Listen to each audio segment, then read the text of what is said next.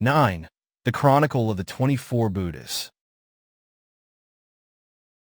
The definition of the Chronicles of the Buddhas, Buddha Vesa, in the commentary is this, BVA, PTS 2. Ito ha kappa sata sahasid haiksu katisu asakisu apana panka, visitia budna apana kapati parakata vasina, pavi vidara katha buddhaveso nama. From this definition, the meaning of the Chronicles of the Buddhas should be understood as a description and exposition of the Chronicles of the 25 Buddhas, who came into being over the past 4 immeasurables and 100,000 eons, with their 32 particulars, such as the eons concerned, their names, clans, families, etc., which is known as the Chronicles of the Buddhas, Buddha Vesa. Though the chronicle of all these Buddhas with their particulars, such as the eons, etc., is called the Chronicles of the Buddhas, Buddha Vesa, when each of them is spoken of, the same term, Buddha Vesa, is applicable to the life story of each Buddha. For a parallel, though the word saga is a term for the whole saga of noble ones, each and every one of them can also be called saga.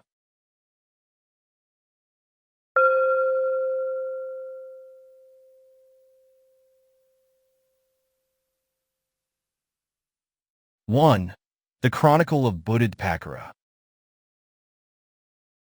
In this section on the Chronicle of the Buddhadpakara, his life story with the aeon to which he belonged, etc. will be dealt with. In the Chronicles of the Buddhas, Buddha Vesa, the account of Buddhadpakara does not contain in detail the events that took place at the time of his conception and birth. Only this much is mentioned about him in the story of Sumedha, Sumedha Katha, BV 2.3435. Evami Siddhattha, Vasi Batasa Sasane, Pakaro Namajino, Apaji Lokanayako, Upajani Ca Jayante, Bajani Dhammadassī Sane, Katuro Nimitandasa, Jana Rithi, Samapido. The Bodhisatta, the recluse Sumedha says, "When I have thus become accomplished in the absorptions, jhana, and super-knowledges, abhina, there appeared Buddhadpakara, Lord of the whole world." Being totally absorbed in the bliss of the absorptions, I had not seen the wondrous phenomena that took place on the 4 occasions of his conception, birth, awakening, and the delivery of the first discourse. Thus, the Chronicles of the Buddha's text refers only briefly to the appearance of Buddhadpakara in the story of Sumedha. It is only in the commentary that we find the full story of Buddhadpakara, with details of the events in chronological order, starting from the episode of his rebirth in the abode of Tissa gods. Early life. For immeasurable periods and 100,000 eons before the present fortunate aeon, Bodhikappa, there appeared in one aeon 4 Buddhas, Saramakappa. The first 3 were Tahakara, Medhakara, and Sarakara, one after another. And after that came an inclusive period, Antharakappa. Then King Sudeva reigned in the city of Ramavati. During his reign, Bodhisattva was enjoying life in the 116 celestial abode of Tissa after his fulfillment of the perfections. Deities from the 10,000 world element approached him with a request, in compliance with which the Bodhisatta took conception in the womb of Sumedha, queen of Sudeva, on the full moon day of July, Shah, when the moon was in conjunction with the constellation of Uttarasha. Having been attended to by a great retinue, and after 10 full months, the Bodhisatta was born. At the moment of his conception and birth, there appeared 32 portentous phenomena, such as the trembling of the 1,000 world elements, etc. Thereafter, Prince Pakara was brought up in luxury, and when he came of age, he ascended the throne. As a king, he lived in 3 golden palaces by rotation for 10,000 years, namely, Heza, Kanka, and Mayura. There were about 300,000 well-ornamented female attendants. His chief consort was Paduma and his son, Prince Usabhakanda. Enjoying a divine, kingly life in the 3 palaces, Prince Pakara went out to the royal garden to enjoy himself. On the way, he saw an old man, a sick man, and a dead man who were Deva messengers. Overcome by spiritual urgency, Savega, he returned from the garden and entered the city. When he wanted to go out again to the garden for the 4th time, he summoned his elephant keeper and said, "Today I will visit the royal garden, for sightseeing. Get the elephants ready. Very well, Your Majesty, said the royal elephant keeper, and he had 84,000 elephants prepared. Dressed in a costume offered by Deva Visakamma and accompanied by 84,000 elephants and a large army of troops, he entered the garden riding the state elephant. Having descended from the elephant's back, he roamed about, sightseeing all over the garden, sat on a cool and pleasant stone slab, and aspired to go forth from the world. Then Mahabrahma, an arahat living in the Siddhattha abode, brought the 8 requisites and appeared at a place where he could be seen. Seeing the 8 requisites, the Bodhisatta asked what they were, and when told that they were the requisites for a monk, he took off his royal attire and handed it over to the royal treasurer. Then he cut off his hair with his sword and threw his hair up into the sky. Then Sakka, the lord of the Devas, took the hair knot in a golden receptacle and placed it in a shrine, Satya, called Makwa, which is on Mount Meru and is 3 leagues in size and built of emerald stones. The Bodhisatta then put on the robes offered by the Brahma and threw up into the sky his old raiment, which was received and enshrined by Brahma in the cloth shrine, Dasa Satya, which is 12 leagues in size, in the Siddhattha Brahma abode. A crore of people, who had heard of the prince's donning of the robe, followed his example and became monks themselves. Together with these monks, who had thus followed in his footsteps, Bodhisatta Dīpaṅkara practiced the austerities, Dukkara Kriya. On the full moon day of May, Vaisakha, on which he was to become a Buddha, he entered a town for alms food. It was the day that townsfolk happened to be making pure milk rice for propitiating gods. Nevertheless, the food was offered to the Bodhisatta and his 10 million of followers. Having taken the milk rice, the Bodhisatta spent the daytime in the Sala grove of the neighborhood, and in the evening, leaving behind all of his followers, he headed alone to the Mahabodhi tree. Awakening. On the way, the Bodhisatta accepted 8 handfuls of grass from a naked ascetic Ajivaka, Sananda by name, and no sooner had he spread out the grass at the foot of the Bodhi tree, the unconquered seat, Aprajita Palaka, which was 53 cubits in size, appeared. Sitting cross-legged on the unconquered seat, under the fig, Asatha, Bodhi tree, the Bodhisatta put forth energy at 4 levels, where one would be reduced to skin, sinews, bones, and where his flesh and blood would dry up, and he overcame Mara and his army. He gained knowledge of previous existences, Pubnavesa and with Makrane. In the first watch of the night, knowledge of the divine I Dibakakue with Makrane. In the middle watch, and contemplated, in the last watch, the doctrine of dependent origination, Paika Samuppada, the revolving of the wheel of Sasara, in forward order, and in the backward order, the stopping of it. Thereafter, he entered upon the 4th absorption, jhana, through breathing meditation, Anapanasati. Emerging from it and reflecting on the 5 aggregates, he discerned the 50 characteristics concerning rise and fall of these aggregates and developed insight, Vipassana, up to the stage of the knowledge of a change of lineage, Gatrabue with Makrane. As soon as the sun rose, this insight development led to the penetration of the path and fruition of an arahat, of all the attributes of a Buddha, and to the incomparable Buddhahood, which is supreme in the 3 worlds. After attaining Buddhahood, the Buddha spent 7 days at each of the 7 sites around the Bodhi tree, enjoying the bliss of fruition, Phala Samapatti. Having granted Brahma's request to him to teach, the Buddha delivered the first discourse, the discourse on the turning of the Dhamma wheel, Dhamma Kakapavatana Sutta. At Sunandarama and 10 billion humans, Devas and Brahmas realized the 4 truths. At the time of his awakening and that of his teaching the Dhamma wheel Dhammacakka discourse, 32 portentous phenomena occurred. These phenomena on the 4 occasions when Bodhisatta Dīpaṅkara was conceived, born, become a Buddha, and taught the first discourse, occurred unknown or unseen by the recluse Sumedha as he was absorbed in the bliss of the absorptions jhana. After teaching the first discourse, Buddha Dīpaṅkara set out on a journey for the benefit of humans, Devas, and Brahmas. While staying at Sudasena Monastery in Ramavati, at the invitation of the citizens, the Buddha went out to accept the alms food offered by them. While he was partaking of the food, There took place a violent earthquake as a result of Sumedha's contemplation of the perfections. The people, present on that occasion, were frightened and asked the Buddha about the cause of the earthquake. On hearing from the Buddha that there was nothing to fear as the cause was Sumedha's contemplation of the perfections, they visited and acclaimed him, who thereafter entered the forest, as has been told in the story of Sumedha. What remains to be told is the following. When the citizens of Ramavati had finished their offering of alms food to Dīpaṅkara and his 400,000 monastics, they paid respects to the Buddha with flowers, scents, etc., and assembled to listen to his discourse. Dīpaṅkara then addressed the assembly, BVA, PTS 119. Na nama sukna, nidna parama madanibna pana sagna patithi pavakati.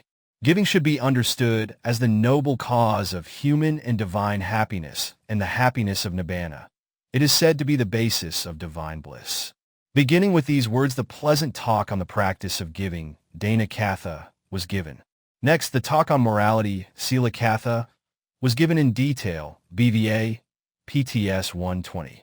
Slan Meta Ida, Lokapara Lokasampatnamla. Morality means the root of various forms of prosperity in this life and the next. Next, Dīpaṅkara gave a talk on the divine abodes, Sagakatha, to explain as to which morality leads to which divine happiness. This divine abode is desirable, pleasant and delightful, and indeed happy. This abode provides constant merriment and gaiety. The four great kings enjoy celestial happiness for 9 million years in terms of human reckoning. In this way, the benefit of heavenly attainment was taught. After persuading, convincing, and inspiring the people with this teaching, so that they might be inclined to perform giving and morality, the Buddha proceeded to teach that even such heavenly bliss was not permanent, and that one should not crave for it. In this way, the Buddha pointed out the disadvantages, unworthiness, and foulness of sensual pleasures, and also the advantages of emancipation from them. He ended his discourse with a talk on the deathless nibbana. With this discourse given to the people, the Buddha established some of them in the 3 refuges, some in the 5 precepts, some in stream entry fruition, Sotapati Phala, once returning fruition, Sakadagami Phala, non-returning fruition, Anagami Phala, and some in the Arahat fruition, Arahata Phala. Some in the 3-fold knowledges, the 6-fold super-knowledges, or the 8 attainments. The Buddha then left the city of Ramavati and entered Sudassana Monastery. 3 occasions of the Buddha's teaching. 1. Having spent 49 days in the neighborhood of the Bodhi tree after his awakening, Dīpaṅkara delivered the first discourse at Sunandarama at the request of Mahabrahma and administered the Dhamma, the elixir of immortality, to 1 billion devas and humans. This was the first occasion, Dhammadassī, of the Buddha's teaching. 2. Next, knowing that his son, Prince Usabhakanda, had become intellectually mature, Dīpaṅkara gave a discourse and administered the Dhamma, the elixir of immortality, to 900 million devas and humans headed by the prince. 3. Finally, after defeating the heretics near the acacia tree at the city gate of Ramavati and displaying the twin miracle of water and fire, the Buddha taught the Abhidhamma, sitting on the stone slab of Paukambala at the foot of a Parakataka tree in Tissa heaven, and administered the Dhamma, the elixir of immortality, to 900 million devas and brahmas headed by a deva who, in his previous existence, had been the Buddha's mother, Sumedha Devi. 3 occasions of the disciples' meeting. 1. There were 3 occasions of a meeting, Sanapada, of Dīpaṅkara's disciples, one of them being at Sundarama, where arahats, numbering about 1,000 billion from all regions, specially met for the first time. 2. Next, the disciples' meeting took place on Mount Nārada. Once, while wandering from place to place with 400,000 monastics, Dīpaṅkara arrived at the delightful Mount Nārada, which was full of marvelous features. The mountain was occupied by a yaka named Naradeva. People brought human beings as sacrificial offering in his honor annually. 3. Seeing that the people were endowed with the merits of their past deeds to rely upon, the Buddha ascended the mountain alone, leaving behind his monastics. Thereupon, The Yaka became furious and caused a trembling of the mountain to scare the Buddha away. On seeing the Buddha serene and undisturbed, although he had used all his might to frighten him, it occurred to him thus: "This great monk is indeed wonderful. Powerful indeed is he. The evil consequences of what I have done will come back to me. There is no refuge for me other than this great monk. Like a man who slips and falls onto the ground, has to rely on the same ground to get up, I will now take refuge in this very monk." With this thought, he bowed before the Buddha, touching his head on the Buddha's feet, the soles of which were adorned with 108 signs. He also begged the Buddha's pardon and took refuge in him. Then the Buddha gave him talks on generosity, morality, etc. in serial order, by the end of which Nārada and his retinue of 10,000 yakas were established in stream entry, Sotapati Phala. On the day Nārada thus became a stream enterer, people from all over Jambudvipa brought a man from each village to make sacrificial offerings to the Yaka. They also brought with them large quantities of sesame, rice, beans of various kinds, butter, ghee, honey, molasses, etc. Nārada handed back all these foodstuffs to the people and entrusted the men, originally meant for the sacrifice, to the Buddha. Then the Buddha ordained these men as summoned monastics, ahai bhikkhu, and helped them achieve awakening within 7 days. On the full moon day of February, Maga, staying in the middle of 1 billion arahats, the Buddha gave instructions in the monastic rules, Paduma, at the disciples' meeting having 4 features.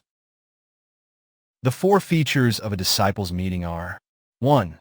All participants are summoned monastics, ahai bhikkhu. 2.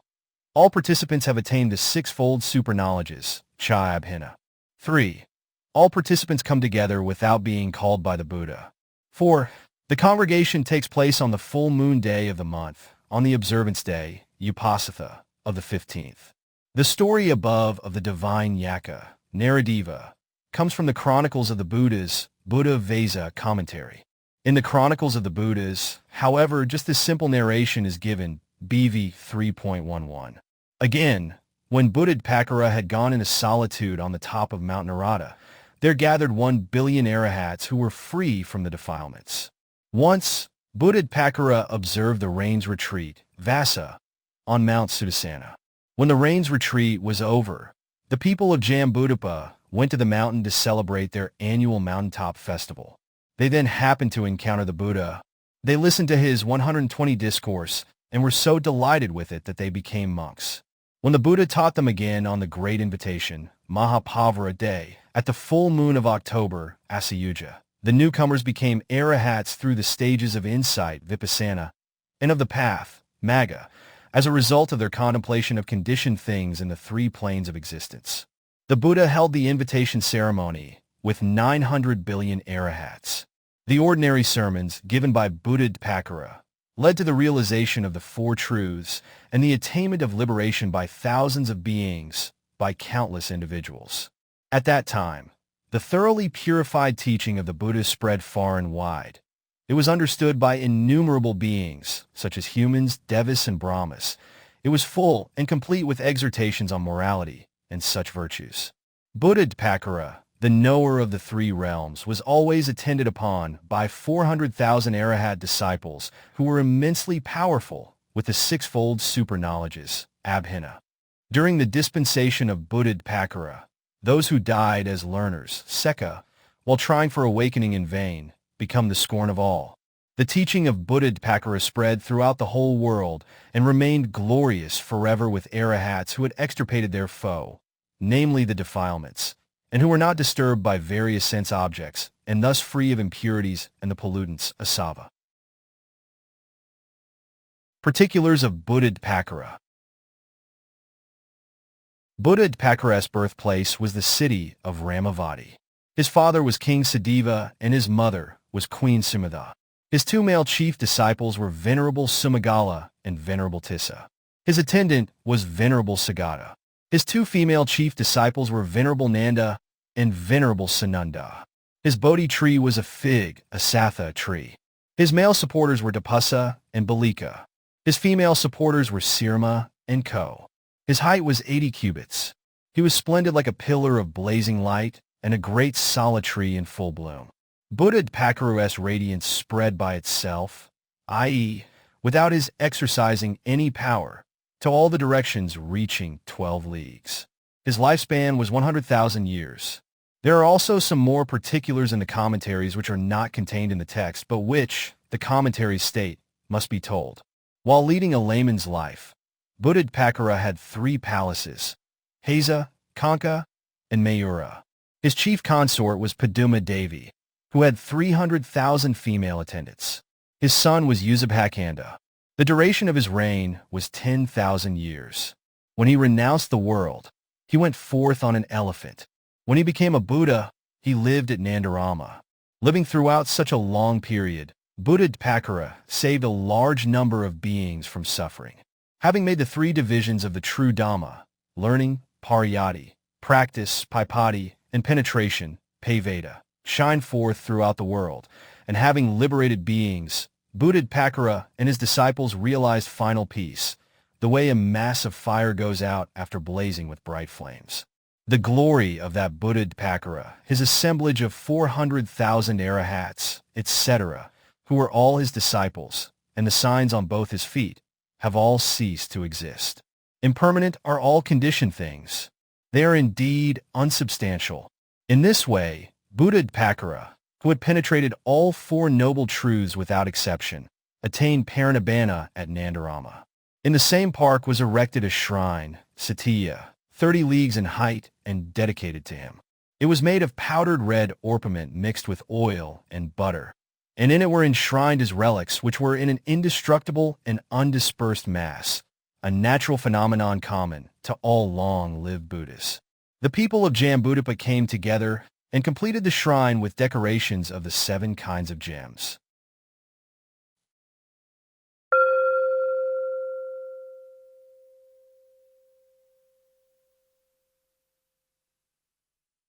Two, the Chronicle of Koṇḍañña.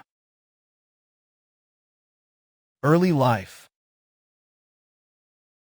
The aeon in which Dīpaṅkara appeared came eventually to an end.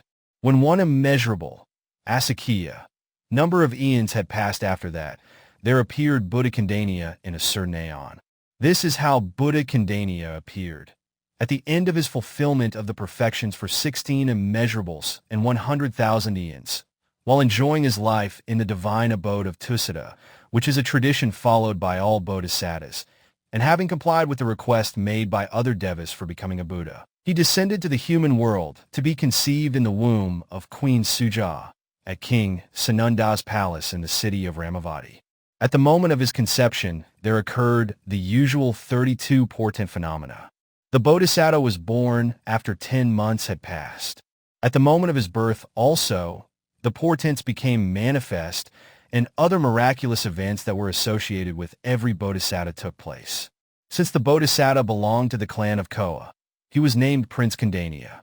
When he came of age, he enjoyed a kingly life for 10,000 years, living in the 3 most delightful golden palaces, Susi, Sarusi, and Subha, with his chief consort Rusi Devi, and being waited upon and entertained by 300,000 female dancers and attendants.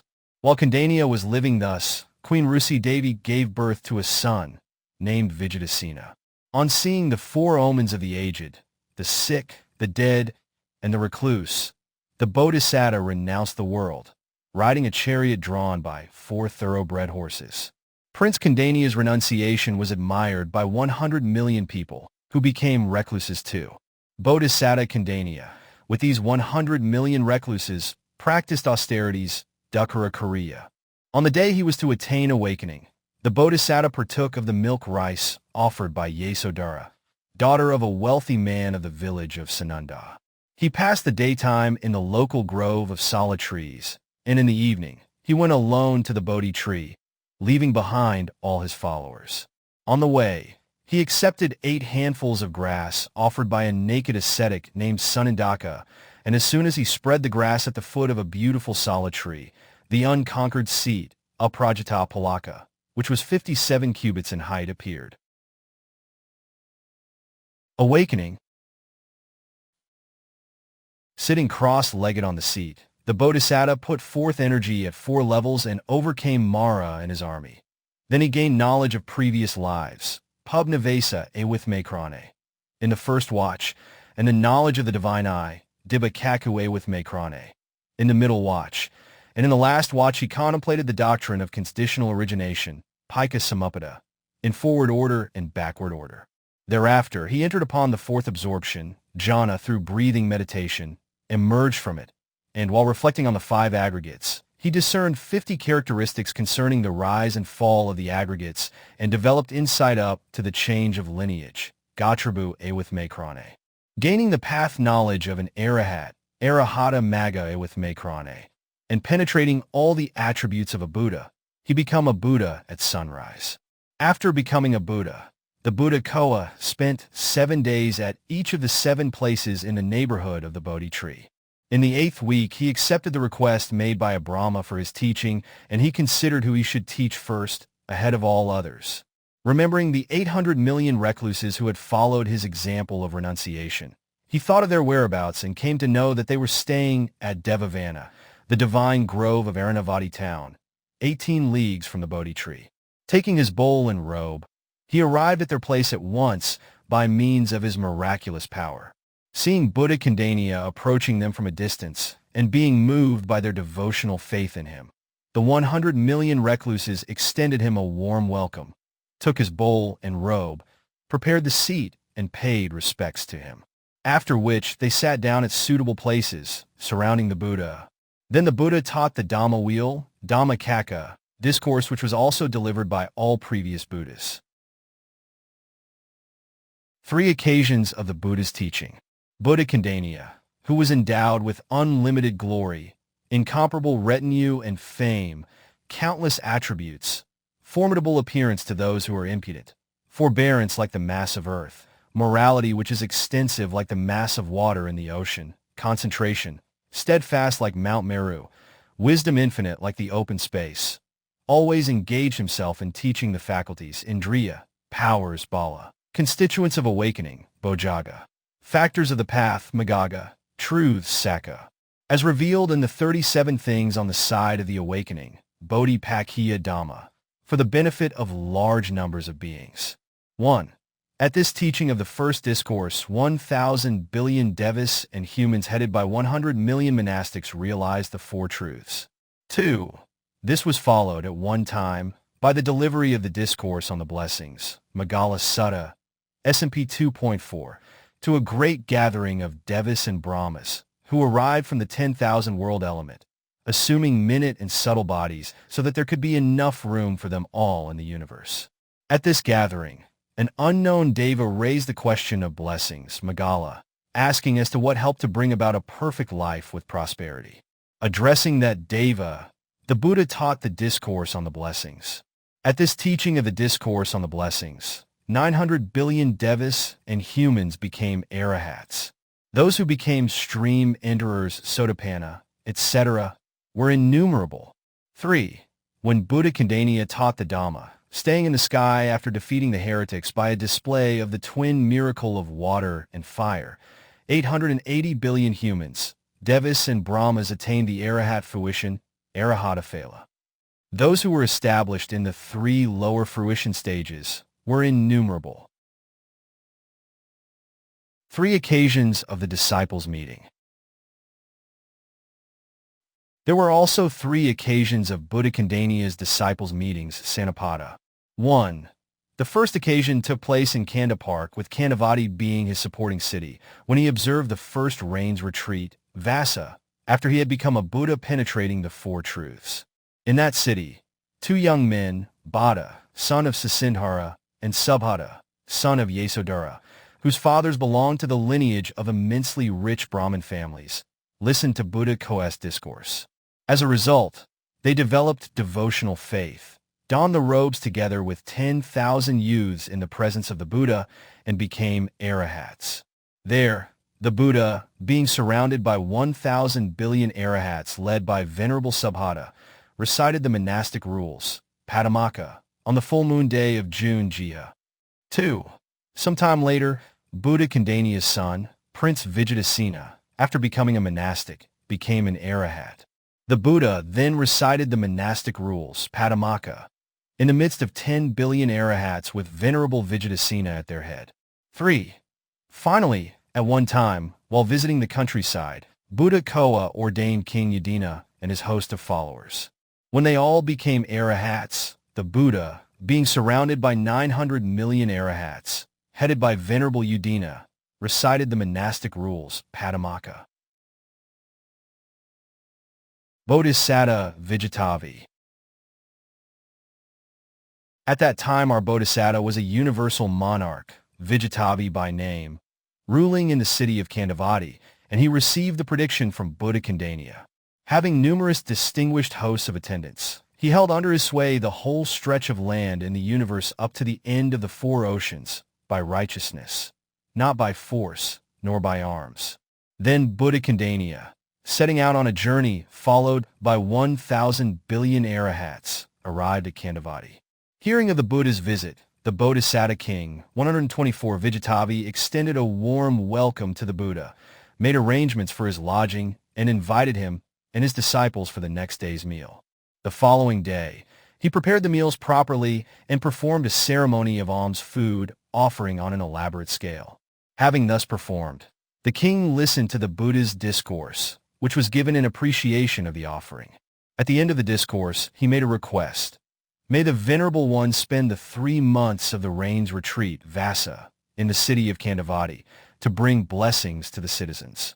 And he performed matchless deeds of generosity to the congregation of monks led by the Buddha during the whole period of the rain's retreat. Then Buddha Koṇḍañña declared a prophecy. Innumerable eons from the present one, in the aeon that appears after 3 immeasurable periods and 100,000 eons, you will definitely become a Buddha. Having declared the prophecy, Buddha Koṇḍañña carried on teaching. After listening to the Buddha's discourse, the king's faith in the Buddha grew to a great extent, and being desirous of achieving Buddhahood, he made an offering of his vast kingdom to the Buddha, in whose presence he became a monk. After learning the 3 baskets, he acquired the 8-fold attainment and the 5-fold superknowledges, abhina. Reaching the apex of the superknowledges, he was reborn in the Brahma abode on his death. Particulars of Buddha Koṇḍañña. Buddha Koṇḍañña's place of birth was the city of Ramavati. His father was King Sananda, and his mother was Sujāta Devi. His 2 male chief disciples were Venerable Bhatta and Venerable Subhita. His attendant was Venerable Nārada. His 2 female chief disciples were Venerable Tissa and Venerable Upatissa. His Bodhi tree was a beautiful Salakalya. His male lay attendants were Soa and Upasoa. His female lay attendants were Nanda and Sirama. His height was 88 cubits, and he shone like the moon or the sun at noon. The lifespan then was 100,000 years, and throughout that long period he saved beings, such as humans, devas, and brahmas, taking them out of the flood waters of Sasra and placing them on the shore of Nibbana. While a lay prince, Buddha Koṇḍañña had 3 palaces, Susi, Surusi, and Sabha. His female attendants were 300,000. His chief consort was Rusi Devi, and his son Vijayadasī. He reigned for 10,000 years. He used for his renunciation the chariot drawn by thoroughbred horses. When he became Buddha, he stayed at Kandarama. In Buddha Koṇḍañña's dispensation, the earth with arahats, whose pollutants, asavas, were destroyed and who were purified of impurities, was in splendor like the open sky with stars and planets. That is to say, the color of the arahats' robes covered the surface of the whole earth. The arahats were of incomparable nobility. They were not at all disturbed by the 8 vicissitudes of life. It was hard for the fiery-tempered, unruly people to approach them. When these arahats, who were endowed with great fame, were desirous of passing into Nibbana, they rose into the sky, about 7 toddy palm trees high, like the lightning rushes into the murky clouds.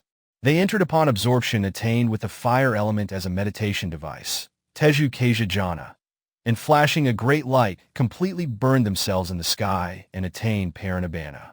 The peerless glory of Buddha Koṇḍañña and his concentrated mind that was permeated with omniscience have all vanished.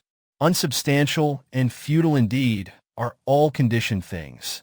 Buddha Koṇḍañña, who had fully realized the Four Noble Truths, attained Parinibbana at Khandarama.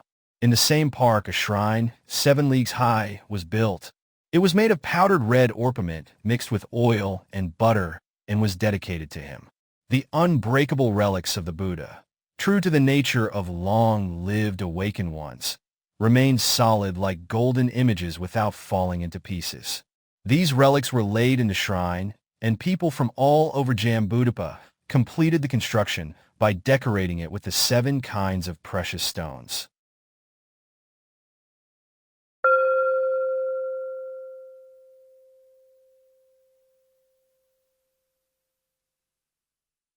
Three, the Chronicle of Buddha Maṅgala.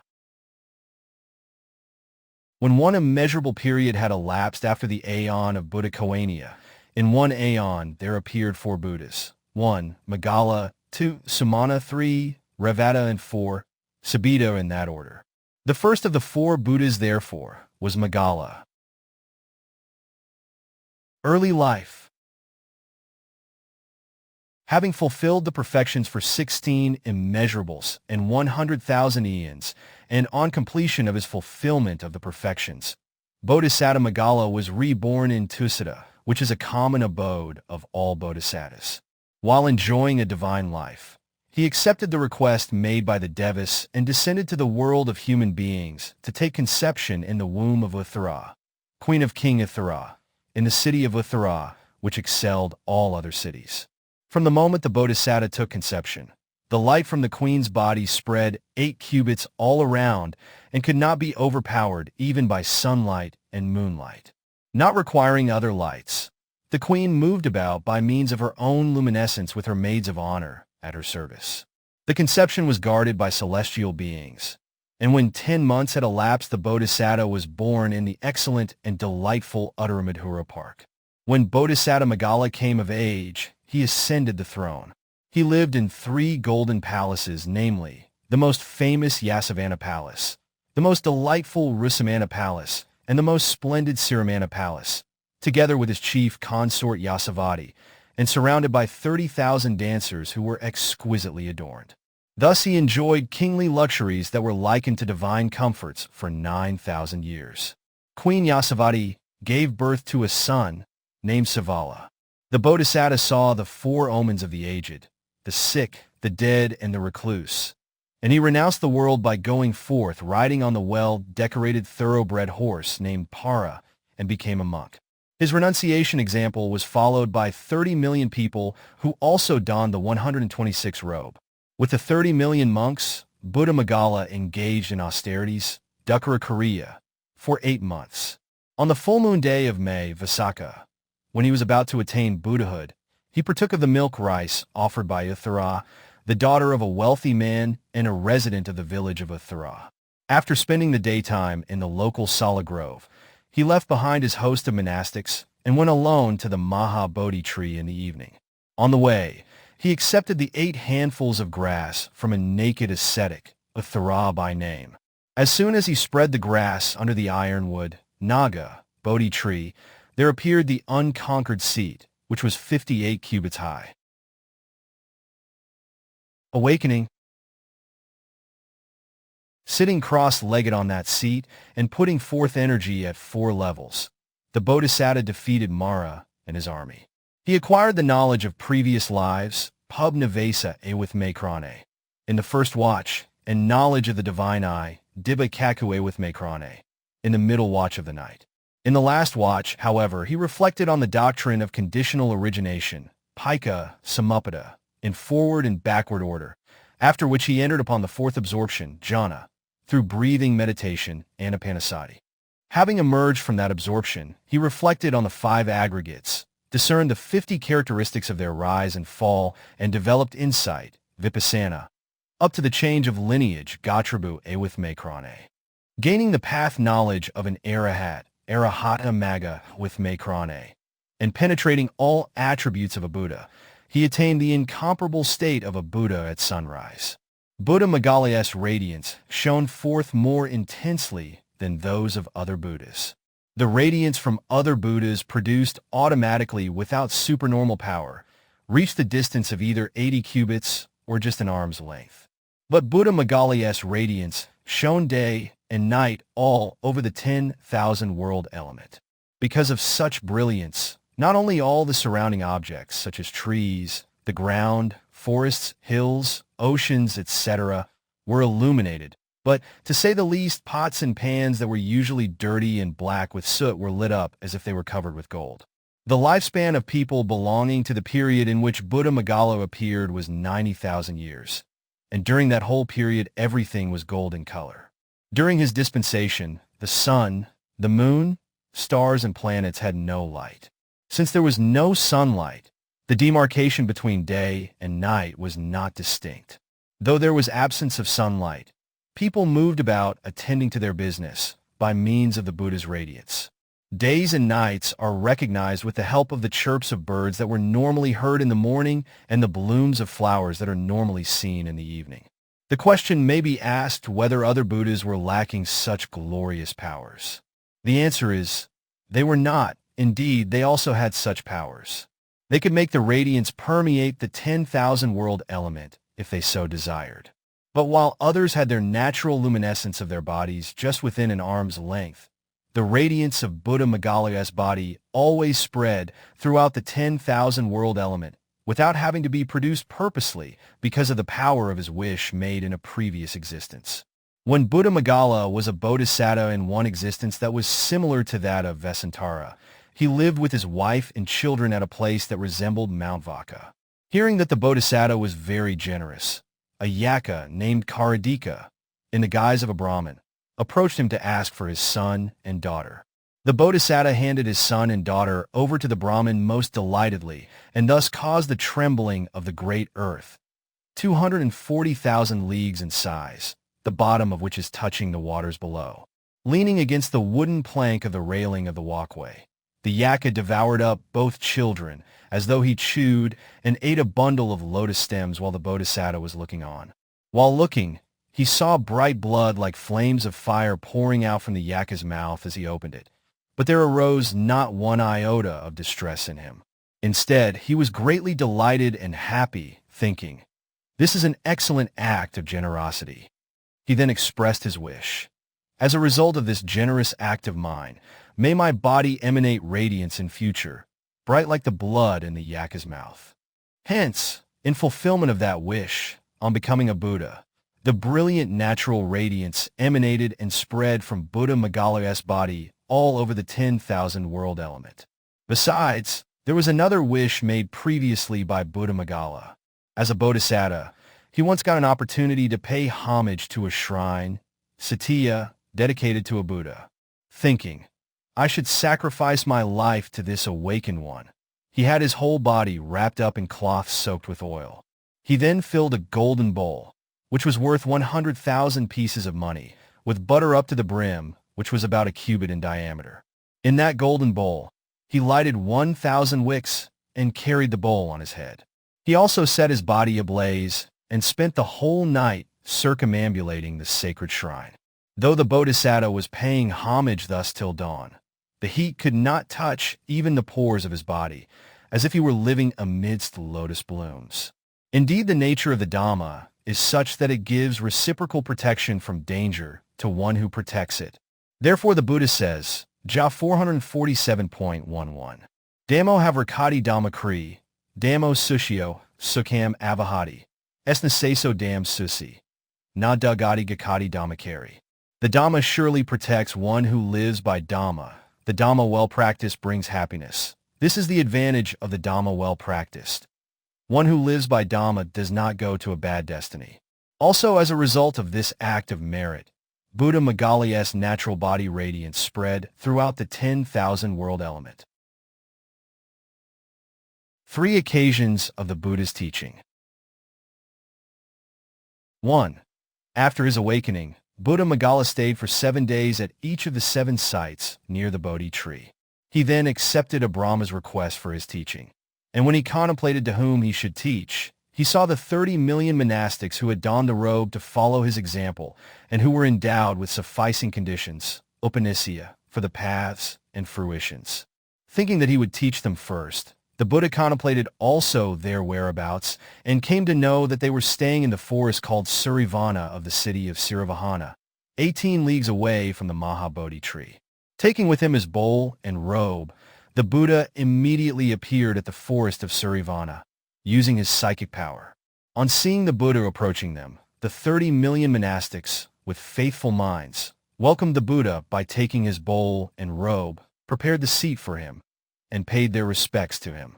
When all this had been done, surrounding the Buddha, they took their appropriate seats. Then the Buddha delivered the Dhamma wheel, Dīpaṅkara, discourse as all previous Buddhas had done, by the end of which the 30 million monastics attained the Arahat fruition, Arahata Phala. Devas and humans, numbering 100,000, realized the four truths. 2. Immediately before Buddha Maṅgala taught the Abhidhamma, he was staying near the city of Siddha, his resort for food. Like our Buddha Gautama, who performed the twin miracle of water and fire near the mango tree of the gardener, near the city gate of Savatthi, and defeated the heretics, so did Buddha Maṅgala display the twin miracle and defeat the heretics at the city gate of Siddha. He then went up to Tissa, where he sat on the emerald stone slab called Paukambala at the foot of Parakataka tree and taught 128 the Abhidhamma discourses to Devas and Brahmas. Then 1,000 billion Devas and Brahmas realized the four truths. 3. Before Buddha Maṅgala appeared, there was King Sananda in the city of Sarabi, who performed the duties necessary for acquisition of the wheel, which is one of the 7 treasures of a universal monarch. After fulfillment of the duties, the wheel treasure came into his possession. When Buddha Maṅgala appeared, the wheel slipped from its place. Seeing this, King Sananda became very unhappy and asked his Brahmin advisors, "Why has the wheel treasure that appeared by the power of my meritorious deeds slipped from its place?" Then the Brahmins replied, "King, the wheel slips because the life of a universal monarch is nearing its end, or when the monarch becomes a monk, or because a Buddha appears. There is absolutely no danger of your life ending. You will live a very long life. Indeed, Buddha Maṅgala has now appeared in the world. That is the reason for the slipping of your wheel treasure." Having heard the reply given by the Brahmins, the universal monarch Sananda with his retinue paid his respects to the wheel treasure and made a request thus: "I will do obeisance to Buddha Maṅgala by means of your glory, O wheel. Please do not disappear yet in the meantime." Then the wheel returned to its original place. Immensely delighted, the universal monarch Sananda with his multitude of people, 30 leagues in size, approached Buddha Maṅgala, who was indeed auspicious Maṅgala for the whole world. The king gave alms on a grand scale to the Buddha and his Sangha. He offered the 100,000 arahats pieces of cloth from Kasi to be made into robes and all kinds of requisites to the Buddha. After the alms giving, he sat down at a suitable distance to listen to the Buddha's discourse. Likewise, Prince Anuraja, son of the universal monarch, took his seat. Then Buddha Maṅgala gave the audience, headed by King Sananda, the usual series of sermons beginning with generosity, Dana-katha, and so on. This led to the attainment of awakening with the fourfold analytical knowledge by the universal monarch Sananda and his followers, numbering 900 million. Contemplating on the deeds of merit done by them in the previous existence, the Buddha saw their past wholesome deeds that would bring them bowls and robes miraculously without looking for them. So he stretched out his right arm and uttered, "Come, O monks, Itha Bhikkhavo." Instantly all of them became monks with their hair being less than 2 fingers in length, carrying their respective bowls and putting on their respective robes, and assuming the respectable appearance of great elders of 100 years standing in the Sangha, and they surrounded the Buddha. 3 occasions of the disciples' meeting. 1. While Buddha Maṅgala was sojourning in the city of Maṅgala, his future chief disciples, the young men Sudeva and Dhammasena, who had 1,000 youthful companions each, became summoned monastics, Ahai Bhikkhu, in the Buddha's presence, and when they became arahats on the full moon of February, Magha, the Buddha recited the advisory rules Ovada Padumaka in the midst of 1,000 billion monks. 2. Again, the Buddha recited the same advice at the meeting of 10 billion monks, who had been ordained at the assembly of the Buddha's kinsmen that took place in Uttara Park. 3. In the midst of 900 million monks who took part in the Sangha meeting headed by the monastic who formerly was Sananda, the universal monarch, the Buddha repeated his recitation of the advice. Bodhisatta Surusi. At the time of Buddha Maṅgala, our Bodhisatta was a Brahmin, Surusi by name, living at the village of Surusi. He was accomplished in the Vedic texts, glossaries, Niga, rhetoric, Kuba, grammar, Akara Pabhita, and the legends, Itihasa, as the fifth treatise. He was clever in writing and reading poetry, Padaka, as well as prose, Vaikarara. He was well versed in materialist, Lokayata, philosophy, which was concerned not with spiritual matters but only with mundane affairs, and also in the art of reading bodily signs of a great man, Maha Purisa Lakha. Having listened to the Buddha's talks on the Dhamma, Brahmin Surusi cultivated faith in him and took refuge in the three treasures. He then invited the Buddha and his disciples. Please accept my offering of food for tomorrow. Brahmin, how many monks do you like to have? Asked the Buddha. How many monks are there, Venerable Sir? There are altogether 1,000 billion, replied the Buddha, as it was the occasion when his disciples assembled for the first time. Then, Venerable Sir, together with all these monks, please accept my offering of the meals. The Buddha kept silent, showing his consent. Having invited the Buddha, Bodhisatta Surusi went home and thought thus, I can afford to give such a great number of monks rice gruel and pieces of cloth meant to be robes. But how can the seating for them be arranged? The Bodhisatta's thought caused warming of the stone slab, which was the seat of Sakka on Mount Meru, 84,000 leagues high.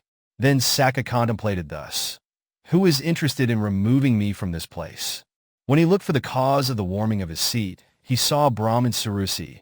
It then occurred to him thus, this Bodhisatta has invited the Sangha, led by the Buddha, for meals and is worrying about their accommodation. I should go there and take my share of merits.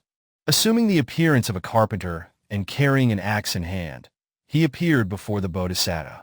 Sakka, as the carpenter inquired, is there any job for a worker? Seeing the carpenter, the Bodhisatta asked, what can you do? There is no craft that I do not know. If anybody wants to build a pavilion, a palace, a house, or any other building, that is my job. Then I have something for you to do. What is it? I have invited 1,000 billion monks to tomorrow's meal. Can you build a pavilion to accommodate them? Yes, I can, provided you pay me. Friend, I will. Very well. I will construct it as you will make payment. So saying, Sakka looked round for a certain plot of land. The plot of land, 12 leagues in size, which was viewed by Sakka, became an evenly level ground like a meditation device, Kaja. Sakka looked around and made the wish. Let a great pavilion made of the 7 kinds of jewels, pleasing to the eye and richly adorned, appear from the earth.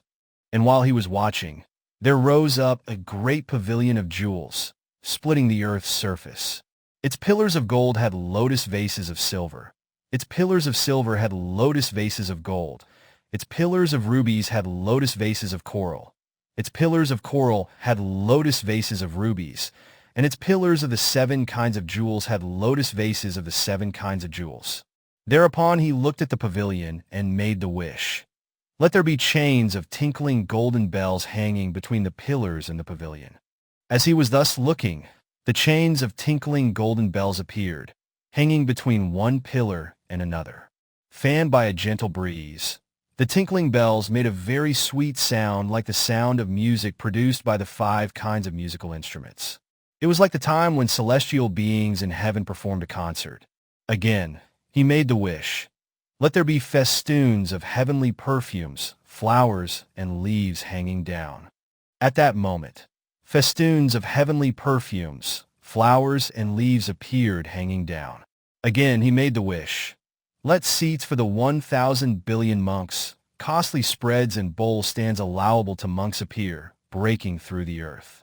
Instantly these things appeared. Still again Sakka made the wish. Let there be huge water pots in every corner. Instantly huge water pots appeared. When all these had been created, Sakka went to the Bodhisatta Surusi and said, "Come, Brahman, please have a look at your pavilion and make payment due to me." The Bodhisatta went to the pavilion, and while he was examining it, the whole frame of his body was suffused with the 5 kinds of joy. While the Bodhisatta was looking at the pavilion, it occurred to him thus: this pavilion could not have been made by a human being. On account of my wholesome desire to perform a great act of generosity and also of my virtues, surely Sakka's seat must have become warm. The warmth must have led the Lord of the Devas to construct this pavilion. With such a pavilion, it does not befit me to make offerings just for one day. For 7 days, I will perform a great act of generosity. He then accommodated the Sangha headed by the Buddha in the pavilion for 7 days and offered them specially prepared milk rice. When the milk rice was offered, it was not possible for the people alone to wait upon the monks. Devas too, one beside each man, participated in waiting upon them. The site, which was 12 or 13 leagues, was not large enough for all the monastics. Therefore, those monastics who could not get seats had to make their own accommodation there by exercising their respective powers. The day the alms-giving was over, all the monks' bowls were washed well, filled with clarified butter, ghee, honey, and molasses for medicinal purposes, and were offered together with sets of 3 robes. The set of robes that was received by the most junior member of the Sangha was worth 100,000 pieces of money. When Buddha Maṅgala was giving his discourse in appreciation of the alms given to him, he contemplated through his foreseeing wisdom, "This man has performed such an act of great almsgiving. What will he become in the future?" Then he foresaw that Bodhisatta Sarusi would definitely become a Buddha, Gautama by name, in one fortunate aeon Bodhikappa, after 2 immeasurable periods and 100,000 eons had elapsed. He then called out to him and made a prophetic declaration: "When 2 immeasurable periods and 100,000 eons have elapsed, you will definitely become a Buddha, Gautama by name." Hearing Buddha Maṅgala's prophecy, the Bodhisatta became elated and rejoiced, and it occurred to him thus: the Buddha has predicted that I would certainly become a Buddha. What is the use of living a household life? I shall go forth immediately. Having abandoned the wealth of a rich Brahmin's household as though it were spittle, he became a monk in the presence of Buddha Maṅgala, learned the 3 baskets, and attained the 5 super knowledges, abhina, and 8 absorptions, jhana, and without slackening from his absorptions, he was reborn in the Brahma world on his death. Particulars of Buddha Maṅgala. Buddha Maṅgala's birthplace was the city of Atthara. His father was King Atthara, and his mother was Queen Atthara. His 2 male chief disciples were Venerable Sudhīva and Venerable Dhammasena. His attendant was Venerable Pita. His 2 female chief disciples were Venerable Savala and Venerable Asoka. His Bodhi tree was an ironwood Naga tree. His male supporters were the wealthy men Nanda and Visakha. His female supporters were Anula and Satana. Buddha Maṅgala's height was 88 cubits. His physical radiance always appeared in splendor throughout the 10,000 world element. Sometimes they spread beyond the 10,000 world element, reaching hundreds of thousands of world elements. The lifespan of people during his time was 90,000 years, and the Buddha lived throughout that period, rescuing such beings as humans, Devas and Brahmas out of the flood waters of Sasra and placing them on the shore of Nibbana. While a prince, the golden palaces he lived in were 3 viz: Yasavana, Rusamanta, and Siramanta. His chief consort was Yasavati, who had 30,000 female attendants. His son was Savala. He reigned for 9,000 years. He went forth riding the horse named Para. After his awakening, he stayed in Atthara Park. Just as counting the waves in the great ocean is impossible, so is the number of the Arahat disciples of Buddha Maṅgala. Throughout the lifetime and dispensation of Buddha Maṅgala, who conveyed all the 3 kinds of beings to Nibbana, there never was a single recluse who died with defilements. They all became arahats and were pure when they passed away into Nibbana. Buddha Maṅgala, who had large numbers of followers and great fame, lighted the lamp of Dhamma and carried a great multitude of people from the currents of Sasrik to the shores of Nibbana. Like a mass of fire that had shone forth became extinct, and like the sun that is set, the Buddha attained Parinibbana, revealing thereby the nature of impermanence, suffering, and the uncontrollability of conditioned things to humans together with devas and brahmas. As soon as Buddha Maṅgala had thus passed away, his physical radiance disappeared, and the entire 10,000 world element were left in total darkness. Then there occurred a great lamentation of people throughout the world elements. The peerless glory of Buddha Maṅgala and his concentrated mind that was permeated with omniscience have all vanished.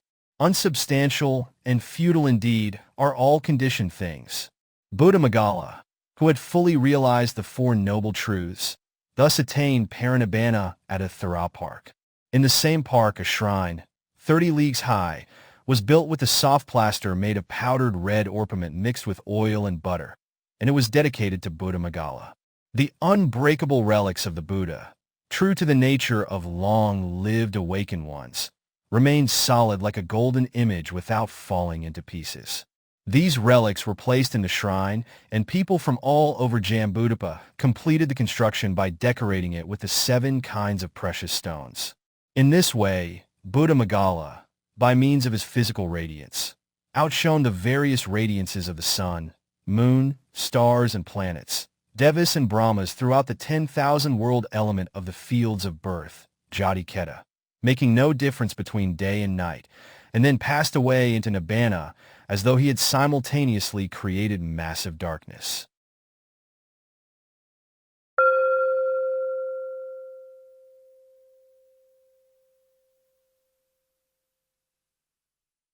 (4) The Chronicle of Buddha Sumana. The lifespan, which was 90,000 years in Buddha Maṅgala's time, gradually decreased to 10 years. And again the lifespan increased therefrom. It again increased to immeasurables, and when it reached 90,000 years on its decline, Bodhisatta Sumana, having fulfilled the perfections, was reborn in Tissa, a practice common to all bodhisattas. Consenting to the request made by devas and brahmas, he descended to the human abode and took conception in the womb of Sirima, queen of Siddhattha, in the city of Maṅgala. Early life.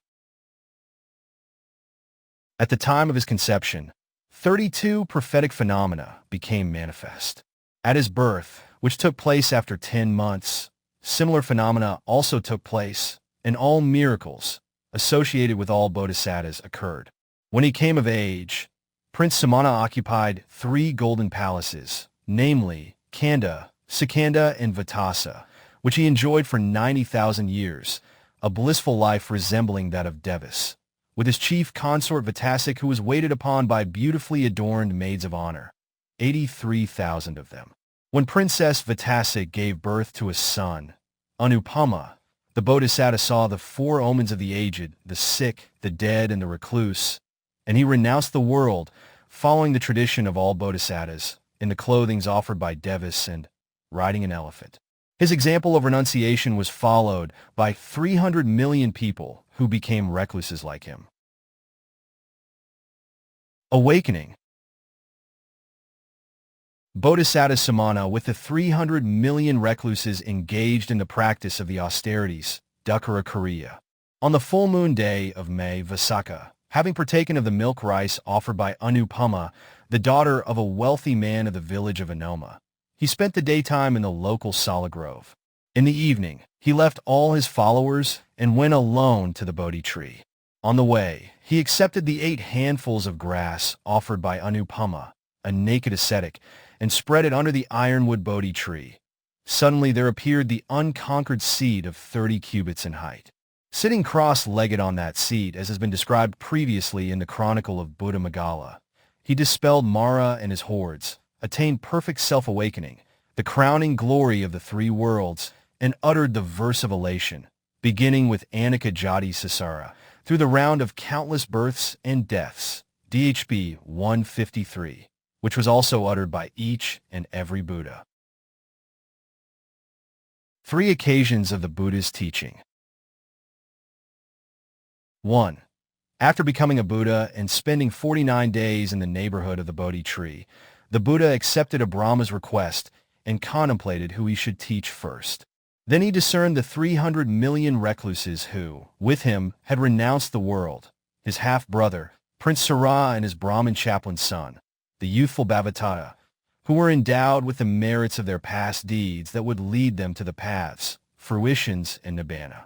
Thinking, I shall teach them first, he contemplated as to their whereabouts, and saw that they were living in Maṅgala Park of the city of Maṅgala, which was 18 leagues away from the Mahabodhi tree. Accordingly, taking his bowl and robe, the Buddha, by his psychic power, immediately appeared in Maṅgala Park, the residence of those monastics. On seeing Buddha's Sumana approaching them, the 300 million monastics, with faithful hearts, welcomed the Buddha, took his bowl and robe, prepared the seat, and did obeisance respectfully. When all these were done, they took appropriate seats surrounding him. Then Buddha Sumana sent the gardener to fetch Prince Sara and the youth, Bhavattara, son of the Brahmin chaplain.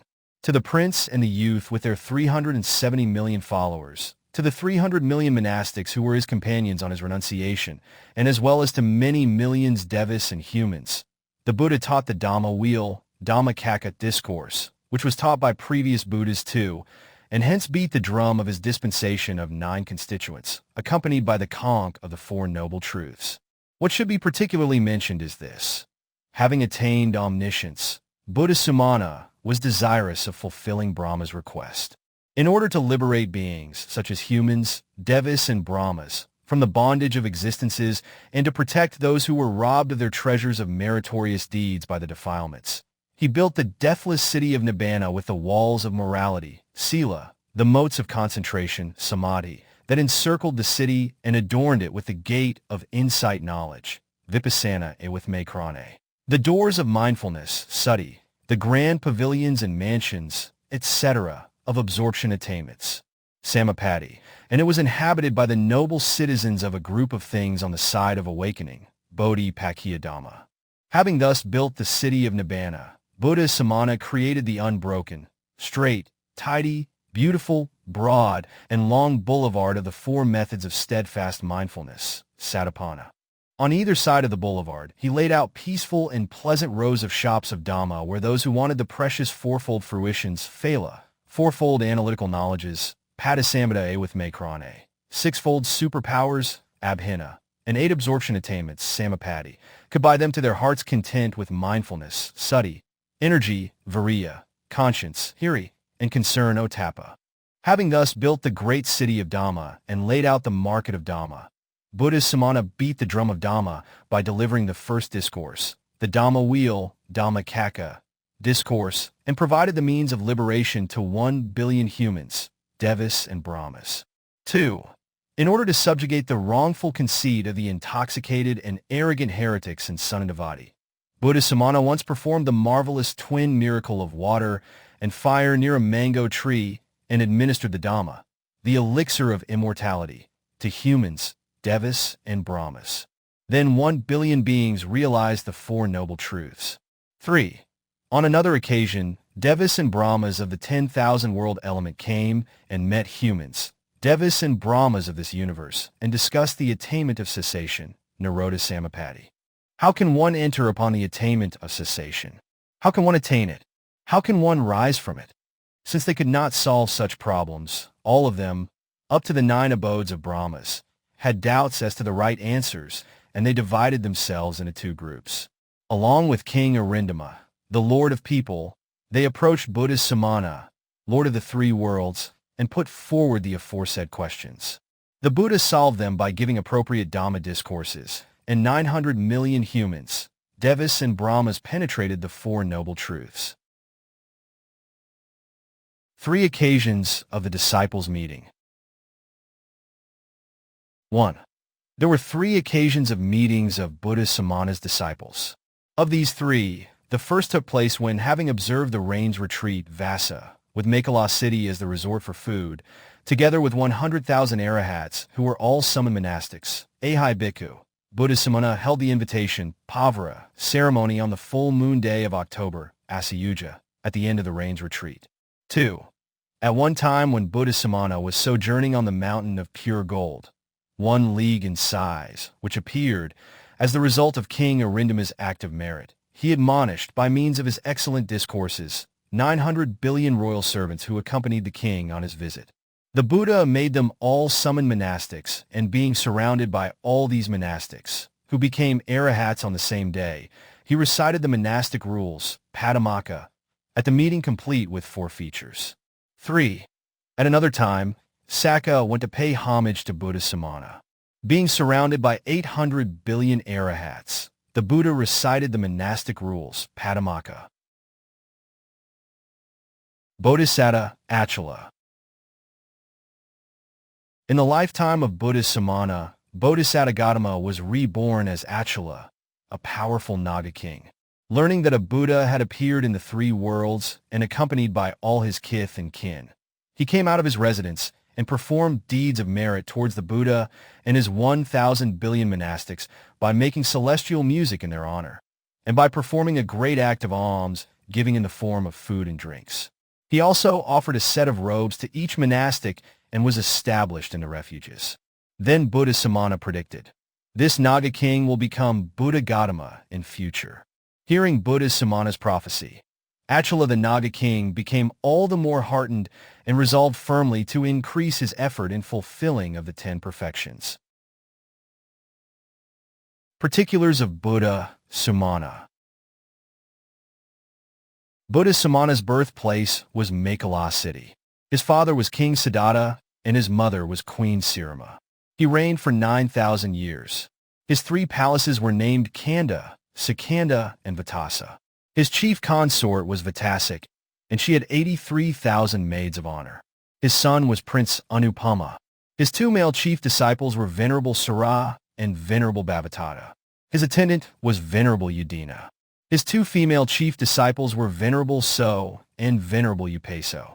His Bodhi tree was an ironwood, Naga tree. His distinguished male supporters were the wealthy men Varua and Sura. His distinguished female supporters were Kala and Upakala. Buddha Sumana's height was 90 cubits. Resembling a golden pillar created as an object of worship, the Buddha was of great splendor with his physical radiance shining forth throughout all the universe.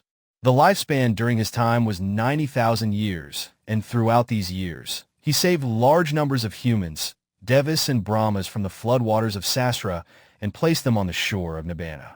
Having liberated those who deserved liberation out of the great ocean of Sasra and taught those who deserved to be taught the 4 noble truths, Buddha Sumana attained Parinibbana like the setting moon. Those noble ones, who had become arahats after eradicating their pollutants, asava, and that Buddha Sumana, who was unmatched in the 3 worlds, brightened the peerless light of Dhamma. Having done so, the most glorious, famous Buddha and his arahat disciples attained Parinibbana. Buddha Sumana's unrivaled omniscience, his matchless Dhamma treasures, such as the 4 fruitions, the 4-fold analytical knowledge, etc., have all disappeared. Unsubstantial and futile indeed are all conditioned things. In this manner, the attainment of Parinibbana by Buddha Sumana, who had realized the 4 noble truths without any exception and who had achieved great fame, took place in the park called Aga. In that very park was constructed a shrine, for leagues high. It was made of powdered red orpiment mixed with oil and butter and dedicated to Buddha Sumana. As it was customary with long-lived Buddhas, the relics that were unbreakable remained like golden statues. These relics were placed in that shrine, which was decorated with the 7 kinds of jewels and completed by the people of Jambudapa.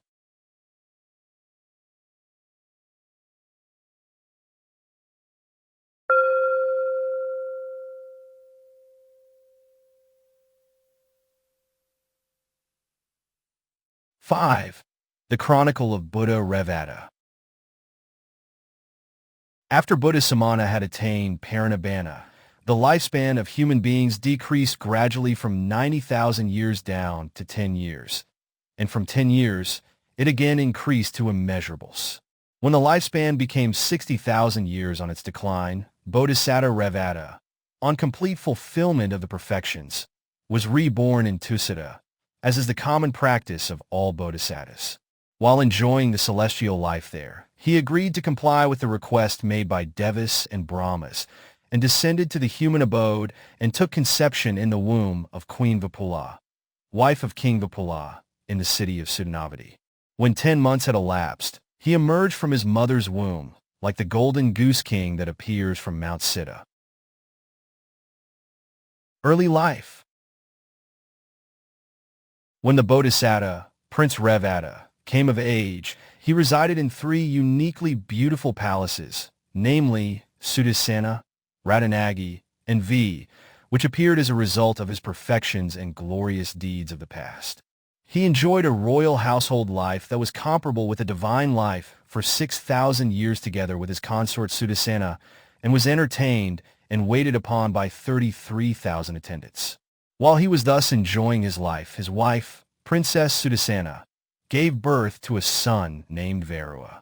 After seeing the 4 omens presented by Devas, which was something common to all bodhisattas, he mounted the chariot drawn by thoroughbred horses and went forth, renouncing the world, in a procession composed of his 4-fold army of elephants, horses, chariots, and foot soldiers, like the moon surrounded by the stars and planets, like Sakka, the lord of the Devas, followed by his fellow beings, or like Harita, king of Brahmas, followed by divine beings of his abode.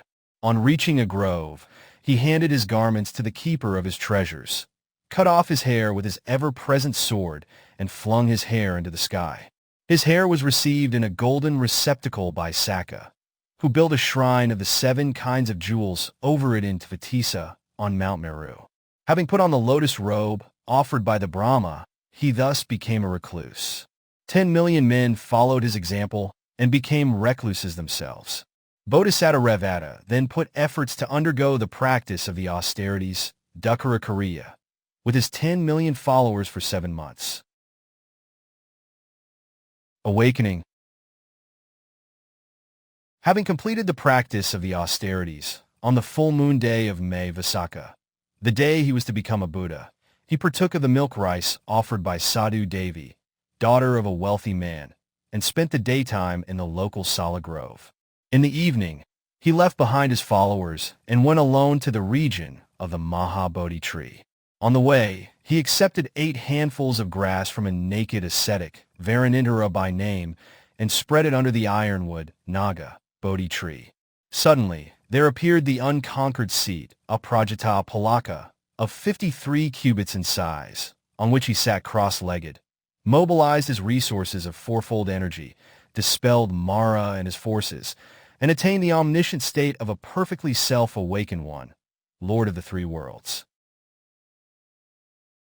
3 occasions of the Buddha's teaching.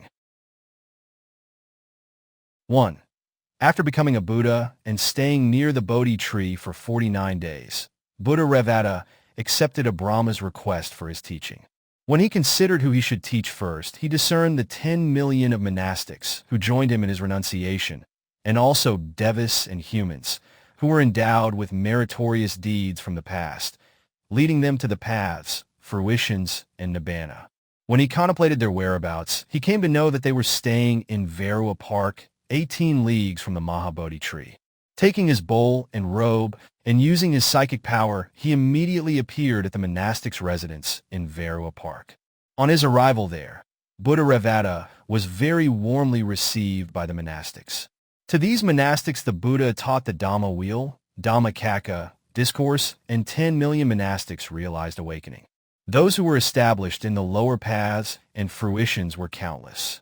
2. At another time, Buddha Revata paid a visit to the city of Atthara, so named because it excelled all other cities during the reign of King Arindama, who had conquered all of his enemies. Learning of the Buddha's arrival, the king, with his 30 million followers, extended a warm welcome and invitation to the Buddha for the next day's meal. For 7 days he gave a great alms gift, Dana, and held a festival of lights extending 3 miles in honor of the Buddha and stayed near him. Then the Buddha gave various sermons that suited the king's disposition. On that occasion of the teaching of Dhamma, 10 billion devas and humans attained liberation as they realized the truths. 3. Still at another time, while sojourning at a place near the market town of Atthara, a resort for his alms food, Buddha Revata engaged himself in the attainment of cessation, Nirodha Samapatti, for 7 days. Then townsfolk brought rice, gruel, and other kinds of food and drink, and offered them to the members of the Sangha. "Venerable sirs, where is the Buddha staying?" asked the people. "Dear supporters," replied the monks, "the Buddha is absorbed in the attainment of cessation." When 7 days had lapsed, they had an opportunity of seeing the Buddha and asked him about the advantages of that very attainment. Accordingly, the Buddha explained to them the advantages of the attainment of cessation. As a result, 1 billion devas and humans were established in the Arahat fruition, Arahata Phala. 3 occasions of the disciples' meeting. 1. There were 3 meetings of the Buddha's disciples, the first of which took place in the city of Sudhanavati, where Buddha Revata recited the monastic rules, Paduma, for the first time to the Arahats, who had become summoned monastics and who were too innumerable to count. 2. Later, at the meeting held in Maṅgala city, the Buddha recited the monastic rules, Paduma, to 1,000 billion summoned monastic Arahats. 3. At the third meeting, Buddha Revata explained the 3 characteristics of impermanence, suffering, and unsubstantiality to the people who went to inquire after the ailing Venerable Varua, who was the Buddha's chief disciple and right-hand man, and was foremost among knowers of Dhamma, as he was able to keep the Dhamma wheel in constant motion. His health condition then was so serious that it gave rise to anxiety and the question, will he survive? At that meeting, the Buddha also made 100,000 men summon monastics and established them in the Arahat fruition, Arahata Phala. Finally, he recited the monastic rules, Paduma, in that very meeting, which was composed of 4 features. Bodhisatta Adideva. At that time, our Bodhisatta was a Brahmin named Adideva, fully accomplished in Brahminic lore, which was handed down by generation after generation of teachers. On encountering Buddha Revata, and after listening to the Buddha's discourse, he took refuge in the 3 treasures. He also sang 1,000 verses in praise of the Buddha's attributes of morality, concentration, and wisdom, and offered his upper garment, which was worth 1,000 pieces of money. Thereupon Buddha Revata made a prophecy. 2 immeasurable periods and 100,000 eons after the present one, you will become a Buddha by the name of Gautama. On receiving Buddha Revata's prophecy, the Bodhisatta's mind became all the more serene, and he courageously resolved to make more effort in fulfilling of the perfections. I will contemplate and develop the perfections and try to attain the state of a Buddha that I long for. Particulars of Buddha Revata. Buddha Revata's birthplace was Sudhanavati city. His father was King Vipula, and 138 his mother was Queen Vipula. He reigned for 6,000 years. His 3 palaces were Sudassana, Ratanagi, and V. His chief consort was Sudassana, who had 33,000 maids of honor. His son was Varua. Having seen the 4 omens, he renounced the world in a chariot drawn by thoroughbred horses. He practiced the austerities for 7 months. His 2 male chief disciples were Venerable Varua and Venerable Brahmadeva. His attendant was Venerable Sambhava. His 2 female chief disciples were Venerable Bhatta and Venerable Subhata. His Bodhi tree was an ironwood Naga tree. His male noble supporters were the wealthy men Paduma and Kunjara. His female noble supporters were Sirma and Yasavati. Buddha Revata's height was 80 cubits. He illumined all the directions like the hoisted banner of Sakka. His physical radiance spread all round, up to 1 league, day and night. The lifespan during his time was 60,000 years. He lived throughout the period equal to 4/5 of this lifespan, rescuing numerous humans, devas and brahmas from the flood waters of Sasra and placing them on the shore of Nibbana. Having taught the doctrine of deathlessness to the world by showing the powers of the 10-fold wisdom of the awakened ones, Buddha Revata attained parinibbana, like great flames of fire that become extinct as the fuel runs out. When his parinibbana was drawing near, Buddha Revata resolved, "May my relics remain not in a mass but split into pieces and reach various places so that, when I am gone, all beings may attain celestial abodes and nibbana as a result of them." Then he attained parinibbana in the ironwood, Naga, grove, neither too near nor too far from the city. His relics did not form into one mass, a deviation from the usual mode of relics of long-lived Buddhas, but dispersed and spread to every nook and corner of Jambudapa, in accordance with his resolve, and were held in honor by humans, devas, and brahmas. That Buddha Revata's frame, which was like a solid gemstone, and his incomparable tenfold Dhamma have all vanished. Unsubstantial and futile indeed are all conditioned things.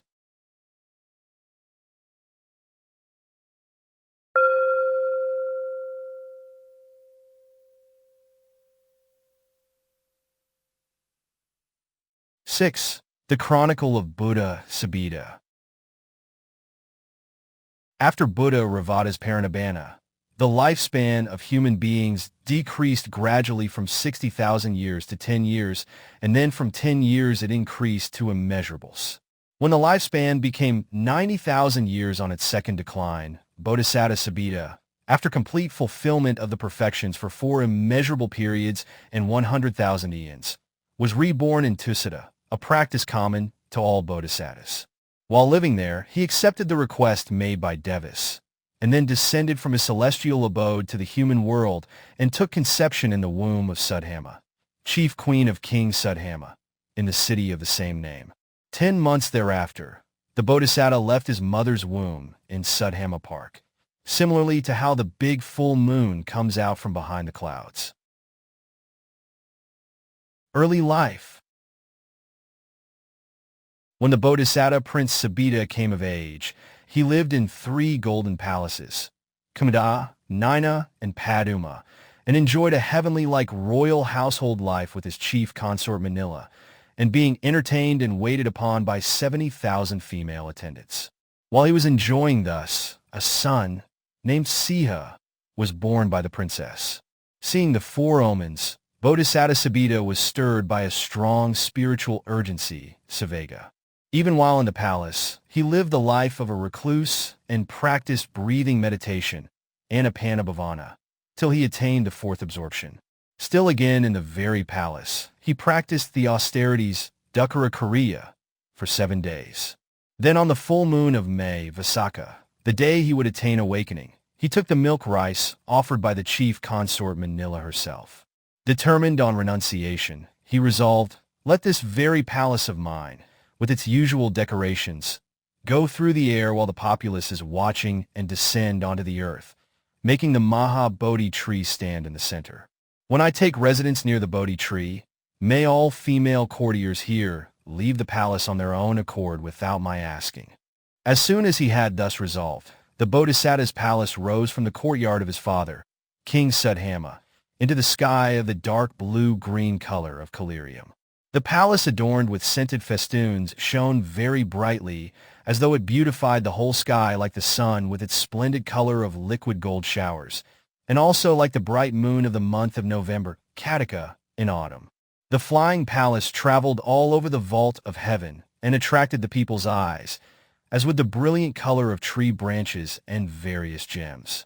It had a net of various exquisite little bells hanging downwards. Touched by the breeze, the net made a sweet tinkling sound that was like the sound of 5 musical instruments played by highly skilled musicians. The sweet tinkling sound from a distance attracted the people as if enticing them from its aerial travel, neither too low nor too high. Whether they were staying in the houses or standing on crossroads, they praised and marveled at the sound. The sound seems to be proclaiming the qualities of the deeds of merit done by the Bodhisatta. The female dancers, who were in the flying palace, sang with delightful voices resembling the sound of 5 musical instruments. They also spoke sweetly in praise of the Bodhisatta among themselves. The Bodhisatta's 4-fold army surrounded the palace in the sky, just as it did on the ground. They were like devas, brilliant with their shining equipment and physical radiance, and in their raiment of fragrant blossoms. Having taken its flight, the palace descended onto the earth, making the ironwood, Naga, Bodhi tree lie in the center. This tree was 88 cubits tall, its trunk straight, broad, round, and beautiful with flowers, leaves, sprouts, and buds. Then the female dancers went out of the palace and departed of their own accord. Awakening. Glorious with numerous qualities and surrounded by hosts of people, Buddha Sobhita acquired the 3-fold knowledge during the 3 watches of the night. Mara's forces were defeated. The palace, however, remained where it was. 3 occasions of the Buddha's teaching. 1. After his attainment of awakening, Buddha Sobhita spent 49 days near the Bodhi tree. Having agreed to a Brahma's treaty, he thought as to whom he should teach first, and he saw, with his mind's eye, his younger half-brothers, Princes Asama and Sumedha. Knowing that they were endowed with the supporting merits, Upanishya, and were able to grasp the profound and subtle Dhamma, he decided to teach them. Accordingly, by his psychic power, he immediately appeared at Sudhamma Park. Through the gardener, the Buddha summoned the princes. Being surrounded by the princes and their retinues, in the midst of the audience of countless humans, devas and brahmas from all over the regions, ranging from the highest Bhavaga abode down to the lowest of Vichi hell, the 140 Buddha taught the Dhamma wheel, Dhammakaka discourse, as a result of which a large multitude of humans, devas and brahmas realized the 4 truths. 2.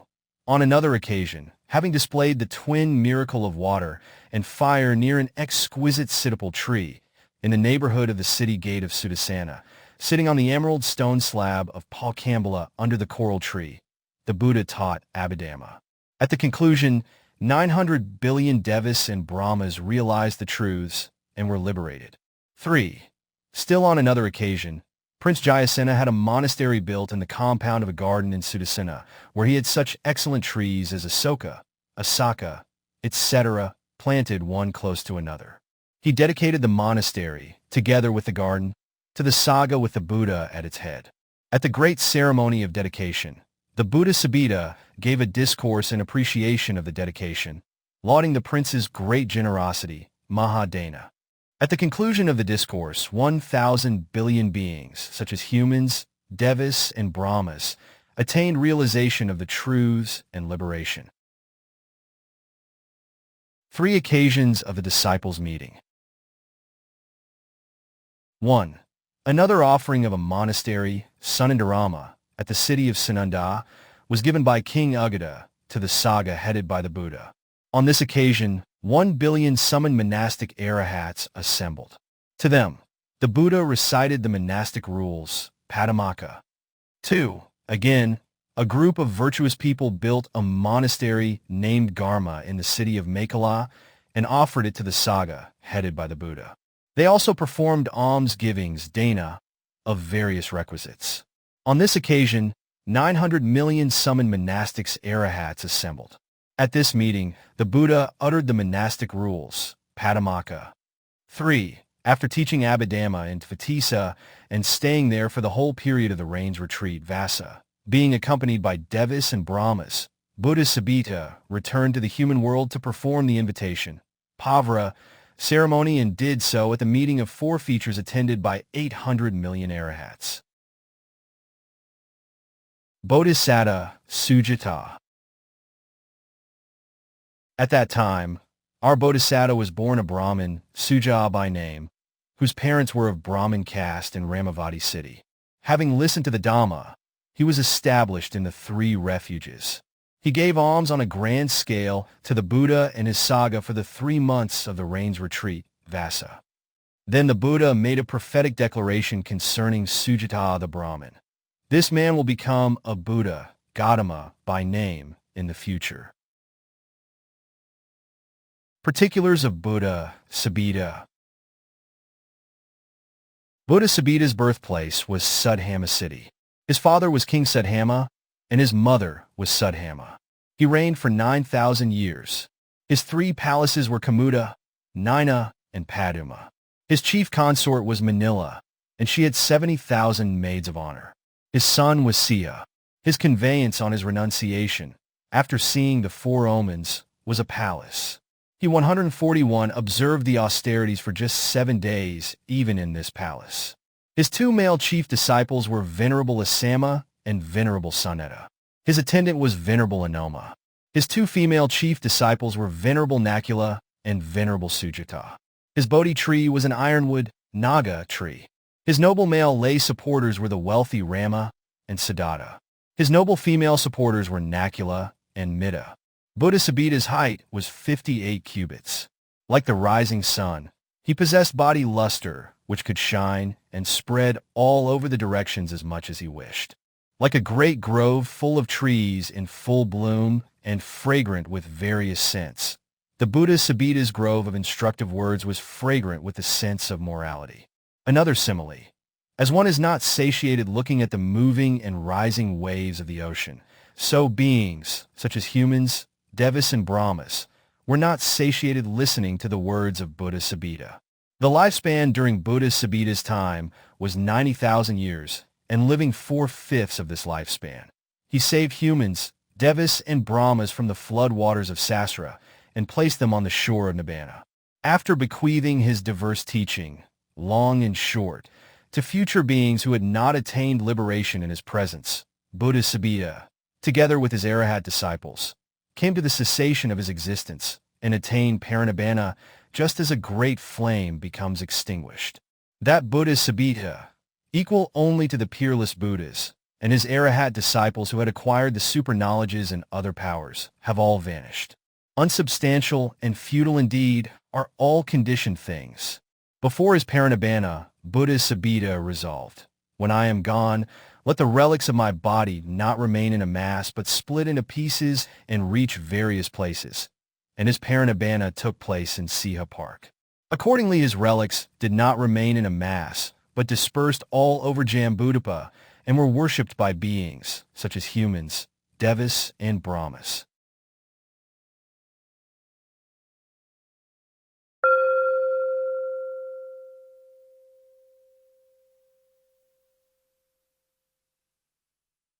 (7) The Chronicle of Buddha Anomadassī. After the lapse of the aeon in which Buddha Sobhita lived, came one immeasurable period devoid of Buddhas, Sunakapa. Again, after these had passed, there appeared in a certain aeon 3 Buddhas, namely Anomadassī, Paduma, and Nārada. The first of these was the Buddha Anomadassī. Having fulfilled the perfections for 16 immeasurables and 100,000 eons, like other bodhisattas, he was reborn in Tissa heaven. At the request of devas and brahmas, he descended to the human world to be conceived in the womb of Princess Yasodhara of King Yasava in the city of Koṇḍañña. A strange event happened then. As soon as Prince Anomadassī was conceived, because of his meritorious deeds, light spread out from the princess to the extent of 80 cubits and was unsurpassed by the light of the sun and the moon. When 10 months had elapsed, Princess Yasodhara gave birth to Prince Anomadassī in Sudasana Park. On his naming day, he was given the name of Anomadassī by wise men because, while 142 he was in the womb, there was incessant falling from the sky of the jewels called Anoma. Early life. When the Bodhisatta, Prince Anomadassī, came of age, he lived a divine-like household in 3 palaces, Siri, Upassarai, and Sarivaha, with his consort Sirima, and being entertained and waited upon by 23,000 female attendants for 10,000 years. While he was thus living, Princess Sirima gave birth to a son, named Upava. Seeing the 4 omens, the Bodhisatta Prince Anomadassī went forth from household life on a palanquin and became a recluse. 30 million men, who were inspired by his act of renunciation, also became recluses like him. Surrounded by these recluses, the Bodhisatta practiced the austerities, Dūkkara, for 10 months. Awakening. Having practiced thus, he went on alms round on the day of his awakening on the full moon day of May, Vessabhū, to the Brahmin village of Anupama. He partook of the milk rice offered by Anupama, daughter of a wealthy man. Then he passed the day in the local Sala Grove and proceeded alone to the Mahabodhi tree in the evening. On the way, he was given 8 handfuls of grass by Anoma, the heretic. As soon as he spread the grass at the foot of Arjuna tree, there appeared, under the tree, the unconquered seat Aprajita Palaka, which was 38 cubits in size. Sitting on it cross-legged, he mobilized his resources of the fourfold energy and dispelled Mara's forces, and above all, he became a Buddha, the state of a perfectly self-awakened one, Lord of the 3 worlds. Having cut off the strings of attachment to sasara and having overcome with his path wisdom the destruction of productive deeds, Kammakaya, which are the deeds leading to the three kinds of existence, Buddha Anomadassī was able to expound the doctrine from the eightfold noble path to Nibbana. The Buddha was like an ocean, being endowed with virtues that could not be disturbed. With attributes that made it difficult for insincere persons to approach him, he was also like Mount Meru. He was also like the vault of heaven because his qualities were boundless. Magnificent with his characteristic marks, large and small, he was like a great solid tree in full bloom. People were delighted with Buddha Anomadassī. Hearing the Buddha's teaching, they attained Nibbana, which is deathless. 3 occasions of the Buddha's teaching. 1. Having become a Buddha, Buddha Anomadassī stayed around the Bodhi tree for 49 days. Then he accepted a Brahma's entreaty for his teaching, and he surveyed the world of beings with his Buddha's eye, which includes the knowledge of the inclination and latent tendencies of beings, Asyanusia with Makrane, and knowledge of mature or immature controlling faculties of beings, Indriya Paro Pariyati with Makrane. He saw the 30 million followers who had become recluses together with him and who were endowed with the merits of their past deeds, which were conducive to attainment of the paths, fruitions, and Nibbana. Reflecting on their present whereabouts, he saw them in Sudassana Park near the city of Subhavati. He immediately appeared in the park by his psychic power. Being surrounded by the 30 million recluses, he taught the Dhamma wheel, Dīpaṅkara, discourse amidst the audience of devas and humans. On that occasion, thousands of millions of beings realized the 4 truths and attained liberation. 2. At another time, when he had performed the twin miracles near an Indian laurel, a tree close to Osati city, sitting on the emerald stone slab under it, he caused the rain of Abhidhamma to fall for the 3 months of the rain's retreat Vassa. Then 800 million beings penetrated the 4 truths and attained liberation. 3. Still at a later time, when the Buddha gave an analytical discourse with regard to the blessings, Maṅgala Sutta, 780 million beings attained liberation through gaining knowledge of the 4 noble truths.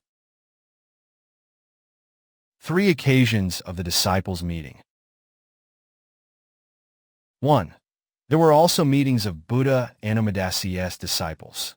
In the first meeting, Buddha Anomadassī recited the monastic rules, Padumuttara, in the midst of 800,000 arahats, who had already become summoned monastics out of great faith, at the time when he taught the Dhamma to King Siddhattha in the city of Surya. 2. Again, when the Buddha was teaching King Sundarindra in the city of Radhavati, he recited the rules in the midst of 700,000 arahats who had already become summoned monastics out of faith. 3. Still again, the Buddha uttered the monastic rules in the midst of 600,000 arahats who had already become summoned monastics, together with King Surya in the city of the same name. The Bodhisatta as a Yaka general. During the dispensation of the Buddha Anomadassī, our Bodhisatta was a Yaka general commanding many billions of powerful yakas.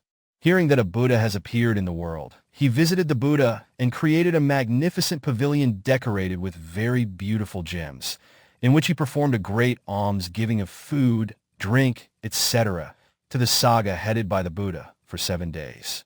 While the Yaka general was listening to the discourse given by the Buddha, in appreciation of the meal, the Buddha made a prophetic declaration, saying, "One immeasurable period in 100,000 eons from the present aeon, this Yaka general will definitely become a Buddha by the name of Gautama." Particulars of Buddha Anomadassī. Buddha Anomadassī's birthplace was Koṇḍañña city. His father was King Yasava, and his mother was Princess Yasodhara. He reigned for 10,000 years. His 3 palaces were Siri, Upasarai, and Sarivaha. His chief consort was Sirima Devi, who had 23,000 maids of honors. His son was Prince Upava. When he renounced the world after seeing the 4 omens, he used a golden palanquin as the vehicle. He practiced the austerities for 10 months. His 2 male chief disciples were Venerable Nisaba and Venerable Anoma. His attendant was Venerable Varua. His two female chief disciples were Venerable Sundari and Venerable Sumana. His Bodhi tree was an Arjuna tree. His lay male supporters were Nandivaha and Sarivaha. His female supporters were Upala and Paduma. Buddha Anomadassī's height was 58 cubits. Like the newly rising sun, the radiance from his body shone as far as 12 leagues. The lifespan during the time of Buddha Anomadassī was 100,000 years. He lived throughout the period equal to 4/5 of this lifespan, rescuing beings, such as humans, devas, and brahmas, from the floodwaters of Sasra, and placed them on the shore of Nibbana. Buddha Anomadassī's dispensation, consisting of his noble teaching, was resplendent with noble ones who were arahats, undisturbed by pleasant and unpleasant conditions of the world and free of passions and other defilements. Buddha Anomadassī, who possessed boundless retinue and fame, and his two chief disciples and others, who were possessors of peerless qualities, have all vanished. Unsubstantial and futile indeed are all conditioned things. Buddha Anomadassī, conqueror of the 5 kinds of death, Mara, attained Parinibbana in Dhammarama Park. The shrine built and dedicated to him in that very park was 25 leagues high.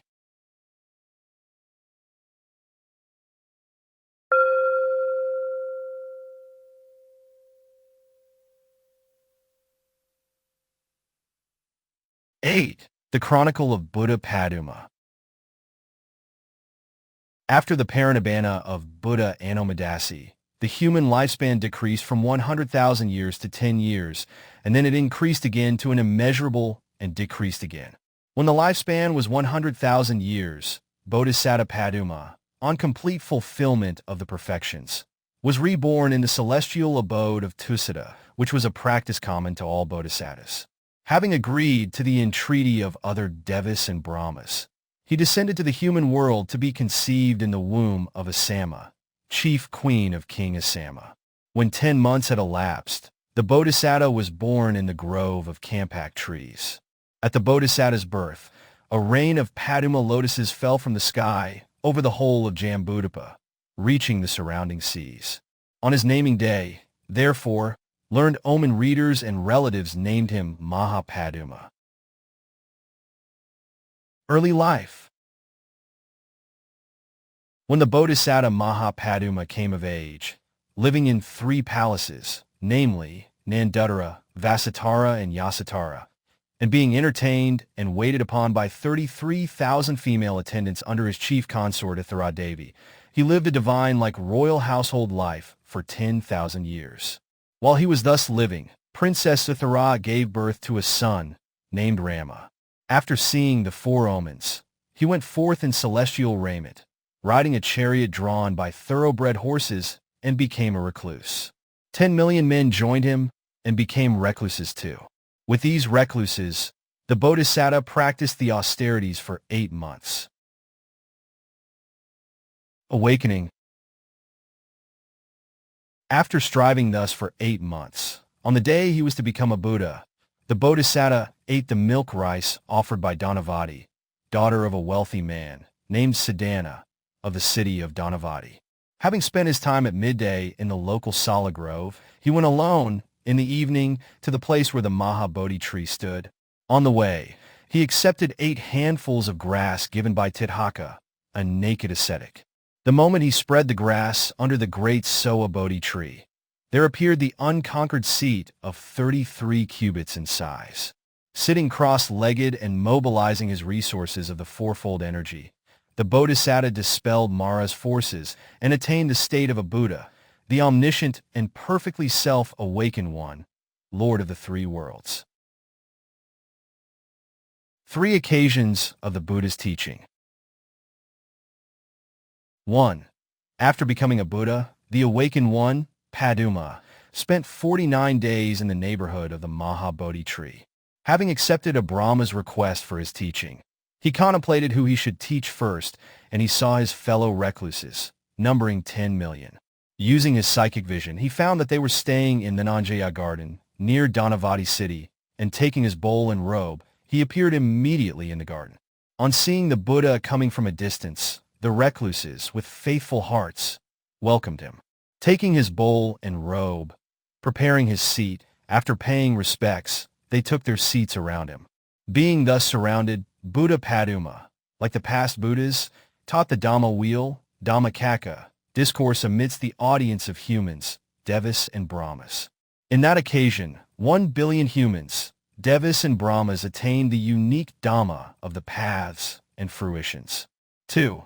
At another time, Buddha Paduma, in an assembly of his relatives, helped his younger brothers, Princes Sala and Upasala, his future chief disciples, and their retinues, became monks and gave a discourse to 900 million Devas and humans who attained the paths and fruitions. 3. Still at another time, Buddha Paduma instructed his son Venerable Rama in Dhamma. On this occasion, 800 million beings, such as humans, Devas, and Brahmas, attained realization of the 4 noble truths and were liberated.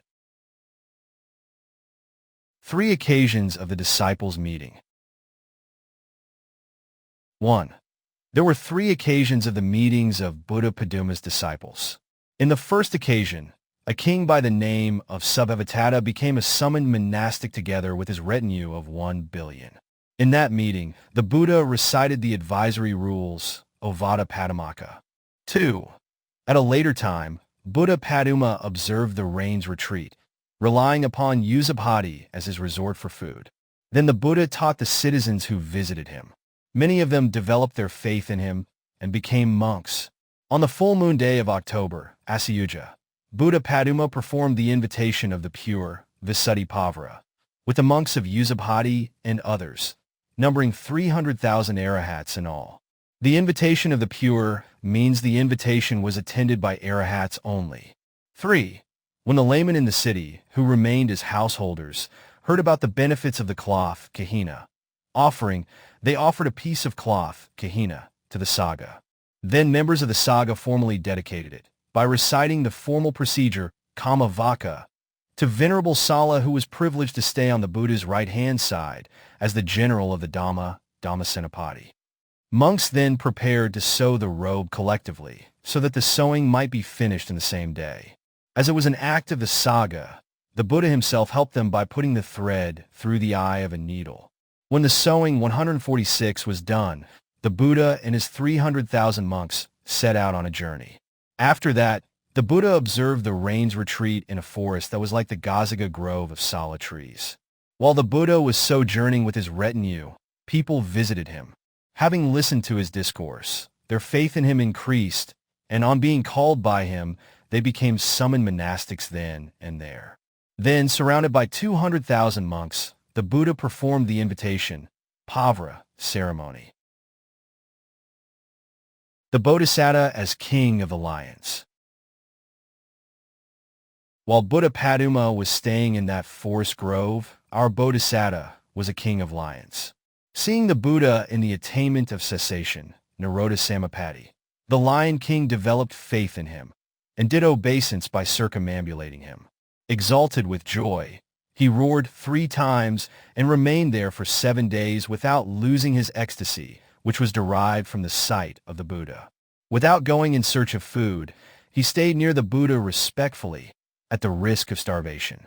When 7 days had elapsed, on emerging from the attainment of cessation, Buddha Paduma saw the lion and made a wish. May this lion have faith in the Sangha of monks also.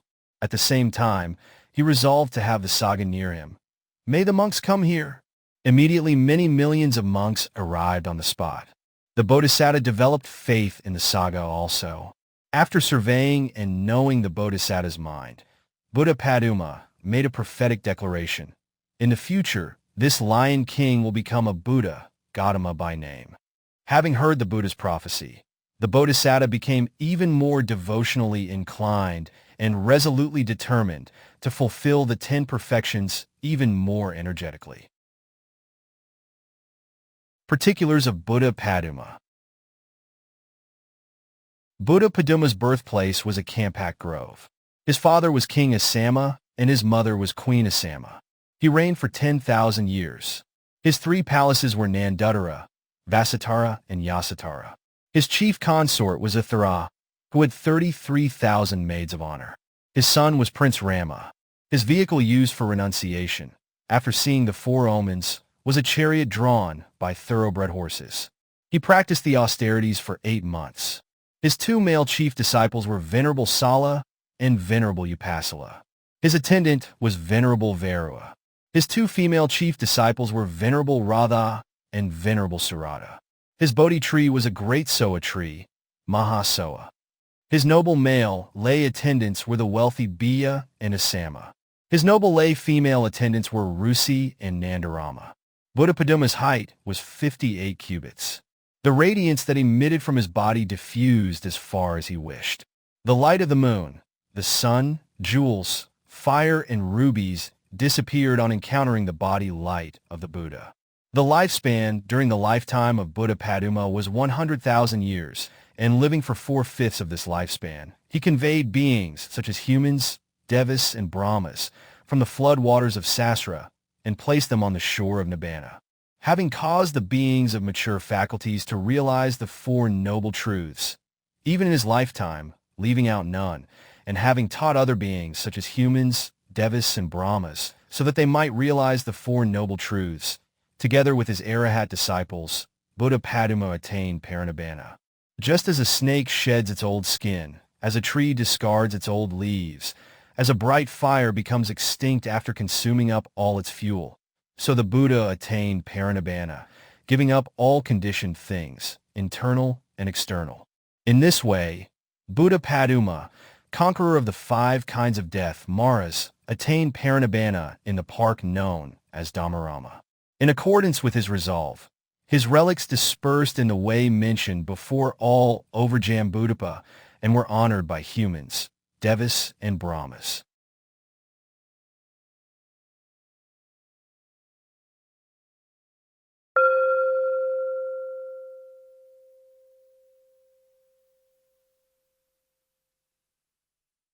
(9) The Chronicle of Buddha Nārada. After Buddha Paduma had attained Parinibbana, the lifespan of 100 years decreased gradually to 10 years, and from 10 years it again increased to immeasurables. When it was 90,000 years on its next decline, Bodhisatta Nārada was reborn in Tissa, which was a practice common to all bodhisattas on complete fulfillment of the perfections. Having accepted the request by devas and brahmas to become a Buddha, he descended to the abode of human beings to be conceived in the womb of Anoma, chief queen of the universal monarch Siddhattha, in the city of Dhanavati. After 10 months in the womb, the Bodhisatta was born in Dhananjaya garden. On his naming day, just when he was about to be named, falling from the sky, various kinds of clothing and ornaments, like a heavy rainfall, were seen falling from wish-fulfilling trees, etc. On account of this, he was named Nārada by the wise men who gave his name. Nara means ornaments befitting people, and one who gives. Early life. When Prince Nārada came of age, he lived in 3 palaces, namely Jita, Vijita, and Abhirama. Being entertained and waited upon by 2 billion female attendants headed by his chief consort Vijayatasena, he thus enjoyed a divine, like royal household life for 9,000 years. While he was thus enjoying life, Princess Vijayatasena gave birth to a son, Nandudara by name. Having seen the 4 omens, he put on various garments, perfume, flowers, etc., and being surrounded by his 4-fold army, he went to the garden on foot. Having taken off his ornaments and handed them over to his treasurer, he cut off his hair with his own sword and threw it into the sky. Sakka, the lord of the Devas, received it in a golden casket and built a shrine of 7 kinds of jewels over it, 3 leagues in height, in Tissa on Mount Meru. Donning the robes offered by the Brahma, the Bodhisatta became a recluse in that very garden. Joining him in renunciation were 100,000 men who also became recluses. Awakening. Buddha Nārada practiced the austerities in the garden for 7 days. On the full moon of May Vaisakha, the day he was going to attain awakening, he partook of the milk rice offered by Princess Vijayatasena and spent the daytime in the same garden. In the evening, he left all his followers and went alone to the Bodhi tree. On the way, he accepted 8 handfuls of grass from Sujāta the gardener. As soon as he spread the grass at the foot of a great soa tree, there appeared the unconquered seat of 57 cubits in extent. Sitting cross-legged on the seat, the Bodhisatta put forth energy at 4 levels, dispelled Mara's forces and attained omniscience, and became a perfectly self-awakened one and Lord of the 3 worlds. 3 occasions of the Buddha's teaching. 1. After he had become a Buddha, Buddha Nārada spent 49 days in the neighborhood of the Bodhi tree. Having accepted a Brahma's request for his teaching, he contemplated who he should teach first. Then he saw his companions in renunciation being endowed with meritorious qualities, which were conducive to the attainment of the paths and fruitions. After reflecting on their whereabouts, he came to know that they were staying in Dhananjaya Park. Accordingly, he took his bowl and robe, and by his psychic power, he immediately appeared in the park. At that time, the 100,000 monks saw the Buddha coming from a distance. With faithful hearts, they welcomed him, taking his bowl and robe, preparing a seat for him, paying their respects to him, and taking their appropriate seats around him.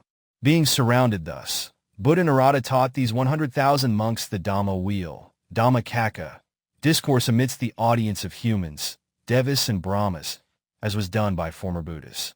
In that occasion, 1,000 billion humans, devas and brahmas realized the supreme Dhamma of the paths and fruitions. 2. Once a Naga king called Doa was ruling on the banks of the Ganges, near the city of Mahadoa. He was powerful and was held in esteem and honor.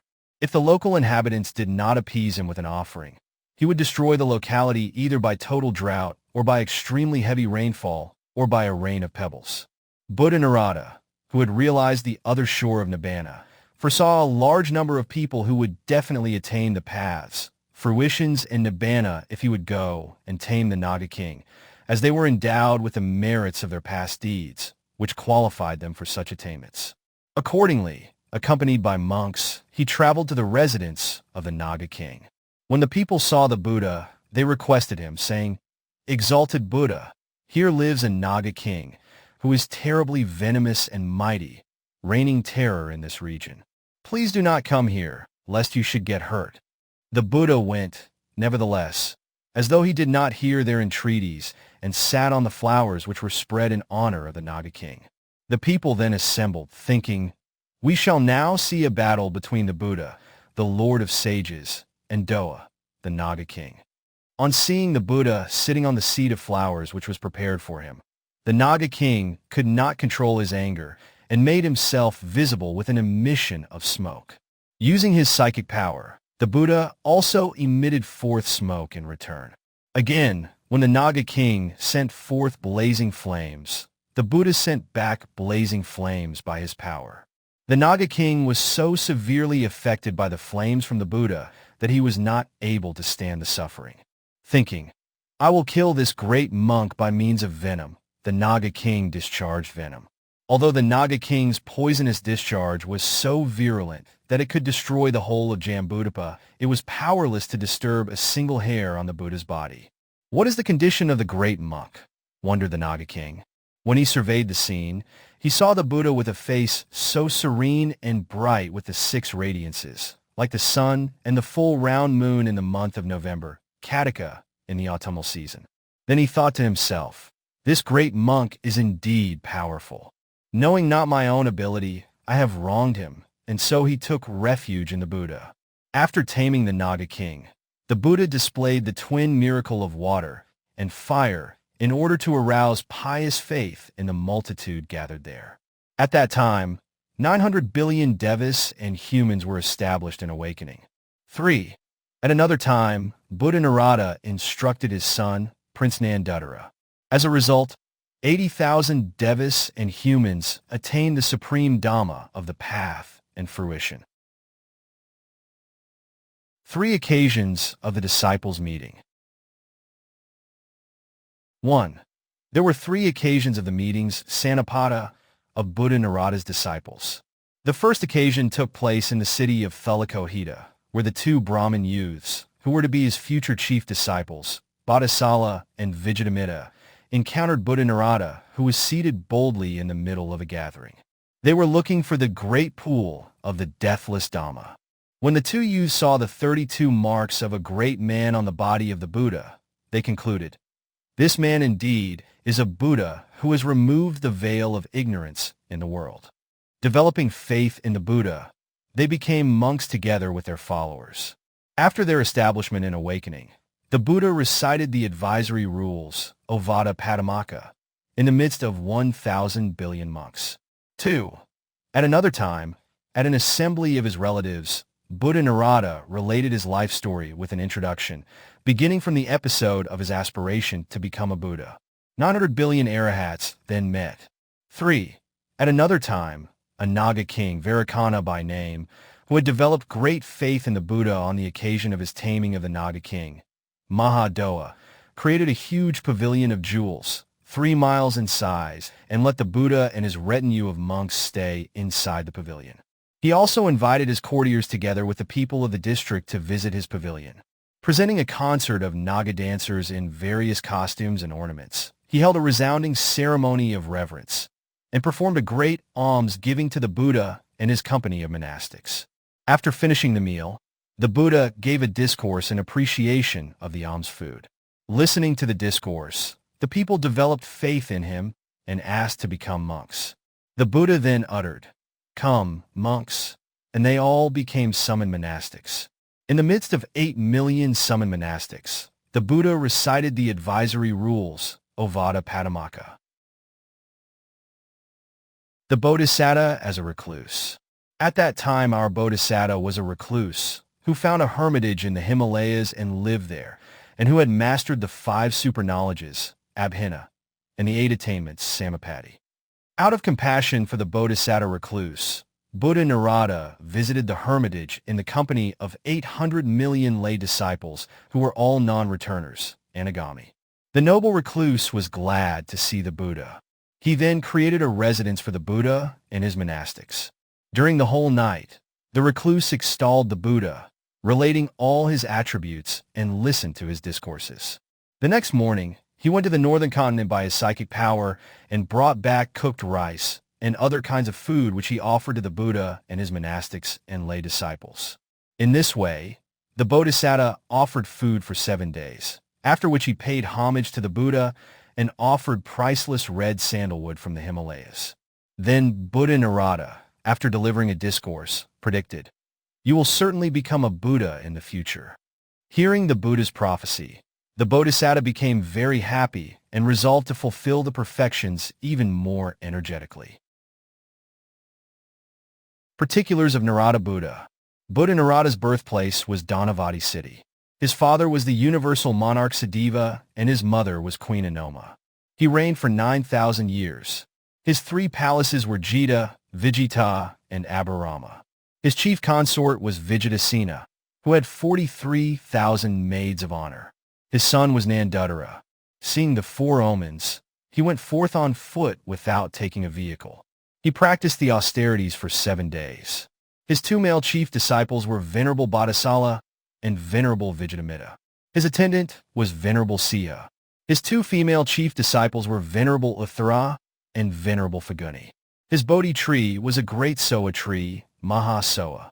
His noble male lay attendants were the wealthy Agarinda and Vessabhū. His noble female attendants were Indavari and Va. Buddha Nārada's height was 88 cubits. He was dignified in the 10,000 world element of births, like a column of gold erected as an object of honor. The radiance emitted from his body extended for a league, during day and night without interruption. While Buddha Nārada was alive, because of the dazzling brilliance of his radiance, people living within a league did not have to light torches. The lifespan during Buddha Nārada's time was 90,000 years. He lived throughout the period equal to 4/5 of this lifespan, rescuing beings, such as humans, Devas, and Brahmas, from the flood waters of Sasra, and placed them on the shore of Nibbana. As the sky is exquisitely beautiful with stars and planets, so is Buddha Nārada's dispensation with noble arahats. For those other than arahats who remained worldlings and trainees, sekkas, the Buddha constructed the huge, strong bridge of the path for them to easily cross over Sasra. Having done all his tasks as a Buddha, he attained Parinibbana with his Arahat disciples. Buddha Nārada, who was equal only to peerless Buddhas, and his Arahats, who were endowed with matchless glory, have all vanished. Unsubstantial and futile indeed are all conditioned things. Thus Buddha Nārada, conqueror of the 5 kinds of death, Mara, attained Parinibbana in the city of Sudassana. In that very city was erected a shrine of 4 leagues in height and dedicated to him.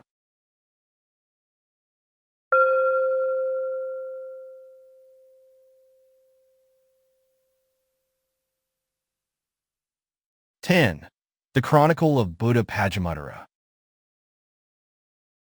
After the Aeon with 3 Buddhas, Vārakappa, in which appeared the Buddhas Anomadassī, Paduma and Nārada had come to an end, one immeasurable period passed.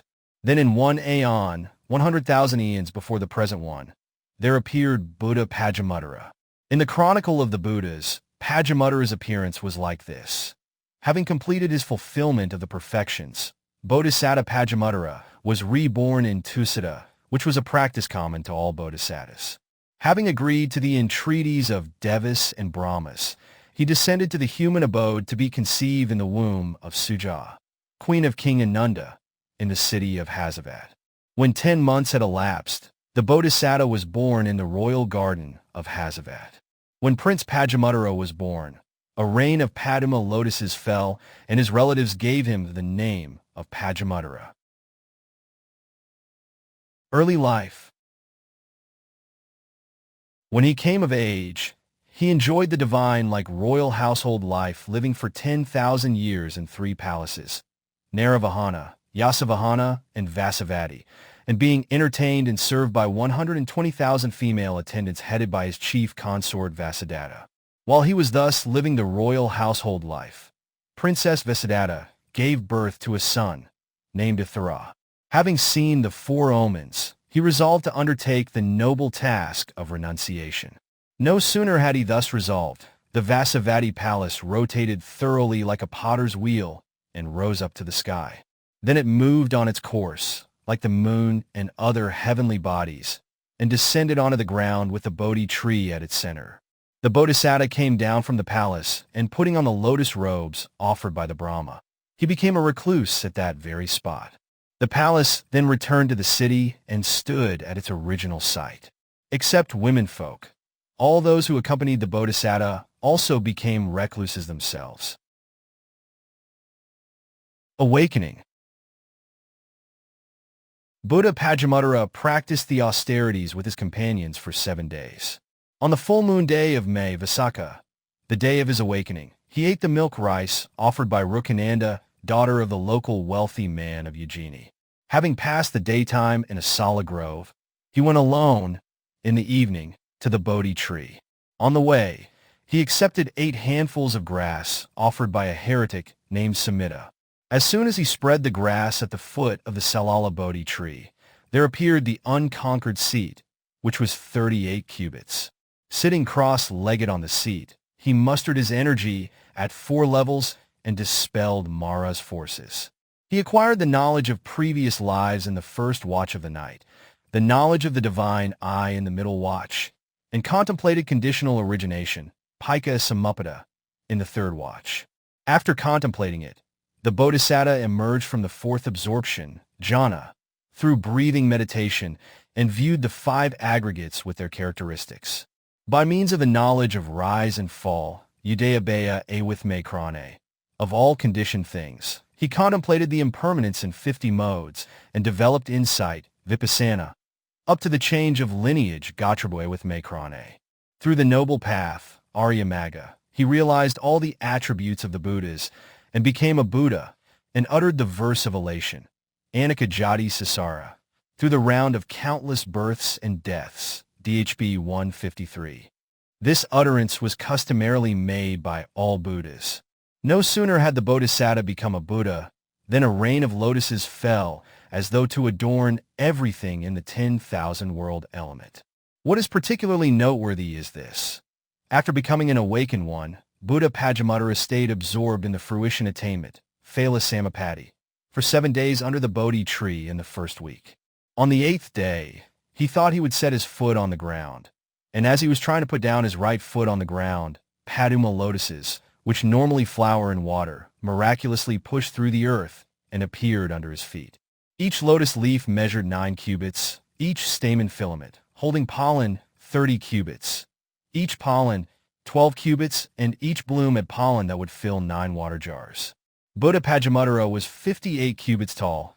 The measurement between his 2 arms was 18 cubits, that of his forehead 5 cubits, and that of each arm and leg 11 cubits. As his leg of 11 cubits trod on another pollen of 12 cubits, about 9 jars full of pollen rose up and spread all over his body of 58 cubits in height, as though the powder of red orpiment and sulphuret of arsenic was sprinkled on it. On account of this particular happening, the Buddha was renowned as Buddha Padumuttara. 3 occasions of the Buddha's teaching. 1. Having become a Buddha, Buddha Padumuttara stayed near the Salala Maha Bodhi tree for 7 weeks. Having accepted a Brahma's request, he thought as to whom he should teach first, and saw Prince Devala and Prince Sujāta as future chief disciples who were endowed with the merits of their past deeds leading to the paths, fruitions, and nibbana. Then he thought of their whereabouts, and came to know that they were staying in Middila. Accordingly, taking his bowl and robe, and by his psychic power, the Buddha immediately appeared in the garden of Middila city. Buddha Padumuttara then sent the gardener for the 2 princes, who discussed thus among themselves, "Our uncle's son, Prince Padumuttara, after becoming a Buddha, has come to Middila city. We shall now visit him." Then they approached the Buddha with their retinues and sat in suitable places. Buddha Padumuttara appeared resplendent with the princes waiting upon him, like the full moon attended upon by stars. He taught the audience of devas and humans led by the princes the Dhamma wheel, Dīpaṅkara, discourse which was also taught by all past Buddhas. At that time 1,000 billion devas and humans attained the paths, fruitions, and nibbana. 2. At another time, Nārada the recluse was teaching his followers some evil doctrine that would lead them to rebirth in the suffering states. The Buddha went to Nārada's assembly and taught the Dhamma, giving the congregation illustrations of the dangers of rebirth in the Niraya hell, an abode of intense suffering. At that time, 3,700,000 devas and humans, including the disciples of Nārada, attained the paths, fruitions, and nibbana.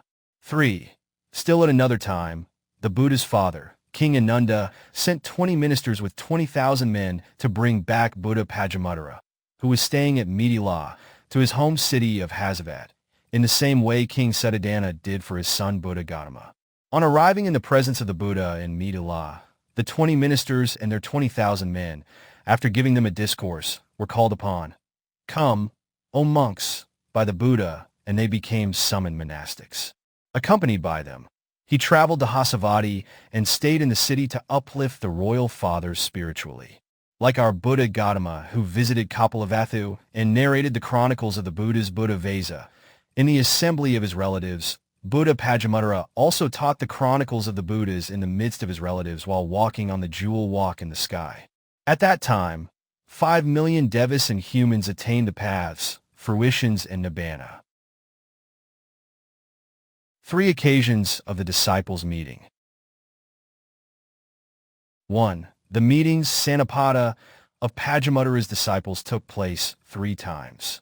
In the first meeting of 1,000 billion monastics on the full moon day of the month of February, Magha, the Buddha recited the advisory rules, Ovada Padamaka, in the garden nearby, also named Middila. 2. At another time, after observing the rain's retreat, Vassa, at Mount Vebara, the Buddha taught numerous people who had come to see him. On being called upon by the Buddha, "Come, O monks," 900 million became summoned monastics. At the meeting of these monastics, the Buddha recited the advisory rules, Ovada Padamaka. 3. Still at another time, Buddha Padumuttara, Lord of the 3 worlds, while traveling, in order to help multitudes of people free from the bonds of defilements, recited the advisory rules, Ovada Padamaka, at the meeting of 80,000 monks, who as laymen had gone forth in renunciation from various villages, market towns, districts, and countries. The Bodhisatta as a governor. At that time, our Bodhisatta was Jila, governor of a province, and he was very wealthy. He performed a great almsgiving of food and clothing material to the Sangha, with the Buddha at its head. At the end of the discourse, which was delivered in appreciation of the almsgiving, the Buddha predicted of the governor, "In 100,000 eons from now this man will certainly become a Buddha named Gautama." On hearing the Buddha's prophecy, the Bodhisatta was extremely happy and determined to fulfill the 10 perfections more energetically. Unusual features of Buddha Padumuttara's dispensation. When Buddha Padumuttara appeared, the opposing heretics who were holding wrong views were unhappy, distressed, powerless, and started fading away. They received no respect, no generosity, and the like, even from a few people. In fact, they were driven out of the country. Then the heretics met together and approached the Buddha with these words: "Most energetic, heroic, venerable sir, may you be our refuge." The compassionate Buddha Padumuttara established the heretics, who had come to him, in the 3 refuges together with the observance of the 5 precepts. In this way, the dispensation of Buddha Padumuttara was free of heretics who were holding wrong views. It was indeed marvelous, with arahats who were accomplished in the 5 kinds of mastery, who were not affected by the vicissitudes of the world, and who had the virtues of morality, concentration, wisdom, and forbearance. Particulars of Buddha Padumuttara. Buddha Padumuttara's birthplace was Hasavat city. His father was King Ananda, and his mother was Queen Sujāta. He reigned for 10,000 years. His 3 palaces were Naravahana, Yasavahana, and Vessabhū. His chief consort was Vessadatta, who was attended by 43,000 maids of honor. Prince Uttara, the vehicle during his renunciation, after seeing the 4 omens, was a palace. He practiced the austerities for 7 days. His 2 male chief disciples were Venerable Devala and Venerable Sujāta. His attendant was Venerable Sumana. His 2 female chief disciples were Venerable Amida and Venerable Asama. His Bodhi tree was a Salala tree. His noble male lay attendants were the wealthy men, Visha and Tissa. His noble female attendants were Hatha and Visiddha. Buddha Padumuttara's height was 58 cubits. Endowed with 32 marks of a great man, he was like a column of gold erected as an object of worship. The radiance emitting from the Buddha's body cannot be hindered by gates, doors, walls, trees, high and huge earthen hills, rocky mountains, and the like. In fact, the radiance shone forth within the surrounding area of 12 leagues. The lifespan during Buddha Padumuttara's time was 100,000 years. He lived for 80,000 years, for 1/5 of the lifespan, and rescued many beings, such as humans, devas, and brahmas, from the currents of Sasra and placed them on the shores of Nibbana.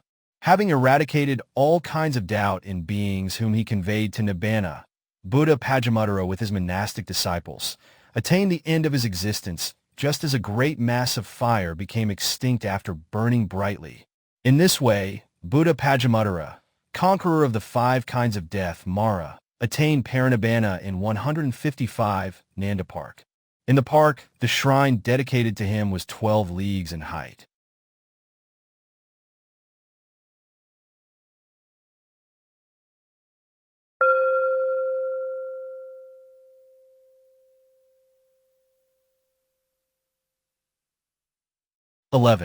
The Chronicle of Buddha's Sumedha. After the lapse of the aeon in which Buddha Padumuttara appeared, there passed 70,000 empty eons, Sunakapas, which were devoid of Buddhas. In one aeon, 30,000 eons before the present one, there appeared 2 Buddhas, Makkapa, namely Sumedha and Sujāta. Of these 2 Buddhas, Buddha Sumedha, as a bodhisatta, on complete fulfillment of the perfections, was reborn in Tusita, which was a common practice of all the bodhisattas.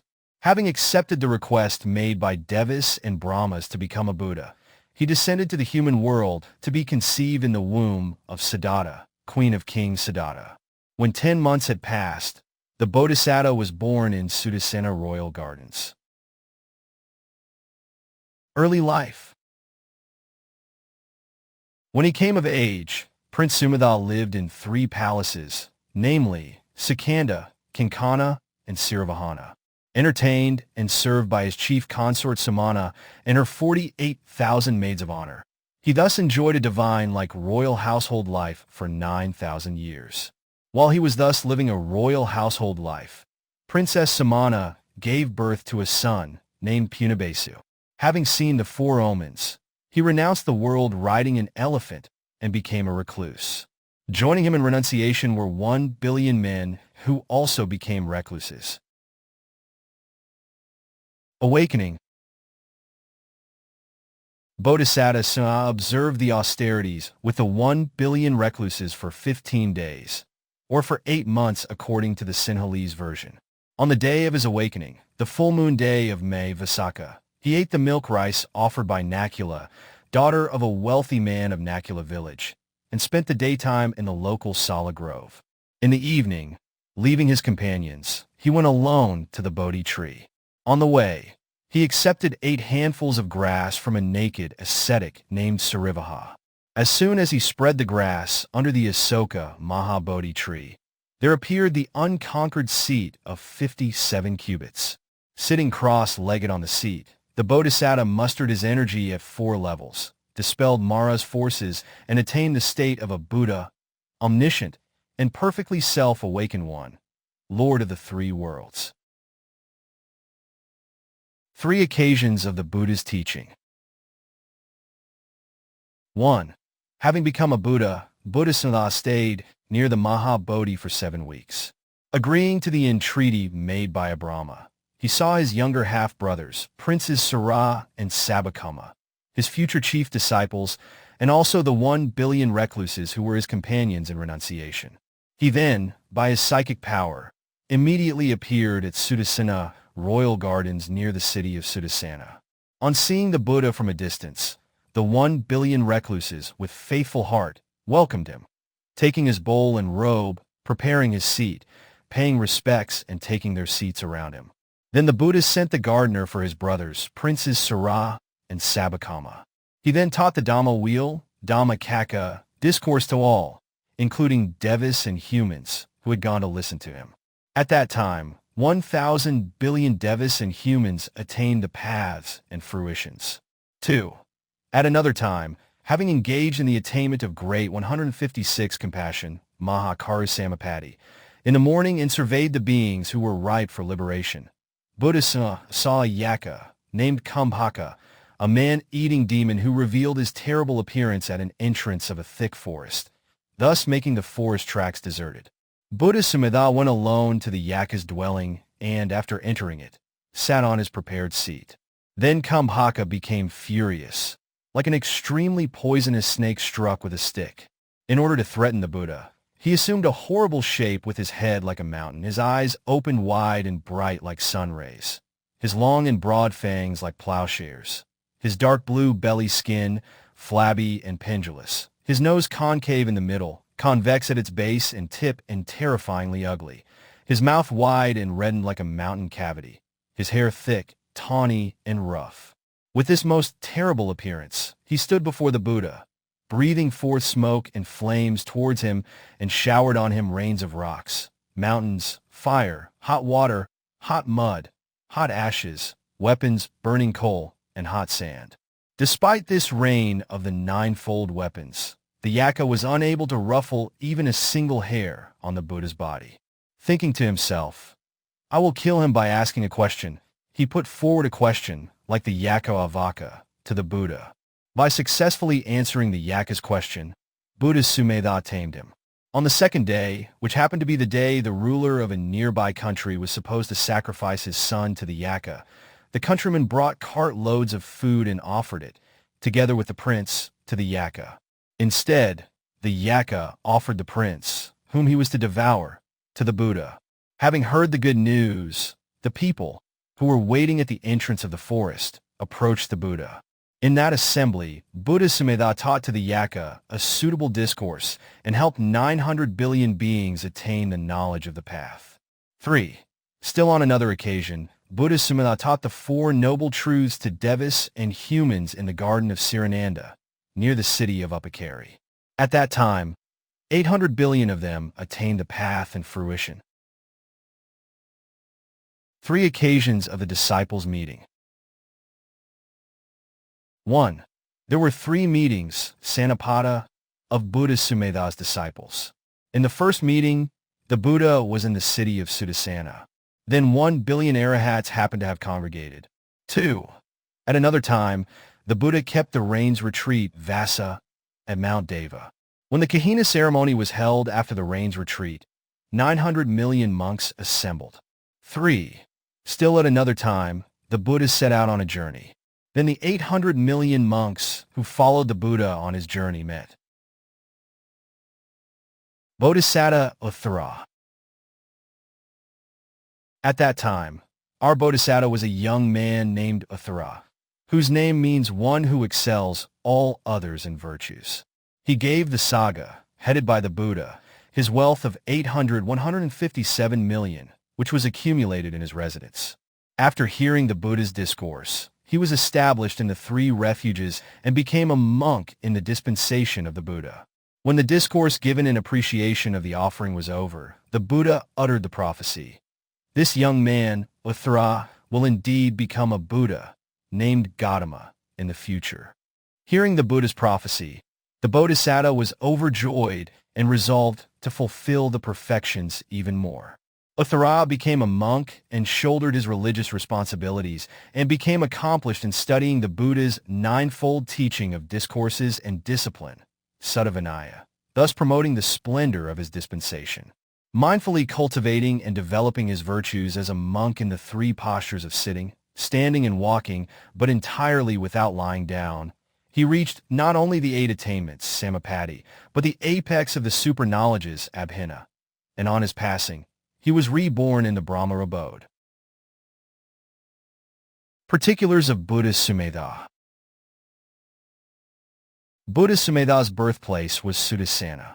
His father was King Siddhattha, and his mother was Queen Siddhata. He reigned for 9,000 years. His 3 palaces were Sikanda, Kinkana, and Siravahana. His chief consort was Sumana, who had 48,000 maids of honor. His son was Prince Punabhasu. His 2 male chief disciples were Venerable Sara and Venerable Sabakama. His attendant was Venerable Sagara. His 2 female chief disciples were Venerable Rama and Venerable Surama. His Bodhi tree was an Asoka tree, Mahanipa. His noble male lay supporters were the wealthy persons, Uruvala and Yasava. His noble female supporters were Yasodhara and Sirama. His height was 88 cubits. The radiance emanating from his body spread over all directions, like the moon lighting up the sky and its stars. Or, the Buddha's body radiance spread everywhere in the area of 1 league, like the universal monarch's ruby shining all around to the extent of a league. The lifespan during Buddha Sumedha's time was 90,000 years. He lived throughout, for 4/5 of this lifespan, and rescued beings, such as humans, Devas, and Brahmas, from the floodwaters of Sasra and placed them on the shore of Nibbana. Buddha Sumedha's dispensation witnessed numerous noble arahats everywhere in his dispensation, who were endowed with the 3-fold knowledge and the 6-fold super knowledges, who were possessed of energy, who were undisturbed by the vicissitudes of the world, who had the ability to view things, pleasant or unpleasant, in one and the same manner. These noble arahats of incomparable fame were all liberated from defilements and free of the 4 bases of existence, upati.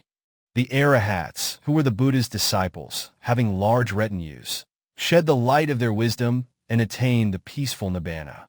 In this way, Buddha Sumedha, conqueror of the 5 kinds of death, Mara, attained parinibbana in the gardens of Medha.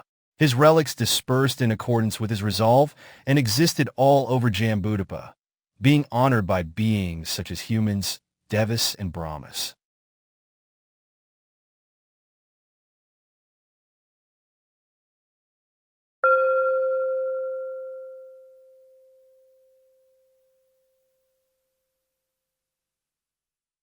12. The Chronicle of Buddha Sujāta. After Buddha Sumedha had attained parinibbana, the lifespan of human beings gradually decreased from 90,000 years to 10, and then it again increased to immeasurables. When the lifespan reached 90,000 years on its next decrease, Bodhisatta Sujāta was reborn in Tissa on complete fulfillment of the perfections, which was a practice common to all bodhisattas. Having agreed to the entreaties of Devas and Brahmas to become a Buddha, he descended to the human world to be conceived in the womb of Queen Paduma of King Ugada, in the city of Maṅgala. 10 months thereafter the Bodhisatta was born. On his naming day, wise men who were to give him a name named him Sujāta, on account of the fact that at the time of his birth, all the people in Jambudvipa experienced both physical and mental happiness. Early life. When he came of age, he lived in 3 palaces, Siri, Upassarai, and Nanda, and entertained and was served by Princess Sirananda and her 23,000 maids of honor for 9,000 years. When the Bodhisatta had seen the 4 omens, and when Princess Sirananda had given birth to a son, named Upasina, he went forth in renunciation riding the state steed, named Hasavaha, and became a recluse. 10 million men were inspired and became recluses themselves. Awakening. Bodhisatta Sujāta practiced the austerities with that 10 million of recluses for 9 months. On the full moon day of May Vessabhū, the day of his awakening, he ate the milk rice offered by the daughter of the wealthy man Siranandana of the city of Siranandana and spent the daytime in the local Sala Grove. In the evening, he proceeded alone to the Maha Bodhi tree. On the way, he accepted 8 handfuls of grass offered by the naked ascetic Sananda. As soon as he spread the grass at the foot of the great bamboo Bodhi tree, there appeared the unconquered seat, which measured 33 cubits, on which he sat cross-legged and mustered his energy at 4 levels and dispelled Mara and his army and attained omniscience, perfectly self-awakened Buddhahood, and the state of Lord of the 3 worlds. 3 occasions of the Buddha's teaching. 1. Having become a Buddha and stayed in the neighborhood of the Maha Bodhi tree for 49 days, the Buddha accepted a Brahma's request for his teaching, and he contemplated who he should teach first. He saw his younger half-brother, Prince Sudassana, and his Brahmin chaplain son, Siddhattha the youth, who were endowed with the merits of their past deeds, which would lead to the paths, fruitions, and nibbana. Resolving to teach them first, by his psychic power, he immediately appeared in Sumedha Park, near Maṅgala city, and then he sent the gardener for Prince Sudassana and Siddhattha the youth. To the audience of Devas and humans, the Buddha taught the Dhamma wheel, Dīpaṅkara, discourse, which was also taught by previous Buddhas. At that time, 800 million Devas and humans attained the paths and fruitions. 2. At another time, Buddha Sujāta defeated the heretics by displaying the twin miracle of water and fire, near the Sala tree close to the gate of the Sudassana Royal Park. And while observing the rain's retreat, Vassa, sitting on the emerald stone slab, which was placed at the foot of the Parakataka tree in Sakka's abode of Tissa, the Buddha taught the Abhidhamma. On that occasion of the Abhidhamma teaching, 3,700,000 Devas, 159, and Brahmas attained the paths and fruitions. 3. Still at another time, Buddha Sujāta paid a visit to his father in the city of Maṅgala and taught him the Dhamma.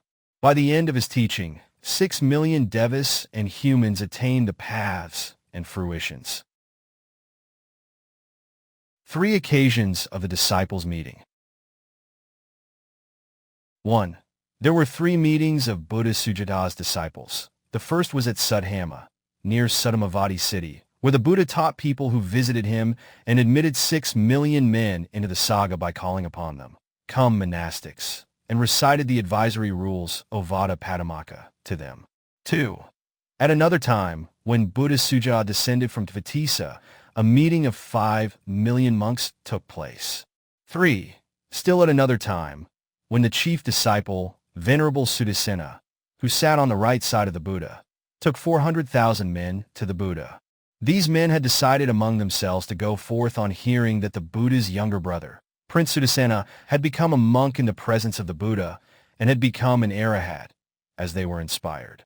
The Buddha gave them instructions, made them summon monastics, and recited the advisory rules at the meeting with 4 features. The Bodhisatta as a universal monarch. At that time our Bodhisatta was a universal monarch. Hearing that there had appeared a Buddha in the world, he approached the Buddha, listened to the Dhamma discourses, offered his kingship with his 7 treasures to the Sangha with the Buddha as its head, and then he became a monk. The inhabitants of Jambudvipa made themselves monastery attendants, collected taxes from his domain, and constantly supplied the Buddha and his Sangha with the 4 requisites of robes, food, shelter, and medicines. Then Buddha Sujāta made a prophecy. He will indeed become a Buddha in future.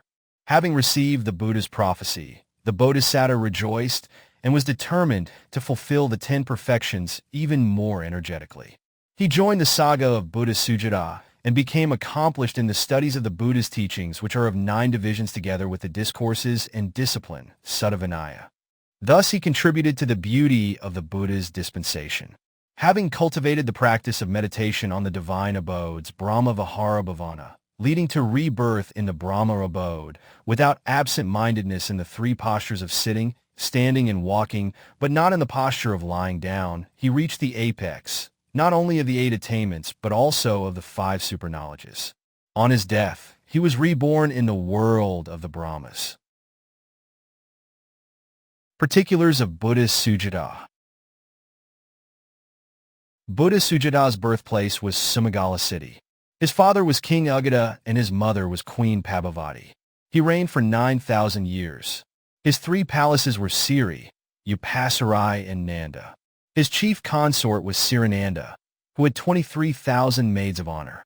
His son was Prince Upasina. He renounced the world riding a horse after seeing the 4 omens. He practiced the austerities for 9 months. His 2 male chief disciples were Venerable Sudassana and Venerable Sudhiva. His attendant was Venerable Nārada. His 2 female chief disciples were Venerable Naga and Venerable Nagasamala. His Bodhi tree was the great bamboo Mahava. His noble male lay attendants were the wealthy men, Siddhattha and Siddha. His noble female lay attendants were Sobhita and Paduma. Buddha Sujāta's height was 50 cubits. He was endowed with all the good physical qualities. Buddha Sujāta's physical radiance, resembling those of past, incomparable Buddhas, emanated from various parts of his body towards all directions as much as he desired. They could not be likened to anything, as they were beyond all comparisons. The lifespan, during the time of Buddha Sujāta, was 90,000 years, and living for 4/5 of this lifespan, he saved beings such as humans, devas, and brahmas from the currents of Sasra and placed them on the shores of Nibbana. Just as the rising waves look wonderful in the ocean, like the stars and planets, twinkling and shining look marvelous in the sky, even so Buddha Sujāta's dispensation shone forth with arahats. Buddha Sujāta, who was to be likened to the past peerless Buddhas, and his attributes, which were equal to those of the peerless Buddhas, have all vanished. Unsubstantial and futile indeed are all conditioned things. In this way, Buddha Sujāta, conqueror of the 5 kinds of death, Mara, attained Parinibbana in Silarama Park. In that very park, the shrine dedicated to him was 3 miles high.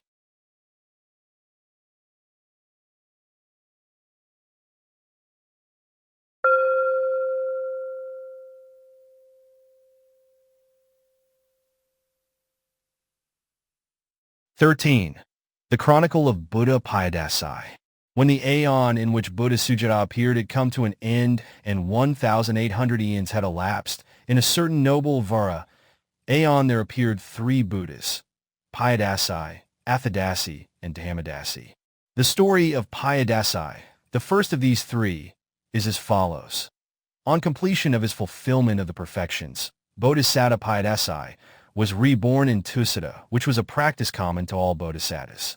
Having agreed to the entreaties of devas and brahmas to become a Buddha, he descended to the human world to be conceived in the womb of Queen Koṇḍañña, queen of King Siddhattha, in the city of Sudhanavati. When 10 months had elapsed, the Bodhisatta was born in the garden, named Varua. The Bodhisatta was given the name of Piyadassī, as delightful miracles were manifest to multitudes of people on his naming day. Early life. When the Bodhisatta came of age, he lived in 3 palaces, Sinimala, Vimla, and Jarigya. Being entertained and served by Princess Vimla and her 33,000 maids of honor for 9,000 years, he enjoyed a divine-like royal household life. After seeing the 4 omens, and after Princess Vimla had given birth to a son, named Kakunavya, he went forth in a chariot drawn by thoroughbred steeds. 10 million men were inspired and became recluses themselves. Awakening. With that 10 million recluses, Bodhisatta Piyadassī practiced the austerities for 6 months. On the full moon day of May, Vaisakha, the day of his awakening, he partook of the milk rice offered by the daughter of Brahmin Vessabhū, a resident of the Brahmin village of Varua, and spent the daytime in the local Sala Grove. He went alone to the Mahabodhi tree in the evening. On the way, he accepted 8 handfuls of grass offered by Sujāta the Ajivika. As soon as he spread the grass under the Kakuta Bodhi tree, there appeared the unconquered seat, which was 53 cubits. Sitting cross-legged on it, and mustering his energy at 4 levels, he drove away Mara's forces and attained omniscience, perfectly self-awakened Buddhahood, and the state of the Lord of the 3 worlds. 3 occasions of the Buddha's teaching. 1. After his awakening, Buddha Piyadassī stayed in the neighborhood of the Mahabodhi tree for 49 days, just as previous Buddhas did. He discerned that the 10 million of recluses who had renounced the world with him were endowed with the merits of their past deeds which lead to the attainment of the paths and fruitions. He then, by psychic power, immediately appeared in the royal garden, which was named after the nearby city of Vessabhū.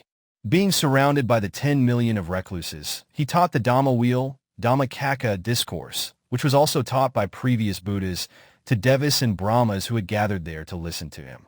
2. The Buddha's second teaching took place on the mountain of Sudassana, near Vessabhū city. Sudassana, the Yaka king of the mountain, was then holding to a wrong view.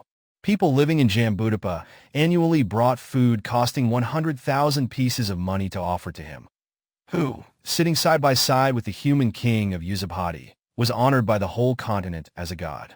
At that time, thinking that he would remove Sudassana's wrong view, Buddha Piyadassī went to his mansion while he was away at a meeting of yakas. He sat on Sudassana's splendid couch and stayed there, emitting his radiance of 6 colors, like the sun appearing at the top of Mount Yugandhara in the month of November, Kartika, in autumn. Sudassana's retinue of yakas, surrounding him, honored the Buddha with flowers, scents, unguents, etc. On his return from the yakas meeting, Sudassana saw the radiance of 6 colors coming out from his mansion and thought to himself, "Never have I seen before such splendor of diverse, brilliant colors. Who could be the person occupying my place? Is it a human being? Or is it a divine being?" On surveying, he saw the Buddha with a network of radiance of 6 colors like the autumnal sun rising from Mount Yugandhara. "This shaven-headed monk is sitting on my luxurious bed and is surrounded by members of my retinue," said Sudassana to himself, with his heart tormented by anger. "Well, I shall display my physical 162 might to this monk." So thinking, he turned the whole mountain into a mass of blazing flames. Having done so, he inspected it, wondering whether the shaven-headed monk has become ashes in the flames. But he saw the Buddha with a serene face and a glorious body, emitting brilliant lights because of the network of diverse radiance. "This monk can withstand even the burning fire," he thought. "Well, I will drown him in a huge flood of water." He then caused an immense mass of water to rush into the mansion at high speed. Though the Buddha remained in the mansion flooded with water, not even a single thread of his robe, nor a single hair of his body got wet. After that, the Yaka king Sudassana contemplated another method by which he hoped the Buddha would be suffocated and killed. He brought the mass of water close to the Buddha, who appeared glorious in the greenish-blue waters with a network of radiance like the bright moon on the full moon night of November, Kataka, and sitting surrounded by Sudassana's courtiers.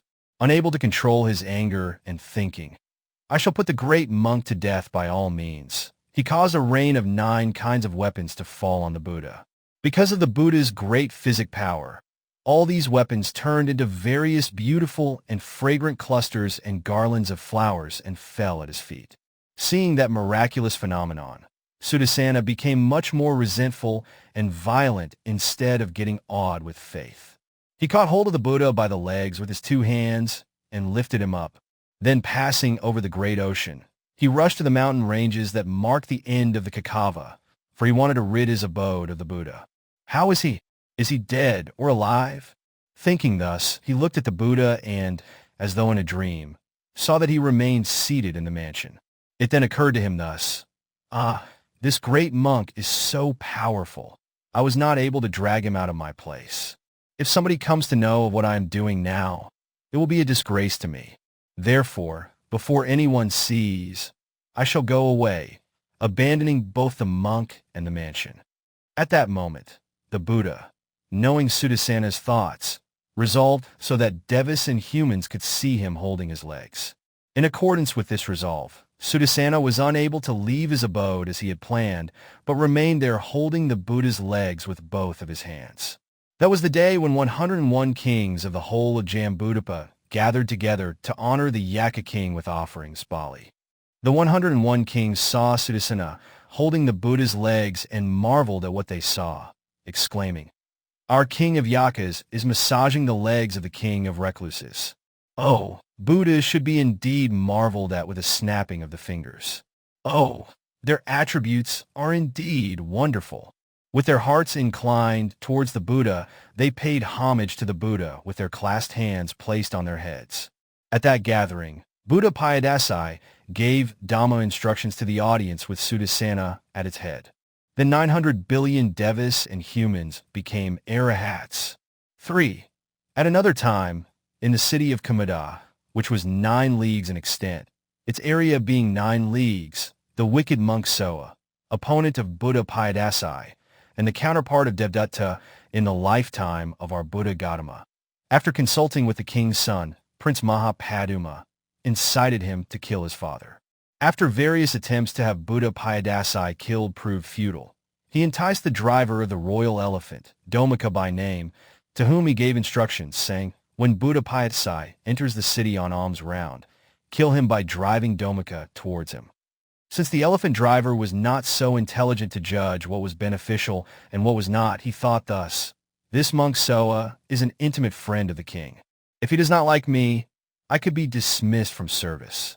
So he agreed to do so. On the next day, he managed to know the time when the Buddha would enter the city for alms food. Then he went to Dhammika, who was in a state of frenzy, and made him more intoxicated, and then sent him to kill the Buddha. As soon as he was let out, Dhammika crushed elephants, horses, buffaloes, bulls, men and women whom he encountered on the way, destroyed all buildings that were in his way, and like a cannibal demon, he devoured all the flesh of its prey in the noisy company of eagles, kites, crows, and vultures. And finally, as soon as he saw the Buddha from a distance, he rushed towards him at high speed. The hearts of the citizens almost burst open with fear and anxiety, took to housetops, walls, stone parapets, brick parapets, trees, etc., and on seeing the elephant who was rushing towards the Buddha, they called out, and some of them even tried to stop the elephant in various ways.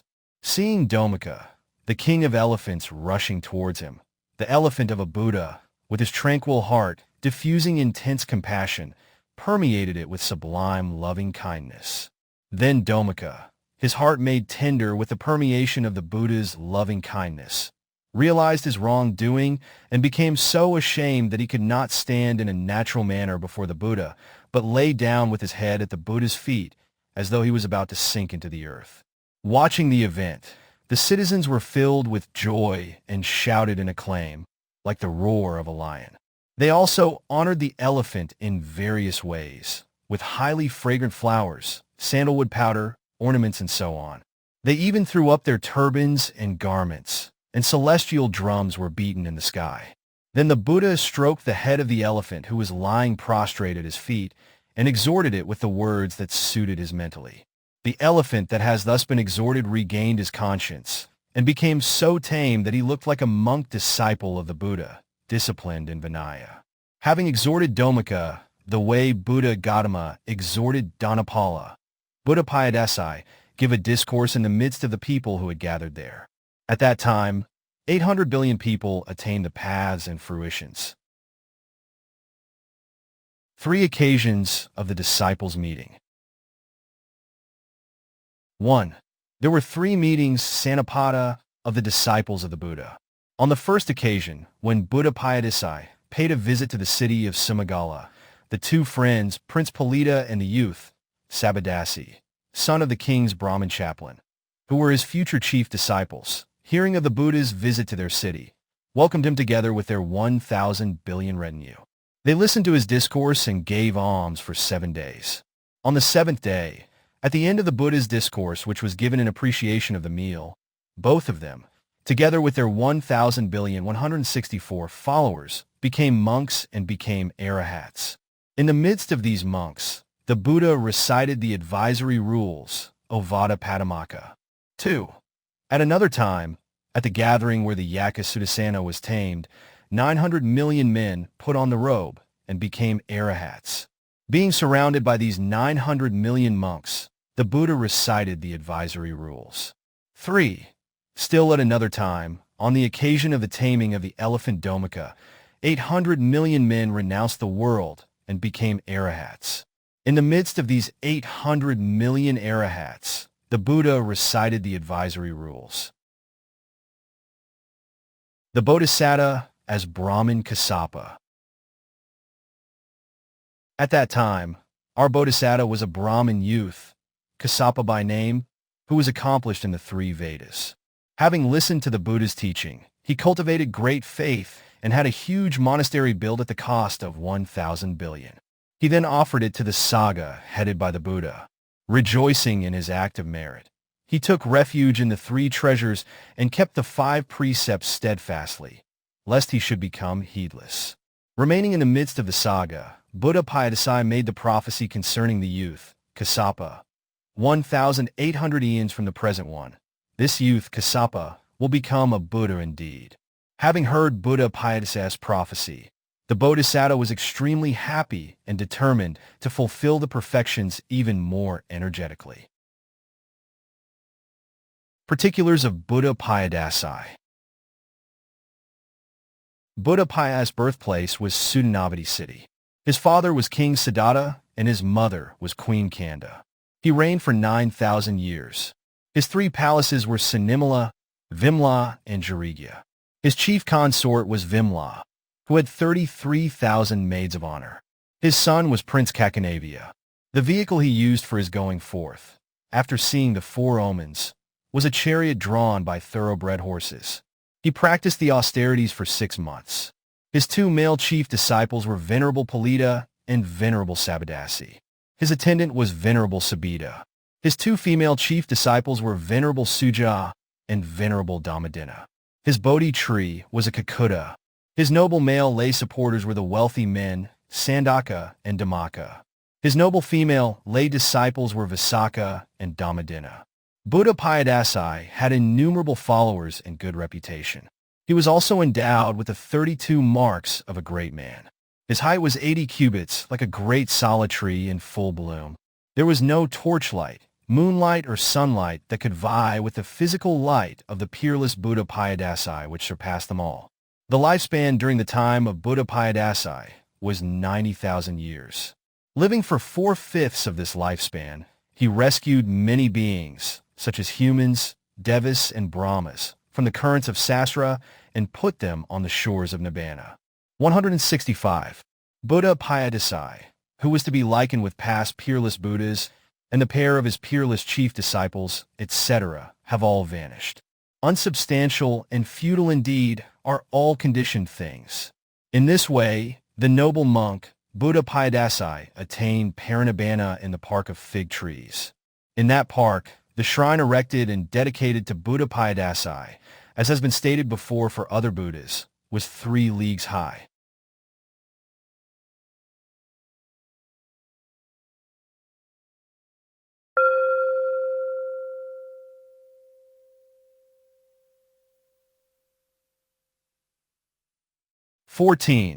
The Chronicle of Buddha Atthadassī.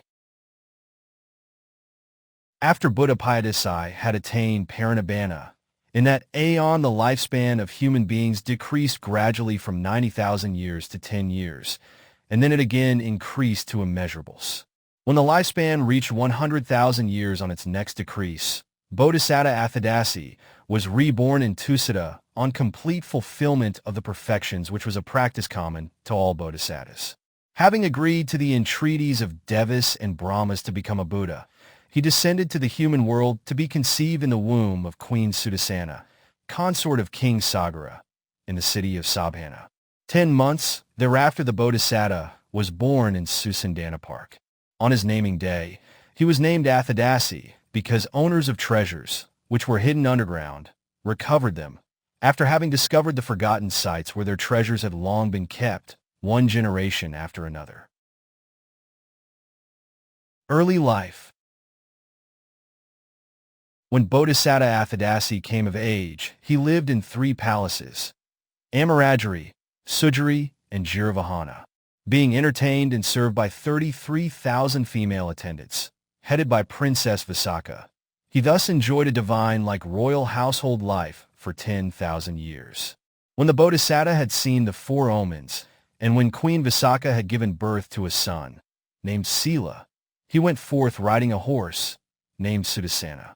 90 million men joined him and became recluses themselves. Awakening. With these 90 million recluses, Bodhisatta Atthadassī practiced the austerities for 8 months. On the full moon day of May, Visakha, the day of his awakening, people brought delicious milk rice to offer it to the female Naga, Sasindhara by name. But she did not eat it. Having revealed herself to the people, she instead offered it in a golden bowl to the Bodhisatta. The Bodhisatta partook of it and spent the daytime in the local grove of sala trees. In the evening, he proceeded alone to the Maha Bodhi tree. On the way, he accepted 8 handfuls of grass offered by the Naga king, Maharusi. As soon as he spread the grass at the foot of the Kampak Bodhi tree, there appeared the unconquered seat, measuring 53 cubits. Sitting cross-legged on this seat, he mustered his energy at 4 levels, dispelled Mara's forces, and attained omniscience, perfectly self-awakened Buddhahood, and the state of Lord of the 3 worlds. 3 occasions of the Buddha's teaching. 1. After becoming a Buddha, the Buddha stayed in the neighborhood of the Maha Bodhi tree for 49 days. Accepting a Brahma's request for his teaching, he contemplated who he should teach first. Then he saw the 90 million monks who had followed him in renunciation and who were endowed with past meritorious 166 deeds, which could lead to the paths and fruitions. In surveying their whereabouts, he saw them staying in Anoma Park near the city of Anoma. He then, by his psychic power, immediately appeared in Anoma Park. At that time, the 90 million monks saw, from a distance, Buddha Atthadassī approaching them. With faithful heart, they all performed their duties, as has been described in the previous chapters. They took their seats around the Buddha, who then taught the Dhamma wheel, Dhammacakka discourse, which was also taught by other Buddhas.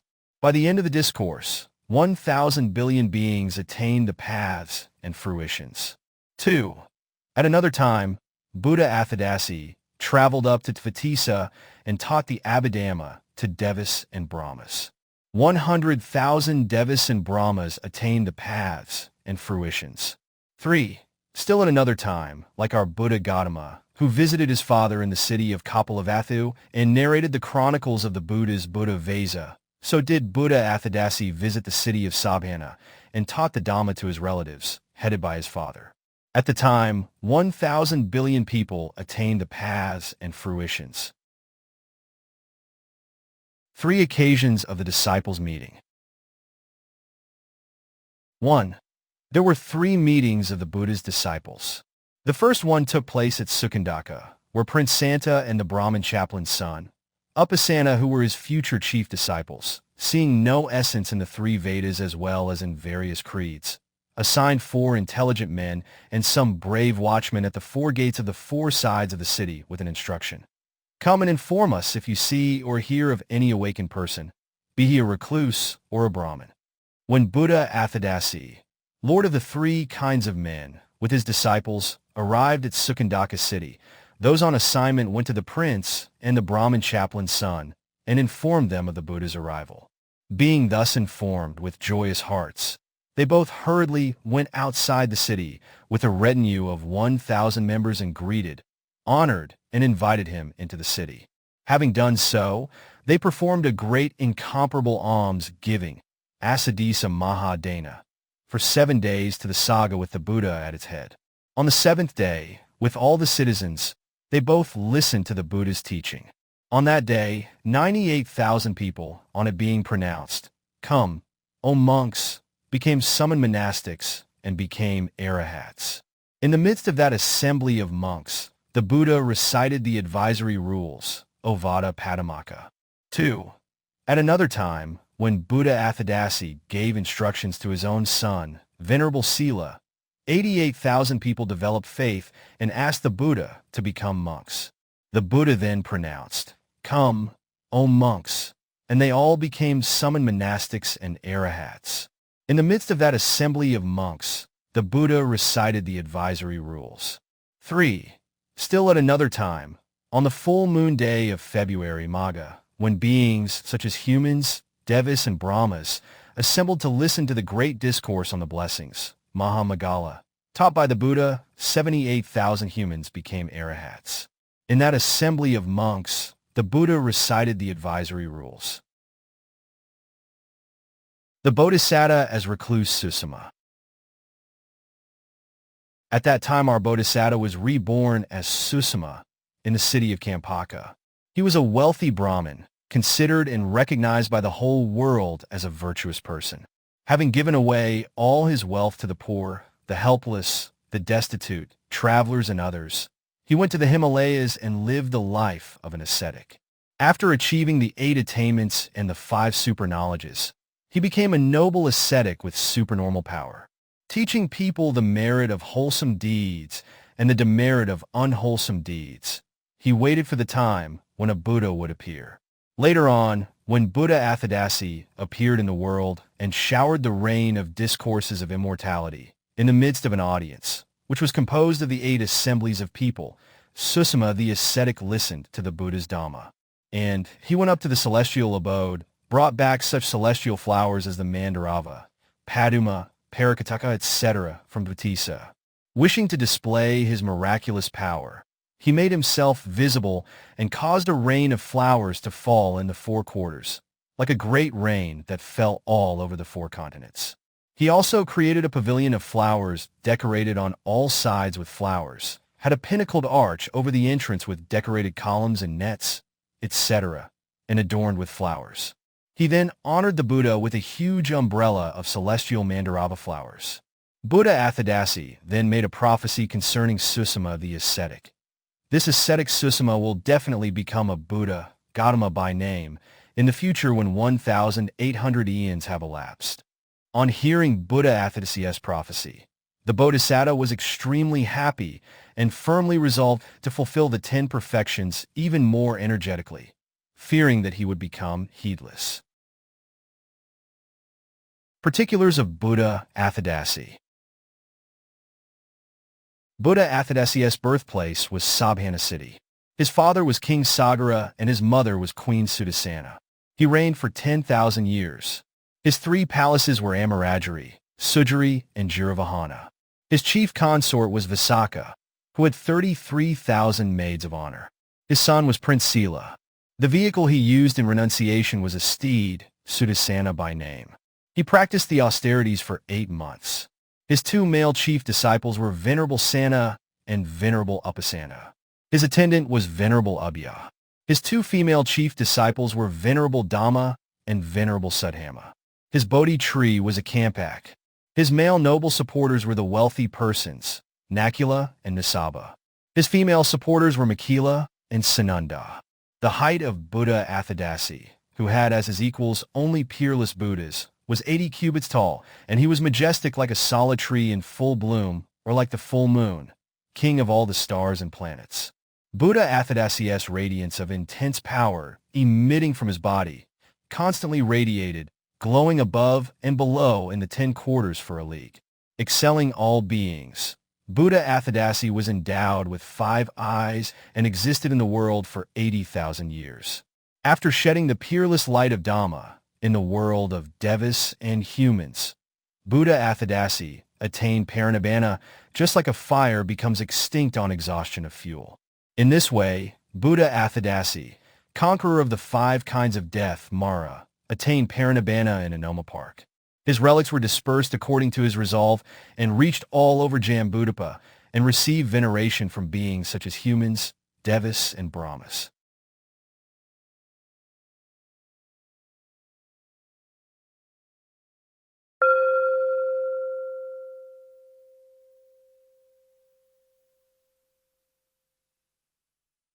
(15) The Chronicle of Buddha Dhammadassī. After Buddha Atthadassī had attained parinibbana in that aeon, the lifespan of human beings decreased gradually from 100,000 years to 10 years, and then it again increased to immeasurables. When the lifespan reached 100,000 years on its next decrease, Bodhisatta Dhammadassī was reborn in Tissa on complete fulfillment of the perfections, which was a practice common to all bodhisattas. Having accepted the requests made by devas and brahmas to become a Buddha, he descended to the human world to be conceived in the womb of Queen Sananda, consort of King Sura, in the city of Sura. 10 months thereafter the Bodhisatta was born in Sura Royal Park. Since his birth, unrighteous rules and codes applied in lawsuits had all automatically disappeared from the law books, while righteous ones had remained. Therefore, when the prince was to be named, he was given the name of Dhammadassī by learned omen-reading men and his relatives. Early life. When Bodhisatta Dhammadassī came of age, he lived in 3 palaces, Araja, Viraja, and Sudassana. Being entertained and served by 43,000 female attendants headed by Princess Vessabhū, he thus enjoyed a divine-like royal household life for 8,000 years. After he had seen the 4 omens, and after his Princess Vessabhū had given birth to a son, named Pwavahana, Bodhisatta Dhammadassī, gentle like a celestial being and experiencing a divine life, woke up at midnight. Sitting on his bed, he saw the various loathsome conditions of the female attendants who were asleep. With his mind greatly disturbed, he decided to renounce the world. No sooner had he decided than Sudassana Palace, which was occupied by him and his 4-fold army, rose to the sky and traveled like a second sun, as if a flying celestial mansion, and descended near the Bimbhala Mahabodhi tree. The Bodhisatta then put on the lotus robes offered by a Brahma, and getting off the palace, he stood not far from it. The palace then traveled through the sky again and landed on the ground encompassing the Bodhi tree. Female courtiers and their followers got down from the palace and stayed at a distance of half a mile. From among these people, the male folk donned the yellow robes, joining the Bodhisatta in renunciation. Those who did so numbered about 1,000 billion. Awakening. After practicing the austerities for 7 days, Bodhisatta Dhammadassī ate the milk rice offered by Princess Vessabhū on the full moon day of May, Vaisakha, the day of his awakening, and spent the daytime in the local plum grove. In the evening, he went alone to the Mahabodhi tree. On the way, he accepted 8 handfuls of grass from Surivaha, the watchman of the barley field. As soon as he spread the grass at the foot of the Bimbhala Bodhi tree, there appeared the unconquered seat, measuring 53 cubits. Sitting cross-legged on that seat, he became a Buddha, in the same manner as previous Buddhas. 3 occasions of the Buddha's teaching. 1. After becoming a Buddha, the Buddha stayed in the neighborhood of the Mahabodhi tree for 49 days. Having accepted a Brahma's request for his teaching, he contemplated who he should teach first.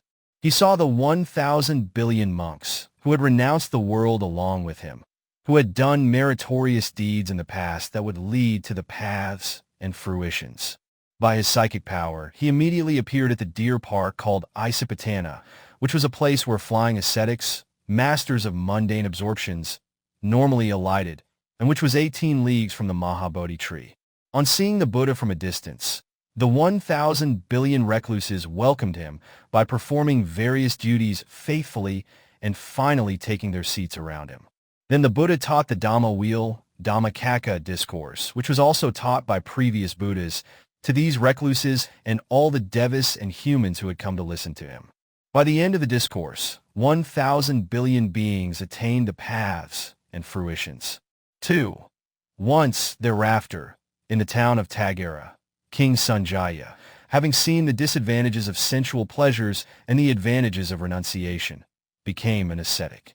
Following his example, 900 million men also became ascetics. All of them achieved the 5 super knowledges and the 8 attainments.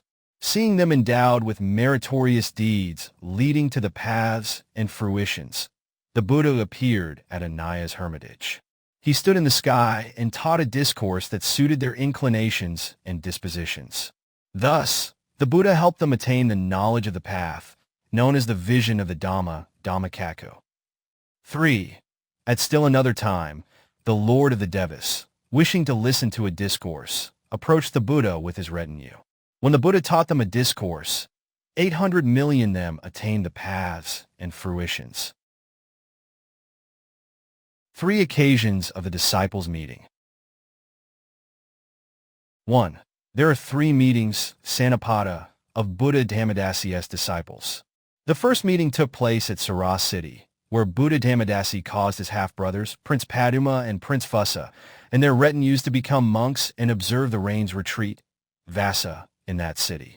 During the rain's retreat, and in the midst of 1 billion monks who had become arahats, the Buddha performed the invitation of the pure, Visuddhipāvara. 2. At another time, Buddha Dhammadassī taught Abhidhamma into Tissa and descended back to the human world. Then 1 billion monks assembled. 3. Still at another time, Buddha Dhammadassī explained the advantages of the 13 ascetic practices, Tathāgas, and proclaimed Harita, a great disciple and arahat, to be the foremost among those who engaged in the ascetic practices. Then, at the meeting of 800 million monks, he recited the advisory rules, Ovada Padamaka. The Bodhisatta as Sakka. At that time, our Bodhisatta was Sakka, the Lord of the Devas. Being accompanied by Devas of 2 divine abodes, the Katamaharajika and the Tissa, he visited the Buddha and honored 170 him with celestial flowers, etc., and various sounds of celestial music. Then the Buddha made a prophetic declaration. This Sakka will indeed become a Buddha, Gautama by name, in the future. Having heard Buddha Dhammadassī's prophecy, Sakka the Bodhisatta became extremely pleased and resolved to fulfill the perfections even more energetically. Particulars of Buddha Dhammadassī. Buddha Dhammadassī's birthplace was Saras city. His father was King Sara and his mother was Queen Sananda. He reigned for 8,000 years. His 3 palaces were Araja, Viraja, and Sudassana. His chief consort was Vasiko, who had 43,000 maids of honor. His son was Plavahana. The vehicle he used in renunciation, after seeing the 4 omens, was a palace. He practiced the austerities for 7 days. His 2 male chief disciples were Venerable Paduma and Venerable Phussa. His attendant was Venerable Sumedha. His 2 female chief disciples were Venerable Khema and Venerable Sabanama. His Bodhi tree was a Bimbahala. His noble male lay supporters were the wealthy persons Subhata and Kaisaha. His noble female lay supporters were Sai and Kai. Buddha Dhammadassī, who had as his equals only peerless Buddhas, was 80 cubits tall. He was glorious with power in the 10,000 world element. Buddha Dhammadassī was majestic like the sala tree in full bloom, or like the lightning, or the sun at midday that brightens the sky. Buddha Dhammadassī, who was endowed with unparalleled might and the five eyes, lived the whole lifespan of his time, which was 100,000 years. Having displayed his power and knowledge and purified his teaching so that it had no stain, the Buddha attained Parinibbana with his Arahat disciples and disappeared like the moon that vanishes after shining in the sky. In this way, the greatly energetic Buddha Dhammadassī attained Parinibbana in the Sala Park in the city of Salavati. A 3 leagues high shrine was erected in the park and dedicated to him.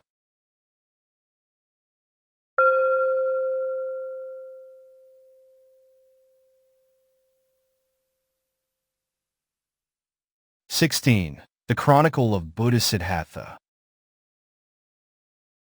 After the aeon in which Buddha Dhammadassī appeared had come to an end, there elapsed, one after another, 1,706 eons. Then 94 eons ago from now, there appeared the one and only Buddha of that aeon, Siddhattha by name. At that time, 94 eons ago, the lifespan of human beings decreased from immeasurables to 100,000 years. Bodhisatta Siddhattha, on complete fulfillment of the perfections, was reborn in Tissa, a practice common to all bodhisattas. Having accepted the request made by Devas and Brahmas, he descended to the human world to be conceived in the womb of Queen Sufasa, chief consort of King Udina, in the city of Vessabhū. When 10 months had elapsed, the Bodhisatta was born in Viriya Park. On his naming day, learned readers of omens and his relatives named him Siddhattha because, at the time of his birth, everybody's endeavors, big or small, were accomplished and desirable results achieved.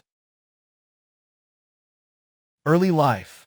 When Bodhisatta Siddhattha came of age, he lived in 3 palaces, Koka, Sapala, and Kakusandha, being served and entertained by 48,000 female attendants headed by Princess Sumana.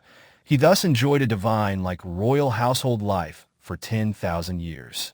When Bodhisatta Siddhattha had seen the 4 omens, and when Princess Sumana had given birth to a son, named Anupama, he went forth riding a golden palanquin on the full moon day of July Shah, and became a recluse in Viriya Park. 1,000 billion men joined him and also became recluses. Awakening. With the 1,000 billion recluses, Bodhisatta Siddhattha practiced the austerities for 10 months. On the full moon day of May Visakha, the day of his awakening, he partook of milk rice offered by a Brahmin girl named Sumedha of Atthadassī village and spent the daytime in the local jujube grove. In the evening, he went alone to the Kaikra Mahabodhi tree and accepted, on the way, 8 handfuls of grass from Varua, a watchman of the barley fields. As soon as he spread the grass under the Bodhi tree, there appeared the unconquered seat, measuring 40 cubits. Sitting cross-legged on the seat, he became a Buddha in the same manner as previous Buddhas. 3 occasions of the Buddha's teachings. 1. After becoming a Buddha, Buddha Siddhattha stayed in the neighborhood of the Mahabodhi tree for 49 days. Agreeing to the entreaties made by a Brahma, he contemplated who he should teach first.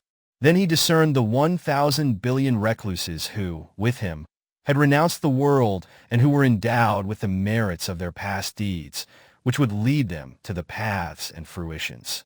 Thinking, I shall teach them first, he contemplated as to their whereabouts and saw that they were still living in the deer park, which was 18 leagues from the Mahabodhi tree. By his psychic power, he immediately appeared at the deer park. The 1,000 billion recluses, seeing the Buddha approaching them, welcomed him with faithful heart, attending upon him in the way as described in the previous Buddhas, and finally, took their appropriate seats, surrounding the Buddha. Then the Buddha taught the Dhamma wheel, Dhammacakka discourse, which was also taught by all the previous Buddhas to Devas and humans who had come to listen to him. At that time, 1,000 billion beings attained the paths and fruitions. 2. At another time, at the invitation of King Bhaimaratha of Bhaimaratha city, Buddha Siddhattha visited that city and, staying at the royal pavilion, which was erected on a grand scale in the city center, He spoke in a voice that was like that of the king of the Indian cuckoo birds, or like that of the king of the Brahmas, as it was sweet, pleasing to the ear, and appealing to the hearts of the wise.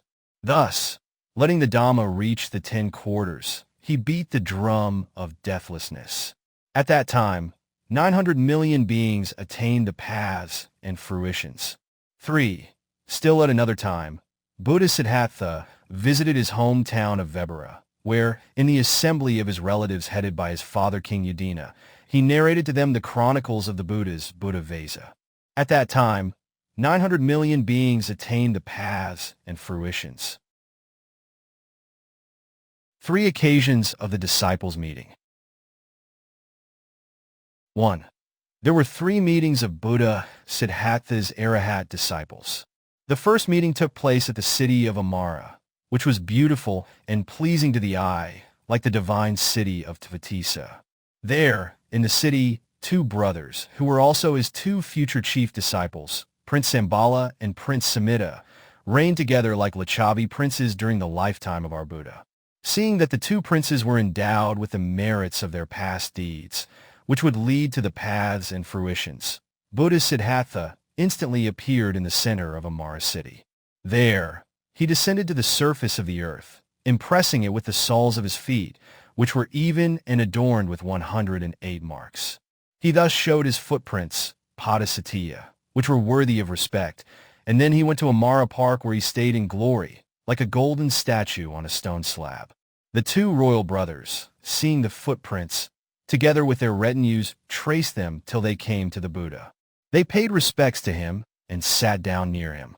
When the Buddha taught a discourse to them that suited their inclinations and dispositions, they developed faith in him, and after becoming monks, they became arahats. In the midst of these 100 billion monks, the Buddha recited the advisory rules, Ovada Padumaka. 2. At another time, in the midst of 900 million monks, who had become monastics at the assembly of his relatives in Vessabhū, the Buddha recited the advisory rules. 3. Still at another time, in the midst of 800 million monks who had assembled at Sujāta monastery, the Buddha recited the advisory rules. The Bodhisatta as recluse Maṅgala. Meanwhile, our Bodhisatta was reborn in the city of Surasena as a Brahmin, named Maṅgala, who was accomplished in the Vedas in their original texts as well as in their branches of literature. He gave away all his possessions worth many millions to the poor and the destitute, and since he took delight in seclusion, he became an ascetic. Developing the attainments, Samapatti, and super-knowledges, Abhina, he achieved effective powers by virtue of which nobody could torture him. While he was thus abiding, he heard the news. Buddha Siddhattha had appeared in the world. He therefore approached the Buddha and adoringly paid respects to him. Hearing the Buddha's teaching, the ascetic became so pleased that he brought fruits from the rose apple tree of Jambudapa with his psychic power. And at Surasena monastery, where he accommodated the Buddha, he offered the fruits as food to the Buddha, who was accompanied by 900 million disciples. Having partaken of the fruits, Buddha Siddhattha declared prophetically, "This Maṅgala, the ascetic, will indeed become a Buddha, Gautama by name, in the 94th aeon from now." Having heard the Buddha's prophecy, the Bodhisatta, Maṅgala the ascetic, was overjoyed and firmly resolved to fulfill the 10 perfections even more energetically. Particulars of Buddha Siddhattha. The birthplace of Buddha Siddhattha was Vessabhū city. His father was King Yudhishthira and his mother was Queen Sufasa. He reigned for 10,000 years. His 3 palaces were Koka, Sapala, and Kakusandha. His chief consort was Somanassa, who had 48,000 maids of honor. His son was Prince Anupama. The vehicle he used in renouncing the world was a palanquin. He practiced the austerities for 10 months. His 2 male chief disciples were Venerable Sambala and Venerable Sumedha. His 173 attendant was Venerable Revata. His 2 female chief disciples were Venerable Savala and Venerable Surma. His Bodhi tree was a Kaikara. His noble male lay supporters were the wealthy persons Sapiya and Sumedha. His noble female supporters were Rama and Sarama. Buddha Siddhattha's height was 60 cubits. He shone forth in the 10,000-world element like a column of jewels erected for worship. Resembling the unequaled former Buddhas, peerless and unrivaled, and endowed with the 5 eyes, Bodhisatta lived for 100,000 years. Having displayed extensively his physical radiance as well as his intellectual brilliance, having caused the flowering of the paths and fruitions in his disciples, and having glorified them with attainments, both mundane and supermundane, Bodhisatta attained Parinibbana with all of them, and came to the end of his final existence. In this way, Bodhisatta, noble monarch of all monks, attained Parinibbana in Anoma Park, near Kakusandha city. In that very park, a 4 leagues high shrine of jewels was erected in the way mentioned for previous Buddhas and was dedicated to him.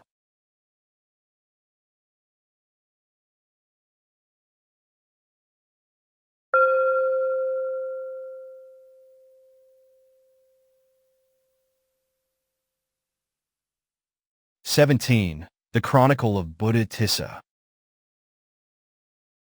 When the aeon in which Bodhisatta appeared had come to an end, there immediately followed a void or empty aeon, Sunnakapa, in which no Buddha appeared. When that aeon was over, and in the 92nd aeon previous to the present, 2 Buddhas, namely Tissa and Phussa, appeared in a 2 Buddha aeon, Maṅgala. The Chronicle of Buddha Tissa was as follows. In that aeon, human lifespan declined from immeasurables to 100,000 years. The Bodhisatta Tissa was then reborn in Sujāta, on complete fulfillment of the perfections. Having complied with the request made by Devas and Brahmas to become a Buddha, he descended to the human world to be conceived in the womb of Queen Paduma, chief consort of King Janasandha, in the city of Kamaka. When 10 months had elapsed, the Bodhisatta was born in Anoma Park. On his naming day, learned readers of omens and his relatives named the Bodhisatta Prince Tissa. Early life. When the Bodhisatta, Prince Tissa, came of age, he lived in 3 palaces, Gwasila, Narasaya, and Nisaba.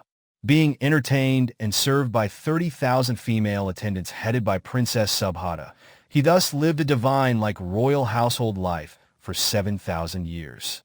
When the Bodhisatta had seen the 4 omens, and when Princess Sobhita had given birth to a son, named Ananda, he went forth riding a thoroughbred horse, named Satara, and became a recluse. 10 million men were inspired by his renunciation and joined him to become recluses themselves too. Awakening. With this 10 million of recluses, Bodhisatta Tissa practiced the austerities for 8 months. On the full moon day of May Visakha, the day of his awakening, he partook of the milk rice offered by Veera, the daughter of a wealthy person of Veera market town, and spent the daytime in the local Salala grove.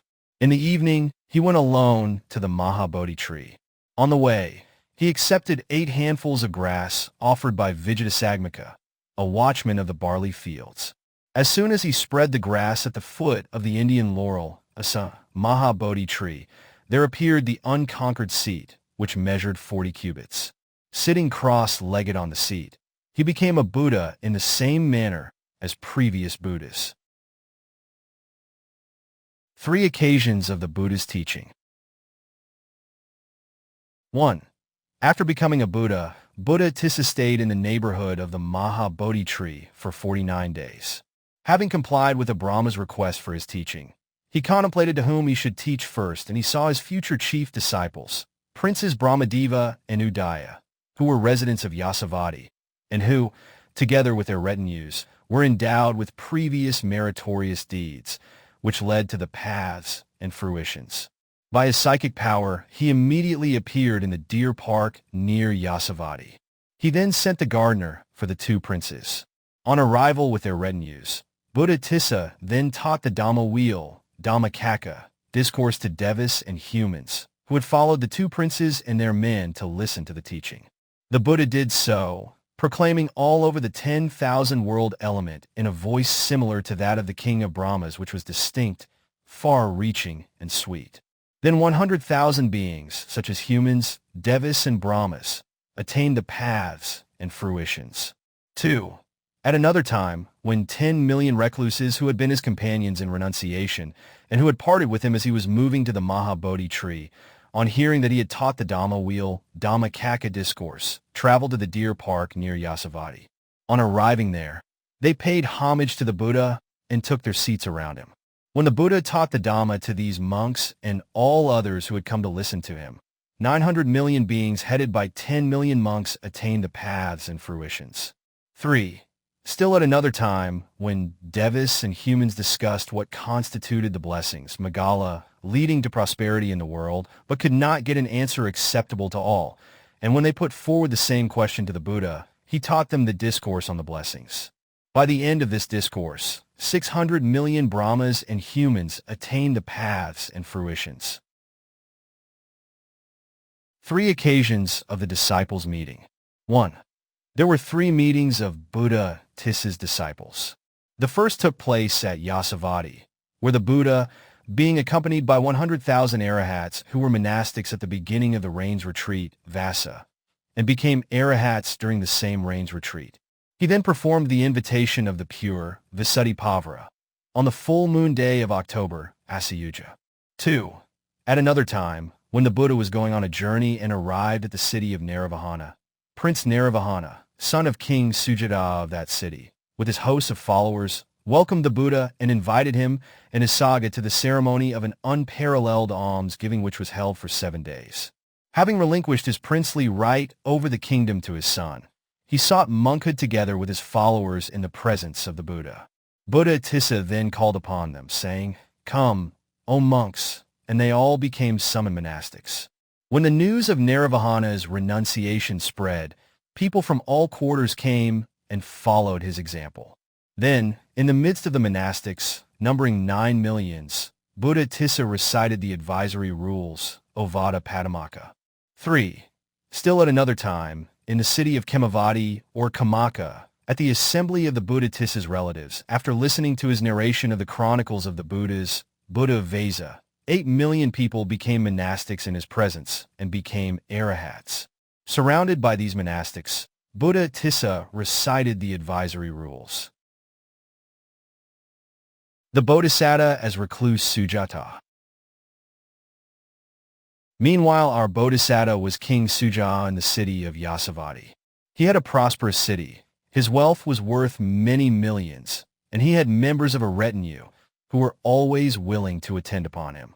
He abandoned them all with no attachment whatsoever, as though they were blades of grass and stalks of reeds. With his heart filled with the fear of suffering in rebirth, etc., he renounced the world and became an ascetic even before Buddha Tissa's appearance, and acquired great psychic power and fame. On hearing that Buddha Tissa has appeared, his whole body was pervaded with the 5 kinds of ecstasy. Most respectfully, he approached the Buddha and paid respects to him, thinking, "I will honor the Buddha with such flowers as from the Salala, Parakataka trees, and others." He went to the celestial abode by means of his psychic power and entered the garden of Siddhattha. There he filled a basket, measuring a mile, with such celestial flowers and brought it across the sky, and finally honored the Buddha with these immensely fragrant flowers. Besides, in the middle of the 4 assemblies, the Bodhisatta stood, holding over the Buddha's head a lotus, Paduma, sunshade, which was an umbrella made of very sweet-smelling pollens, with a rod of ruby and a pinnacle of leaves of red ruby. In this way, he thus honored the Buddha. Then the Buddha predicted concerning the Bodhisatta, Sujāta the ascetic. In the 92nd aeon from the present one, this Sujāta will become a Buddha, Gautama, by name. On hearing the Buddha's prophecy, Bodhisatta Sujāta, the ascetic, was filled with devotional faith and resolved to fulfill the 10 perfections even more energetically. Particulars of Buddha Tissa. Buddha Tissa's birthplace was Kamaka city. His father was King Janasandha, and his mother was Queen Paduma. He reigned for 7,000 years. His 3 palaces were Gwasila, Narasaya, and Nisaba. His chief consort was Sobhita, who had 30,000 maids of honor. His son was Prince Ananda. After seeing the 4 omens, He renounced the world riding a thoroughbred horse named Satara. He practiced the austerities for 8 months. His 2 male chief disciples were Venerable Brahmadeva and Venerable Udaya. His attendant was Venerable Samaga. His 2 female chief disciples were Venerable Phussa and Venerable Siddhattha. His Bodhi tree was an Indian laurel, a Suna tree. His noble male supporters were the wealthy persons, Sambala and Sirama. His noble female supporters were Kisa Gotami and Upasina. Buddha Tissa was 10 cubits tall. He was matchless and unequaled. He appeared like a mountain in the Himalayas to those who saw him. The lifespan of Buddha Tissa, who was endowed with incomparable psychic power, was neither too short nor too long. Buddha Tissa, the possessor of the 5 eyes, lived in the world for 100,000 years. Buddha Tissa, who had dispelled the darkness of ignorance of Ija, after enjoying great fame, which surpassed the fame of those highly noble and admirable personages, attained Parinibbana with his many Arahat disciples, just as a mass of fire that had become extinct after burning very brightly. In this way, Buddha Tissa, conqueror of the 5 kinds of death, Mara, attained Parinibbana in Nanda Park, near Sunandavati city. In that very park, a 3 leagues high shrine was erected, in the same way as mentioned with previous Buddhas, and was dedicated to Buddha Tissa.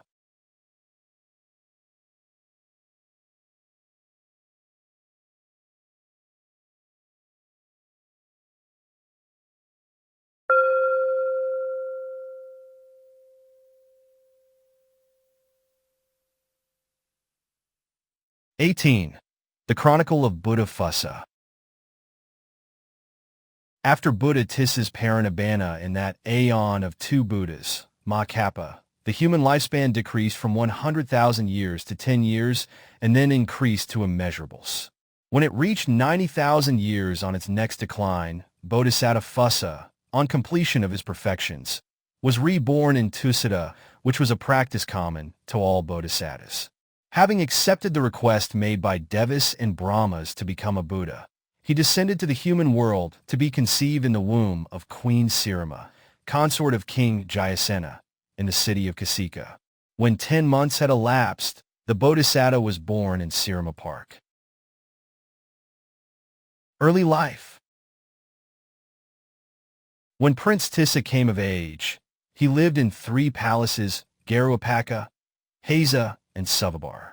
Being entertained and served by 30,000 female attendants headed by Princess Kisa Gotami, he thus enjoyed a divine-like royal household life for 9,000 years. When the Bodhisatta, Prince Phussa, had seen the 4 omens while thus enjoying life, and when Princess Kisa Gotami had given birth to a son, named Anupama, he renounced the world, riding an elephant. 10 million men joined him and also became recluses themselves. Awakening. With these 10 million recluses, the Bodhisatta Phussa practiced the austerities for 6 months. Thereafter, leaving his followers, he cultivated the practice of living a solitary life for 7 days. On the full moon day of May Vasaka, the day of his awakening, he partook of the milk rice offered by Saraiva, daughter of a certain wealthy man of a certain town, and spent the daytime in the local Indian rosewood, Sisap Grove. In the evening, he went alone to the Emblic Myrobalan Amalika Maha Bodhi tree. On the way, he accepted 8 handfuls of grass offered by an ascetic Sarivaha by name. As soon as he spread the grass at the foot of the Maha Bodhi tree, there appeared the unconquered seat, measuring 38 cubits. Sitting cross-legged on the seat, he became a Buddha in the same manner as previous Buddhas. 3 occasions of the Buddha's teaching. 1. After becoming a Buddha, Buddha Phussa stayed in the neighborhood of the Maha Bodhi tree for 49 days. Having agreed to the request made by a Brahma for his teaching, he contemplated who he should teach first, and he saw the 10 million monks, who were his companions in renunciation, and who were endowed with past meritorious deeds which could lead to the paths and fruitions.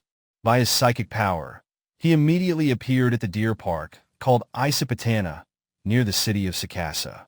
In the midst of these recluses, the Buddha taught the Dhamma wheel, Dhammacakka, discourse to all the listeners, as had been done by former Buddhas.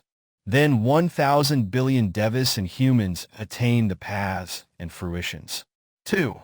At another time, King Sarivāha of Brāhas, having abandoned his great wealth, became an ascetic. 9 million people did the same as the king.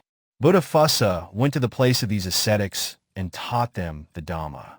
Then 9 million beings attained the paths and fruitions. 3.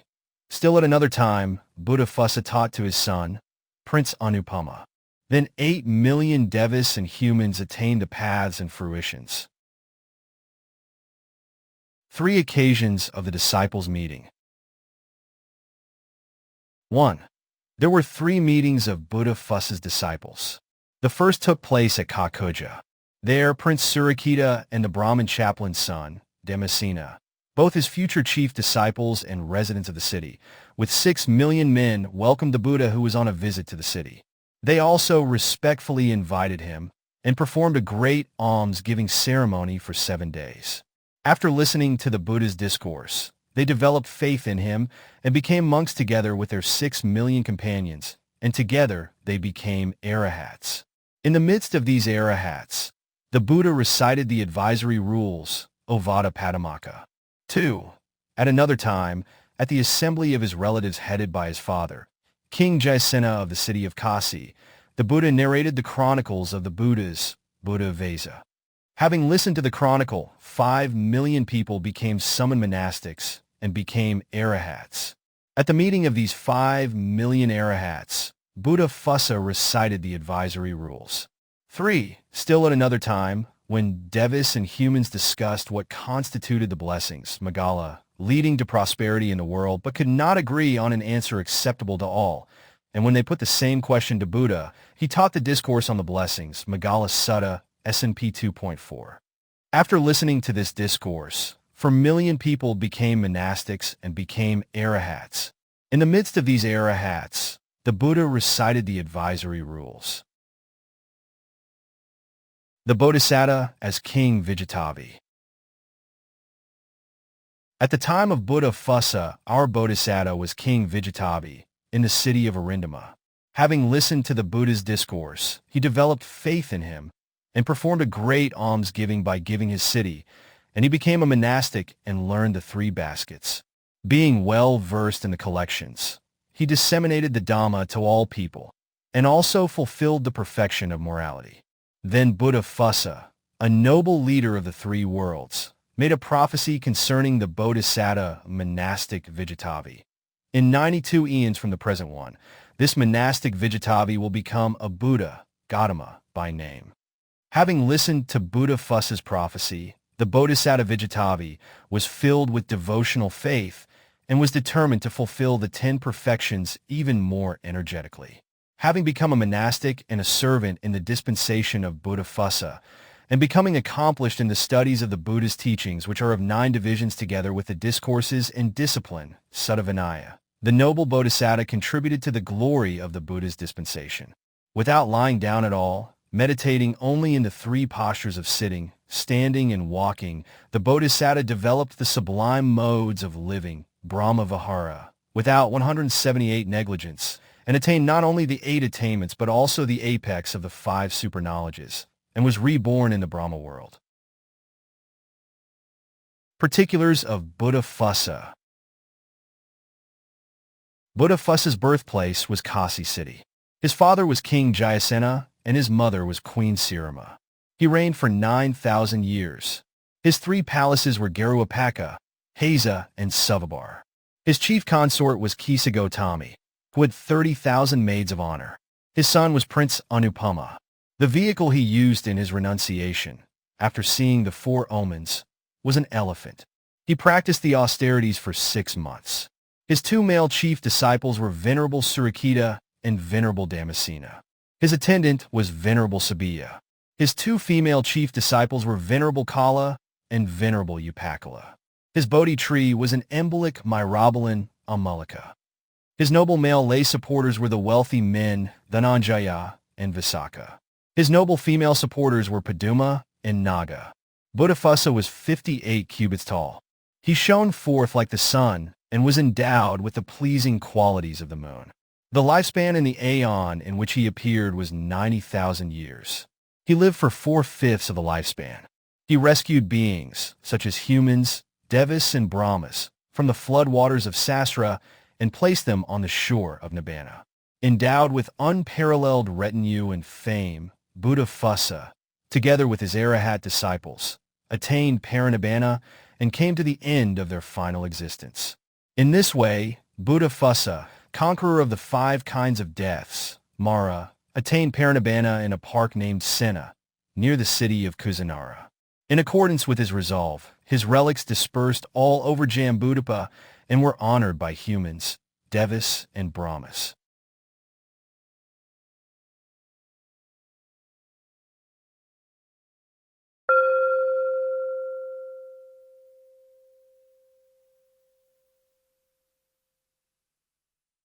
"19.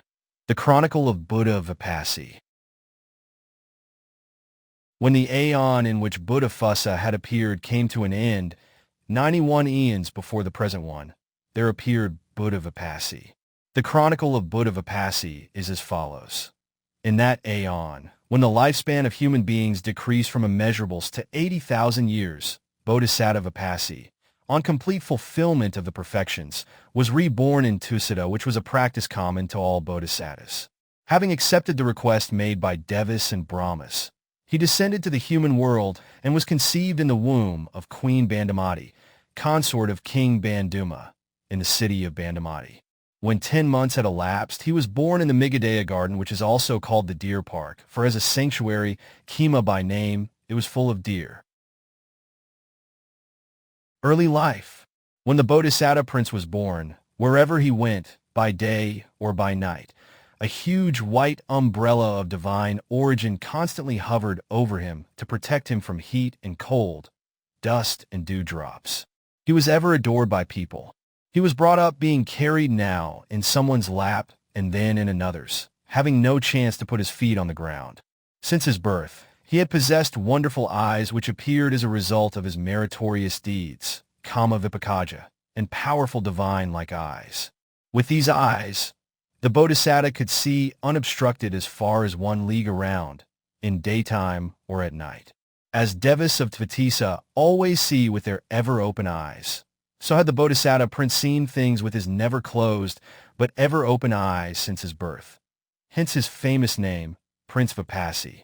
Besides, one day, while a case was being tried in the law court of his father, King Banduma, the duly adorned baby prince was handed to the king, who placed him in his lap, and while he was fondly amusing him, his ministers judged against a certain owner of property, saying that he was not the owner. Unsatisfied with the unjust decision, the prince suddenly cried bitterly. The king then asked his men to look for the reason, saying, "Why has such a thing happened to my son? Investigate into this matter." When they investigated, they could find no cause, other than that judges at the law court must have made a wrong verdict. So the verdict was reversed. Being satisfied then, the prince stopped crying. In order to find out whether the prince cried because he actually knew the case, they reverted to the original decision. This made him cry again, as bitterly as before. Then only did the father realize, my son really knows what is right and what is wrong. Since then the king ruled his country without negligence. From that time onwards, the Bodhisatta's name, Prince Vipassī, became more famous on account of his ability to distinguish between right and wrong. When Prince Vipassī came of age, he lived in 3 palaces, Nanda, Sananda, and Sirama. Being entertained and served by female attendants headed by Princess Sudassana, he thus enjoyed a deva-like bliss in a royal household life for 8,000 years. One day, Prince Vipassī summoned his charioteer and said, "I would like to see the gardens. I shall go there." On his way to the gardens in a chariot, he saw an old man who was a deva in disguise. Since it was a strange sight, as he had never seen any aged person before, he asked, "Charioteer, what is this man doing? His hair and his body are not like the others." "My lord, this is an old man," replied the charioteer. "What is an old man?" asked the prince again, as he did not actually know what the words old man meant. "My lord," answered the charioteer, "an old man is an aged person. He cannot live much longer. Charioteer, will I also become old? Am I subject to old age too? My lord, you and I, and everyone else is liable to grow old. Nobody can escape old age. Then the Bodhisatta prince said, No longer do I want to see the gardens. Turn back from here and return to the palace. When he arrived in the palace, he contemplated, Oh, birth is indeed wearisome. When there is birth, there will definitely be old age. Contemplating this, the prince became very unhappy. Having learned about the matter from the charioteer, the king provided him with the means for enjoying sensual pleasures more than before in order to prevent his son from renouncing the world. Several thousand years after that, the prince went to the gardens for a second time, and he saw a sick person on the way. He did not proceed but turned back to the palace as before. When the father heard of his son's unhappiness and pensive mood, he enticed him with even more objects of sensual pleasures. On his third trip to the gardens too, several thousand years after the second visit, having seen a dead body, he returned to the palace as before. Several thousand years thereafter, when he made a fourth trip to the gardens, he came across a monk on the way and asked the charioteer about the monk. When he came to know what a monk was, he was so pleased that he had the chariot driven towards the monk's direction. On reaching the monk, he asked more details of the monk's life and became all the more delighted. Accordingly, he said to the charioteer, Charioteer, take back the chariot to the palace and keep it there. I shall become a recluse in this very place. He thus sent the charioteer back. That was the day in which Princess Sujāta gave birth to a son named Samavakanda. After sending back the charioteer, Prince Vipassī shaved his head, put on the robes, and became a recluse. Then 84,000 citizens of Dhammadassī, on hearing of the prince's renunciation, joined him and also became recluses themselves. Awakening. Being accompanied by the 84,000 recluses, Bodhisatta Vipassī made a tour of villages, market towns, and cities. Wherever he went, people erected pavilions and gave him alms food on a grand scale, but the Bodhisatta was tired of such grand offerings. The day before the 8th month of his renunciation, i.e., on the 14th waxing moon of May Vaisakha, it occurred to him thus, It is not proper for me to live in the company of my followers. What if I were to stay alone and away from them? So he parted from his recluses. On the full moon day of May Vaisakha, the day of his awakening, he partook of the milk rice offered by the daughter of Sudasana, the wealthy man, and spent the daytime in the local Sala grove. In the evening, he went to the trumpet flower, Pali, Mahabodhi tree. On the way, he accepted 8 handfuls of grass from Sujāta, a watchman of the barley fields. As soon as he spread the grass at the foot of the trumpet flower Bodhi tree, there appeared the unconquered seat, measuring 53 cubits high. The trunk of the trumpet flower Bodhi tree was 50 cubits high. Its main branches were also 50 cubits in length. So the total height of the tree was 100 cubits on the day the tree was approached by the Bodhisatta. That day, the tree looked as though it was covered, from the bottom to the top, by fragrant flowers which were strung together uniformly. It was pervaded with divine scents. On that day, not only the trumpet flower Bodhi tree, but also all the trees and bushes in the 10,000 world element bloomed. Sitting cross-legged on the seat, the Bodhisatta concentrated his energy at 4 levels, in the same manner as described with previous Buddhas, and became a Buddha. 3 occasions of the Buddha's teaching. 1. Having become a Buddha, the Buddha stayed in the neighborhood of the Bodhi tree for 49 days. Having accepted a Brahma's request, he considered who he should teach first, and he saw his half-brother, Prince Ka, and Tissa, the Brahmin chaplain's son, who were both his future chief disciples, and were endowed with the merits of their past deeds which could lead to the paths and fruitions, and he, by his psychic power, immediately appeared at the deer park called Kema. Upon arriving, he sent the gardener for Prince Ka and his friend Tissa. When they arrived, he advised them to renounce the world, and he taught the Dhamma wheel, Dīpaṅkara, discourse to all humans, Devas and Brahmas who had gathered to listen to him. Then a large multitude of humans, Devas and Brahmas, who were headed by the prince and the Brahmin chaplain's son, attained the paths and fruitions. In particular, Prince Ka and the Brahmin chaplain's son Tissa, who were the future chief disciples, became summoned monastics and became arahats not long after. 2. At a later time, on hearing that Buddha Vipassī has arrived at Kema Deer Park near Bandamati, and that Prince Ka and the Brahmin chaplain's son, Tissa, have also become monks in the presence of Buddha Vipassī, 84,000 male citizens of 181 Bandamati joined them and became monks themselves. To these 84,000 monks, the Buddha administered the elixir of immortality. 3. The 84,000 men, who were members of the retinue while Buddha Vipassī was a prince, came to attend upon him early in the morning of the day the Bodhisatta went to the royal gardens for the 4th time, which was also the day of his renunciation. When they did not see the prince at the palace, they returned home for the morning meal. After finishing their meal, they inquired about the prince. Hearing that he had gone to the garden, they also went to the garden to see the prince. On the way, they met the charioteer who was sent back by Prince Vipassī and heard from him of the prince's renunciation. Instantly, they took off all of their layman's clothing, cut their hair and beards, and became recluses wearing the robes which were bought at a market. Then these 84,000 recluses, who had followed his example, approached Bodhisatta Vipassī and sat around him. Surrounded thus by them, the Bodhisatta practiced the austerities Dīpaṅkara for 8 months. On the day before the full moon of May, Vaisakha, the 14th waxing moon of the month, he became tired of association with them and thought, I have been with them all along. While I was a prince, I roamed about in the company of these 84,000 men. It is not proper to have them with me now also. What is the use of such a band of people? He also thought thus, I shall depart from them immediately today. Then he changed his thought thus, there is little time left for doing so today. If I go now, they will all know my departure. I had better go tomorrow. Meanwhile, residents of a certain village, which was like Uruvela in the time of our Buddha, were busy preparing milk rice for the Bodhisatta and his 84,000 companions for the next day, after duly inviting them. On that day, which was the full moon of May, Vaisakha, Bodhisatta Vipassī partook of the meal with his retinue at the village and returned to his sylvan residence.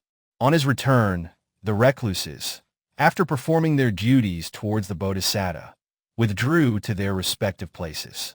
Then only the Bodhisatta, who was in his little leaf hut, decided, it is the best time for me to leave, came out from his hut, shut its door, and headed for the Mahabodhi tree.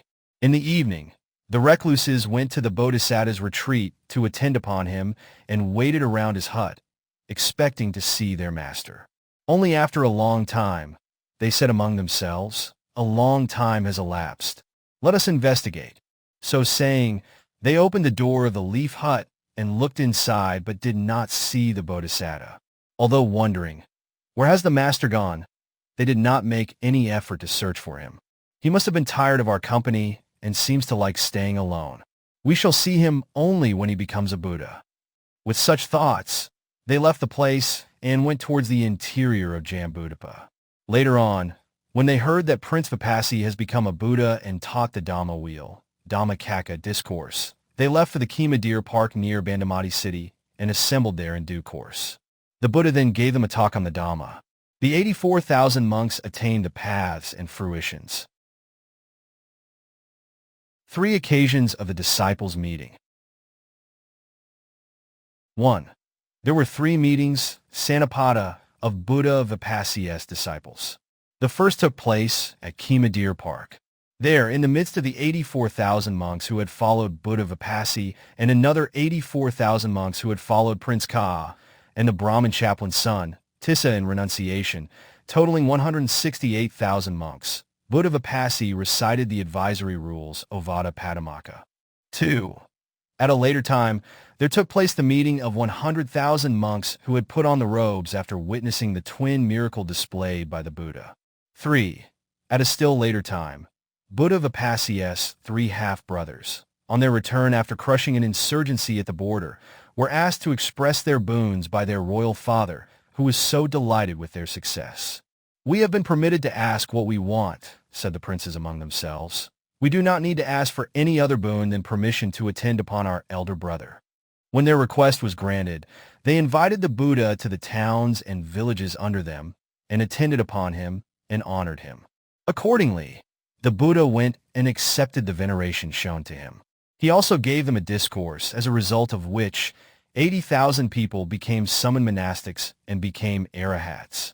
In the company of these 80,000 arahats, in Kamaka Deer Park, Buddha Vipassī recited the advisory rules. The Bodhisatta as the Naga king Achala.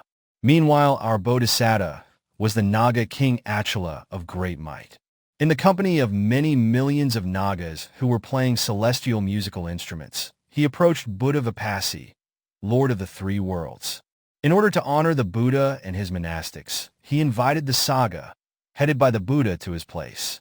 He built a great pavilion which was adorned with the 7 kinds of gems and was pleasing to the eye, like the orb of a full moon.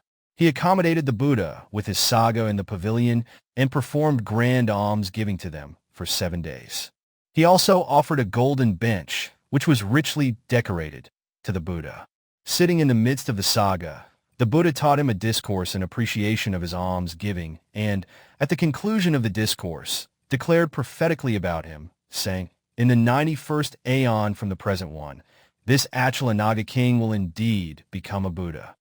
Having heard the Buddha's prophecy, Bodhisatta Achala, the Naga king, was overjoyed and determined to fulfill the perfections even more energetically. Particulars of Buddha Vipassī. Buddha Vipassī's birthplace was Bandamati city. His father was King Banduma, and his mother was Bandamati. He reigned for 8,000 years. His 3 palaces were Nanda, Sananda, and Sirama. His chief consort was Sudassana, who had 120,000 maids of honor. His son was Prince Samavakanda. The vehicle he used after seeing the 4 omens was a chariot drawn by thoroughbred horses. He practiced the austerities for 8 months. His 2 male chief disciples were Venerable Ka and Venerable Tissa. His attendant was Venerable Asoka. His 2 female chief disciples were Venerable Kanda and Venerable Kandamitta. His Bodhi tree was a trumpet flower tree. His noble male lay supporters were the wealthy persons, Punabhasumata and Naga. His female supporters were Sirama and Uthara. The height of Buddha Vipassī, Lord of the three worlds, was 80 cubits. His radiance spread as far as 7 leagues. The lifespan during Buddha Vipassī's time was 80,000. Living for 4/5 of this lifespan, he rescued humans, Devas and Brahmas from the waters of Sasra and placed them on the shores of Nibbana. After showing the light of Dhamma and the teaching about the deathless Nibbana, Buddha Vipassī, with many of his arahat disciples, finally attained parinibbana like a massive fire, which becomes extinct after burning brightly.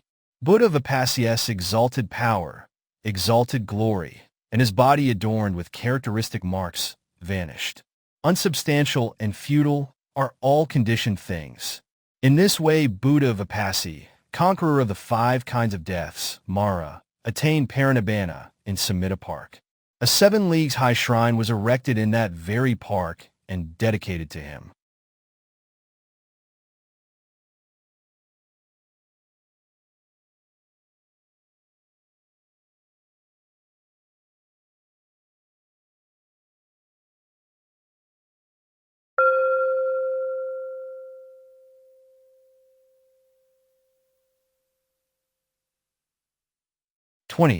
The Chronicle of Buddha Sikhī. After the end of the aeon in which Buddha Vipassī appeared, no Buddhas appeared in the world for 59 eons, as these were empty eons, sunakapas. There was no light of Dhamma. In fact, the total darkness of ignorance, avijja, prevailed, and only Mara, the wicked one and the defilements, reigned supreme in the world without any opposition. It was their whim and fancy that beings were bound to follow. When the 59 empty eons were over, 31 eons previous to the present one, 2 Buddhas, Sikhī and Vessabhū, appeared in a 2 Buddha aeon Mahakapa. The Chronicle of the Buddha Sikhī, the first of the 2, is as follows. In that aeon, when the lifespan of human beings decreased from immeasurables and reached 70,000 years. On complete fulfillment of the perfections, Bodhisatta Sikhī was reborn in Tissa. Having agreed to the request made by Devas and Brahmas to become a Buddha, he descended to the human world to be conceived in the womb of Paduma, consort of King Arua of Aruavat city. When 10 months had elapsed, the Bodhisatta was born in Nisaba Park. On his naming day, learned readers of omens and his relatives named him Sikhī because a band on his head, which was like a protuberance, Phussa, stood out like the crest of a peacock. Early life. When he came of age, Prince Sikhī lived in 3 palaces, Sukandaka, Giri, and Vessabhū, being entertained and served by 24,000 female attendants headed by Princess Sabakama. He thus enjoyed a divine-like royal household life for 7,000 years. When Bodhisatta Prince Sikhī had seen the 4 omens while enjoying the royal household life, and when Princess Sabakama had given birth to a son named Achala, he renounced the world riding an elephant. 7 million men also renounced the world, following his example. Awakening. With these 7 million recluses, Bodhisatta Sikhī practiced the austerities for 8 months. On the full moon day, the day of his awakening, he left these recluses.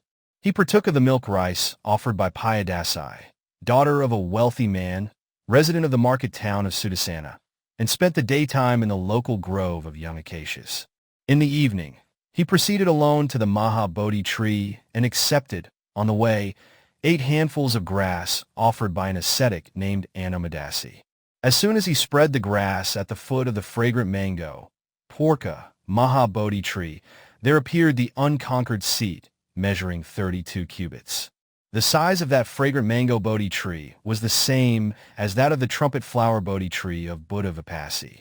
Its trunk was 50 cubits high, and its main branches were also exactly 50 cubits high on the day the Bodhisatta approached it. It stood as though it was covered by fragrant flowers of divine origin. It seemed to have been covered not only by flowers but also by fruits. They were hanging from here, and their young fruits on one side of the tree and medium-sized fruits on another side. Those ripe enough were all very tasty, as if celestial nutriments were put in them.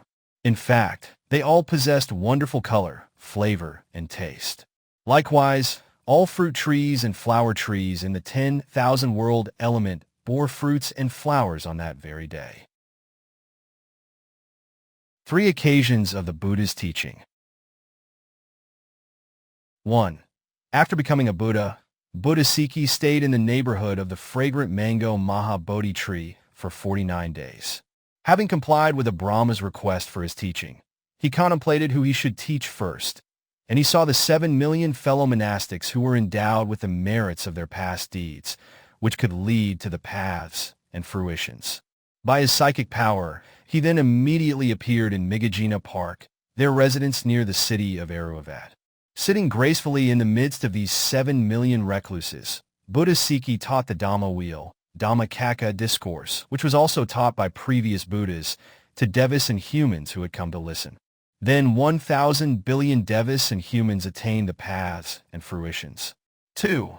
At a later time, also near the city of Aruavat, the Buddha taught Dhamma to his future chief disciples, Prince Abhibhu and Prince Sambhava and their retinues, and administered the elixir of immortality to 900 billion devas and humans. 3. Still at another time, near a kampak tree, close to the gate of Suryavati city, the Buddha displayed the twin miracle and gave a discourse in order to suppress the arrogance of the heretics and to free beings from the bondage to the defilements. At that time, 800 billion devas and humans attained the paths and fruitions. 3 occasions of the disciples' meeting. 1. There were 3 meetings of Buddha Sikhī's Arahat disciples. At the first meeting, in the midst of 100,000 Arahats, who were princes of Abhibhu's and Sambhava's companions during their renunciation, Buddha Sikhī recited the advisory rules, Ovada Padumaka. 2. At a later time, in the midst of 80,000 monks who had put on the robes at the meeting of his relatives at Aruavat city, Buddha Sikhī recited the advisory rules. 3. Still at another time, in the midst of 70,000 monks who had become monastics after he had tamed the elephant Dhanapalika of Dhananjaya city, Sikhī recited the advisory rules. The Bodhisatta as King Arindama. Meanwhile, our Bodhisatta was King Arindama in the city of Parabhuta. When Sikhī visited the city with his retinue, the king welcomed him. He paid homage to the Buddha respectfully and invited him to the palace where he performed a grand alms-giving befitting his status of kingship, high birth, of wealth and faith in the Buddha. He opened his warehouse of clothing and offered to the Sangha, headed by the Buddha, several tens koti of garments, which was worth a great deal of money. Moreover, he offered the Buddha his state elephant, which was possessed of strength, beauty, auspicious marks and speed, and which was adorned with golden nets and flowers. Having assessed the value of the elephant together with his adornments, he also offered the Sangha, headed by the Buddha, objects that were permissible to monks. Then, with reference to the Bodhisatta Arindama, Sikhī declared prophetically, "In the 30th aeon from the present one, this king Arindama will indeed become a Buddha, Gautama by name." Particulars of Sikhī. Sikhī's birthplace was Eruvat city. His father was King Arua, and his mother was Queen Pabhavati. He reigned for 7,000 years. His three palaces were Sukandaka, Giri, and Vessabhū. His chief consort was Sabakama, who had 24,000 maids of honor. His son was Prince Achala. He renounced the world riding an elephant after seeing the 4 omens. He practiced the austerities for 8 months. His 2 male chief disciples were Venerable Abhibhu and Venerable Sambhava. His attendant was Venerable Kimakara. His 2 female chief disciples were Venerable Sakila and Venerable Paduma. His Bodhi tree was a fragrant mango tree, Porka. His noble male supporters were the wealthy men, Sarivaha and Nanda. His noble female supporters were Siddha and Siddhattha. Sikhī was 70 cubits tall. He was like a golden column, created as an object of worship. He was beautiful with the 32 marks of a great man. Sikhī's normal physical radiance shone everywhere, day and night, uninterruptedly as far as 30 leagues, which could illuminate several world elements, if he so desired. The lifespan during Sikhī's time was 7,000 years. Living for 4/5 of this lifespan, he conveyed beings, such as humans, Devas and Brahmas, from the flood waters of Sasra and placed them on the shore of Nibbana. Causing the reign of Dhamma, Sikhī had all beings drenched with the pure water of Dhamma. Let them reach Nibbana, which is the end of repeated suffering, and together with his Arahat disciples attain Parinibbana. The Buddha's physical frame, which possessed the 80 minor signs, such as red fingers and toenails, and adorned with the 32 marks of a great man, has completely vanished. Unsubstantial and futile are all conditioned things. Sikhī attained Parinibbana in the park named Asa, near Silavati city. The Buddha's relics remained in a mass without dispersing. The people of Jambudapa constructed for their honor a memorial shrine of the 7 kinds of jewels 3 leagues high.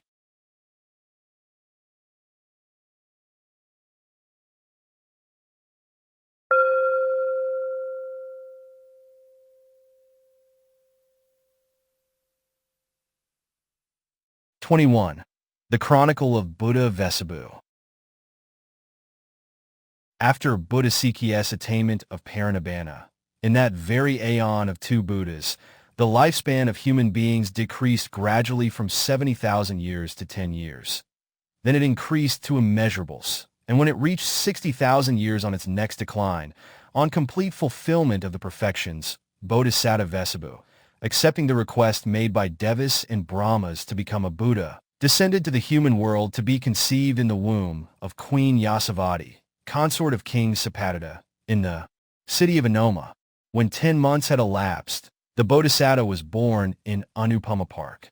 When the Bodhisatta prince was born, he uttered triumphant words that were pleasing to people and, on that account, on his naming day, learned readers of omens and his relatives named him Prince Vessabhū.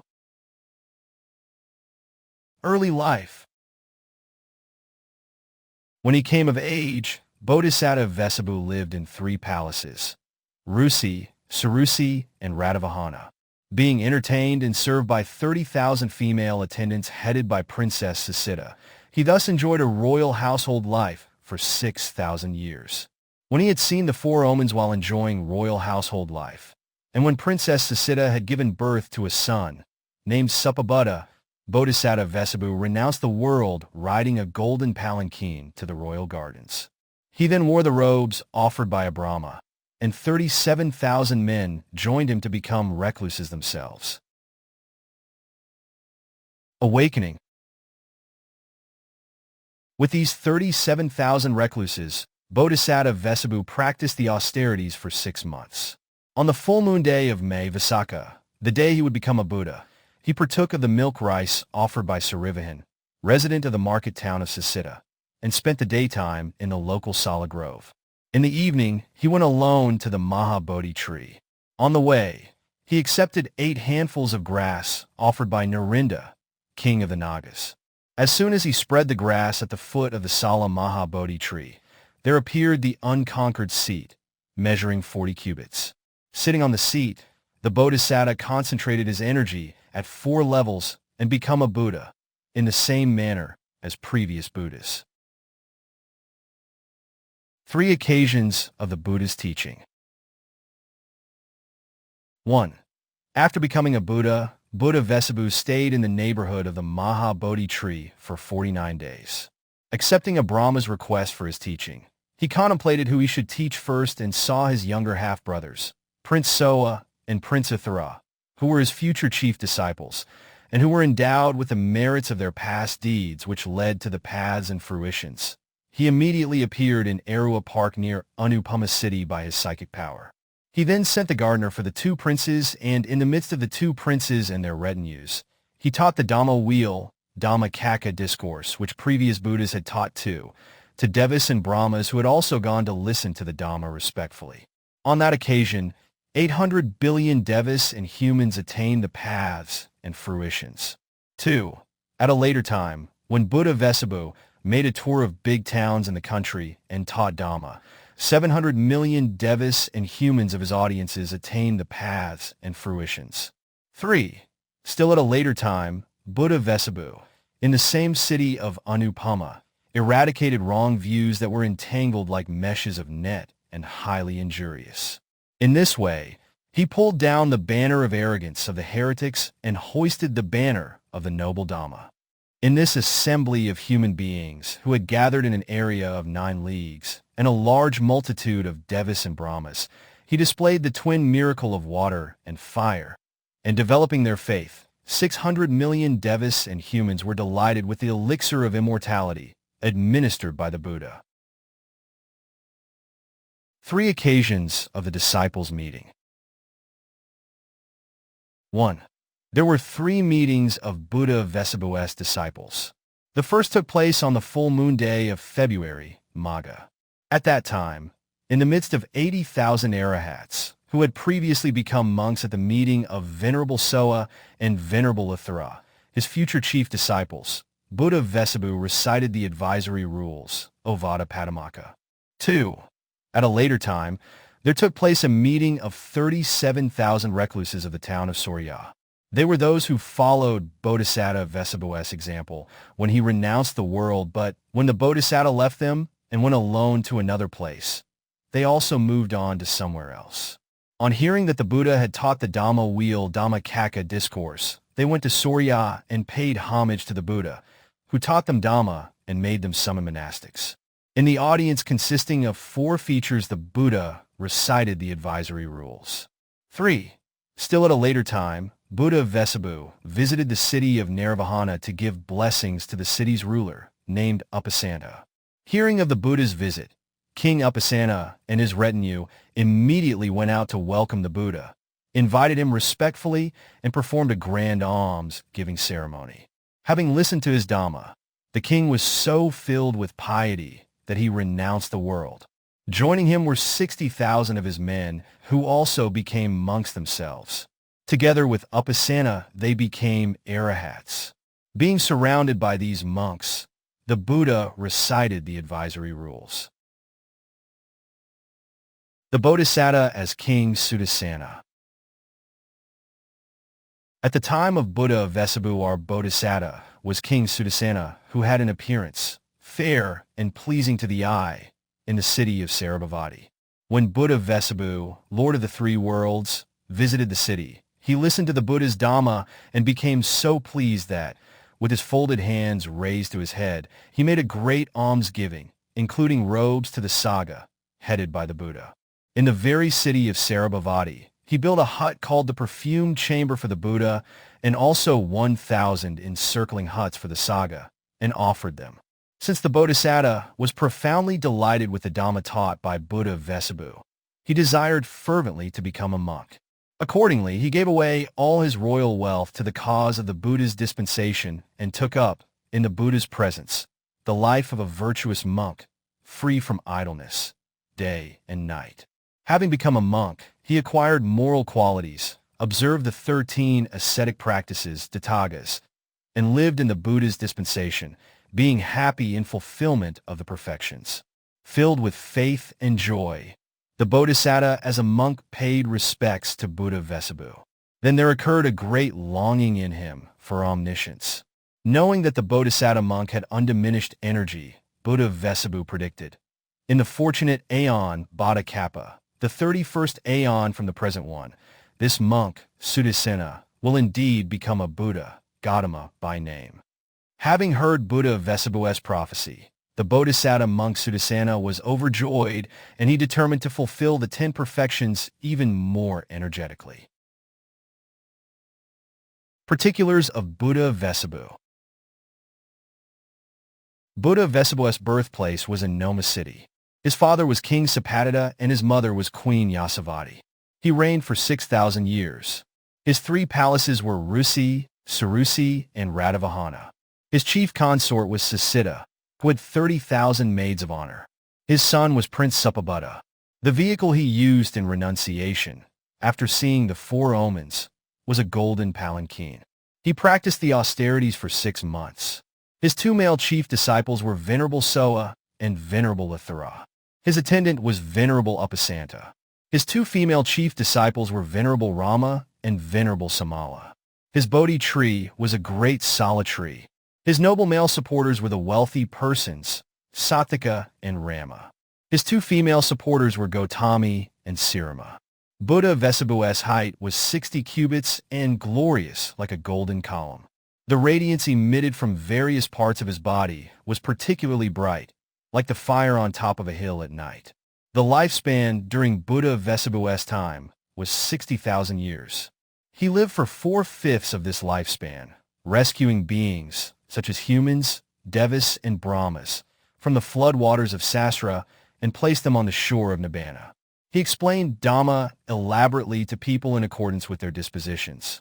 Having bequeathed the Dhamma boat to cross the waters of Sasra for the benefit of posterity, Buddha Vessabhū with his Arahat disciples attained Parinibbana.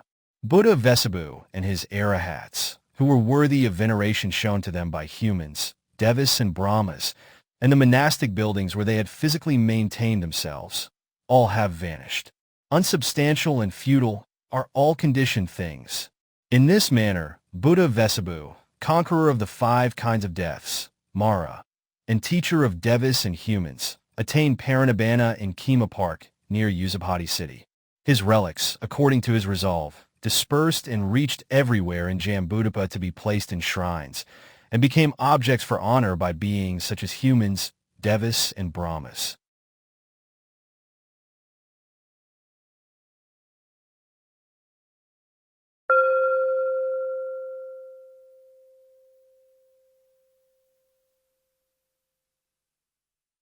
(22) The Chronicle of Buddha Kakusandha. After Buddha Vessabhū's attainment of Parinibbana, when the aeon in which he appeared had come to an end, 29 empty eons, Sunakappa, which were eons having no Buddhas elapsed, and then there emerged the present fortunate aeon, Bodhikappa, of 5 Buddhas. In this aeon appeared 4 Buddhas, namely, Kakusandha, Koṇāgamana, Kassapa, and Gautama. The next Buddha, who is yet to come, is Buddha Metteyya. The Chronicle of Buddha Kakusandha, the first of these 5 Buddhas, is as follows. The fortunate aeon comprises 64 inclusive periods, and Thara Kappa. In the 8th inclusive period according to the long Chronicle of the Kings, Maharaja, or in the 1st inclusive period according to the Glass Palace Chronicle, Manan Rajavasa, when the human lifespan decreased from immeasurables to 40,000 years, Bodhisatta Kakusandha, on complete fulfillment of the perfections, was reborn in Tissa heaven. Early life. Having complied with the request made by Devas and Brahmas to become a Buddha, he descended to the human world to be conceived in the womb of a Brahmin woman, Vissakha by name, wife of the Brahmin chaplain Atthadassī, who was advisor to King Dīpaṅkara of the city of Kemavati. When 10 months had elapsed, the Bodhisatta was born in Kemavati Park. When the youthful Bodhisatta Kakusandha came of age, he lived in 3 mansions, Kama, Kamava, and Kamasuddhi, being entertained and served by his Brahmin wife, Rosini by name, who had 30,000 Brahmin maids. He thus enjoyed a divine-like household life for 4,000 years. When he had seen the 4 omens, and when Rosini had given birth to a son named Atthadassī, Brahmin Kakusandha renounced the world riding a chariot drawn by a thoroughbred horse and became a recluse. Joining him were 40,000 men, who also became recluses themselves. Awakening. With these 40,000 recluses, Bodhisatta Kakusandha practiced the austerities for 8 months. On the full moon of May Vissakha, the day he would become a Buddha, he partook of the milk rice offered by the daughter of a Brahmin, Vajrainda, of the market town of Vajrainda, and spent the daytime in the local acacia grove. In the evening, he went alone to the Maha Bodhi tree, and on the way he accepted 8 handfuls of grass from Sobhita, a barley field watchman. As soon as he spread the grass at the foot of the Sarisa Maha Bodhi tree, there appeared the unconquered seat of 26 cubits. Sitting cross-legged on the seat, he concentrated his energy at 4 levels and became a Buddha in the same way as previous Buddhas. 3 occasions of the Buddha's teaching. 1. After becoming a Buddha, Buddha Kakusandha stayed in the neighborhood of the Sarisa Maha Bodhi tree for 49 days. Having accepted the request made by a Brahma for his teaching, he contemplated who he should teach first, and he saw his companions in renunciation. Using his psychic power, he immediately appeared at their residence in Isipatana Deer Park, near the town of Maṅgala. When in their midst, he taught the Dhamma wheel, Dhammacakka discourse, which was also taught by previous Buddhas, to numerous Devas and Brahmas who went to listen to it respectfully. At that time, 400 billion Devas and humans attained the paths and fruitions. 2. At a later time, Buddha Kakusandha displayed the twin miracle near a sala tree, close to the city gate of Kakuja, and taught the Dhamma.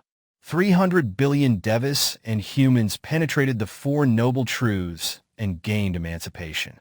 3. Still at a later time, another Dhamma teaching occasion, Dhammadassī, took place in the following manner. At a Deva shrine, not too far away from the town of Kemavati, lived a divine Yaka named Nārada. At the time of propitiation, he received, in his visible frame, honor done to him by the people. He was, however, in the habit of catching human beings who, through a difficult road approach to a big pond in the middle of a huge forest, fetched various species of lotus. If there were no people there, he went back to his great forest abode and caught those who happened to be there and devoured them. In fact, the road through the forest was notorious for its difficult terrain. At one time, at both ends of the forest, people were discussing among themselves as to how to get through the wilderness. At that time, after emerging from his attainment of great compassion, Mahakaru Samapati, early in the morning, Buddha Kakusandha surveyed the world and saw the Yaka, Nārada, and those people in his vision of wisdom. So, using his psychic power, he went through the sky and, while the people were looking up, he displayed various types of miracles. Then he descended into Nārada's mansion and took a seat on the Yaka's splendid couch. Nārada became delighted the moment he saw the Buddha in the sky, emitting a radiance of 6 colors from his body, and thought to himself, "The Buddha is coming here out of compassion for me." With his attendant yakas, he went to the Himalayas and brought back aquatic and terrestrial flowers of various hues and scents, with which he honored the Buddha, singing in praise of him who still remained on the couch. Nārada stood with his clasped hands, touching his forehead in salutation. On seeing the Buddha's miracles, the people's minds became serene, and they all went to the Buddha and encircling him and paid respects to him. By explaining to the yaka how wholesome deeds are related to wholesome results, Buddha Kakusandha inspired the yaka, and by giving a talk on the abodes of intense suffering, made him frightened. Thereafter, the Buddha taught the 4 noble truths. At that time, countless devas and humans penetrated the truths and gained emancipation. A single meeting of the disciples. There was only one meeting of Buddha Kakusandha's disciples. It took place in the Isipatana Deer Park, near the city of Kakuja, on the full moon of February Maga. Amidst 40,000 arahats, who had been his companions in renunciation, Buddha Kakusandha recited the advisory rules, Ovada Padumaka. Bodhisatta as King Kema. At the time of Buddha Kakusandha, our Bodhisatta was King Kema.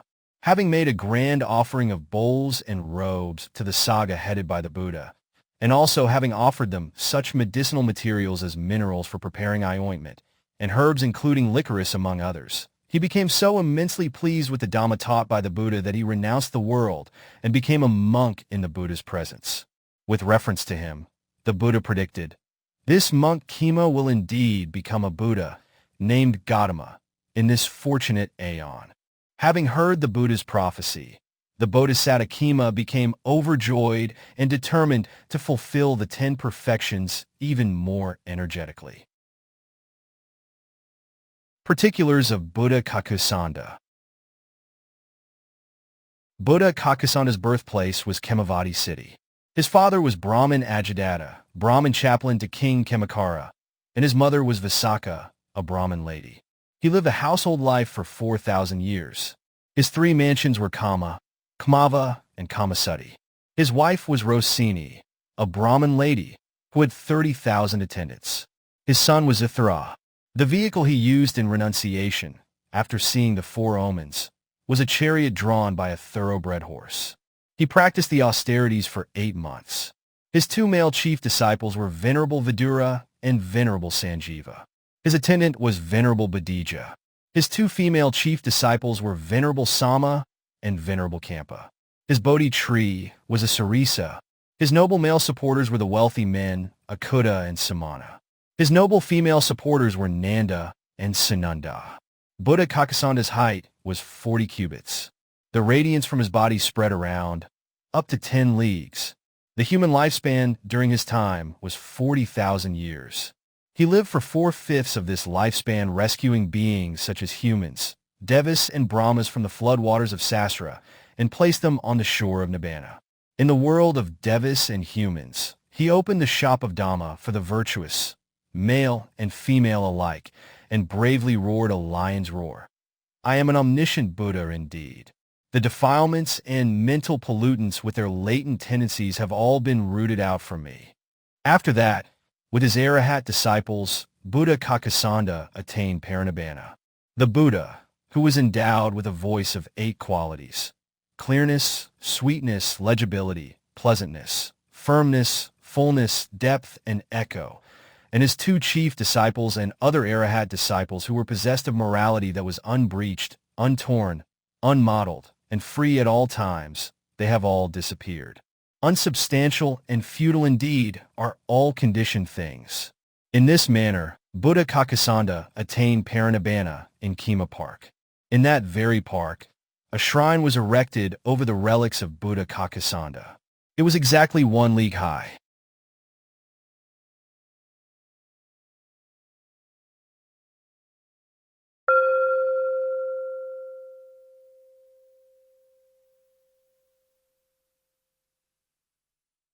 23. The Chronicle of Buddha Kagamana.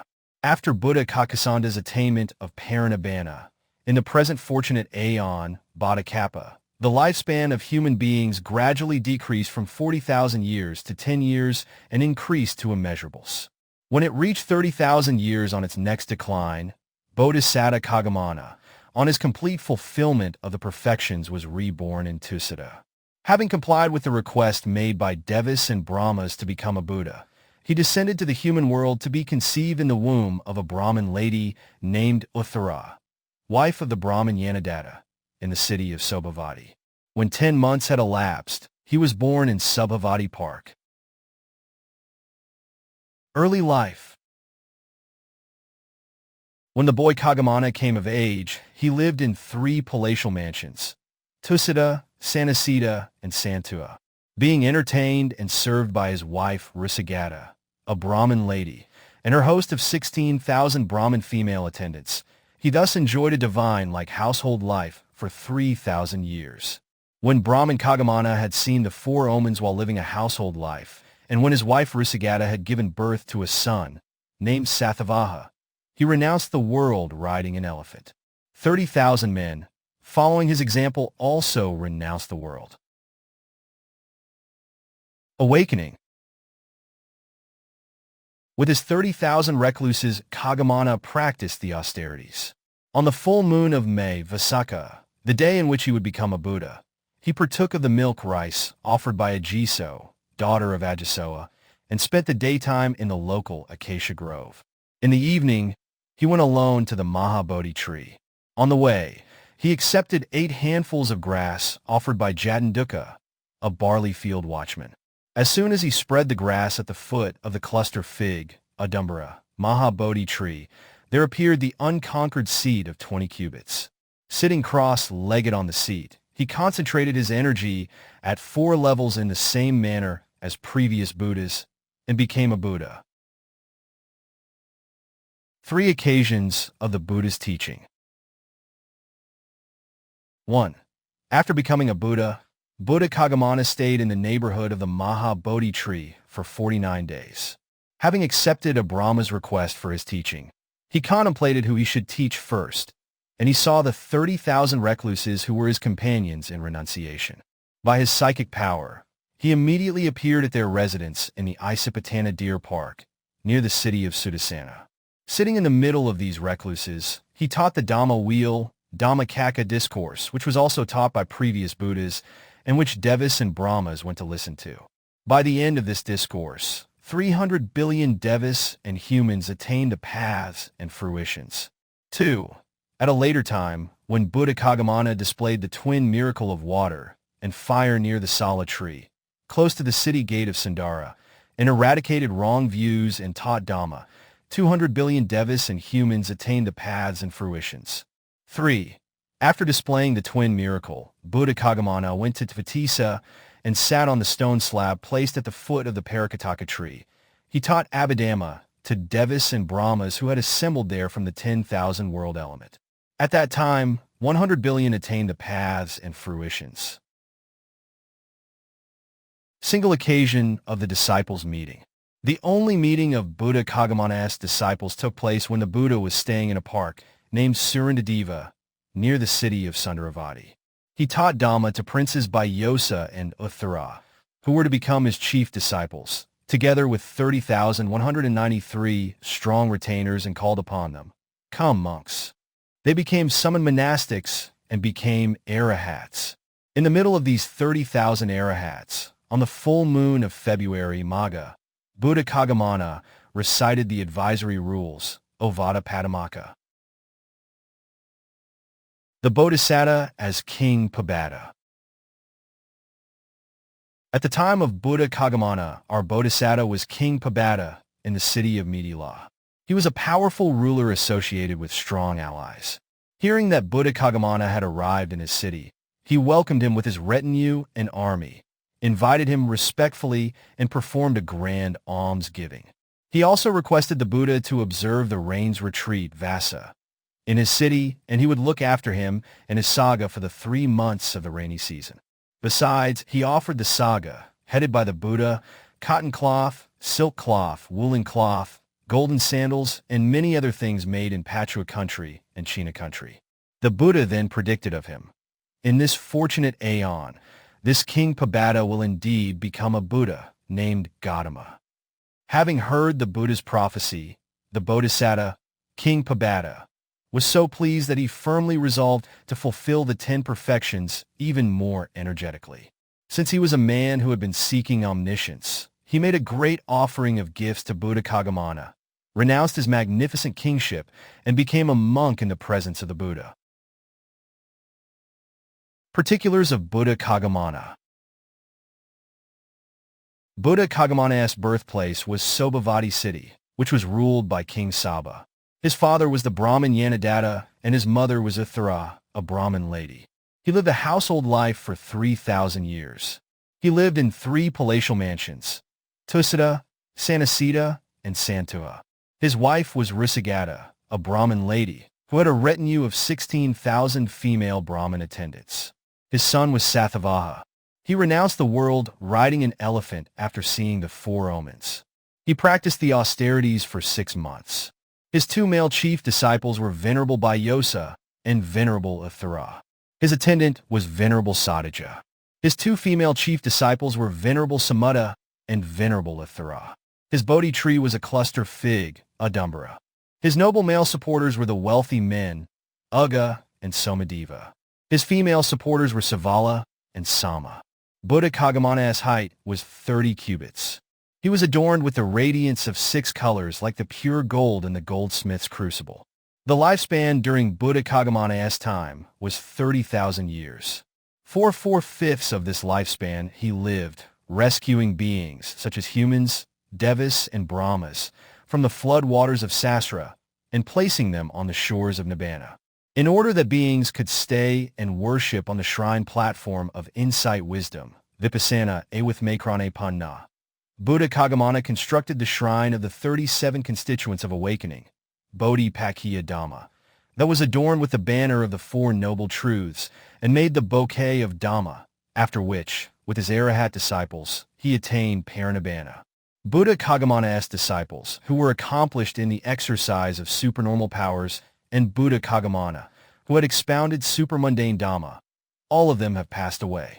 Unsubstantial and futile are all conditioned things. In this way, Buddha Koṇḍañña, who had penetrated the 4 noble truths and other dhammas that should be known, attained Parinibbana in the pleasance named Pabada. His relics were dispersed in accordance with his resolve, reaching everywhere in Jambudvipa, and were paid homage to by beings such as humans, devas, and brahmas.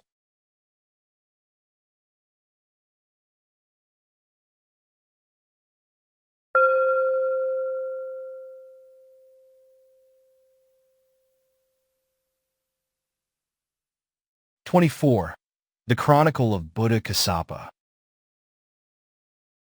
After Buddha Koṇḍañña's attainment of Parinibbana in this fortunate aeon, the lifespan of human beings gradually decreased from 30,000 years to 10 years and increased to immeasurables. When it reached 20,000 years on its next decline, Bodhisatta Kassapa was reborn in Tusita. Early life. Having complied with the request made by devas and brahmas to become a Buddha, he descended to the human world to be conceived in the womb of Dhanavati, a Brahmin lady and wife of the Brahmin Brahmadatta in the city of Braz, which was ruled by King Sikhī. When 10 months had elapsed, the Bodhisatta was born in Isipatana Deer Park. On his naming day, learned readers of omens and his relatives named him Kassapa, for he was a descendant of the clan of that name. When the boy Kassapa came of age, he lived in 3 mansions, Heza, Yasa, and Sirananda, being entertained and served by his wife Sananda, a Brahmin lady, who had 48,000 female attendants. He thus enjoyed a divine-like household life for 2,000 years. When he had seen the 4 omens while living a household life, and when his wife Sananda had given birth to a son named Vijayatasena, he was stirred with spiritual urgency, and he thought to himself, "I shall renounce the world immediately today." No sooner had he thought this than the Bodhisatta's mansion rotated like a potter's wheel and flew up into the sky. and like the moon coming out in the company of the stars in autumn, it produced a very delightful light. And the mansion moved on, with hundreds of people accompanying it as though adorning the vault of heavens, as though exhibiting its glory, as though attracting spectators and captivating their hearts, and as though lending splendor to the treetops. Finally, it came down to the ground with the banyan, Nārada, Bodhi tree in its center. Then the Bodhisatta got down from the mansion. Standing on the ground, he accepted the robes offered by a Brahma and put them on. The Bodhisatta's wife and female attendants also got down from the mansion and went to a distance of half a mile, where they erected temporary shelters like the barracks of an army. Joining the Bodhisatta, all the men who had come along with him also renounced the world. Awakening. With the recluses who had joined him, Bodhisatta Kassapa practiced the austerities. On the full moon of May Vaisakha, the day on which he would become a Buddha, he partook of the milk rice offered by his wife Sananda and spent the daytime in the local acacia grove. In the evening, he proceeded alone to the Maha Bodhi tree. On the way, he accepted 8 handfuls of grass offered by Soma, a barley field watchman. As soon as he spread the grass at the foot of the Maha Bodhi tree, there appeared the unconquered seat of 15 cubit feet. Sitting cross-legged on the seat, he concentrated his energy at 4 levels and, in the same manner as previous Buddhas, he became a Buddha. 5 occasions of the Buddha's teaching. 1. After becoming a Buddha, Buddha Kassapa stayed in the vicinity of 195, the Maha Bodhi tree, for 49 days. Having complied with a Brahma's request for his teaching, he contemplated who he should teach first, and he saw 10 million recluses, his companions in renunciation, who were endowed with the merits of their past deeds which could lead to the paths and fruitions.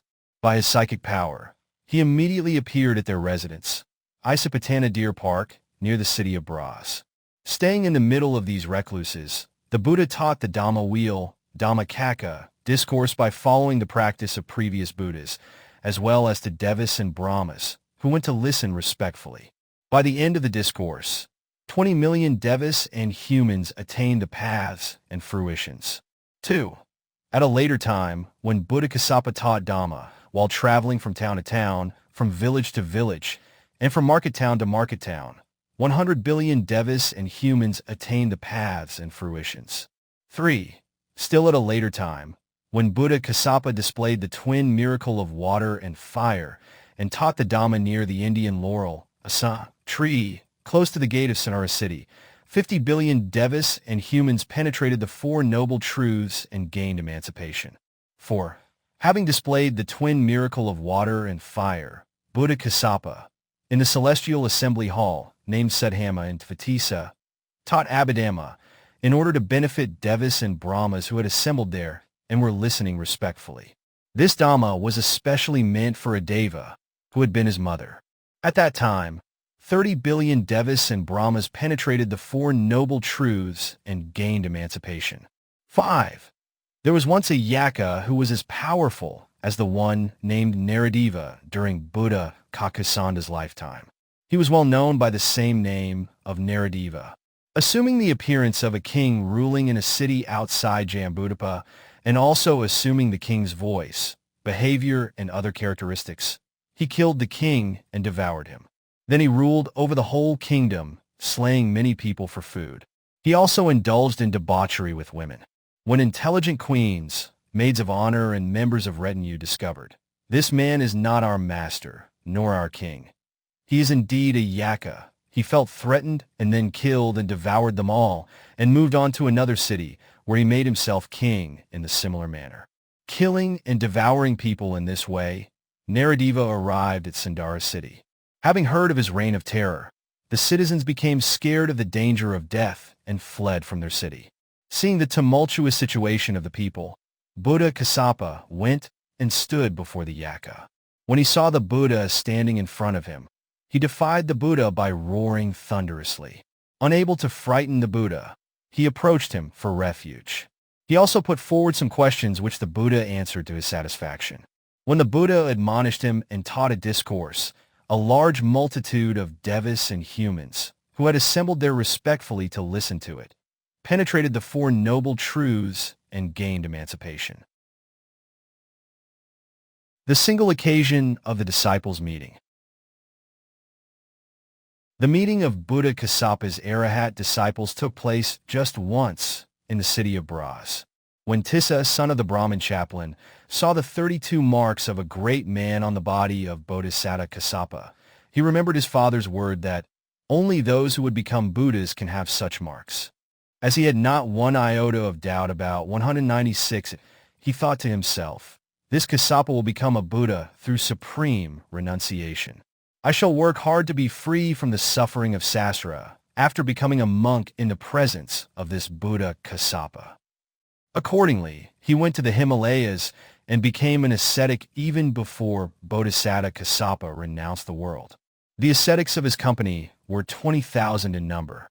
Later on, when he heard that Kassapa, after renouncing the world, has now become a Buddha, he left the Himalayas with his company of 20,000 ascetics and requested to be ordained in the presence of the Buddha. Being called upon by the Buddha, "Come, monks," Tissa the ascetic with his 20,000 companions became summoned monastics and arahats.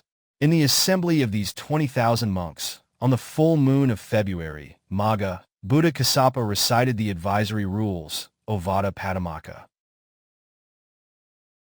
The Bodhisatta as Jyotippala the youth.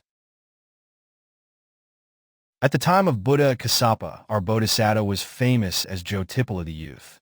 He could recite the Veda texts continuously, learned various hymns by heart, and he reached perfection in the Vedas and was accomplished in treatises on prediction that explained the physical marks of an extraordinary being, etc., treatises on legends that narrate ancient tales and all arts and crafts that had been handed down by generation after generation of teachers. No less accomplished, but fully well-versed and skillful was he in terrestrial science and celestial science. Jyotippala was an intimate friend of Gaikra the potter. Being a noble supporter of Buddha Kassapa, was greatly devoted to the three treasures and was famous as a non-returner, anagami. Gaikra the potter took him to Buddha Kassapa. After listening to the Buddha's Dhamma, Jyotippala became a monk in the Buddha's presence. Highly energetic, clever in performing duties, big and small, and not negligent in any matters associated with the three trainings of morality, concentration, and wisdom, he shouldered responsibilities in the Buddha's dispensation.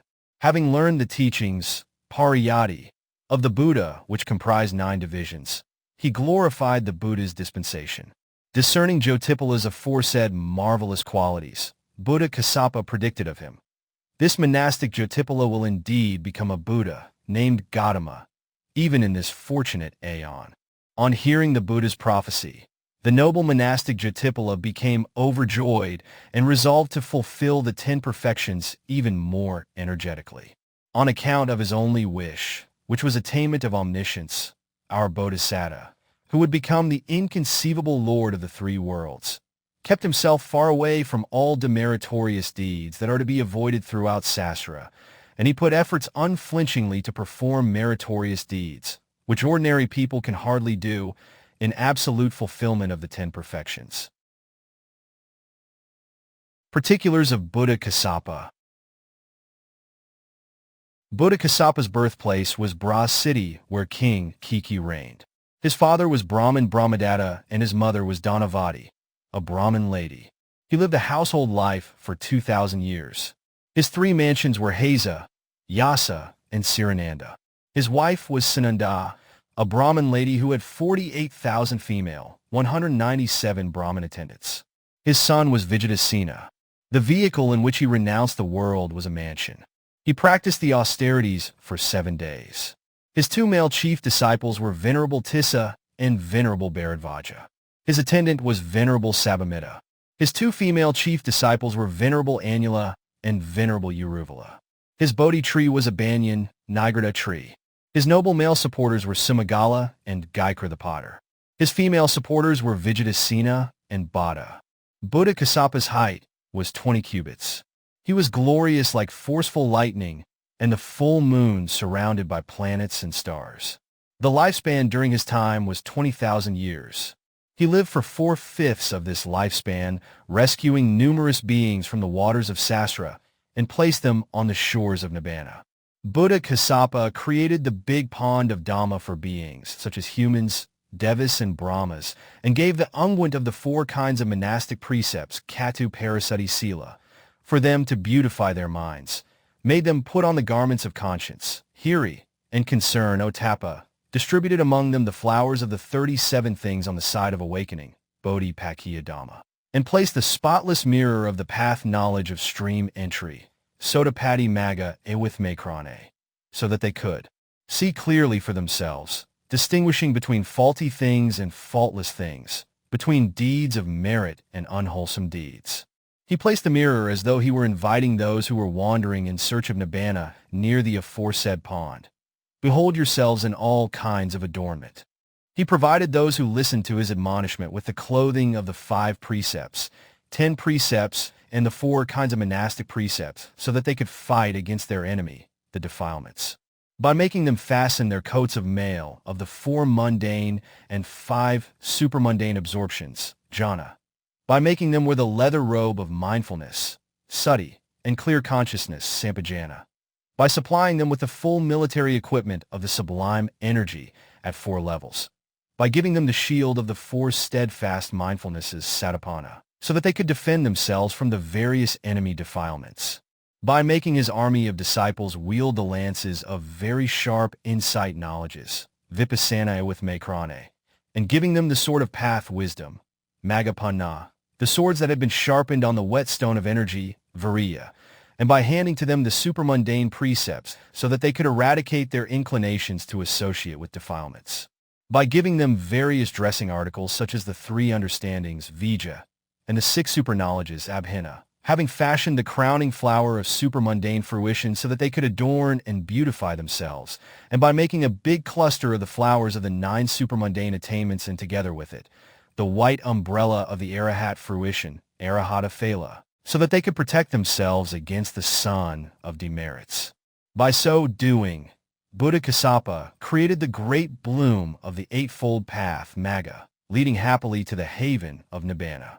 Then Buddha Kassapa and his numerous arahat disciples attained parinibbana and came to the end of his final existence.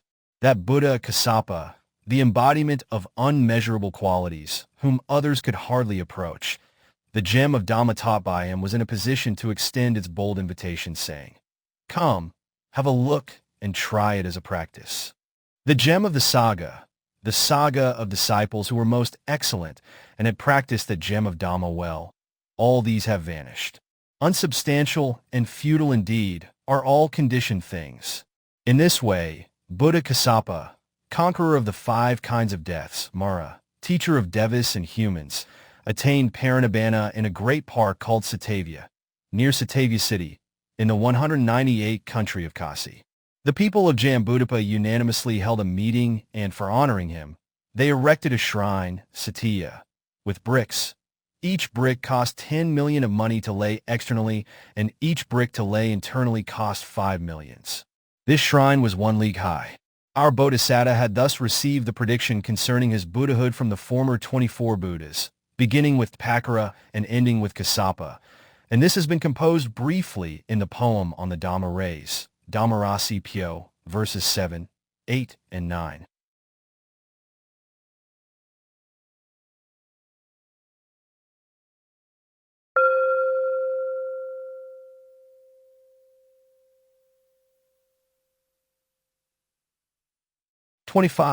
The Chronicle of Buddha Gautama.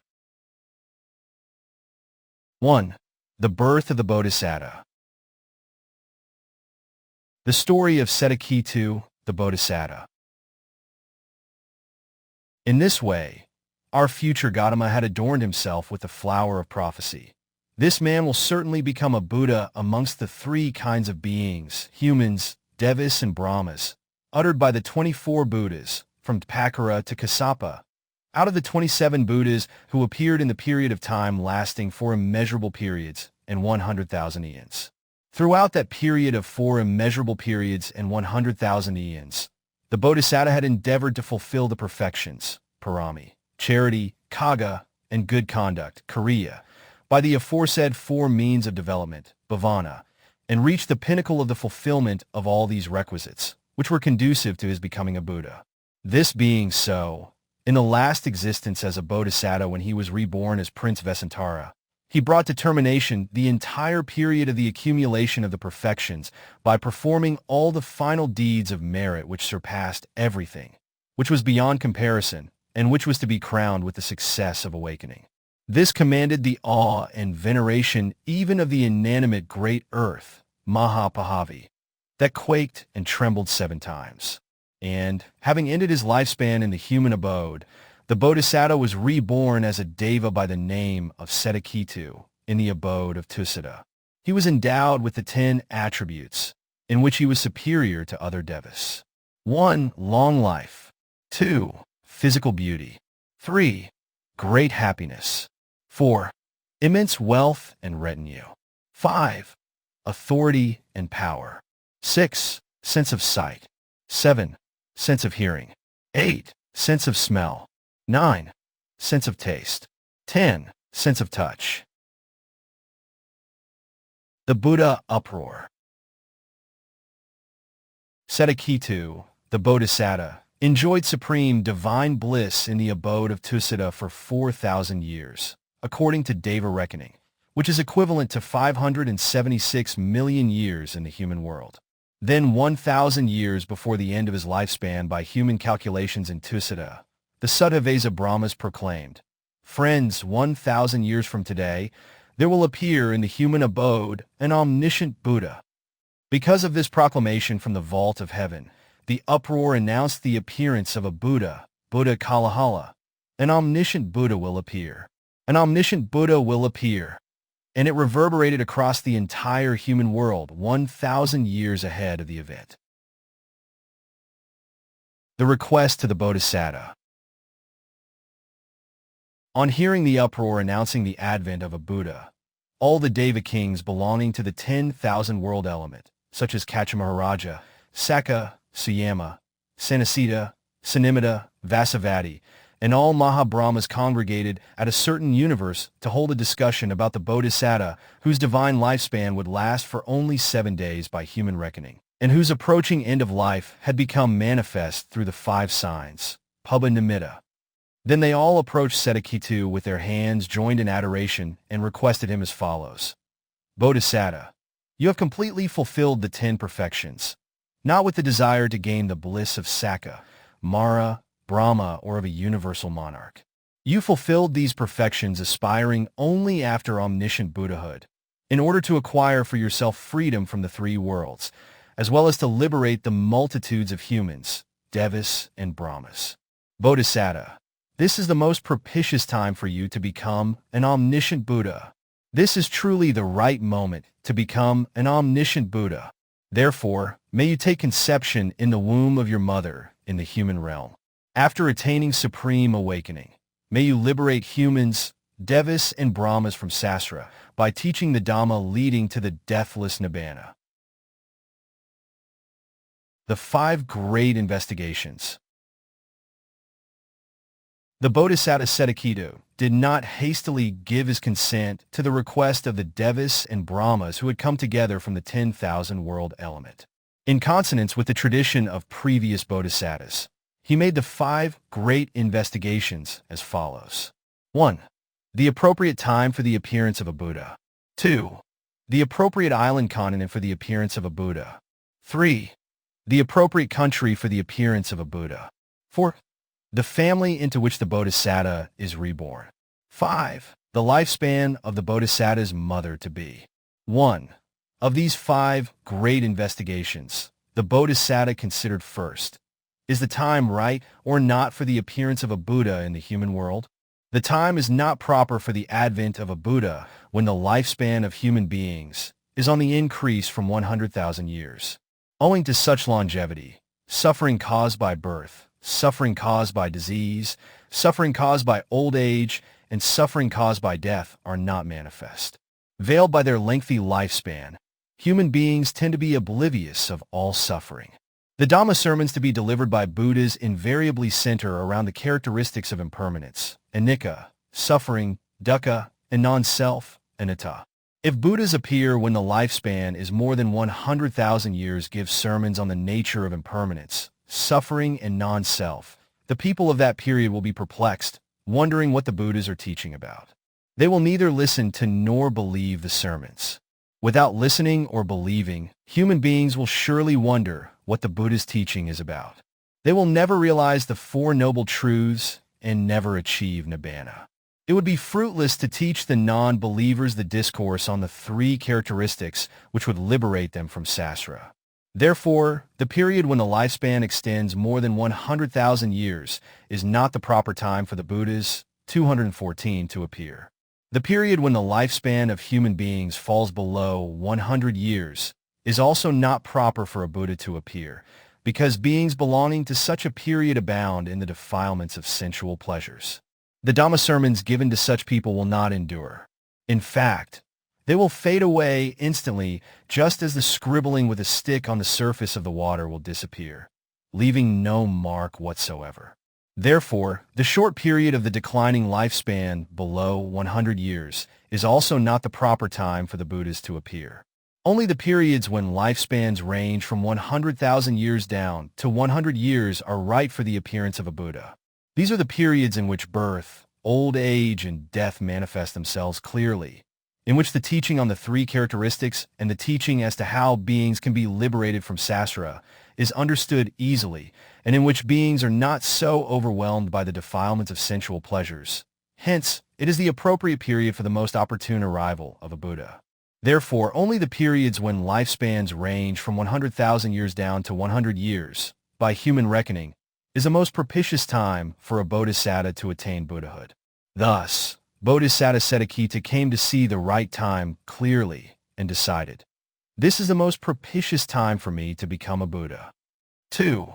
Then he investigated the island continent which serves as the place for the appearance of Buddhas. There are 4 large island continents, each surrounded by 500 smaller islands.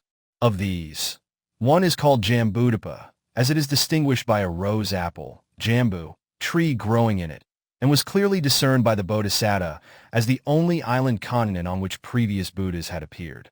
3. Then he went on investigating thus. This Jambudvipa is extremely vast, measuring 10,000 leagues.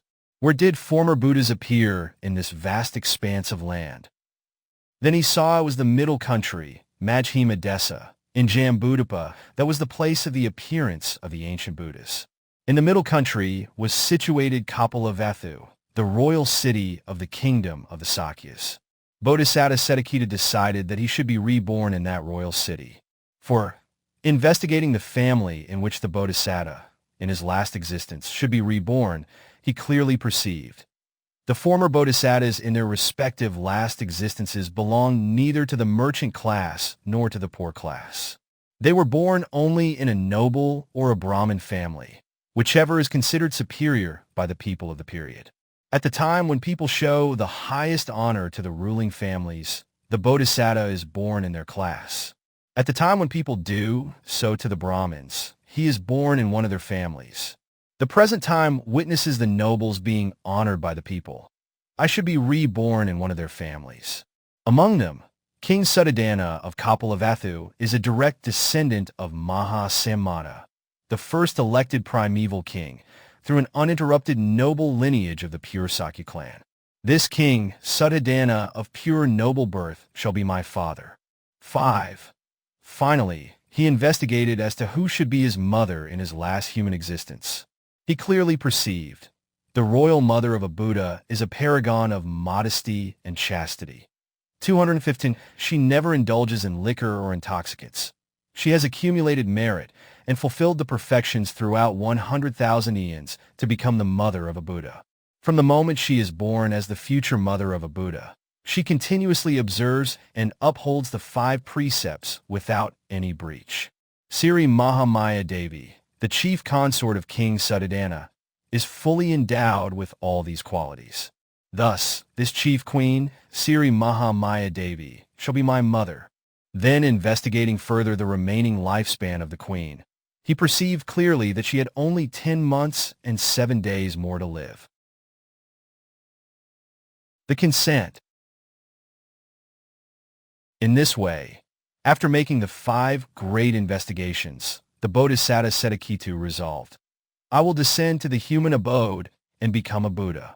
Having so resolved, the Bodhisatta gave his consent to the Devas and Brahmas from the 10,000 world element who had assembled to request him. Devas and Brahmas, now is the time for me to become a Buddha as you have requested. You may now take leave as you please. I will go down to the human abode to attain Buddhahood. After delivering his pledge and bidding farewell to all the Devas and Brahmas, Bodhisatta Siddhattha entered Nandinavana, the celestial garden, accompanied by the Devas from the Tissa realm. Nandina Grove. An account of the Nandina Grove will be given here as described in the commentary to the chapter about Nandaka, Nandina Vaga, SN 1.1. The Nandina Grove is so named because it gives delight, Nandina, to all the Devas who visit it. Each of the 6 planes of the heavenly realm has its own Nandina Grove. All these gardens give the same delight, whether they belong to the lower or upper celestial planes. Therefore, only the Nandina Grove of Tissa abode is described in detail in the texts as an example. This Nandina Grove is a pleasant, splendid place with all kinds of precious celestial trees, flowers, pavilions, vehicles, and a variety of enjoyable things which are enchanting, marvelous, and awe-inspiring to the worldling. It is a true garden resort where Devas can amuse themselves with singing, dancing, and other entertainments presented by dancers and artists of various ages, various beauties, various voices, various forms, and various colors. Each troupe of performers tries to rival and outplay the other in providing freely all kinds of sensual pleasures to those who come from the 4 quarters. This Nandina Grove, which is considered by the Devas to be a great adornment of their abode with all its splendor and auspiciousness, stands as the most charming resort, and those entering it seeking the 5 pleasures of senses, enjoyable sights, sounds, scents, tastes, and touches, are all delighted and satisfied. This Nandina Grove is also a place of solace to those Devas who are nearing the end of their lifespan and experiencing the 5 portents of impending demise, which warn them of the coming fate and which inevitably appear. Many Devas break down, sobbing and grieving at the imminent predicament of losing their blissful life. But once they enter this enchanting garden, they feel transformed back into persons of serenity, peace, and happiness in an instant. On whatever account, they are afflicted with despair and lamentation. Once these Devas step inside the Nandina Grove, they are absorbed in pleasures. As the morning dew and mist evaporate at the touch of the radiance of the rising sun, as the flame of the oil lamp flickers and dies out through a strong gust of wind, so the worries of the dying Devas are laid to rest. A saying has come into existence thus: he who has not been to Nandina Grove, where all the best sensual pleasures of the world converge, cannot understand worldly happiness. Such is the attraction of the Nandina Grove to all worldlings. In the commentary to the section about Varanja, Varanjaka, in the Vinaya, the following description is given. The Nandina Grove of the Tissa Devas covers an area of 60 leagues in extent. It is 216, splendidly decorated with celestial trees of 1,000 different species. The sub-commentary on the ornaments of the victor, Jinlakara, in its comment on the threefold Buddha field, Tivita Buddha Keta, also says, Nandina Grove lies to the east of Sudasana city of Tissa and is surrounded by walls, fire screens, and arched gateways made of jewels. The area measures 1,000 leagues. It is a recreational resort for all Devas. 2 beautiful lakes, Mahananda and Kananda, are located between Nandina Grove and Sudasana city. The environment of the lakes is clean. The surface water of the lakes is dark blue-green, matching the sky free of mist and clouds. The time for the Bodhisatta demise. When Bodhisatta Siddhattha entered Nandina Grove, the accompanying retinue of male and female deities addressed him. On your demise from this abode of Devas, may you proceed to a good abode, the destination of beings accomplished in meritorious deeds. The Devas who were accompanying Bodhisatta Siddhattha also urged him to recollect again and again his deeds of merit done in the past and moved around in Nandina Grove, surrounding the Bodhisatta. While the Bodhisatta was roaming about in Nindina Grove in the company of the Devas, who were urging him to reflect upon his previous meritorious life, the time of his demise arrived. The conception of the Bodhisatta. At the precise moment of the demise of Bodhisatta Siddhattha, Sri Mahamaya, the chief queen of King Suddhodana of the kingdom of Kapilavatthu, was enjoying magnificent regal pleasures. She had now reached the third portion of the second stage of life, called middle age, Majjhima Vaya. The festival of the constellation Attarsha.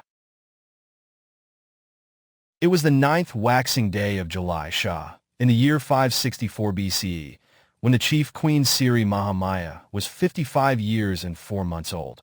The people of the kingdom were joyously celebrating the festival of the constellation Attarsha, a traditional annual event. Everyone participated in the festivity, outdoing one another in merry-making. Sri Mahamaya Devi also took part in the festival, which was celebrated from the 9th to the 14th day of the waxing moon. The festival was distinguished by total abstinence from liquor and by beautification with flowers, perfumes, and ornaments. On the full moon day of the month, the chief queen woke up early, took a perfumed bath, and gave a most generous donation of money and materials worth 400,000 pieces of money. She then dressed herself and had a breakfast of the choicest food, after which she took the 8 precepts from her teacher Devala and proceeded to the exquisitely decorated royal chamber and spent the entire day on a couch of splendor, observing the 8 precepts. Mahamaya's dream. Observing the 8 precepts and lying on the couch of splendor in the last watch of the full moon night, Sri Mahamaya Devi fell into a short slumber and had a dream, which foretold the conception of a bodhisatta, as follows. The four great kings lifted and carried her in her bed to Lake Anotata in the Himalayas. Then she was placed on the flat surface of the orpiment slab, measuring 60 leagues, under the shade of a sala tree, which was 7 leagues high. Thereafter, consorts of the four great kings came to the scene. They took the queen to Lake Anotata and bathed her and helped her clean herself. Then they dressed her in celestial costumes and applied celestial cosmetics to her. They also adorned her with celestial flowers. Then she was put to bed with her head towards the east, in the inner chamber of a golden mansion inside a silver mountain, which was not far away from the lake. At that moment in her dream, she saw a pure white elephant grazing around the golden mountain, which was not far from the silver mountain where there was the golden mansion, inside which she slept. Then the white elephant descended from the golden mountain, ascended the silver mountain, and entered the golden mansion. The white elephant then walked around the queen clockwise and entered into her womb from the right side. The conception of the Bodhisatta. At the time when the queen was thus dreaming, Bodhisatta Siddhattha was going round in a grove in Tissa, enjoying delightful sights and sounds. While doing so, he passed away from the abode of Devas with full comprehension and awareness. At that very instant, the Bodhisatta was conceived in the lotus-like womb of his mother with the first great resultant consciousness, Mahavapakkasiddha.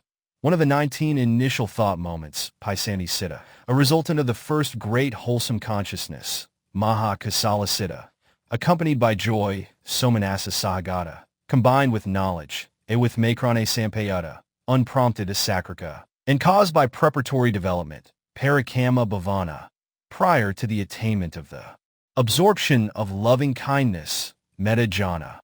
This event took place on the morning of Thursday, the full moon of July Shah, in the year 624 BCE.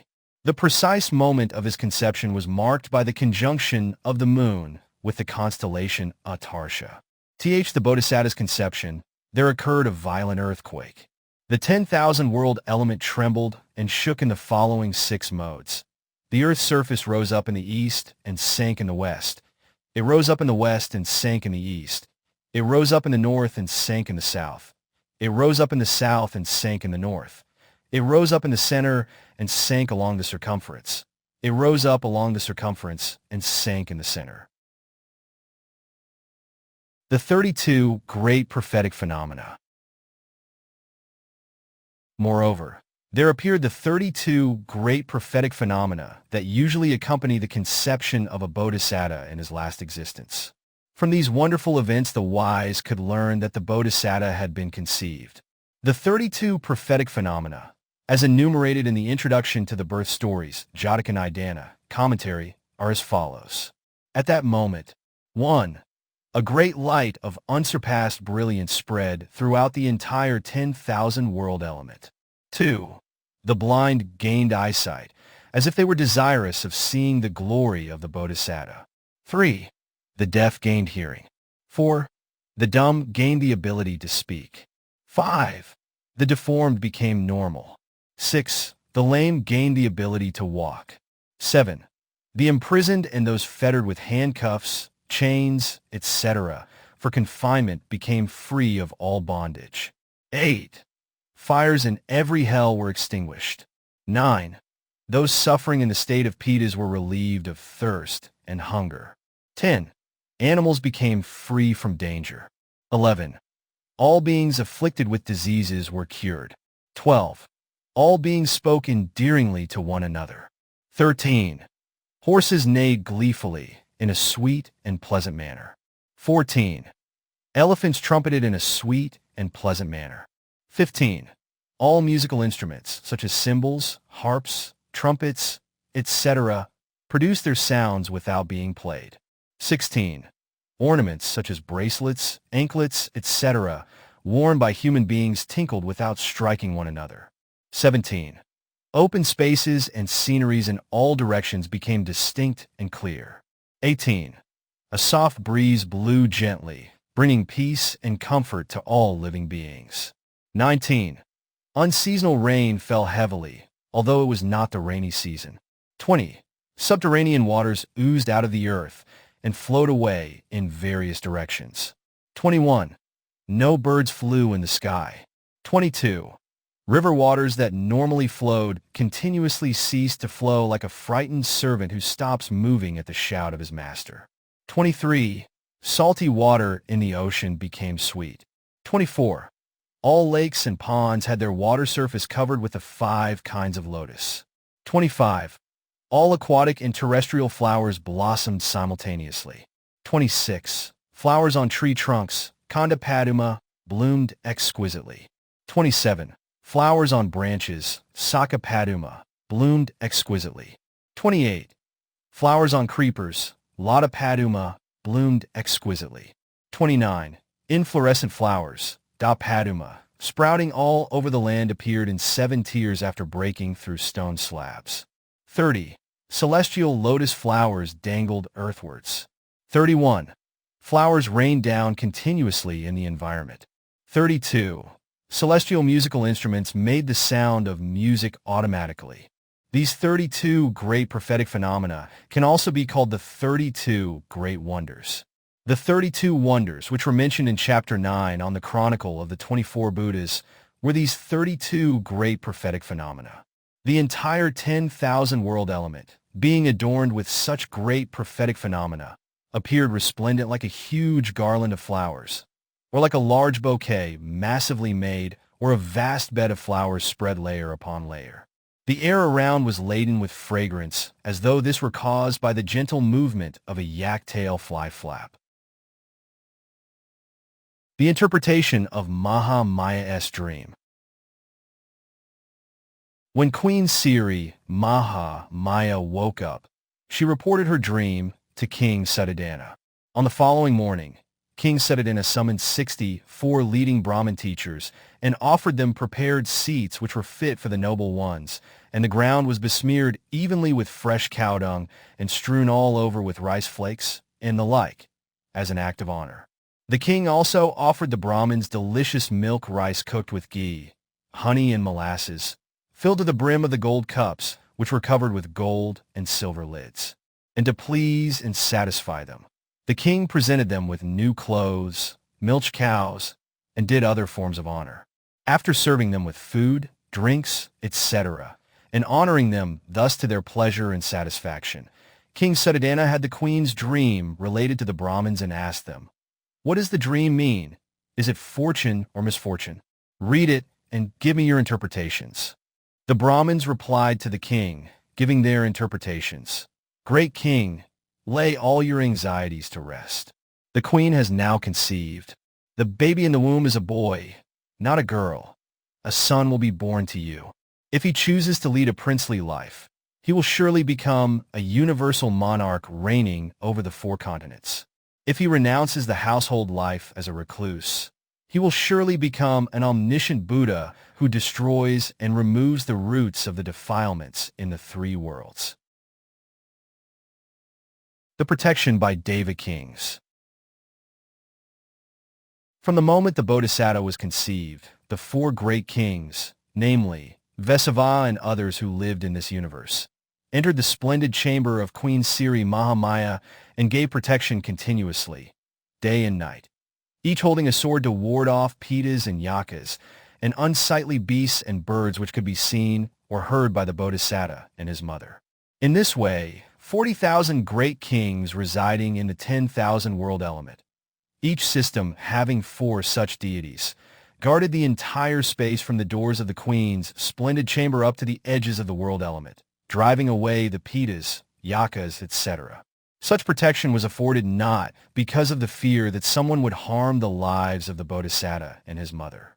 Even if 1,000 billion Maras were to bring 1,000 billion gigantic Mount Merus to threaten the lives of the Bodhisatta in his last existence and his mother, all the Maras as well as the mountains would surely be destroyed, and the Bodhisatta and his mother would remain unharmed. The protection was just to ward off evil sights and sounds which could possibly cause anxiety and fear to the queen. Another reason might be that the great kings protected the Bodhisatta through sheer veneration and devotion inspired by the Bodhisatta's glorious power. The question may then arise, i.e., whether the great kings who came and kept guard inside the royal chamber of the Bodhisatta's mother made themselves visible or not to her. The answer is, they did not make themselves visible when she was bathing, dressing, eating, and cleaning her body. They made themselves apparent when she entered her chamber of splendor and lay down on her excellent couch. The sight of devas might tend to frighten ordinary people, but it did not scare the chief queen at all by virtue of the Bodhisattas and her own radiance. Seeing them was just like seeing familiar female and male palace guards. Mahamaya's observance of moral precepts. The mother of a bodhisatta in his last existence is usually steadfast in observing moral precepts. Before the appearance of a Buddha, people usually took precepts from wandering ascetics by bowing and sitting respectfully before them.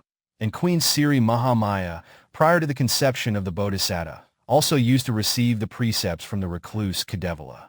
It should be noted that the precepts were kept, but not at all by submitting herself as a disciple of the recluse Kedevala. But once the bodhisatta was conceived in her womb, it was no longer proper for her to sit at the feet of any other person. Only the precepts received from somebody as an equal and not as a subordinate were observed. From the time of her conception of the bodhisatta, she kept the precepts by herself. The mother of a bodhisatta in his last existence, from the time of pregnancy, becomes totally free of all sensuous desire for any man, even for the father of the bodhisatta. It is her nature to remain chaste and pure. On the contrary, it cannot be said that sensuous thoughts would not arise in worldlings at the sight of her person. By virtue of her long fulfillment of the perfections and performance of deeds of merit, the mother of a bodhisatta in his last existence is endowed with splendor or superb beauty and elegance, which could not be faithfully represented in any painting or sculpture of her by the most accomplished master artists and sculptors. On seeing such a mother of the bodhisatta, if onlookers are not satisfied with a mere sight of her, and if they would attempt to approach her with passionate thoughts, their feet would become transfixed on the spot, as if they were fettered with iron chains.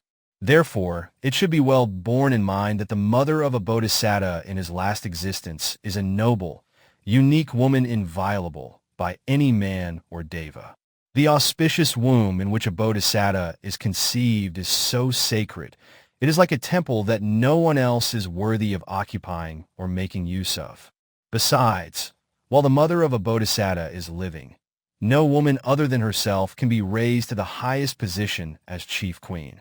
Therefore, 7 days after giving birth to the Bodhisatta, it is a natural phenomenon that she should pass away to the Tussita abode of the Devas. The lotus-like womb of Mahamaya Devi, in which the Bodhisatta remained, was as if filled with brilliant diamonds. On hearing the good tidings that Mahamaya Devi, chief queen of King Suddhodana, ruler of the kingdom of Kapilavatthu, had conceived a precious son of power and glory, kings from far and near sent most valuable gifts, such as clothing, ornaments, musical instruments, etc., which might delight the Bodhisatta. The gifts which arrived in tribute from various quarters, owing to the deeds of merit performed in previous existences by the Bodhisatta and his mother, were too numerous to be measured or counted. The visibility of the Bodhisatta. Although Mahamaya Devi had conceived the Bodhisatta, she had no suffering at all, such as swelling, pain, heaviness, etc., in the limbs, unlike other pregnant women. Being thus free of these discomforts, she easily passed through the first stage of her pregnancy. When she reached the advanced stage and the embryo took concrete shape with the development of the 5 main branches of the body, she often had to look at her child to find out whether the child was in a proper, comfortable position and, if not, to do the needful as in the way of all mothers. Whenever she took a look, she saw the Bodhisatta clearly like iridescent silk thread passing through the pure, clean, beautiful lapis lazuli gem of 8 facets. Or she saw him seated cross-legged, reposefully leaning on the backbone of the mother like a speaker of Dhamma, seated on the Dhamma throne, leaning on its back support.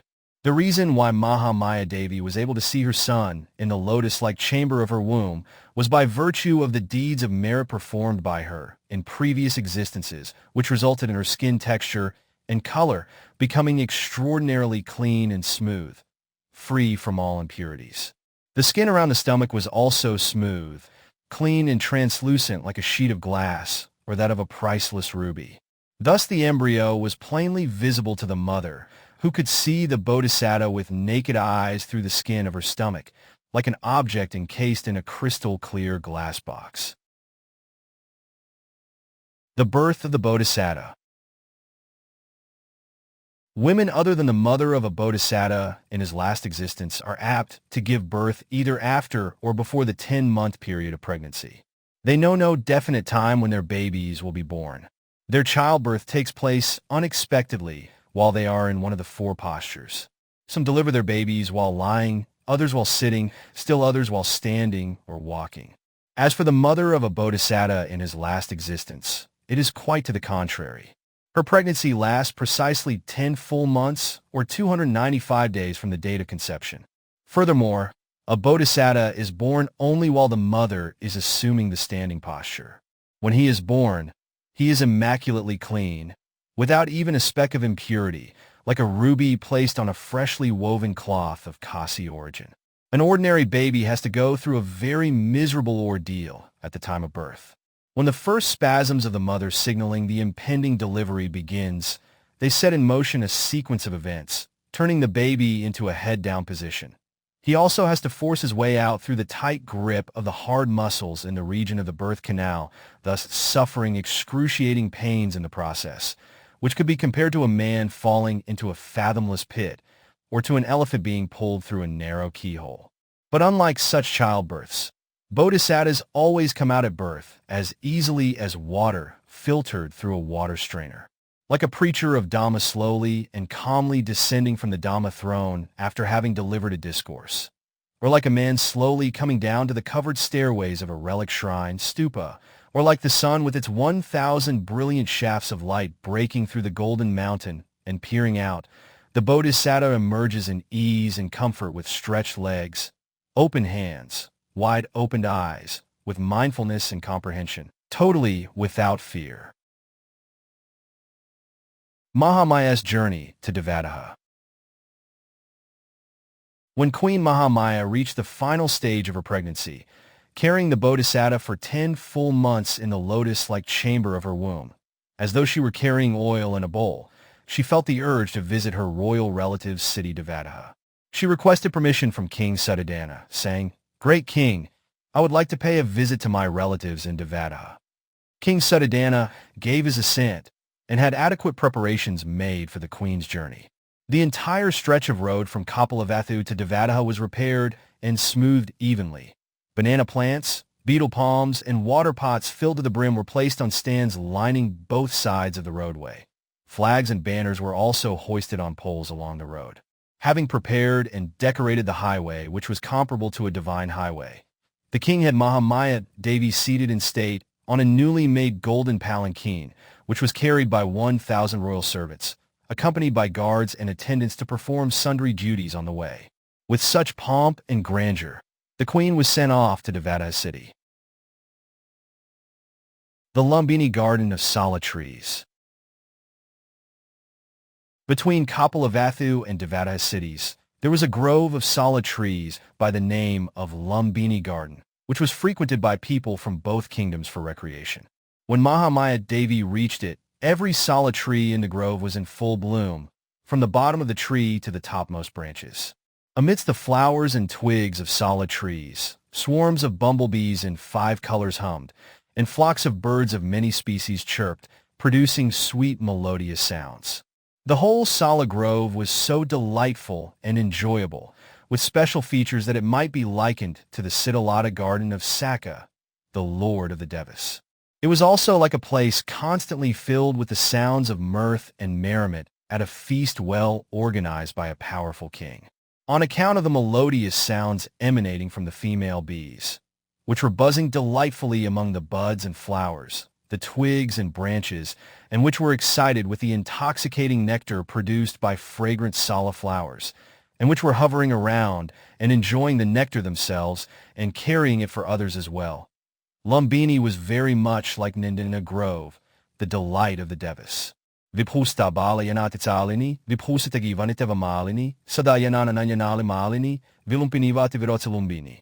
Just as a youthful maiden who can infatuate all men, who is possessed of limbs adorned with strings of beads and ear ornaments, who is wearing flowers and is exceedingly fair. Even so the Lumbini garden with all its ornamental features, the ever-delightful resort which human beings feast their bee-like eyes on, was exceedingly beautiful, as though it could even vie in splendor with that fair damsel. On seeing Lumbini garden of such immense splendor, Mahamaya Devi felt a desire to amuse herself in it.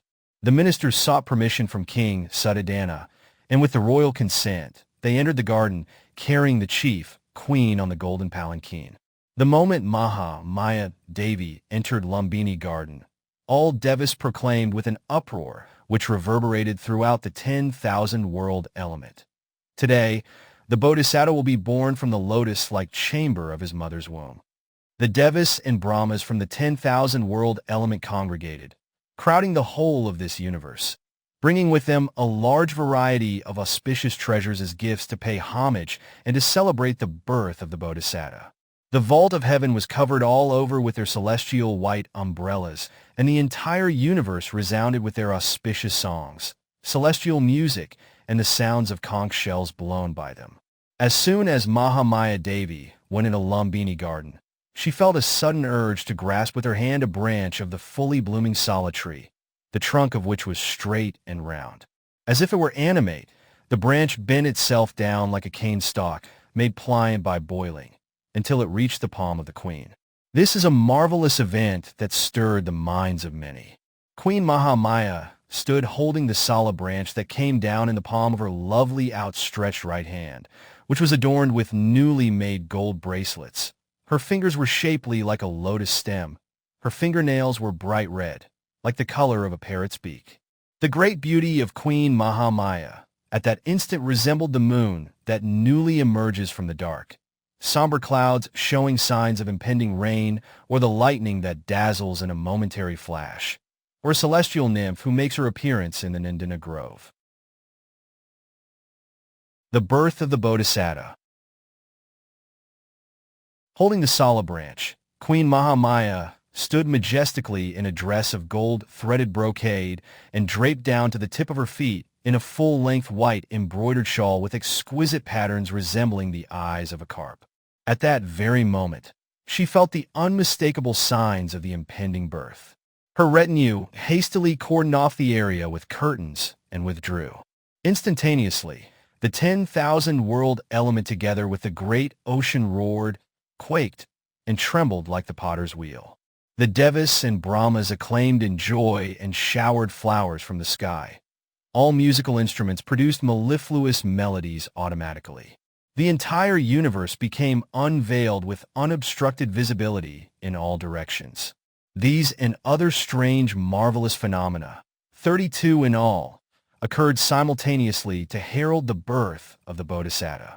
As the flying precious jewel emerging from the top of Mount Vipula hovers and then descends slowly on a readily placed receptacle, so the Bodhisatta, magnificently adorned with major and minor physical marks, was delivered clean and pure from the shrine like lotus womb of Maha Maya Devi on Friday, the full moon of May Visakha, a summer month in the year 563 BC, when the moon was in conjunction with the constellation Visakha.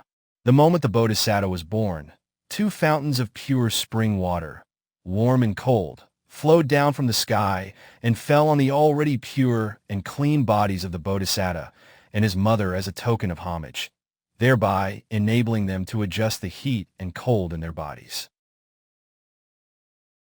Reception by Brahmas, Devas, and humans. The 4 great Brahmas, who were free from all sensual defilements, first received the Bodhisatta with a golden net the moment he was born. Then they placed him before the mother and said, "Great Queen, rejoice, a son of great power has been born to you." Next, the 4 great kings received the Bodhisatta from the hands of the 4 Brahmas with an antelope skin, which was regarded as an auspicious object. Again, from the hands of the 4 great kings, human beings received the Bodhisatta with a piece of white cloth. Then, after leaving the hands of the people, the Bodhisatta stood firmly on his feet with soles like those of golden footwear, and touching the ground fully and squarely, he looked towards the eastern direction. As he did so, thousands of world elements in the east became one continuous stretch of open space without any barrier or boundary between them.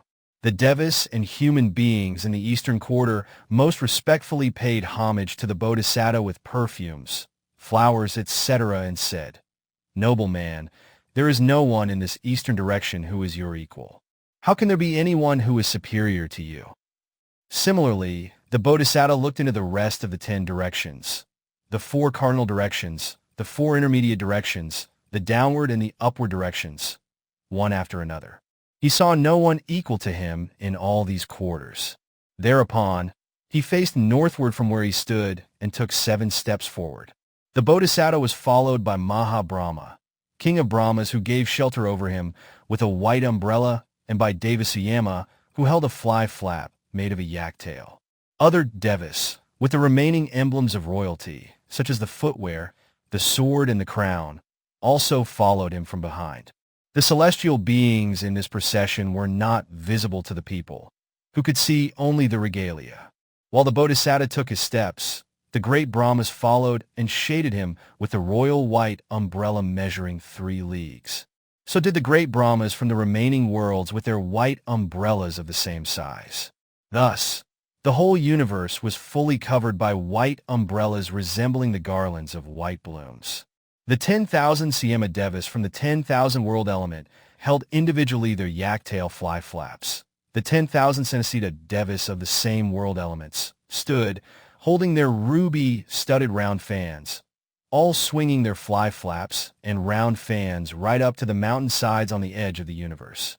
In the same way, the 10,000 Sikhas residing in the 10,000 world element stood, blowing 10,000 conches. All other devas stood in like manner, some carrying flowers of gold while others carried natural flowers or glittering glass flowers, some carrying flaps and banners, while others carried gem-studded objects for offerings. Female deities with various gifts in their hands also stood there, crowding the entire universe. While the phenomenal display of homage, a gratifying sight for the eye, was in progress, while thousands of conches were being blown melodiously by devas and humans, and celestial and terrestrial musical instruments were being played, and female deities were joyfully dancing, the Bodhisatta halted after taking 7 steps in the northward direction. At that moment, all the humans, Devas and Brahmas maintained complete silence, waiting expectantly with the thought, what is the Bodhisatta going to say? When he halted after taking the 7 steps in the northerly direction, the Bodhisatta made a fearless roar to be heard simultaneously by all throughout the entire 10,000 world element as follows. Agoha asmi lokasa, Jehoha asmi lokasa, Sahoha asmi lokasa, Aya antamajati, Nati dani punabhavo. I am superior among the living beings of the 3 worlds. I am the greatest among the living beings of the 3 worlds. I am the most exalted among the living beings of the 3 worlds. This is my last birth. There is no more rebirth for me. When the Bodhisatta made this bold speech, there was no one capable of challenging or rebutting him. The whole multitude of humans, Devas and Brahmas, had to tender their felicitations. The Bodhisatta's extraordinary acts. Out of the extraordinary acts at the time of the Bodhisatta's birth, the following were omens, each with its own significance. 1. The Bodhisatta's firm standing, with both feet evenly on the earth's surface, was the omen signifying his future attainment of the 4 bases of psychic power, Iddhipada. 2. The Bodhisatta's facing northwards was the omen signifying his future supremacy over all living beings. 3. The Bodhisatta's taking 7 steps was the omen signifying his future attainment of the 7 factors of awakening, Bodhyaga, the jewel of the Dhamma. 4. The Bodhisatta's having the cool shade of the celestial white umbrella was the omen signifying his future attainment of the Arahat fruition. 5. The Bodhisatta's acquisition of the 5 emblems of royalty was the omen signifying his future attainment of 5 kinds of emancipation, Vimutti 1. Emancipation through suppression, Vikambana Vimutti. 2. Emancipation through the opposite, Tadāga Vimutti. 3. Emancipation through cutting off, Samukkata Vimutti. 4. Emancipation through tranquility, Papassati Vimutti. 5. Emancipation through escape, Nisara Vimutti. 6. The Bodhisatta's seeing in the 10 directions without any obstruction was the omen signifying his future attainment of unobstructed knowledge, Amvara Awithmakrane. 7. The Bodhisatta's fearless roar, I am the most superior, the greatest, and the most exalted, was the omen signifying his future turning of the Dhamma wheel, Dhammacakka, which no humans, Devas or Brahmas, are capable of halting or reversing. 8. The Bodhisatta's fearless roar, this is my last birth. There is no more rebirth for me, was the omen signifying his future attainment of Nibbana with no remaining physical and mental aggregates, Anupadasisa Nibbana. The 3 existences in which the Bodhisatta spoke at birth. The Bodhisatta spoke immediately after his birth, not only in this last existence as Prince Siddhattha, but also when he was born to become the wise Mahāsada and when he was born to become King Vessantara. Hence there were 3 existences in which he spoke at birth. Here is a brief explanation. 1. In his existence as the wise Mahāsada, the Bodhisatta came out of the mother's womb, holding a piece of sandalwood which had been placed in his hand by Sakka, the lord of the Devas. His mother, on seeing the object in the hand of her newly born baby, asked, "My dear son, what have you brought with you in your hand?" "Mother, it is medicine," answered the Bodhisatta. He was thus initially named Osada Kumara, meaning medicine boy. The medicine was carefully stored in a jar. All patients who came with all kinds of ailment, such as blindness, deafness, etc., were cured with that medicine, beginning with the Bodhisatta's wealthy father, Siravahana, who was cured of his headache. Thus, because of the great efficacy of his medicine, the youthful Bodhisatta later came to be popularly known as Mahāsada, great medicine, the possessor of the most efficacious medicine. 2. In the existence of the Bodhisatta, as King Vessantara also, the moment he was born, he extended his right hand with open palm and said, "Mother, what do you have in your golden palace that I can give in generosity?" The mother answered, "My dear son, you are born to wealth in this golden palace." Then the mother took the child's open hand, placed it on her palm, and put a bag of 1,000 silver pieces. Thus, The Bodhisatta also spoke at birth in the existence of King Vessantara. 3. As has been narrated above, in his last existence as Prince Siddhattha, the Bodhisatta made the fearless roar the moment he was born. The phenomenal events at the Bodhisatta's birth. Also at the moment of the birth of the Bodhisatta, certain events manifested clearly. These events and what they presage will be explained below in accordance with the long discourse on the traditions, Mahapadana Sutta, DN 14, and the Chronicles of the Buddhas, Buddha Vesa, commentaries. 1. At the time of the birth of the Bodhisatta, the 10,000 world element quaked. This was the omen presaging his attainment of omniscience. 2. The Devas and Brahmas living in the 10,000 world element congregated in this universe. This was the omen presaging the assembly of Devas and Brahmas listening to the Dhamma wheel, Dīpaṅkara discourse when delivered. 3. The Devas and Brahmas were the first to receive the Bodhisatta at the time of his birth. This was the omen presaging his attainment of the 4 absorptions of the form worlds, Rupa Vakarajana. 4. The human beings received the new-born Bodhisatta after the Devas and Brahmas. This was the omen presaging his attainment of the 4 absorptions of the formless worlds, Arupa Vakarajana. 5. Stringed instruments such as harps made music without being played. This was the omen presaging his attainment of the 9 successive attainments, Anapubbha Vihara Samapatti, consisting of the attainment of the 4 absorptions of the form worlds, the 4 absorptions of the formless worlds, and the cessation attainment, Nirodha Samapatti. 6. Leather instruments, such as big and small drums, made music without being played. This was the omen presaging his beating the most sacred drum of Dhamma to be heard by Devas and humans alike. 7. Prisons and fetters which kept men in bondage broke into pieces. This was the omen presaging his complete elimination of the conceited notion of I am. 8. All kinds of diseases afflicting the sick disappeared, like the dirt on copper when washed away by acid. This was the omen presaging the attainment by human beings of the 4 noble truths, the eradication of the suffering of Sasra. 9. The blind since birth could see all forms and colors just like normal people do. This was the omen presaging the acquisition by human beings of the divine I, Dīpaṅkara. 10. The deaf since birth could hear all sounds just like normal people do.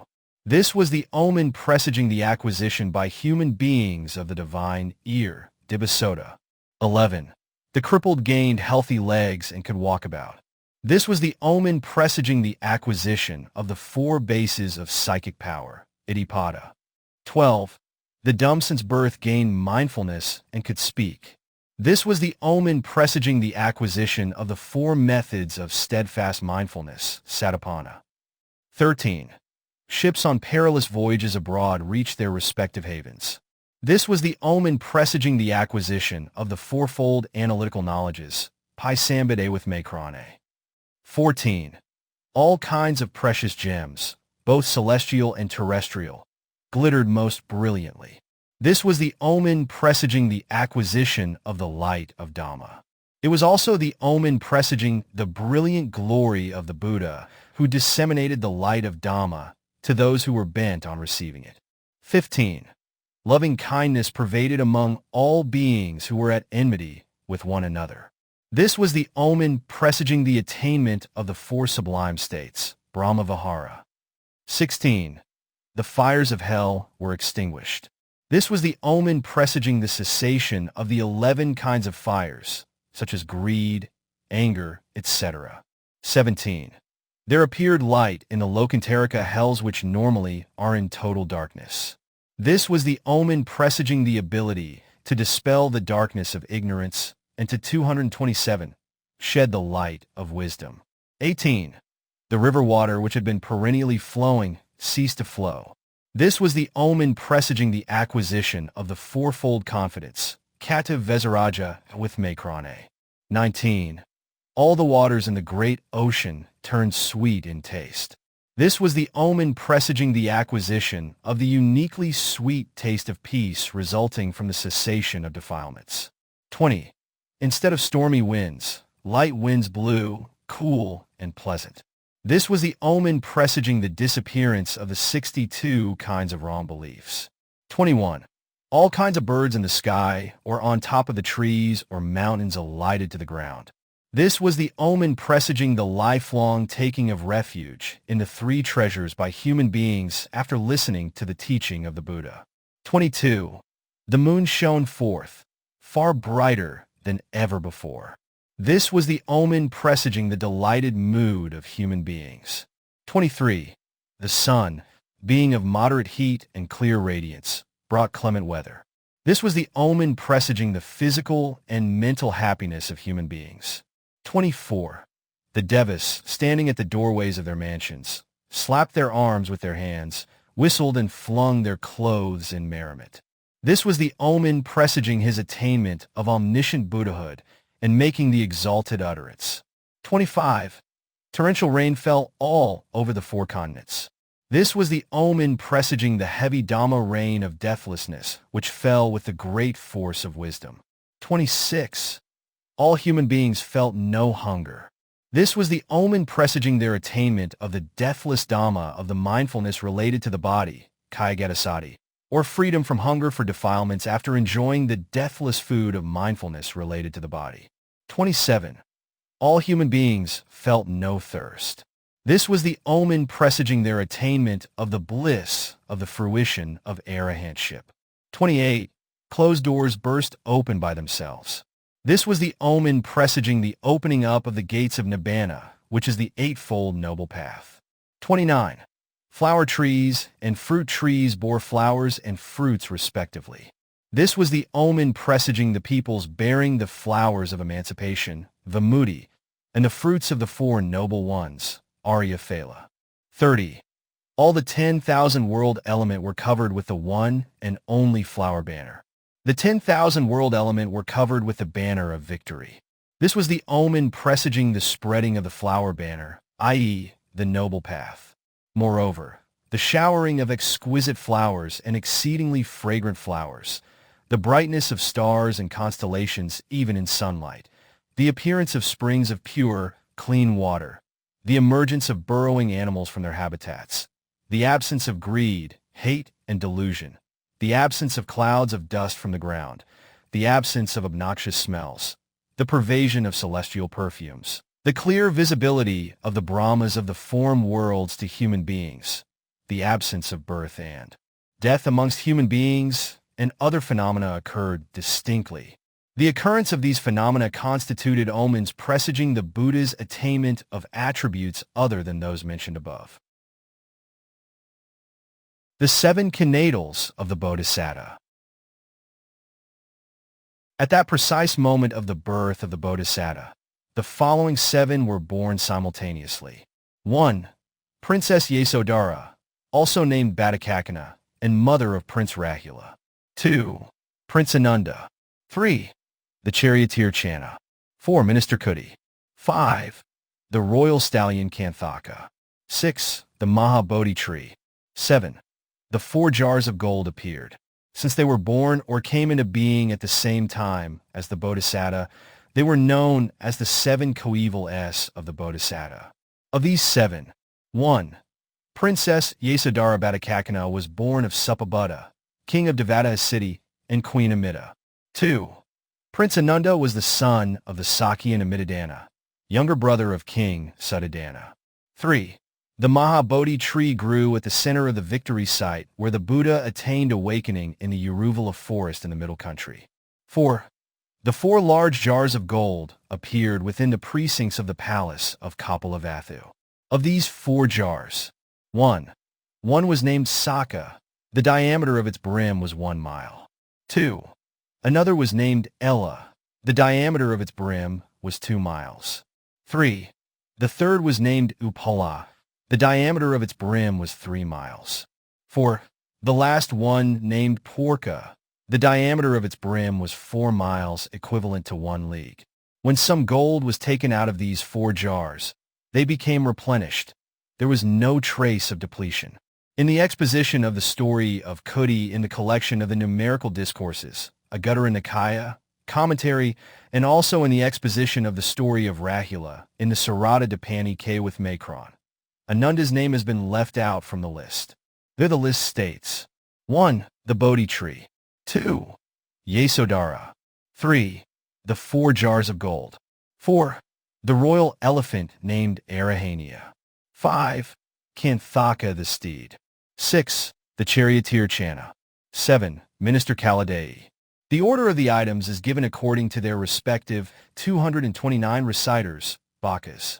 After the birth, the citizens from the 2 cities of Kapilavatthu and Devadaha conveyed Queen Mahamaya and her noble Bodhisatta son back to the city of Kapilavatthu. The story of the recluse Kedavila. The very day the newborn prince and his mother were brought back to the city of Kapilavatthu, the Tissa Devas, headed by Sakka, rejoiced on learning. A noble son has been born to King Siddhattha in Kapilavatthu city, and that the noble son will definitely become an awakened one at the sacred grounds of the Bodhi tree. And they threw up their garments in the air, clapped their arms with their hands, etc., and indulged in merry-making. At that time, the recluse Kedavila, who had gained the 5 super knowledges and 8 attainments, and who was in the habit of frequenting the palace of King Siddhattha, took his meal there, as usual, and went up to Tissa to spend the daytime in that celestial abode. He sat on the throne of gems in the bejeweled mansion, enjoying the bliss of the absorption's jhana. When he emerged from his absorption, standing at the mansion's gate and looking around, he saw Sakka was joyous, and other devas were tossing up their headgears and costumes, and extolling the virtues of the Bodhisatta at the main road of 60 leagues length. He asked, "Devas, what makes you so happy and so playful? Tell me the reason." Thereupon the devas answered, "Venerable sir, a noble son has been born to King Siddhattha today. That noble son, sitting cross-legged under the Bodhi tree at the most sacred spot, the center of the universe, will attain omniscient self-awakening. He will then deliver the Dhamma wheel, Dhammacakka discourse. We will thus get the opportunity of seeing the boundless glory of a Buddha and of listening to his supreme Dhamma discourse. That is why we are indulging ourselves in merry-making." On hearing the devas reply, Kedavila speedily descended from Tissa and took his seat prepared in the palace of King Siddhattha. After exchanging words of greeting with the king, Kedavila said, "King, I have heard that a noble son has been born to you. I would like to see him." Then the king had his fully dressed son brought to him, and he carried the son straight to Kedavila to make him pay homage to the royal teacher. When he was thus carried, the 2 feet of the prince flew aloft and rested on the recluse's matted hair, just as a streak of lightning flashed on the top of dark blue clouds. Kedavila, realizing this astonishing and extraordinary glory and power of the prince, decided, "I should not destroy myself." Then, rising from his seat, he paid respects to the prince with his hands clasped.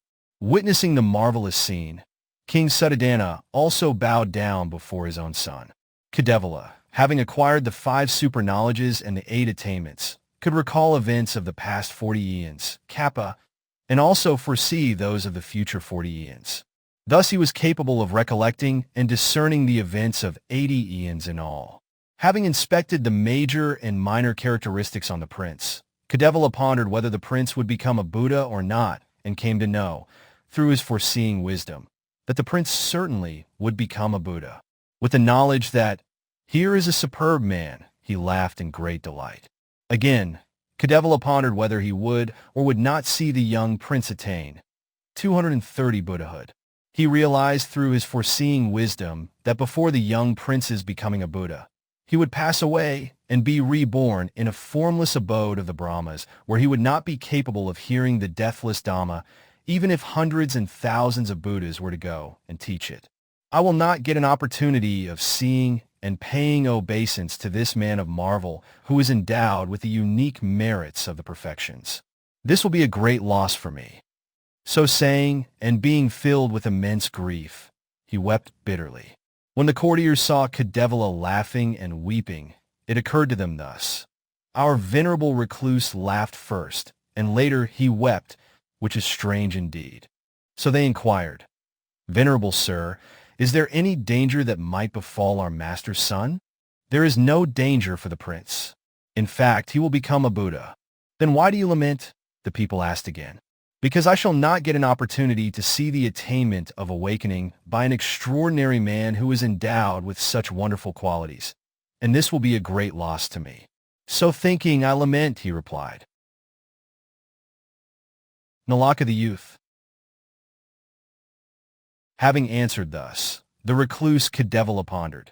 Though I will miss the prince's becoming a Buddha, I wonder whether somebody among my relations will have an opportunity of witnessing it.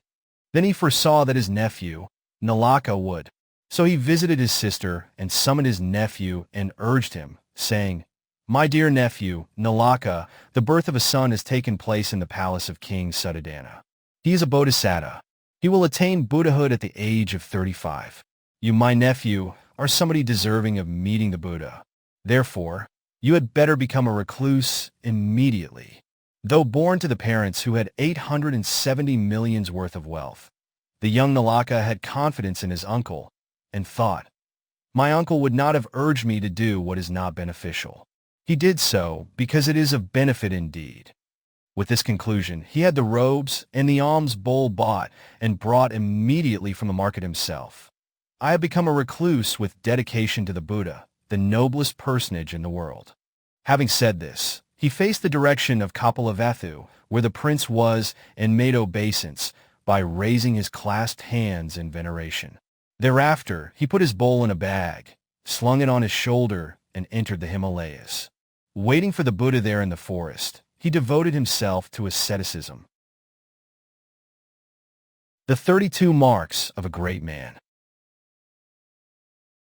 On the 5th day after the birth of the prince, his father, King Suddhodana, held the head-washing ceremony, and with the idea to name his son, he had his palace pervaded with 4 kinds of fragrant powder: jasmine, tagara; cloves, lavaga; saffron, kukuma; and cinnamon, tamala, and strewn with the 5 kinds of bulbs: grass, satala; rice, mustard seeds, jasmine buds, and puffed rice. He had also pure milk rice cooked without any water, and having invited 108 learned Brahmins who were accomplished in the 3 Vedas and given them good, clean seats prepared in the palace, he served them with the delicious milk rice. Having fed them, the king honored them by making excellent offerings to them, and out of the 108 Brahmins, 8 were selected and asked to prognosticate the marks on the body of the prince. Among the 8 selected Brahmins, Rama, Daja, Lakha, Jadamanta, 233, Yana, Subhoja, and Suyama, having examined the physical marks of the prince, each raised 2 fingers and made 2 alternative predictions with no decisiveness thus. If your son, who is endowed with these marks, chooses to live the life of a householder, he will become a universal monarch, ruling over the 4 great islands. If he becomes a monk, however, he will attain Buddhahood. But Siddhattha of the Brahminical clan Koa, the youngest of them, after carefully examining the prince's marks of a great man, raised only 1 finger and conclusively foretold with just 1 prediction thus: There is no reason for the prince's remaining in household life. He will certainly become a Buddha who breaks the root of the defilements. This reading of the marks by young Siddhattha, a descendant of the Koa family, with the raising of a single finger, was accepted by all the other learned Brahmins. It became possible for these Brahmins to read the physical marks of a great man, such as a Buddha and other noble ones, owing to the following events. At times when the appearance of a Buddha was drawing near, Maha-Brahmas of Suddhavesa abode, incorporated in astrological works certain compilations of prognosticative matters with reference to the marks of a great man who would become a Buddha, Maha-Purisa Lakha. The Brahmas came down to the human world in the guise of Brahmin teachers and taught all those who came to learn as pupils. In so doing, their idea was, those who are possessed of accumulated merit and mature intelligence will learn the works of astrology, which include the art of reading the marks of a great man. That was why these Brahmins were able to read the marks, such as those indicating the future becoming a Buddha and others. There are 32 major marks which indicate that their possessor is a great man or bodhisattva. They are as follows. 1. The mark of the level soles of the feet which, when put on the ground, touch it fully and squarely. 2. The mark of the figures in the 108 circles on the sole of each foot together with the wheel having 1,000 spokes, the rim, the hub, and all other characteristics. 3. The mark of the projecting heels. 4. The mark of the long and tapering fingers and toes. 5. The mark of the soft and tender palms and soles. 6. The mark of the regular fingers and toes like finely rounded golden rail posts of a palace window.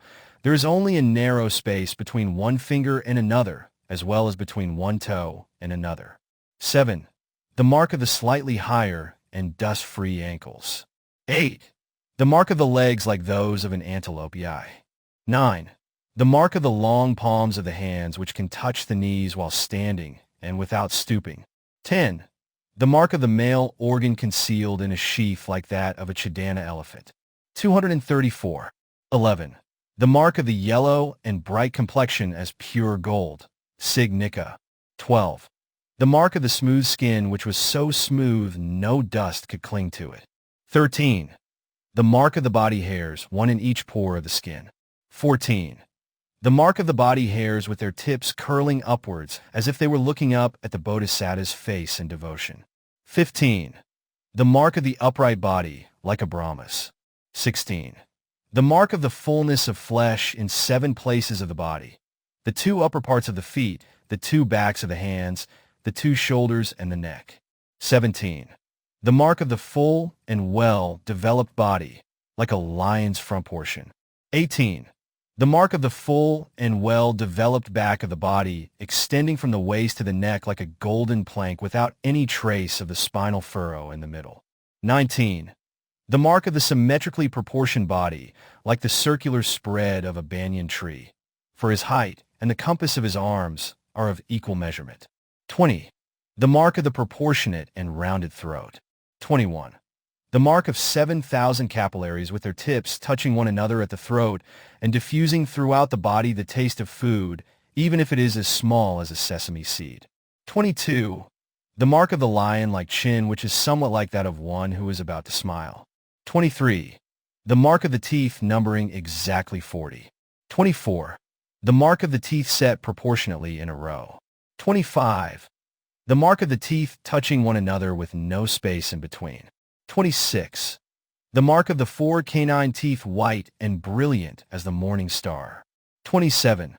The mark of the long, flat, and tender tongue. 28. The mark of the voice having 8 qualities like a Brahma's. 29. The mark of the very clear blue eyes. 30. The mark of the very soft and tender eyelashes like a new-born calf. 31. The mark of the hair between the 2 eyebrows. 32. The mark of the thin layer of flesh that appears by nature like a gold headband on the forehead. These are the 32 marks of a great man. The 80 minor characteristics. The Bodhisatta, a great man, is also endowed with 80 minor characteristics, asati and uvyanjana, which accompany the major ones. These 80 minor marks will now be briefly mentioned, as they appear in the ornaments of the victor, Janlakara, and other texts. 1. Close-knit fingers and toes with no intervening gaps, Sittagulet. 2. Fingers and toes tapering gradually from the base to the tips, Anapabagulet. 3. Round fingers and toes, Vagulet. 4. Red fingernails and toenails, Tambanakata. 5. Tall, pointed and prominent fingernails and toenails, Tuganakata. 6. Neat and smooth fingernails and toenails, Siddhattha. These are 3 characteristics concerning the fingernails and toenails. 7. Neither receding nor protruding ankles, i.e., inconspicuous ankles, Nyagapakata. This is the one characteristic concerning the ankles. 8. Evenness of the tips of all 10 toes, Samapadata. This is the one characteristic concerning the toes. 9. A manner of walking gracefully like an elephant king, Gaja, Samanakamata. 10. A manner of walking gracefully like a lion king, Siha Samanakamata. 11. A manner of walking gracefully like a goose king, Haza Samanakamata. 12. A manner of walking gracefully like a bull king, Usaba Samanakamata. 13. A manner of walking clockwise, Daki Vagatita. These are the 5 characteristics concerning the manner of walking. 14. Round knees that are beautiful on all sides, Samantato Karajao Mallet. This is the one characteristic concerning the knees. 15. A well-developed male organ, Paripua Purisa Vijnanata. This is the one characteristic of the male genitalia. 243. 16. A navel with uninterrupted lines, Akita Nibita. 17. A deep navel, Gambhira Nibita. 18. A navel with a right-turning ringlet, Dakhiva Nibita. These are the three characteristics concerning the navel. 19. Thighs and arms like an elephant's trunk, Dviradakara Sadisa Uru Bhujata. This is the one characteristic concerning the thighs and arms. 20. A well-proportioned body, Savibhata Gatata. 21. A gradually rising body, Anapubha Gatata. 22. A fine body, Madagatata. 23. A body that is neither lean nor plump, Anasananasana Sabha Gatata. 24. A wrinkle-free body, Alina Gatata. 25.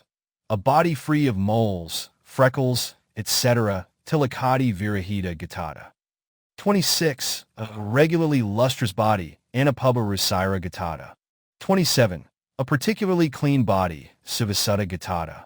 More characteristics concerning the body will follow later on. 28. Physical strength equal to that of 1 billion elephants, Koi Sahasa Hati Baladrat. This is the only characteristic concerning physical strength. 29. A prominent nose like a golden goad, Tuga Nasada. This is the only characteristic concerning the nose. 30. Gums Surata Dviyamasata. This is the only characteristic concerning the gums. 31. Clean teeth, Siddhattha. 32. Neat and smooth glossy teeth, Sinnata Dantata. There are the two characteristics concerning the teeth. 33. Pure faculties of sense, such as eyes, etc., Visidindriyata. This is the only characteristic concerning the sense faculties of the eyes, ears, nose, tongue, and body. 34. Round canine teeth, Vadat. This is the only characteristic concerning the canine teeth. 35. Red lips, Radahat. This is the only characteristic concerning the lips. 36. Long mouth cavity, Ayata Vadanata. This is the only characteristic concerning the mouth. 37. Deep lines on the palms, Gambhira Pai Lakata. 38. Long lines on the palms, Ayata Lakata. 39. Straight lines on the palms, Uju Lakata. 40. Beautifully formed lines on the palms, Sarusara Sana Lakata. These are the four characteristics concerning the palms. 41. Halo spreading around the body in a circle, Paramala Kayapaba Vantata. This is the only characteristic concerning the halo. 42. Full cheeks, Paripua Capillata. This is the only characteristic concerning the cheeks. 244. 43. Long and broad eyes, Ayata Visala Natata. 44. Very clear eyes with 5 kinds of color, Panka Pasada Vanta Natata. These are the two characteristics concerning the eyes. 45. Eyelashes with their tips curling upwards, Kunjataga Bhamakata. This is the only characteristic concerning the eyelashes. 46. Soft, thin, and red tongue, Muditanika Radajavada. This is the only characteristic concerning the tongue. 47. Long and beautiful ears, Ayata Rasirakat. This is the only characteristic concerning the ears. 48. Varicose free veins, Nigahi Sarata. 49. Neither receding nor protruding, but inconspicuous veins, Nigasarata. These are the two characteristics concerning the veins. 50.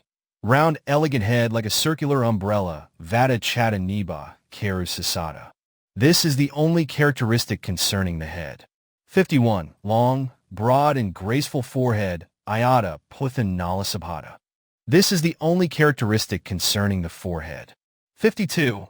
Natural and beautiful eyebrows that need not be groomed, Sasana Bhamakata. 53. Soft eyebrows, Saha Bhamakata. 54. On eyebrows in regular order, Anyaloma Bhamakata. 55. Large eyebrows, Mahanta Bhamakata. 56. Long eyebrows, Ayata Bhamakata. These are the 5 characteristics concerning the eyebrows. 57. A supple body, Sukhu Mala Gatada. 58.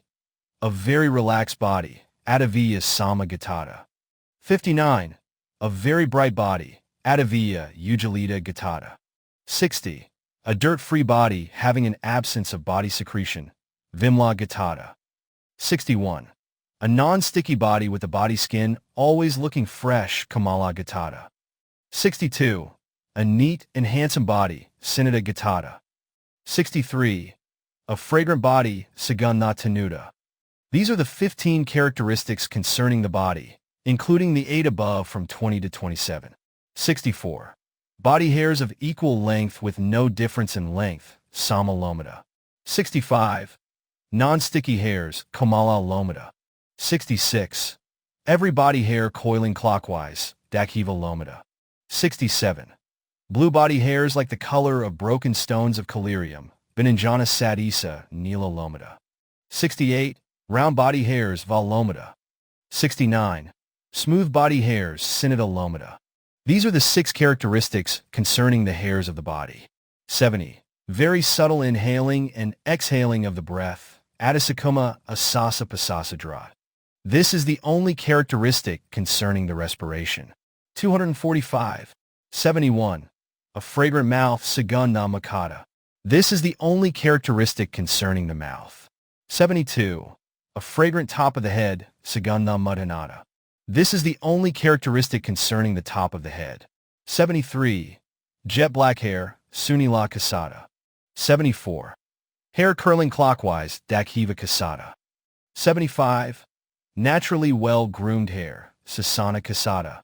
76. Neat and short hair, Siddhattha Kasada Saha Kasada. 77. Untangled hair, Aluita Kasada. 78. Hair of equal length, Sama Kasada. 79. Non-sticky hair, Kamala Kasada. These are the 7 characteristics concerning the hair. 80. An aggregate of luminous radiance or halo which shines forth from the top of the head. The Bodhisatta is considered marvelous because of this halo, Keta Mala Ratana Visitata. This is the only characteristic concerning the halo. The Bodhisatta possesses the above 80 minor characteristics. The enumeration made here is in accordance with that contained in the sub-commentary on the ornaments of the victor, Jinlakara. The aforementioned major and minor marks can also be termed as the 100 meritorious, Satapana, characteristics. The Bodhisatta has performed 100-fold the number of times all other beings have performed each kind of meritorious deed throughout the innumerable world elements. Hence, his merits are known as 100-fold merit, Satapana, whereby he acquires the 32 major and 80 minor marks as a result. In this way, having examined the prince's major and minor marks carefully, the learned Brahmins made a prediction saying, "The prince will attain Buddhahood." After discussing amongst themselves the matter of the naming of the prince, they gave him the name of Siddhattha as an omen indicating that he would successfully accomplish the task for the benefit of the entire world. The story of the 5 monastics. The sub-commentarial story recorded in the Sarada Dipani goes like this. At the time of the birth of the prince, out of the learned Brahmins who were the selected mark readers, Rama, Daja, Lakha, Mantai, Koa, Boja, Suyama, and Siddhattha 5, led by Koa foretold, saying, "The prince will certainly become a Buddha." Thereafter, having handed over to their families the remunerations they received at the prediction ceremony, they put on the robes, dedicating themselves to the Bodhisatta as they had come to the conclusion. That great man, the prince, will not remain in a household life. He will definitely attain Buddhahood. These Brahmins had been well versed in the Vedas since their childhood. They had been also treated as teachers since then. They agreed among themselves to renounce the world, for they thought to 246 themselves, "We will not be able to cut off the entanglement to our families when we get married. It is therefore better for us to go forth early." Hence their dedication to the Bodhisatta immediately after their prediction when they were still young. Taking up their residence in forest dwellings, they sometimes inquired, asking lay people, "Friends, has the young prince renounced the world? How can you see the prince's renunciation?" He is still enjoying royal luxuries in the midst of female dancers in the 3 palaces, as though he were a divine being, replied the people. Then the Brahmins, thinking that the wisdom of the prince is not mature yet, went on waiting unworriedly for the moment of the prince's renunciation. The story recorded in the Chronicles of the Buddhas, Buddha Vesa, and birth stories, Jataka, commentaries is like this. After naming the prince Siddhattha, the select 8 learned Brahmins went home and summoned their sons and said, "Dear sons, we are now advanced in age. Prince Siddhattha, son of our king Suddhodana, will certainly become an awakened one. We do not know for sure, however, whether we will see the young prince attain Buddhahood. When he does, take up the ascetic life in the dispensation of that Buddha." Out of the 8 learned Brahmins, 7 lived till old age, but expired before the prince's renunciation and were reborn in good or evil existences in accordance with their respective deeds. Koa alone survived in good health. When the prince attained manhood and renounced the world, he went to Uruvala forest and mused, "Delightful is this region. It is agreeable to one who is inclined to engage in meditation." And while the Bodhisatta was then devoting himself to asceticism, Dūpaṅkara Korea, in that forest, Koa, learning the news that the prince has become a recluse, went to the sons of the late 7 Brahmins and said, "Young men, Prince Siddhattha is said to have become a recluse. The prince will certainly attain Buddhahood. If your fathers were still alive, they would have gone forth and taken up an ascetic life themselves today. If you are desirous of becoming recluses yourselves, do come along. I am going to follow the prince and become an ascetic." Of the 7 Brahmin sons, 3 remained laymen as they did not agree to go forth. Only the remaining 4 agreed and became recluses with Koa as their leader. These 5 persons came to be known as the group of 5 monastics, Pankavaggiya. Preventing the prince from seeing the 4 omens. When King Suddhodana heard the prophecy about his son, it was reported by the Brahmins that, "Your son will renounce and become a recluse." So he asked, "After seeing, what will my son go forth?" On seeing the 4 omens of an old man, a sick man, a dead man, and a recluse, "Your son will renounce the world and become a recluse," answered the Brahmins unanimously. On hearing the Brahmins' reply, King Suddhodana ordered his servants, saying, "If my son will renounce only after coming across these 4 omens, from now on, do not permit any person who is aged, sick, or a recluse visit my son. Otherwise, they will create spiritual urgency, savega, in him, and he will want to renounce. I do not want my son to become a Buddha. I want to see him as a universal monarch ruling over the 4 great islands with their 2,000 surrounding smaller islands, and traveling in the sky by means of the wheeled treasure in the company of his followers, 36 leagues in extent." Then guards, in sufficient number, were placed around the 4 quarters at every distance of 1 mile to ensure the absence of the aged, the sick, the dead, and the recluse within the sight of the prince.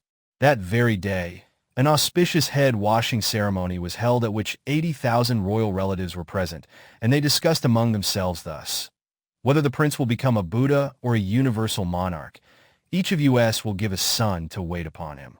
If he becomes a Buddha, he will travel magnificently in the company of recluses who are of royal blood. Or, if he becomes a universal monarch, he will tour majestically being accompanied by 80,000 princes. Then each of them promised to present a son to the prince. The death of Queen Mahadevi. On the 7th day after the birth of the prince, his mother, Mahadevi, reaching the end of her lifespan, passed away and was reborn in Tissa abode as a deva bearing the name of Sanasita. To the query, in which period of life did Mahamaya die?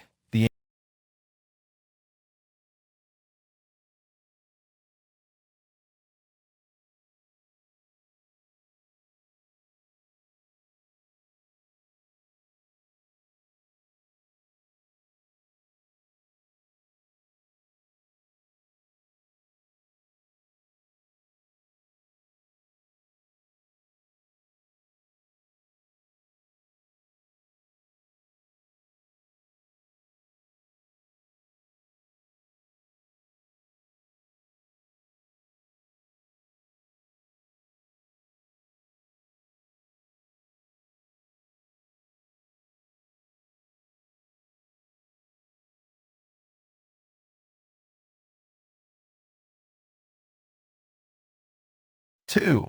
The Bodhisatta's youth. King Suddhodana salutes for the second time. The day arrived for King Suddhodana to perform the plowing ceremony, which was an annual seasonal festival. On that day, the whole royal city of Kapilavatthu was decorated like the abode of the Devas. All the people of the city, including workers dressed in their best attires, having perfumed and adorned themselves with flowers, assembled in the palace square. In the fields where the plowing ceremony was to be held, 1,000 plows were kept in readiness. 800 of them were meant for the king and his ministers. 799 plows to be manned by the ministers were decorated with silver ornaments and equipped with plowshares together with yokes, oxen, and driving rods. The plow to be ridden and driven by the king was fully ornamented with red gold. When King Suddhodana left the royal city with a great retinue of ministers, courtiers, bodyguards, and other followers, he brought his son, the Bodhisatta, to the ceremonial sites and kept him under the delightfully cool shade of a big rose apple, Syzygium jambos, tree in full foliage. The ground underneath the tree was well carpeted with the best velvet cloth, on which the royal child was placed. And above him was fixed a crimson-red velvet canopy embroidered with gold and silver stars. The whole place was screened off with heavy curtains, and guards were posted for security. The king then dressed himself in the regal accoutrement which was customarily put on for the plowing ceremony. Accompanied by ministers and courtiers, he proceeded to the auspicious field where the plowing ceremony would be held.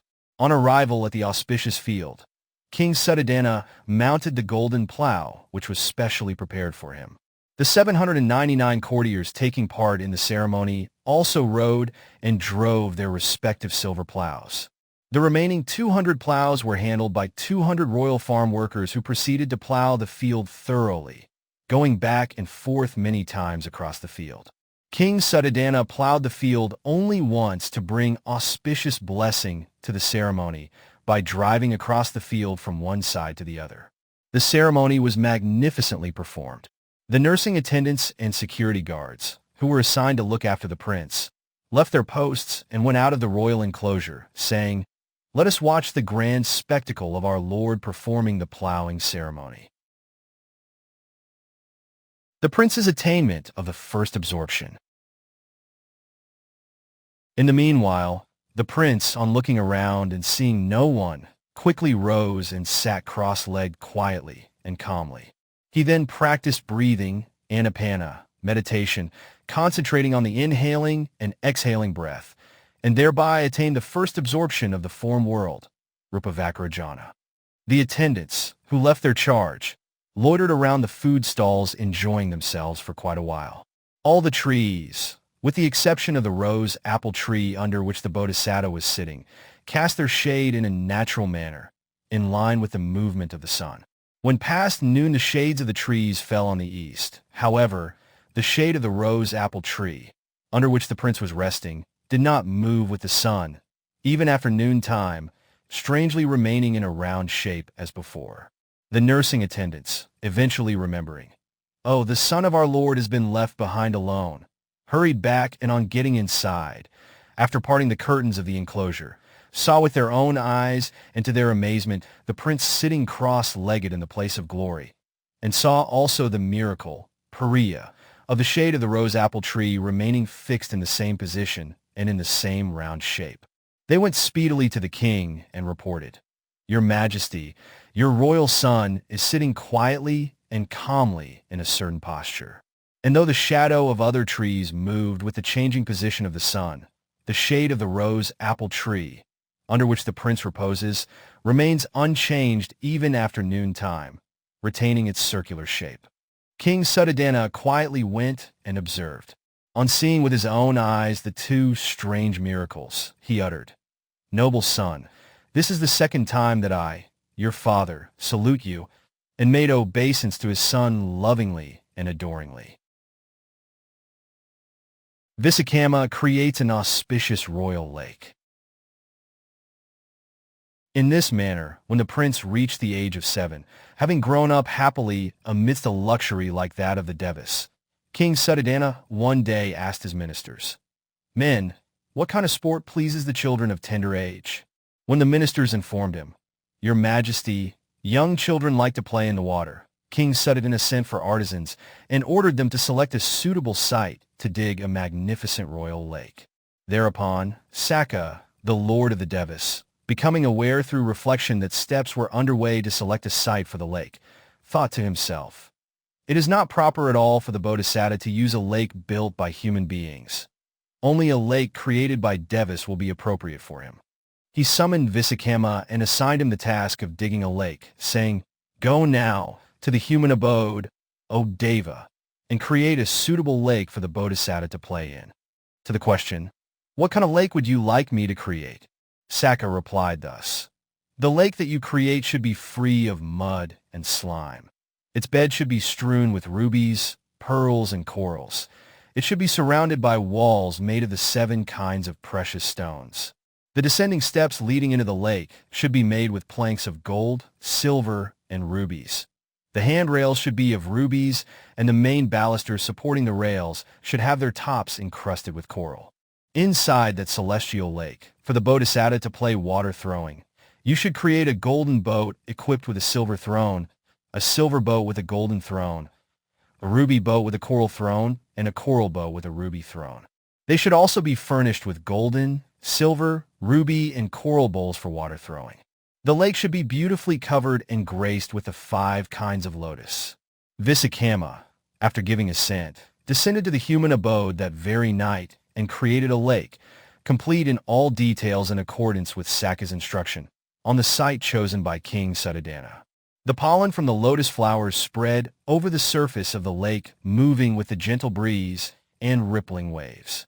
5 species of bees in 5 different colors buzzed and droned merrily as they bustled from flower to flower.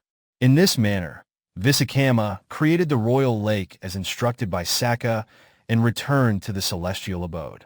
When the new day dawned, thousands of citizens, seeing the awe-inspiring and magnificent lake, exclaimed joyously, Surely, this lake must have been created by Sakka and the Devas for the prince. And so, with joy and delight, they went and reported the matter to King Suddhodana. The king, accompanied by a vast retinue, went to see the lake. When he saw the magnificence and splendor of the lake, he exclaimed with delight, This lake is verily the creation of divine beings because of the power and glory of my son. Thereafter, the prince went to play in the water of the lake, which was a requisite for celestial pleasures. The Bodhisatta, Prince Siddhattha, grew up in great comfort and luxury, enjoying such delights as playing in the water of the celestial lakes covered and graced with the 5 kinds of lotus as said above, wearing very soft and smooth garments which were newly made and produced in Kasi country, being at all times given cover and protection against heat, cold, dust, mist, and snow, with the white umbrellas of Devas and humans.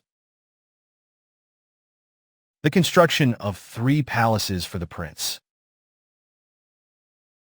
When he had grown to the age of 16 years, King Suddhodana thought, It is time to build mansions for my son, and he had the most celebrated and skilled architects, carpenters, masons, sculptors, and painters summoned to the palace for discussion.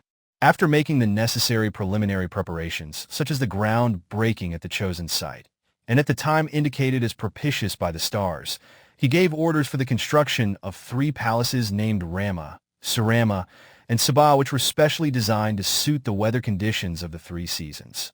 These 3 palaces were of equal length, breadth, and height. They differed only in the number of tiers in the spires. The Rama Palace had a 9-tiered spire. The structure and room formations were designed to keep the floors somewhat low so as to retain warmth. Meticulous care was taken in the arrangement of the lion-propped windows and ventilators to prevent elements of cold from outside, such as snow, mist, and breeze, from entering inside.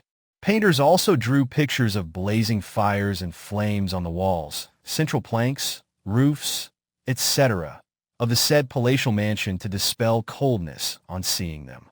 Festoons of perfumes, flowers, and pearls were hung, dangling here and there at appropriate places.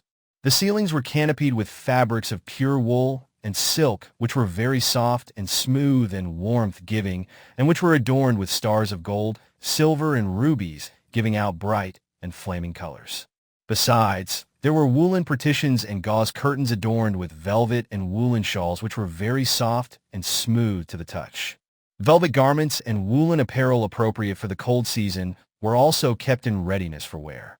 In the winter season, nourishing seasonal food, such as hot, spicy delicacies, were prepared in readiness. To keep the room warm, windows were kept open in the day and closed at night. 2. The Summer Palace. There were 5 tiers in the spire of the palace named Surama. The structure and room formations were so designed as to provide ventilation.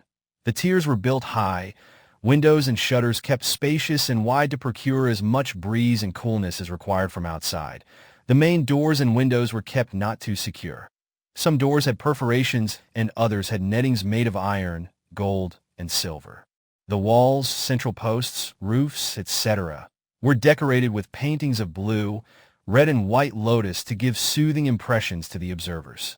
Newly made pots filled with water to the brim were installed near the windows, and placed therein were aquatic flowering plants such as blue, red, white lotuses, and lotuses with 100 petals. Mechanical devices such as fountains and 253 showers were installed to cool and freshen appropriate places, simulating the rainy season when greenness pervaded the scenery. Inside the mansion, flower pots and barrels filled with scented mud and slime were placed at suitable corners, and in them were planted the 5 varieties of lotus. The ceilings were canopied with pure cotton fabric, which were soft and smooth and capable of generating a cooling effect. Besides, there were golden partitions and soft, thin curtains which were beautifully and marvelously decorated.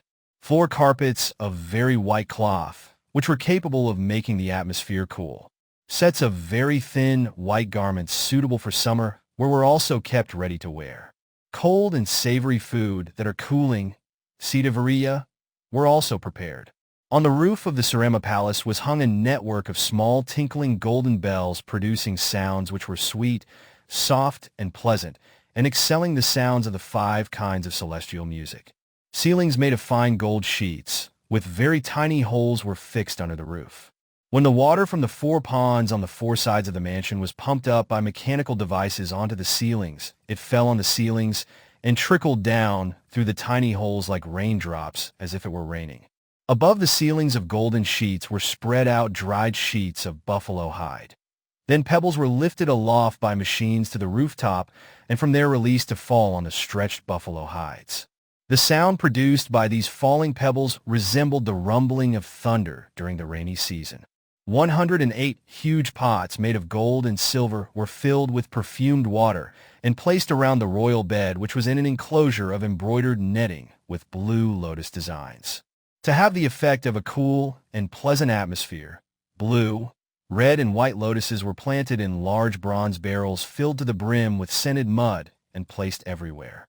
The lotus bloomed when touched by the radiance of the sun.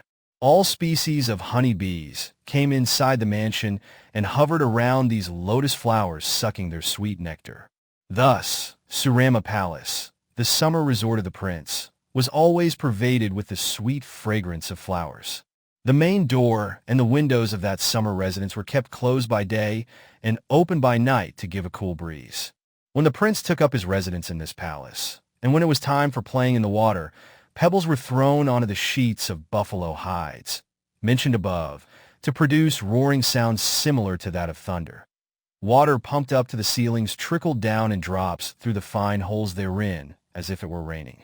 At that time, the prince, wearing blue garments and robes and adorning himself in blue, reveled in water, enjoying its coolness for the day in the company of 40,000 attendants and followers who were also dressed and adorned in blue with their bodies perfumed. On the 4 sides of the Surama Summer Palace were 4 ponds in which the water was emerald green, cool, and clean, and covered all over with the 5 kinds of lotuses. Aquatic birds such as swans, ducks, herons, etc., of various hues, rising from the ponds on the east, flew across the palace making melodious sounds continuously, and went down and gamboled in the pond on the west. In this manner, these water birds from the west pond flew to the east, those from the north lake to the south, and those from the south pond to the north, and so on. The summer palace, even during the summer months, was pleasant as in the rainy season. 3. The Rainy Season Palace. There were 7 tiers in the spire of the palace named Sabha. The structure and room formations were so designed as to be of medium size, neither too low nor too high, and neither too wide nor too narrow, in order to generate both heat and cold. The main door and windows were designed to suit both the cold and hot seasons, some fitted with closely knit planks and some with holes and wire meshes. There were paintings of blazing fires and flames, and also pictures of lakes and ponds. Garments, robes, and carpets, which would suit both the cold and heat, forming an assortment of apparels used in the 2 previously mentioned palaces, were kept ready to be used. Some of the doors and windows were opened by day and closed by night, and others were kept closed by day and open by night. The Archery Display. After King Suddhodana, the royal father, had the 3 palatial mansions constructed for his son in such grandeur and magnificence which no succession of kings had ever enjoyed before, he thought to himself, "My son has reached the age of 16. After crowning him king with the white umbrella raised, I shall watch him enjoying the luxury and glory of kingship." He then ordered messages to be sent to his 80,000 Sakyan relatives thus: "Dear Sakyan princes, my son has come of age and is 16 years old now. I will crown him king. All Sakyan princes should bring their daughters, who have come of age, to my palace." When the Sakyan princes received the royal message from King Suddhodana, they refused to comply with his request, replying in derogatory terms. "Prince Siddhattha lacks education, although possessing a pleasant personal appearance. Not having acquired any skill of a livelihood, he will not be able to discharge his obligation to support a family. So we cannot accede to the demands of King Suddhodana and give our daughters." On receiving the replies from the Sakyan princes, the fathers of the princesses, King Suddhodana went to the prince and related the matter. The prince asked, "My dear father, I do not have to learn anything. What skill do you want me to display?" King Suddhodana replied, "Dear son, you should demonstrate to the royal relatives the art of archery with a bow which requires 1,000 units of weight, pala, to draw." Prince Siddhattha then said, "In that case, royal father, have it proclaimed by the beat of drums in the royal city that on the 7th day from today, I will give a display of archery." King Suddhodana accordingly had it proclaimed widely all over the kingdom of Kapilavatthu by the beat of drums. After the proclamation had been made by means of beating the drum, arrangements were made to prepare a site for the prince's demonstration of his archery skills and to construct a decorated viewing panel for the ministers, palace ladies, retinue, service personnel, soldiers, and distinguished royal relatives. On the 7th day, when all the arrangements were completed, the king with his ministers, military commanders, and guests were all seated in their respective places. The prince, after taking his seat on the gem-studded throne in the center of the open ground, took hold of the big bow handed to him by the royal attendants. Sitting cross-legged on the throne, the prince held the bow in his left hand, twisted the 255 bow string round one big toe with which was pulled to make it taut. Then he struck the bow string with his right hand to adjust it. The vibrating sound emitted from the string was so loud that it echoed throughout the city of Kapilavatthu, which appeared as if it was on the verge of flying up into the sky. Thereupon some people asked, "What is that sound?" And some people replied, "This is the roaring sound of thunder." Others, however, said, "Oh, you do not know. This is not the sound of thunder. It is the sound produced when the Sakyan Prince Siddhattha, so graceful in form and resplendent in complexion, drew the bow which requires 1,000 men to stretch, struck the bow string." All the 80,000 Sakyan princes and royal relatives, witnessing the spectacular display by the prince of striking and adjusting the bow strings, were exceedingly delighted. The 12 minor types of archery. The prince sent for the most famous master archers of Kapilavatthu by the name of Akavid, Valavetti, Saraveti, and Sadavetti, and assembled them in the palace ground. As for himself, much like in a previous existence, when the Bodhisatta was born as the young Jyotipala, as mentioned in the birth story about the teacher Sarabhaga, Sarabhaga Jataka, Ja 522, He stood in the midst of the four kinds of audience with a majestic bearing like a serpent prince emerging from the earth, or Sakka, the lord of the Devas, at a military parade. He was clad in martial attire studded with rubies, wearing on his head a diadem adorned with the 9 kinds of multi-faceted precious gems, and girdled around his waist was a sash massively finished with the 7 kinds of gems. He was holding a crescent-shaped bow, made of an animal horn, with coral-colored strings, and slung over his shoulder was a quiver of emerald color. The 4 aforesaid master archers were made to take up their positions at the 4 corners, as those of a rectangular tank, with their personal attendants carrying a supply of 30,000 arrows each. He himself, however, held an arrow with a diamond vajra tip and called upon the 4 master archers to shoot at him simultaneously. 1. Defending from the incoming arrows of the enemy with one's own arrow, Sarapibana. The master archers pleaded, "Son of our Lord, we are the most accomplished archers, who can shoot and hit the target many times in a flash of lightning, Akavati, who can split into 2 halves of a target as small as the tail hair or feather of an animal, as if it were a target such as a brinjal Valavati, who can shoot an arrow to hit another arrow which was shot ahead of it, Saravati, and who can shoot to hit the target without seeing with the eyes, but by listening to the sound, Sattavati. Your Highness is young and tender in age. We do not have the heart to shoot at you." Replying, "Fear not. If you can shoot to hit, shoot at me." He stood erect, fearless like a golden lion in the center of the open court. Thereupon, the master archers started shooting simultaneously thousands of arrows in a flash of lightning with all their might. The prince stopped all the incoming arrows, repulsing them by striking them only with a single arrow tipped with a diamond and manipulating them not to fall in disarray, but making the arrow heads, tails, leaves, and stems group together in a regular pattern to form a large chamber of arrows, Saragaba. In this manner, the 4 master archers had exhausted the 30,000 arrows allotted to each of them. When the prince knew that all the arrows had been used up, he jumped out of the chamber of arrows without disturbing it.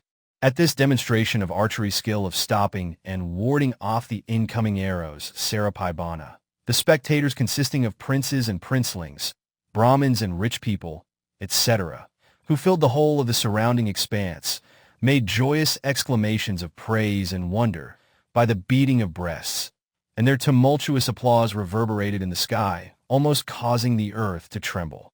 Thereupon, King Suddhodana asked his son, "Dear son, what do you call the archery skill that you have just demonstrated?" "Respected father, what I have demonstrated is the art of defending from the incoming arrows of the enemy with one's own arrow, Sarapibana." King Suddhodana asked again, "Dear son, is there anyone other than you who had mastered this skill?" In reply, the prince said, "Respected father, there is no one who has skill in this art in the whole of Jambudvipa besides myself." 2. Hitting all intended targets in a circle with a single arrow which returns to the archer's hand, Kakavati. King Suddhodana then said, "Dear son, proceed to demonstrate to us other kinds of archery skill." Thereupon the prince said, "These 4 master archers standing at the 4 corners were unable to shoot and hit me. Now I shall shoot with a single arrow and hit all the 4 master archers." Hearing these words of the prince, the 4 master archers could not control themselves, shuddering with great fright. Then the prince had 4 banana plants planted in the 4 corners where the 4 master archers were previously positioned. Tying a piece of red silk thread to the tail of the arrow tipped with a diamond, he aimed at one banana trunk and released the arrow. The arrow bore through the first banana trunk, but without stopping proceeded to the second banana trunk which it pierced. Again continuing to pierce through the third and the fourth banana trunks, it finally hit and bore again the banana trunk he had first aimed at and came to rest in the hand of the Bodhisatta prince. The 4 banana trunks, each pierced through with red silk thread, stood interconnected. The spectators exclaimed resoundingly and shouted in approbation. King Suddhodana again asked his son, "Dear son, what is the name of the archery skill that you have just demonstrated?" "Respected father, what I have just demonstrated is the archery skill of hitting all the intended targets in the form of a circle with a single arrow, which returns to the archer's hand, Kakavati." Then King Suddhodana said, "Dear son, proceed with the demonstration of other kinds of archery skill." The prince proceeded to display the following varieties of archery skill, one after another. 3. Shooting the arrows continuously to form a stream resembling a long, stretched-out vine, or creeper, saralahi. 4. Shooting the arrows continuously to resemble a series of strings, sararaju.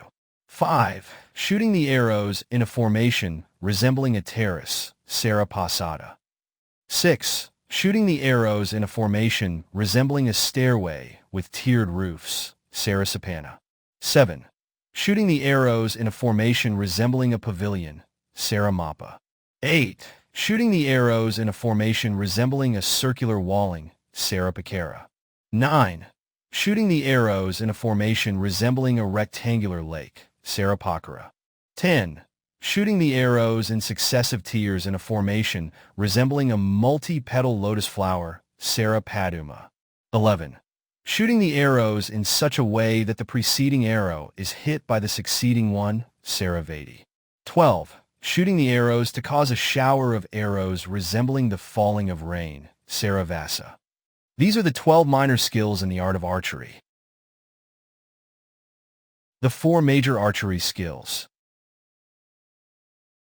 In addition, Prince Siddhattha demonstrated the following 4 major archery skills to his royal father, King Siddhattha, and the assembled royal guests. 1.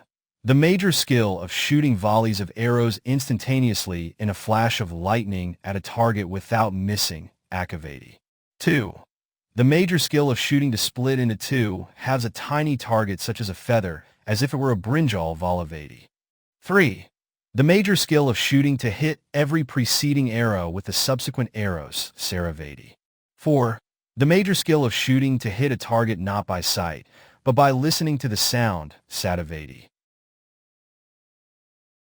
Piercing the 7 kinds of massive bodies.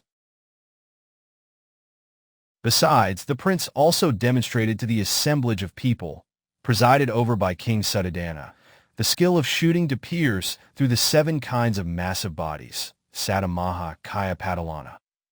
The 7 kinds of massive bodies are enumerated as follows. 1. A great mass of hide, Kamakaya.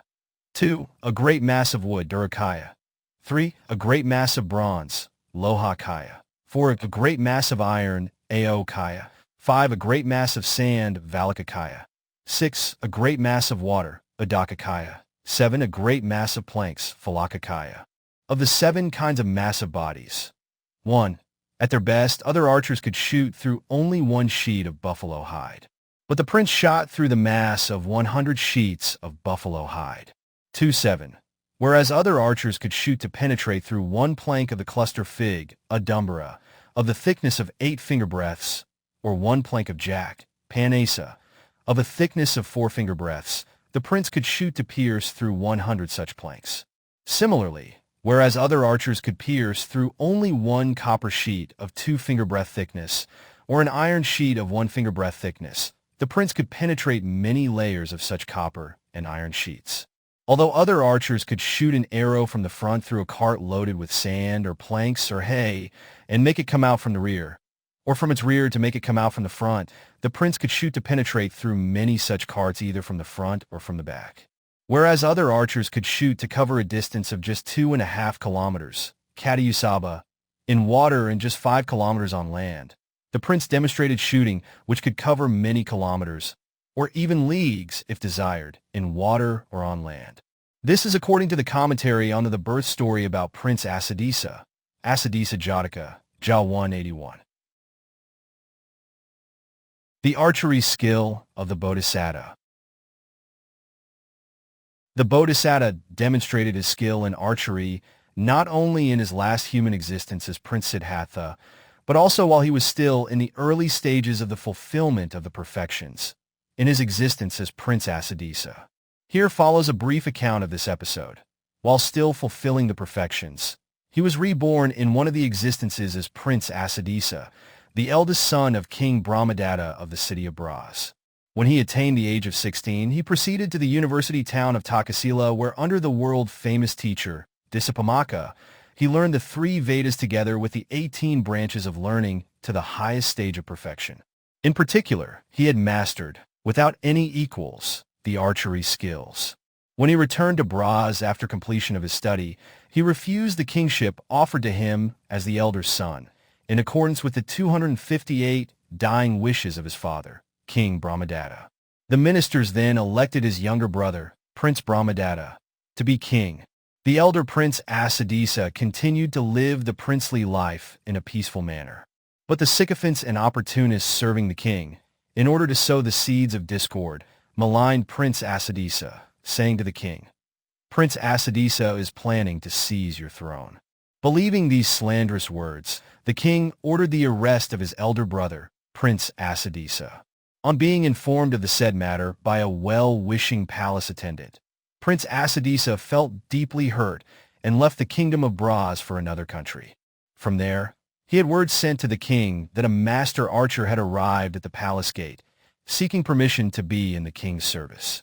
Summoning the master archer to his presence, the king questioned him as to the remuneration he sought for his services. Agreeing to be employed on a salary of 100,000 pieces of silver per annum, Prince Atthadassī remained henceforth in the service of the king as an archer. The incumbent archers were jealous of the newcomer, being thus paid a salary of 100,000 a year, and spoke in disparagement of him. One day, while in the royal garden near the auspicious stone slab, the king saw a bunch of mangoes on the top of a big mango tree. Considering it is impossible to climb up and pluck the mangoes, the king summoned the old archers and asked them, "Can you shoot down that bunch of mangoes with an arrow?" They submitted unanimously. "Your Majesty, there is no trouble for us to shoot it down, but your Majesty has seen our performance many a time. Let the new archer, who is earning much more than us, bring it down." The king then sent for Prince Atthadassī and asked him, "My son, can you shoot down that bunch of mangoes with an arrow?" The prince replied, "Your Majesty, if I have permission to use the place where you are reclining, the job can be done." The king moved out from his reclining position and permitted the prince to shoot from there. Unlike other archers, Prince Atthadassī did not go about carrying his bow in his hand ostentatiously. He moved about with his bow folded and wrapped up in cloth. He had an enclosure formed of screens and curtains. Then, entering the enclosure to take off the white outer garment, he changed into red attire. He also then girded up his loins and had a red sash wrapped tightly round his chest, after which he took out the sword from inside the bag and hung it on the left shoulder. He then put on a cloak of the color of gold, and with the quiver slung on his back, held the large bow made of a ram's horn, each sector of which was fastened properly at the joints, and set the bow strings of coral red color. Then, with a frontlet of precious gems adorning his head, and rotating the sharp arrow with his fingernails, he parted the curtain and came out like a Naga youth emerging from the earth. Then, going straight to the place for shooting, he asked the king, "Your Majesty, shall I shoot down the bunch of mangoes with the ascending arrow or with a descending one?" The king replied, "My son, I have seen many archers bring down fruit with the ascending arrow, but I have not seen archers shoot them down with the descending one. I want you to shoot and cut the stem with the descending arrow." The prince replied, "Your Majesty, this first arrow I am shooting will go up as far as the Kakusandha abode. I beseech you to be patient and wait for the arrow's descent from the said Deva abode." "So be it," said the king. He further explained thus, "Your Majesty, this first arrow I am shooting, on its way up will cleave in half the stalk of the mango bunch, and when it descends from the sky, it will cut the remaining half precisely without missing it, even by a hair's breadth, and bring down the bunch. Behold, your Majesty." Uttering these bold words, the prince shot the arrow which went skywards at an accelerating speed. The said arrow went up after cleaving half the mango stalk, as the prince had said. The prince, judging the arrow may have reached the Kakusandha abode by now, shot a second arrow with greater force and speed than the first one. The second arrow went up and struck the tail feather of the first arrow to make it turn and fall downwards. And 259, itself went up and up till it reached the Tissa abode, where it was caught by the Tissa Devas. The sound, produced by the descending arrow cutting through strong winds in the atmosphere, roared loudly like that of thunder, as if to make the earth tremble. When people asked, "What is that sound?" the prince replied, It is the sound of the first arrow descending. He calmed the fears of the people who were feeling anxious lest the arrow might fall onto them, saying, "Do not be afraid. The arrow will not be allowed to fall on the ground. I will catch it without causing harm to anyone." The said arrow, on coming down, cut the remaining half of the stalk of the mangoes without veering even a hair's breadth from it, in full view of the spectators, and fell downwards carrying the bunch of mangoes with it. Prince Atthadassī clutched in midair the falling arrow with one hand and the mangoes with the other, not allowing them to fall to the ground. The king and thousands of spectators marveled at the astonishing and magnificent display and exclaimed, "We had never before witnessed such a wonderful demonstration." They applauded and praised the prince by clapping their arms with open hands, snapping their fingers, and throwing up into the air their turbans and headgear. The king's audience, being pleased and delighted, lavished him with presents and rewards worth 10 millions of money. The king showered on the archer prince much bounty and a large retinue, which may be likened to a heavy downpour of rain. In this manner, the Bodhisatta demonstrated his extraordinary and wonderful skill in archery also at the time when he was born as Prince Atthadassī. In this last existence as Prince Siddhattha, he also demonstrated to the assembly not only the aforesaid skill in archery, namely the 12 minor skills, the 4 major skills, the 7 kinds of piercing through massive bodies, but all skills, dexterity, and accomplishments which a prince should learn and master. Only then the doubts and suspicions of the 80,000 royal relatives, wondering, "Does he even have any manly accomplishments?" were cleared away. In this manner, Prince Siddhattha displayed his skill in archery to dispel all distrust, disdain, slander, and reproach heaped upon him by his royal relatives. His was a feat of skill which had no equal. It was so marvelous and rare to witness. Thereupon, all the royal relatives, being cleared of the doubts and misgivings which they had entertained earlier, joyously proclaimed, "Never before in the royal annals of the Sakyan dynasty had anyone witnessed such feats of mastery as we have witnessed now," and thus showering praises on the prince. They were so fully delighted with such incomparable prowess and all-round accomplishments of the prince, that they willingly sent him their own royal daughters, who were beautifully dressed and adorned, for royal betrothal. The princesses of pure birth and matchless beauty sent to the royal court numbered 40,000. The beauty of Princess Yasodhara. Among the 40,000 Sakyan princesses, the crown, the crest, and the foremost was Princess Yasodhara, whose maiden name was Bhattacakana. Yasodhara was one of the coevals of the prince. She was born out of the union of the Sakyan ruler Subhita, the son of the prince's grandfather, King Anjana of Devata Kingdom, and Princess Amita, who was the younger sister of King Suddhodana. The princess earned the name of Yasodhara for being endowed with pristine fame and great retinue.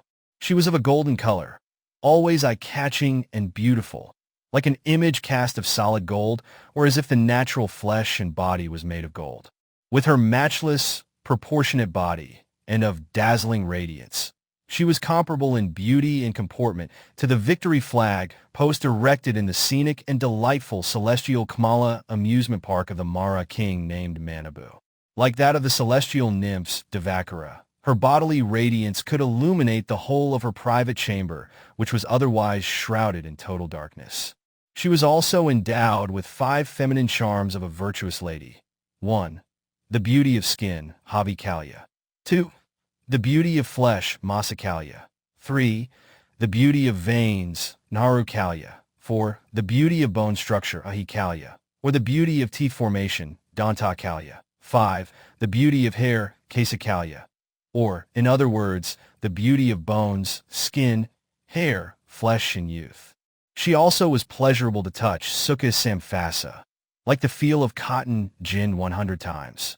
She was free from the 6 blemishes, viz., being too dark or too light, being too fat or too thin, being too short or too tall. The sweet fragrance of choice, sandalwood emanating from her faultless, graceful body, always pervading the air. Her coral-colored mouth was always fragrant with the scent of the blue lotus. Bhattacakana, Yasodhara, was the noble treasure of the woman, worthy to be the consort of a universal monarch ruling over the four continents. The above description of the Princess Yasodhara gives only a few of the distinguishing features for easy portrayal. In fact, she was unique among human beings and excelling female deities too. She was enjoying the merits which had accrued finally and simultaneously from all the perfections she had fulfilled and the deeds of merit she had performed in the previous innumerable existences. Subsequently, she became a lady of excellence and great worth, endowed with the most admirable peerless beauty amongst ladies of virtue and nobility. The Inauguration Ceremony. The 80,000 royal relatives headed by King Suddhodana assembled at a grand and magnificent convention and celebrated the coronation of Prince Siddhattha, which included the raising of the royal white umbrella over his head, the sprinkling of cool water, abhisheka, and the formal ascension to the golden throne. From among the 40,000 princesses presented by the Sakyan relatives, 10,000 princesses were assigned to Yasodhara to form her personal suite. The remaining 30,000 princesses were assigned to be resident attendants in the three palaces, 10,000 in each of them. Prince Siddhattha, surrounded by young maidens of noble Sakyan origin, was like a youthful deva being attended upon by deva princesses, or like Saka, the lord of the devas, and he was entertained with very pleasant music played by all female troops. He lived amidst the great and magnificent luxury of royalty, comparable to that of a universal monarch. He took up residence in the three magnificent and elegant palaces of Rama, Surama, and Subha in turn, according to the three seasons, leading a life of happiness and comfort.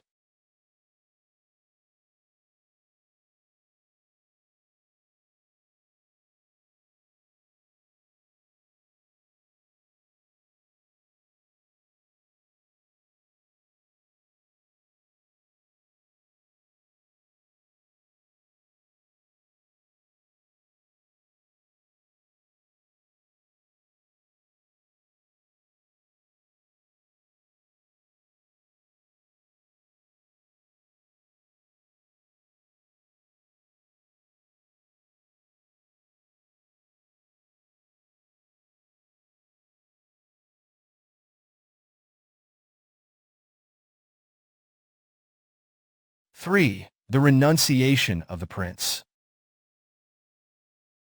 Visiting the royal garden. In this manner, Prince Siddhattha became a reigning prince in Kapilavatthu at the age of 16. When he attained the age of 29, after having enjoyed the comfort and luxury of a universal monarch, attended upon by a retinue of 40,000 princesses headed by the chief princess Yasodhara, one day, he became desirous of visiting the royal garden. And so he sent for the charioteer and ordered him, "Charioteer, have a chariot ready. I will visit the royal garden." "Very well," replied the charioteer, and had the royal chariot, which was excellent and fit only for noble personages, adorned with ornaments, and to it were harnessed 4 thoroughbred horses which were pure white like the full moon or the white lotus flower, and as fast as the wind or Gera, the king of birds. When informed by the charioteer that the chariot was ready, the prince rode in the chariot, which was gorgeous, like a celestial mansion, and headed for the royal garden in a grand procession. 1. The omen of an old man. When the prince had traveled some distance on his way to the royal garden, the devas conferred, "The time for Prince Siddhattha to become a Buddha is drawing near. Let us show him omens which will cause him to renounce the world and become a recluse." They asked a deva to assume the appearance of an aged man, having gray hair, no teeth, stooping back, and trembling with a walking stick in his hand.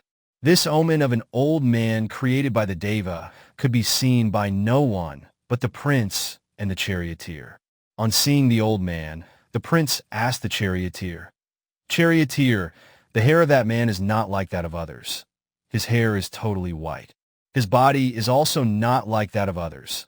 The teeth are all gone. There is little flesh on his body. With a stooping back, he is trembling all over. By what name is he known?" The charioteer replied, "Your Majesty, he is called an old man."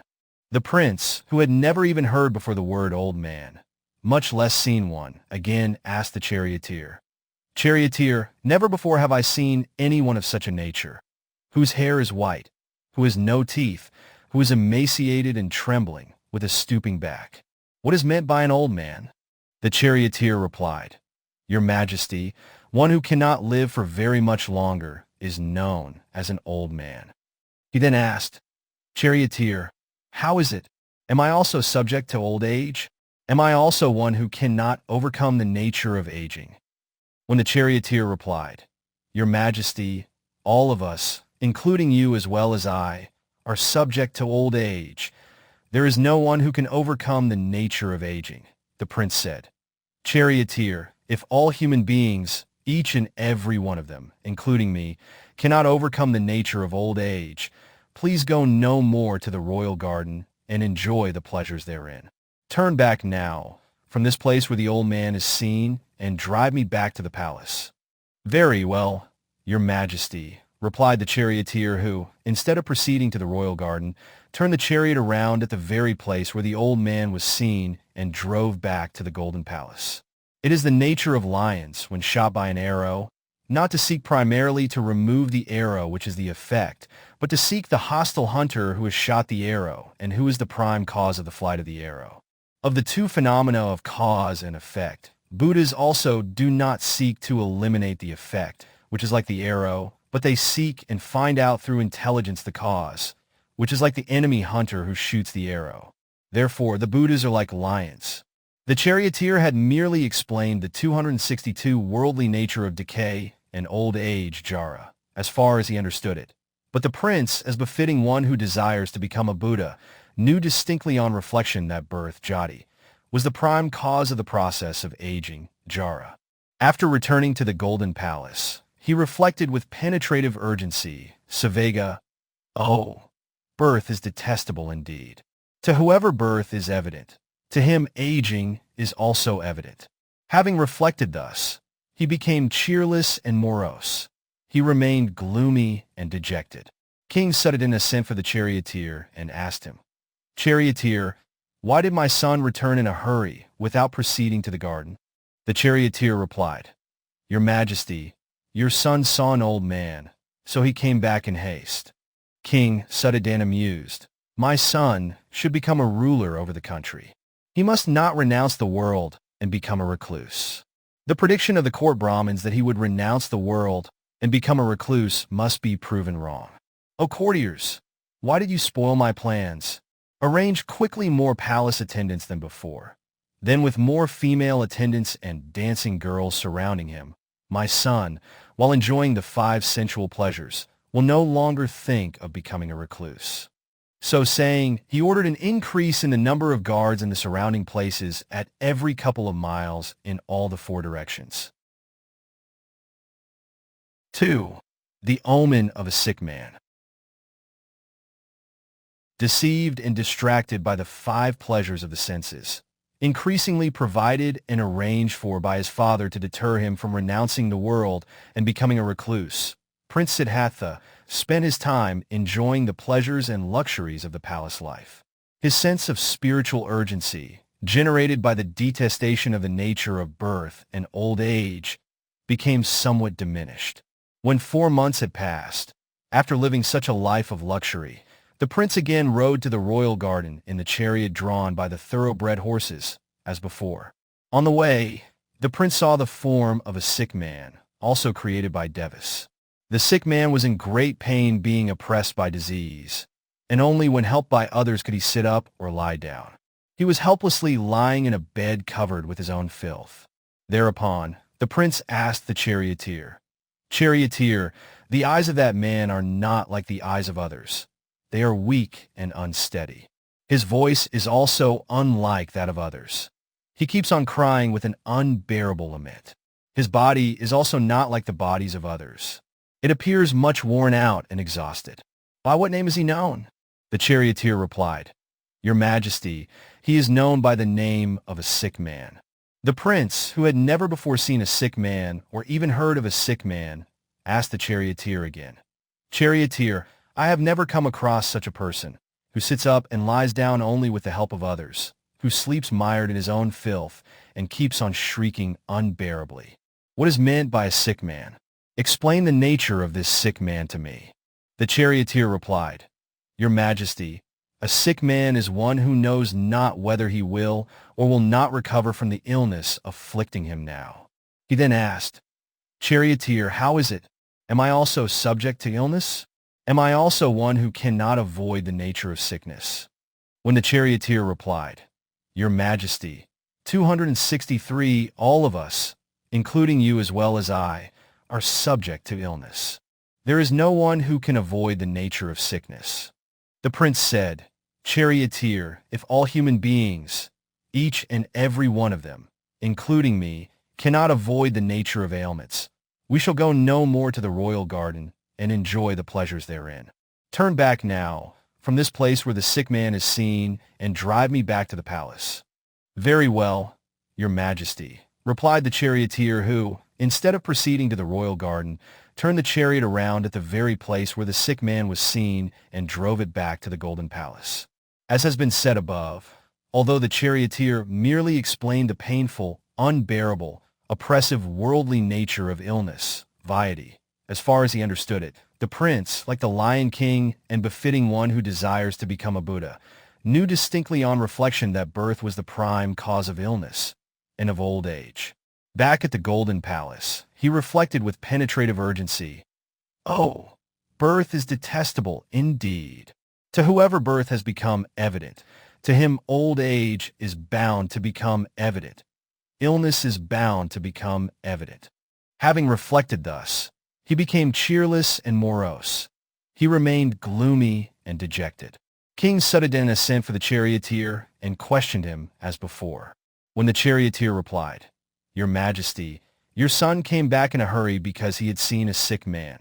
King Suddhodana thought to himself as before and ordered a further increase of guards to be placed every 3 miles in the 4 directions. He also arranged to appoint more palace attendants and dancing girls. 3. The omen of a dead man. Deceived and distracted by the 5 pleasures of the senses, increasingly provided and arranged by his father, King Suddhodana, to deter him from renouncing the world and becoming a recluse, Prince Siddhattha spent his time enjoying the pleasures and luxuries of the palace life, and his sense of spiritual urgency generated by the detestation of the nature of birth, old age, and illness became somewhat diminished. When 4 months had passed after living such a life of luxury, the prince again rode into the royal garden in the chariot drawn by the thoroughbred horses, as before. On the way, he saw an omen created and shown by the Devas for the 3rd time, namely, a crowd of people and a bier decorated with multicolored cloth. Thereupon he asked the charioteer, Charioteer, why are all these people gathering around? Why are they preparing a stretcher decorated with multicolored cloth? The charioteer replied, Your Majesty, the people are gathering around and preparing the bier because someone has died. The prince, who had never seen a dead person before or even heard of the dead, commanded the charioteer, Charioteer, if they are assembled and engaged in making a stretcher, drive me to where the dead man lies. The charioteer said, Very well, Your Majesty, and drove the chariot to where the dead man was lying. When the prince saw the dead man, he asked, Charioteer, of what nature is this dead man? The charioteer replied, Your Majesty, when a man dies, his relatives will never see him again, nor will he see his relatives any more. Thereupon, the prince asked further, Charioteer, how is it? Am I also subject to death like that man? Am I also one who cannot avoid the nature of death? Will my father, mother, and relatives not see me again one day? Will I also not see them again one day? The charioteer replied, Your Majesty, all of us, including you as well as myself, are subject to death. There is no one who can avoid death. It is certain that one day your royal father, mother, and relatives will not see you anymore, and it is equally certain that one day you will no longer see them. Thereupon the prince said, Charioteer, if all human beings, each and every one of them, including me, cannot overcome the nature of dying, please let us go no more to the royal garden and enjoy the pleasures therein. Turn back now from this place where the dead man is seen and drive me back to the royal palace." "Very well, your majesty," replied the charioteer who, instead of proceeding to the royal garden, turned the chariot around at the very place where the dead man was seen and drove it back to the golden palace. As has been said above, although the charioteer merely explained the worldly nature of death, Mara, as far as he understood, that when a man died, the relatives who were left behind would never see him again, and nor would the man who passed away see again the relatives he had left behind. The prince, like the Lion King and befitting one who desires to become a Buddha, knew distinctly on reflection that birth was the prime cause of the three phenomena: death, old age, and illness, which he had seen previously. After his return to the Golden Palace, he reflected with penetrative urgency, "Oh, birth is detestable indeed. To whoever birth has become evident, to him old age is bound to become evident, illness is bound to become evident, death is bound to become evident." Having reflected thus, he became cheerless and morose. He remained gloomy and dejected. King Suddhodana sent for the charioteer and questioned him as before. When the charioteer replied, "Your Majesty, the royal son came back in a hurry because he has seen somebody dead," King Suddhodana thought to himself as before and said in the same manner and ordered a further strengthening of guards to be placed at every league in the four directions. He also arranged to appoint more palace attendants and dancing girls. 4. The omen of a recluse.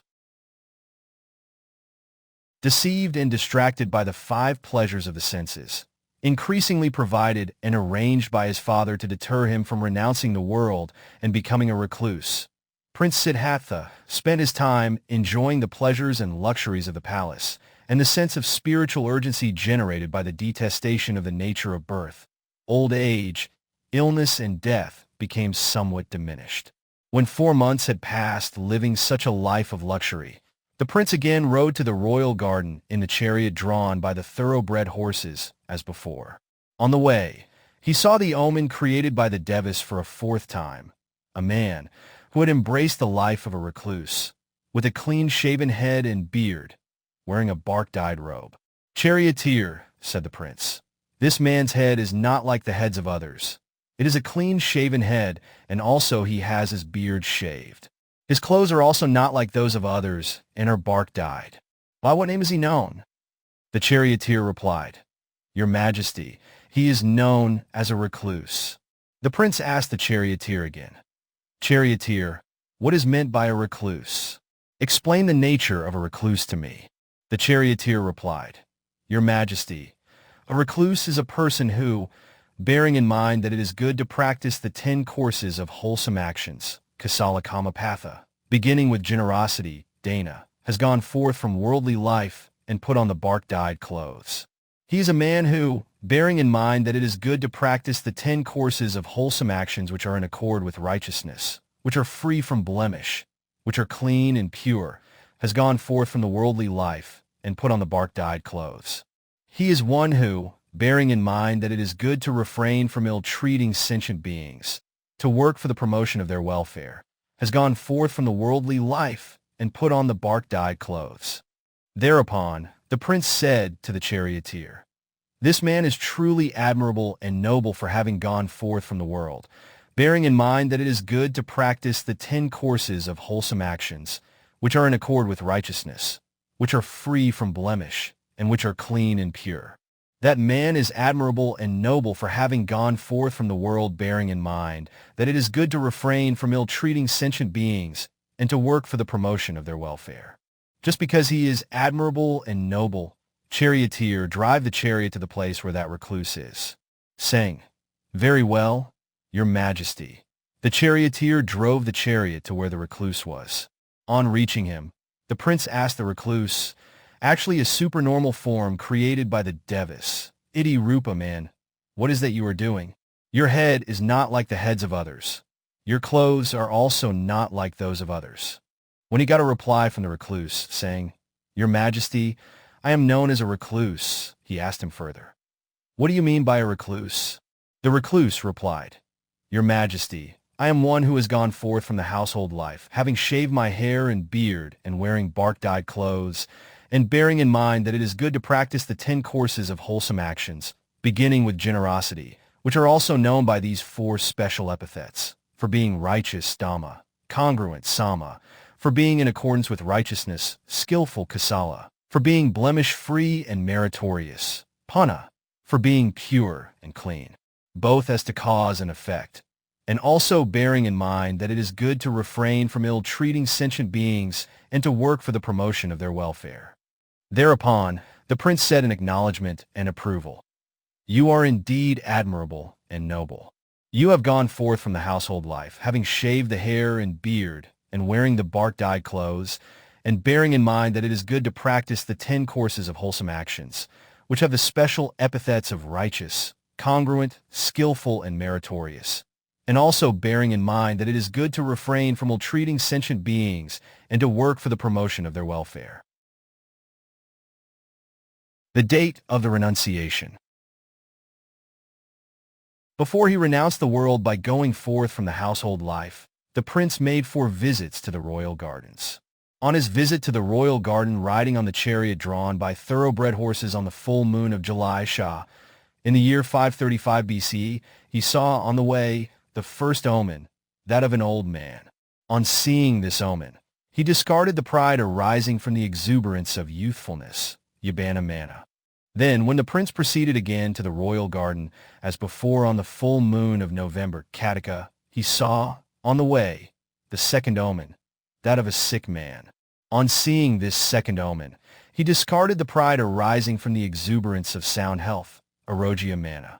On proceeding again to the royal garden, as before, on the full moon of March, Phagwa, he saw, on the way, the third omen, that of a dead man.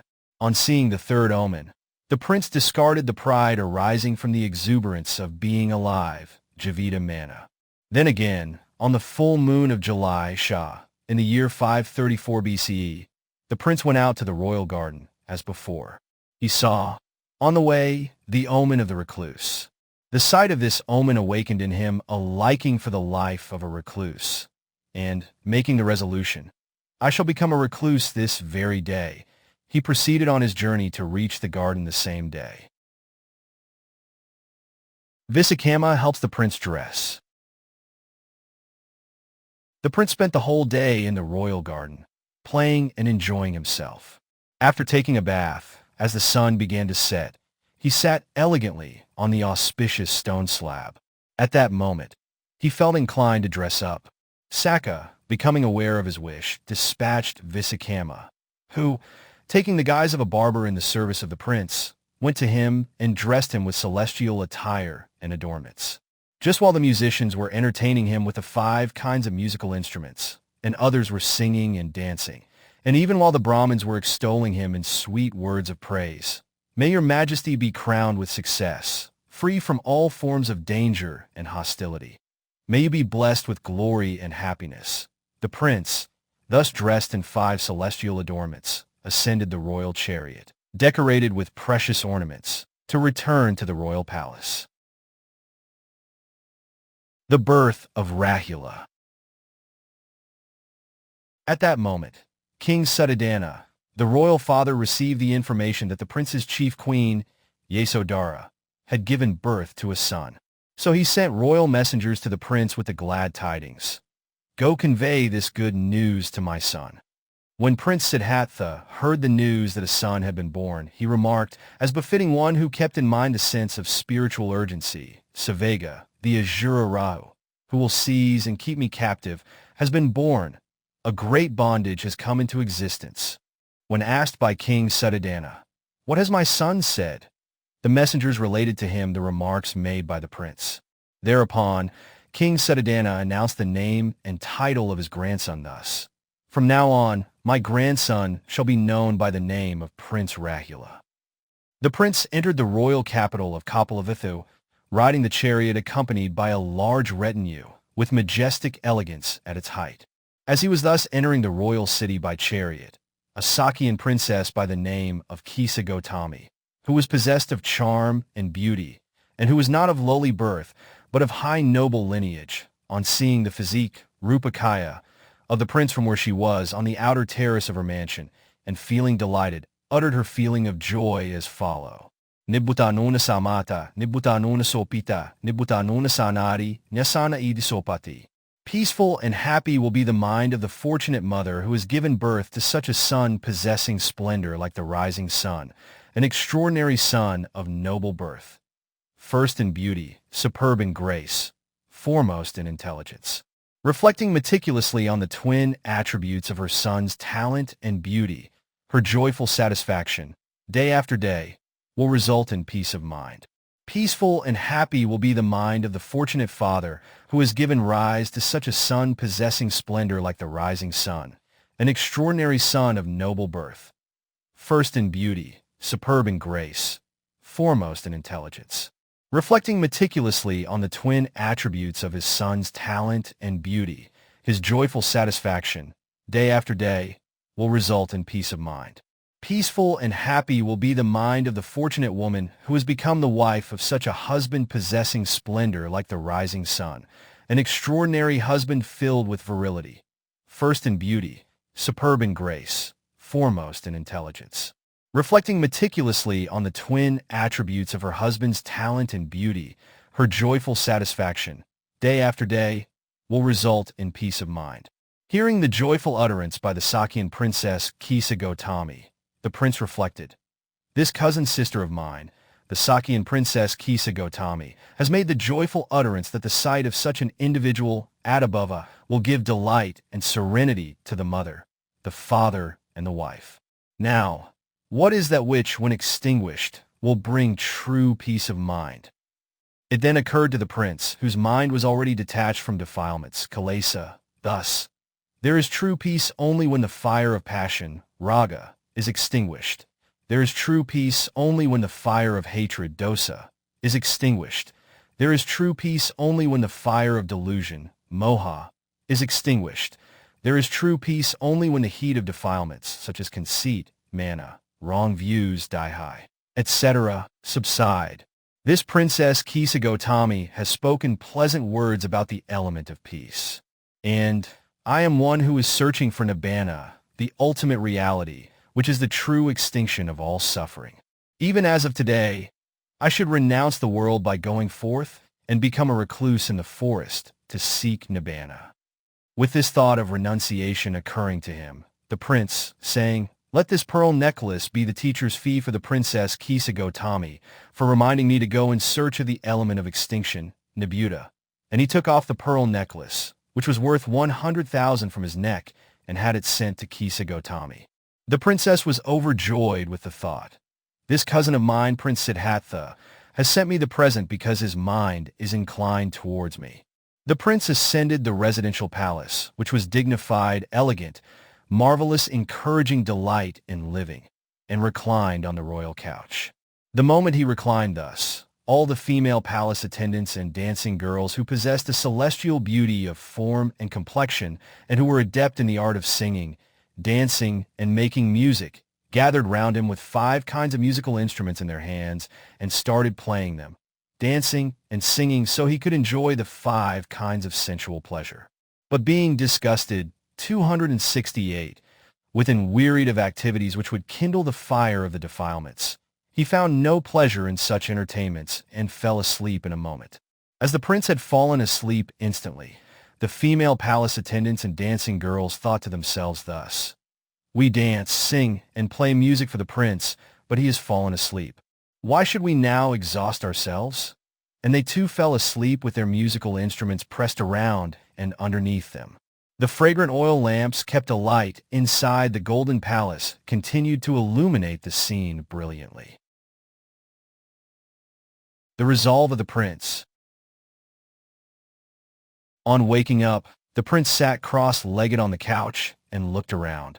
He saw the dancing girls asleep, some with their musical instruments pressed around and underneath them, and with saliva flowing out from their mouths, soiling their cheeks and bodies, some grinding their teeth, some snoring, some jabbering, some with their mouths open, some with no clothes on but with bodies bare, some with their hair loose and in confusion.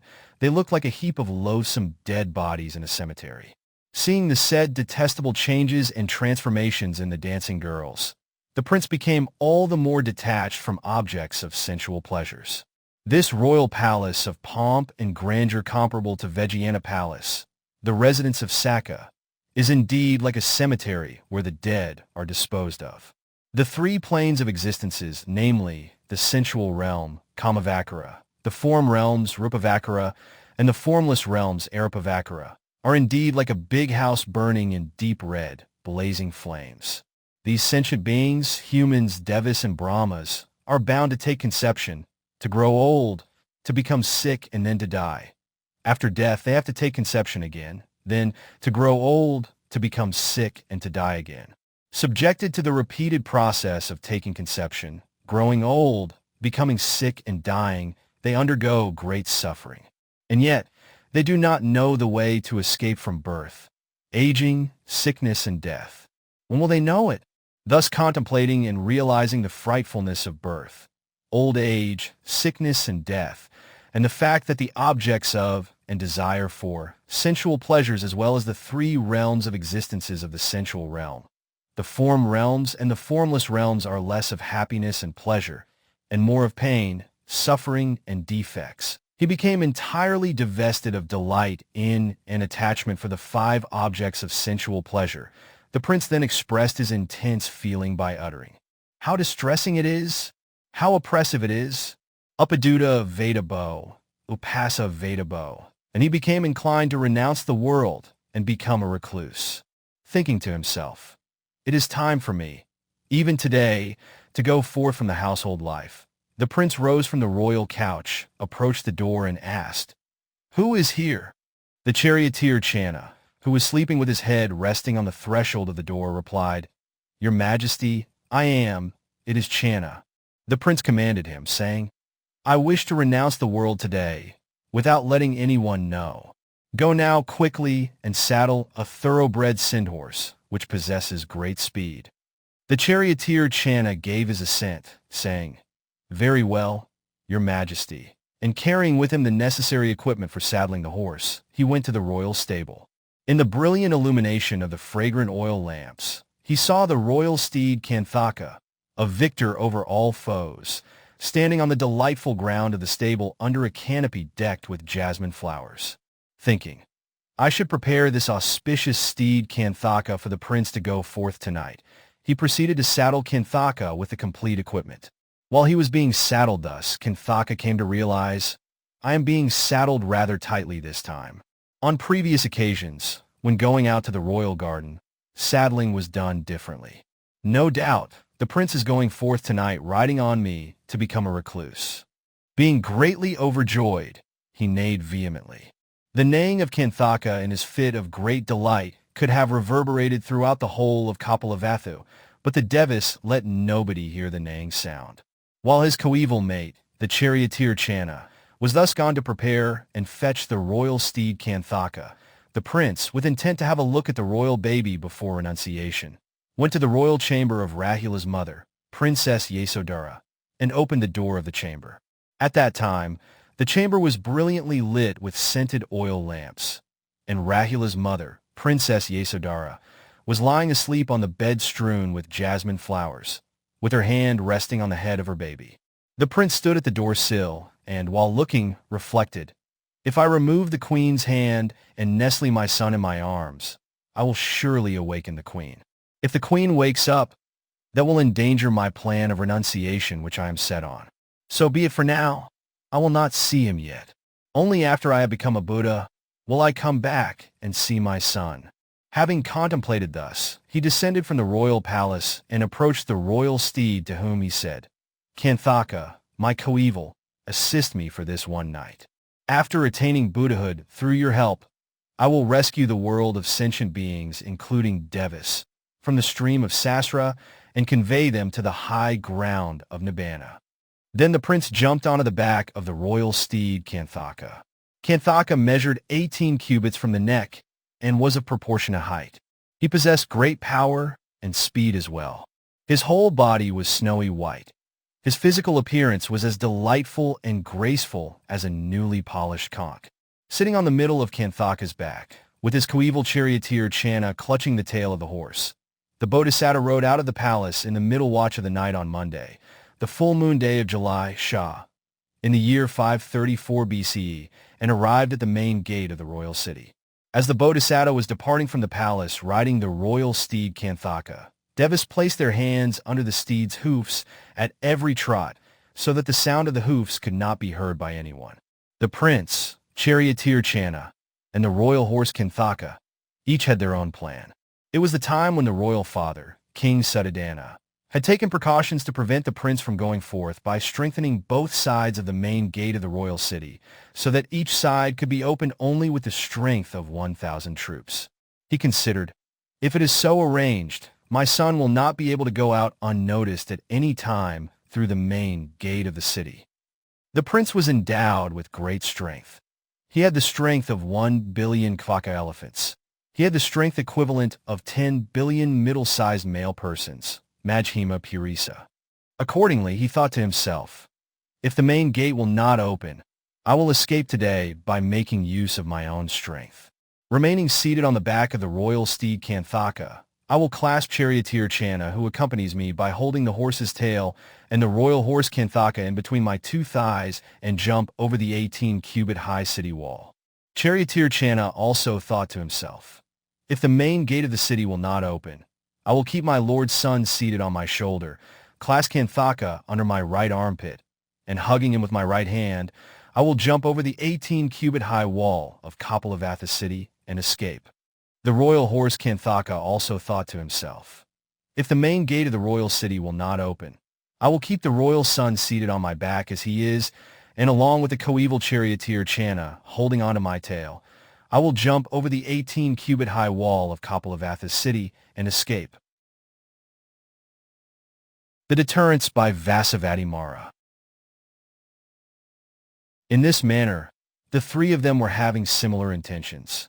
Even if the main gate of the city would not open, any one of them would certainly act in fulfillment of his plan. Nevertheless, by virtue of the accumulated merits and glory of the prince, the Devas guarding the gates of the royal city were very glad to keep the main gate readily open for him to go out. Just as he rode out from the main gate of the royal city on the back of Koṇḍañña, accompanied by his coeval charioteer Channa, Vessabhū Mara, who did not like, and had always opposed and obstructed the emancipation of sentient beings from the round of rebirths, went to the human world from his abode in the Paranamiddhavasavati world in a moment, as quickly as a strong man might stretch out his folded arm or fold his outstretched arm back in, and appeared in front of the prince. His purpose was to deter him from renouncing the world by tricking him into believing that the deterrence was for his own good.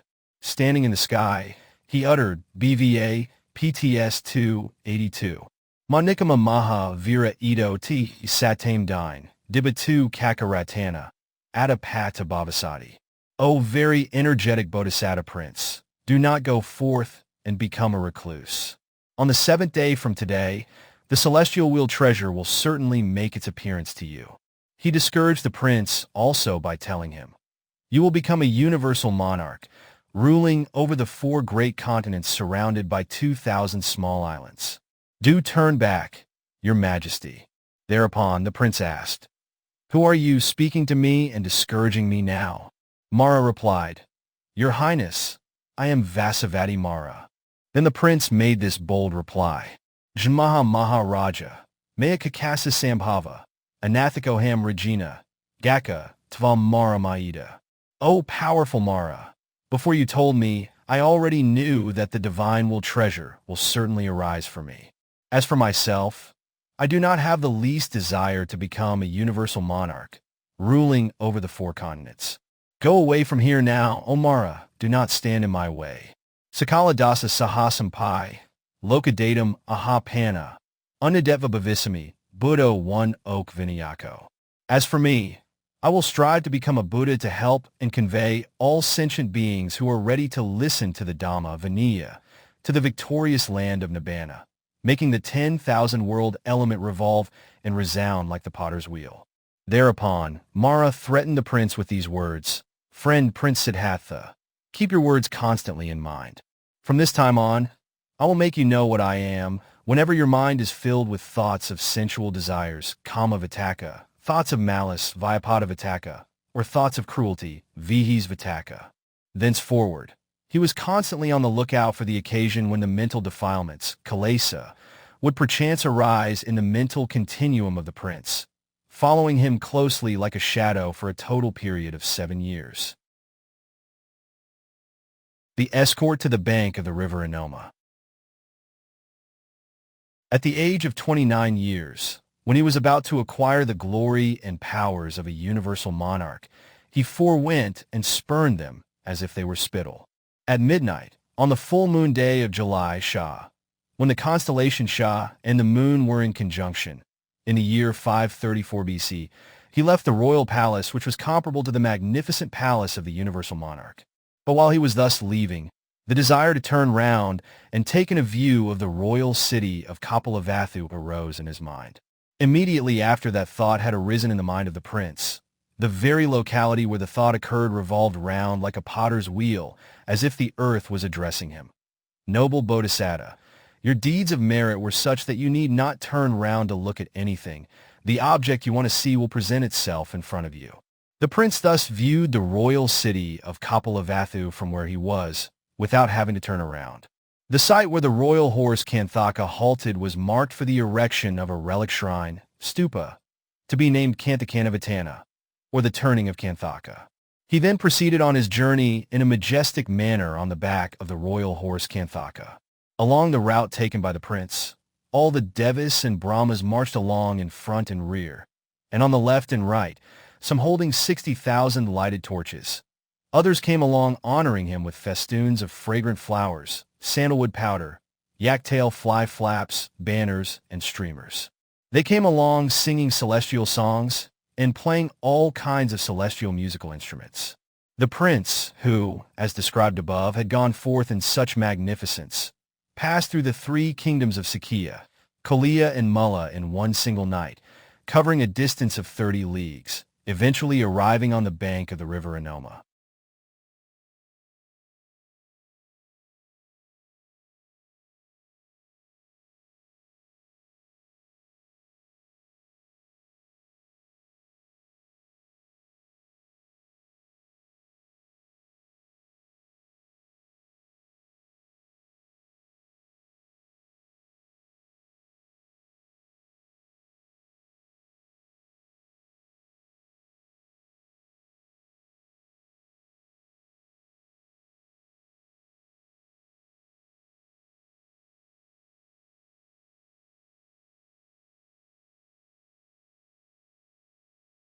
For the early days of the Renunciation.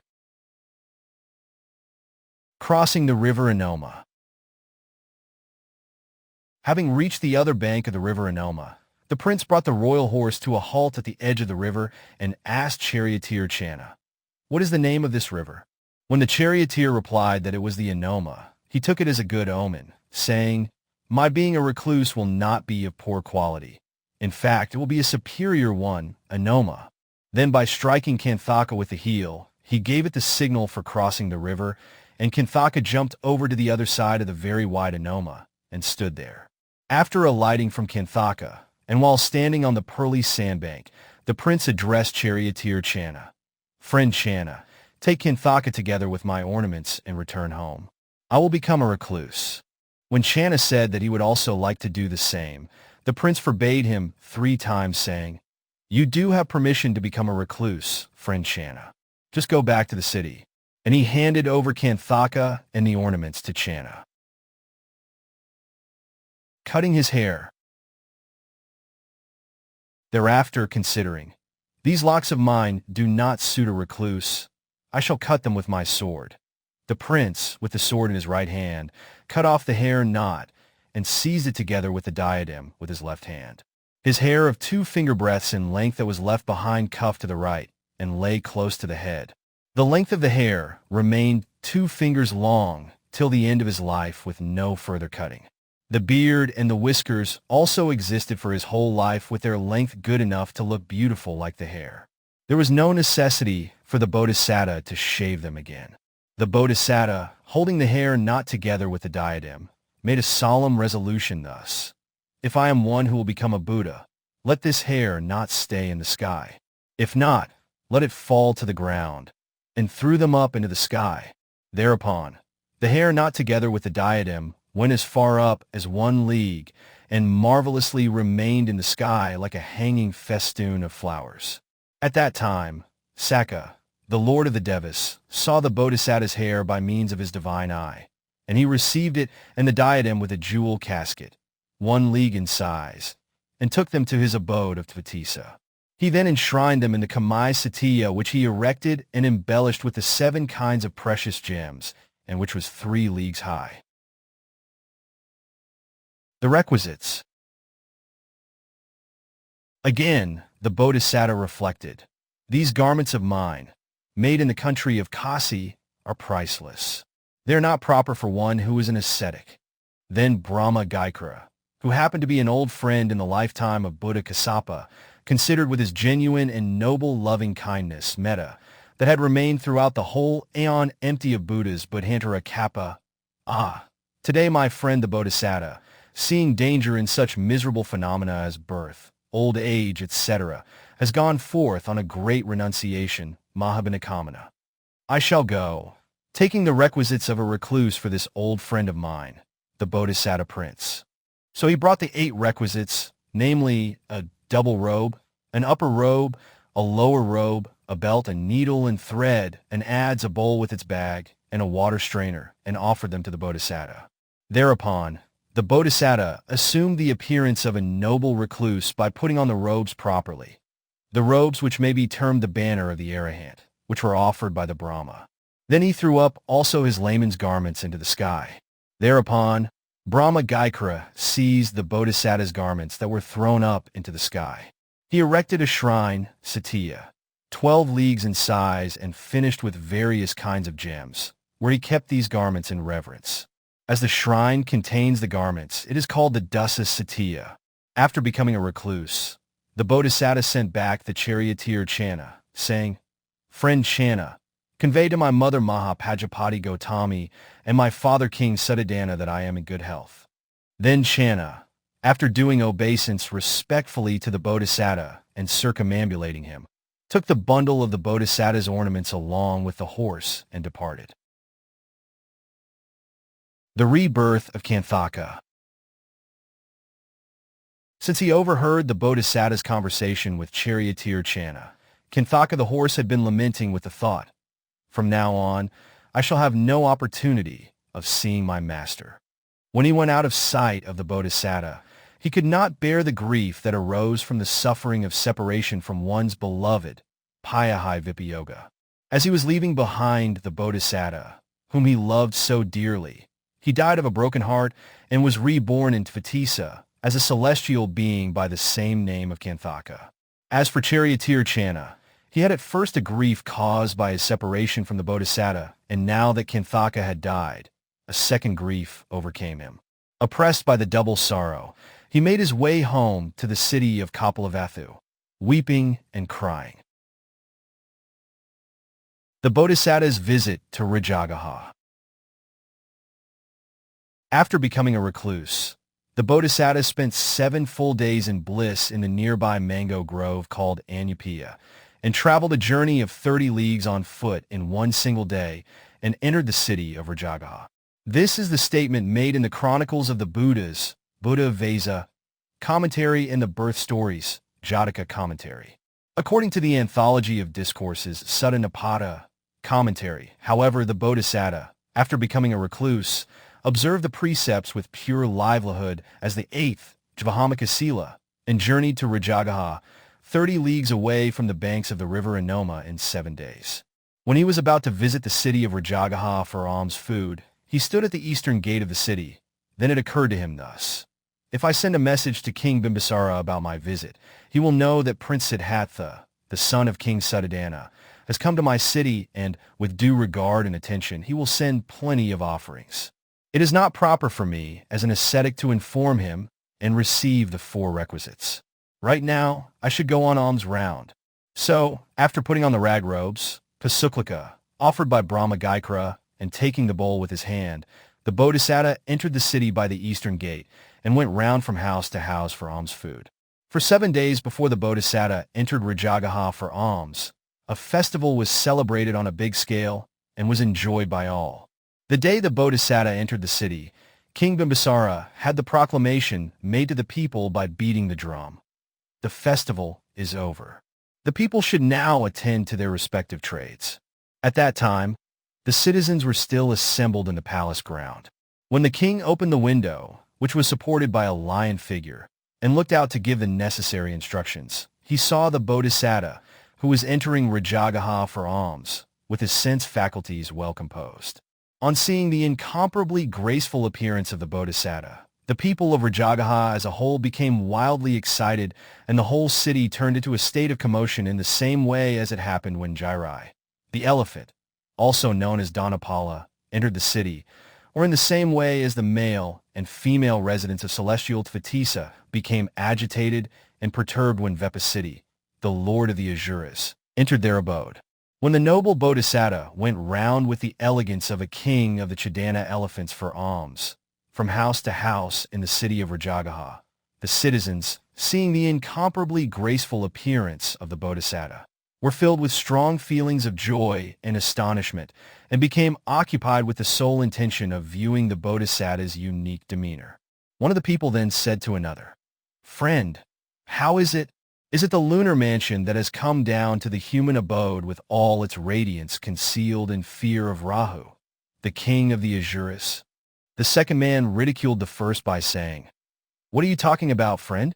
Have you ever seen the full moon coming down to the human world?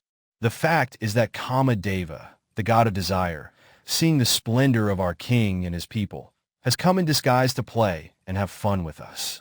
Then the third person ridiculed the second by saying, "Friend, how is it? Are you crazy? Kamadeva is one whose body is jet black, as he has been terribly burnt by the flame of arrogance and anger. The truth is that the person we are seeing now is Sakka, the lord of the Devas, endowed with 1,000 eyes, who has come into our city mistaking it for his abode of Tissa." That third person was told in a rather smiling manner by the fourth, "How could you say so? Your words are self-contradictory. To name him Sakka, where are his 1,000 eyes? Where is his thunderbolt weapon? Why is he not riding elephant Urva? In fact, he is Brahma, who, knowing that Brahmins have forgotten their Vedas and all, has come to urge them not to forget their learning and to practice in accordance with them."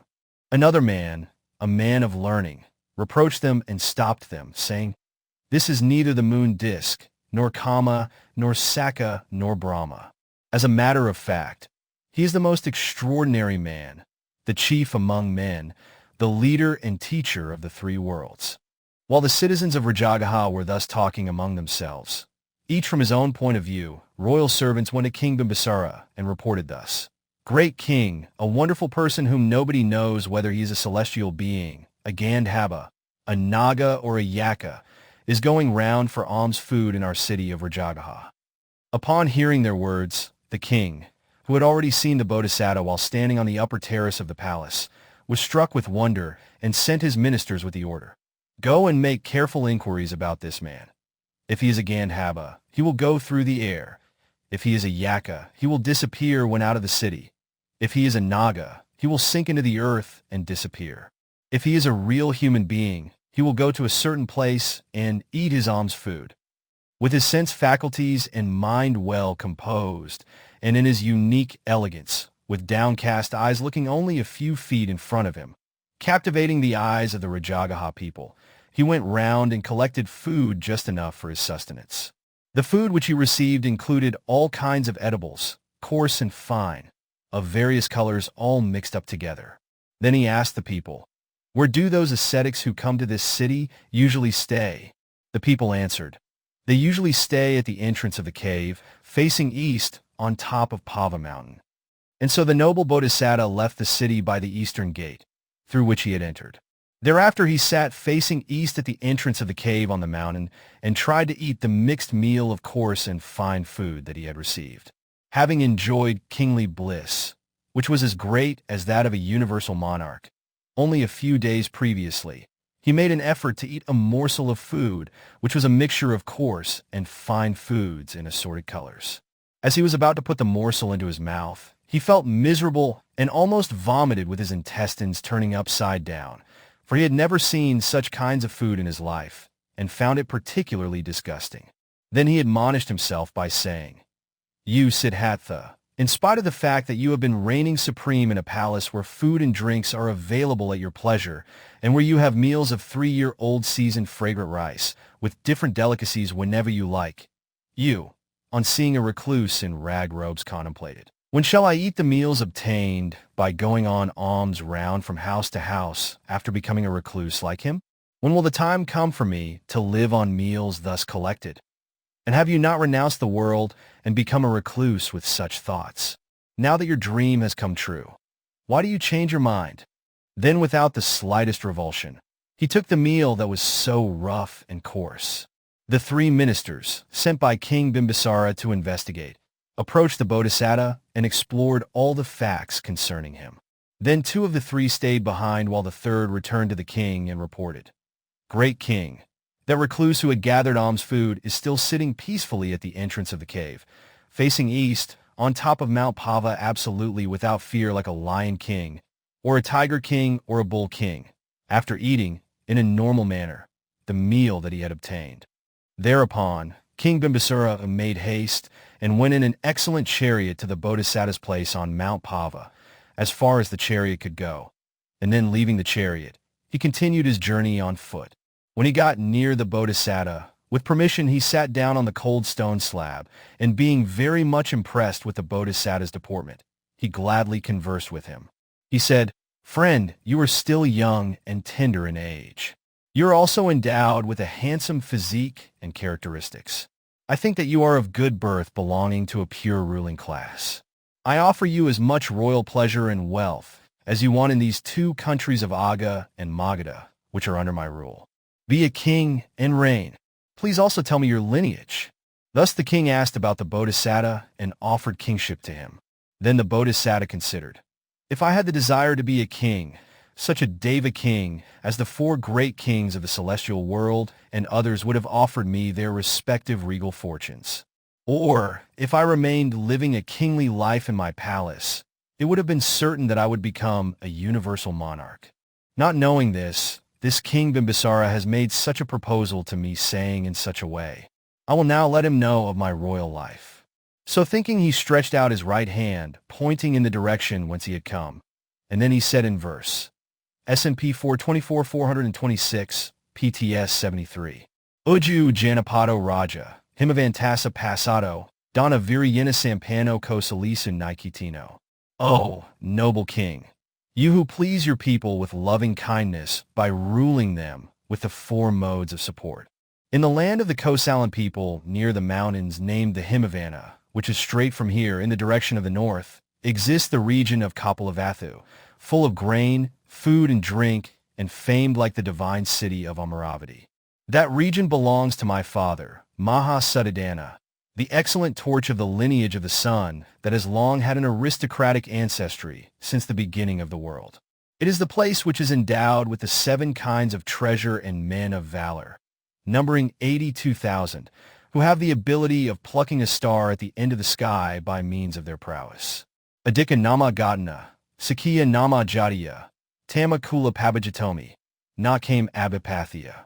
O noble king, you who are recognized as a Deva, because I am not a stranger, but related to the sun god, I am Adika by clan, which is pure. I am Sikhī by birth, which is glorious, a new name which came about through the joyous utterance of King Akaka. Coming from the Adika clan and from Sikhī royal lineage, I have renounced the world with a view to becoming a Buddha, not because I aspire after objects of sensual pleasures. Kamisvadina vadisva nekamam dahukhemato patkananagamisami etsamerayati mano. O noble king, you who are recognized as a Deva, with my insight wisdom, I saw clearly more of suffering and less of enjoyment in the material objects of sensual pleasures. I also saw a renunciation of both the objects and the defilements of sensual pleasures as a haven, free from dangers. Having seen thus, I became a recluse with becoming a Buddha as my goal. I will proceed to strive for the attainment of Nibbana, the ultimate reality that comes of renunciation and that excels all other states immensely in its quality of peace. My mind always yearns for that state called Nibbana, which is far superior to all other states. With these 3 verses, the Bodhisatta told King Bimbisara that he had come from the lineage of Sikhī and had taken up an ascetic life, that he had no desire at all for material pleasures, and that, having become a recluse with the aim of achieving Nibbana, he would be retreating to the forest for the practice of the austerities, dukkha kriya, in order to speedily attain that very state of Nibbana.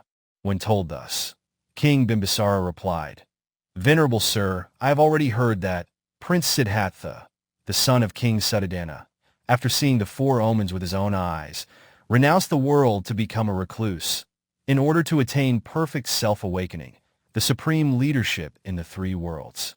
Having seen by myself your great aspiration after Nibbana, I firmly believe that you will become a Buddha. Venerable sir, let me make a supplication to you. When you have become a Buddha, please visit my country first and foremost." After thus solemnly extending his invitation, King Bimbisara went back into the city.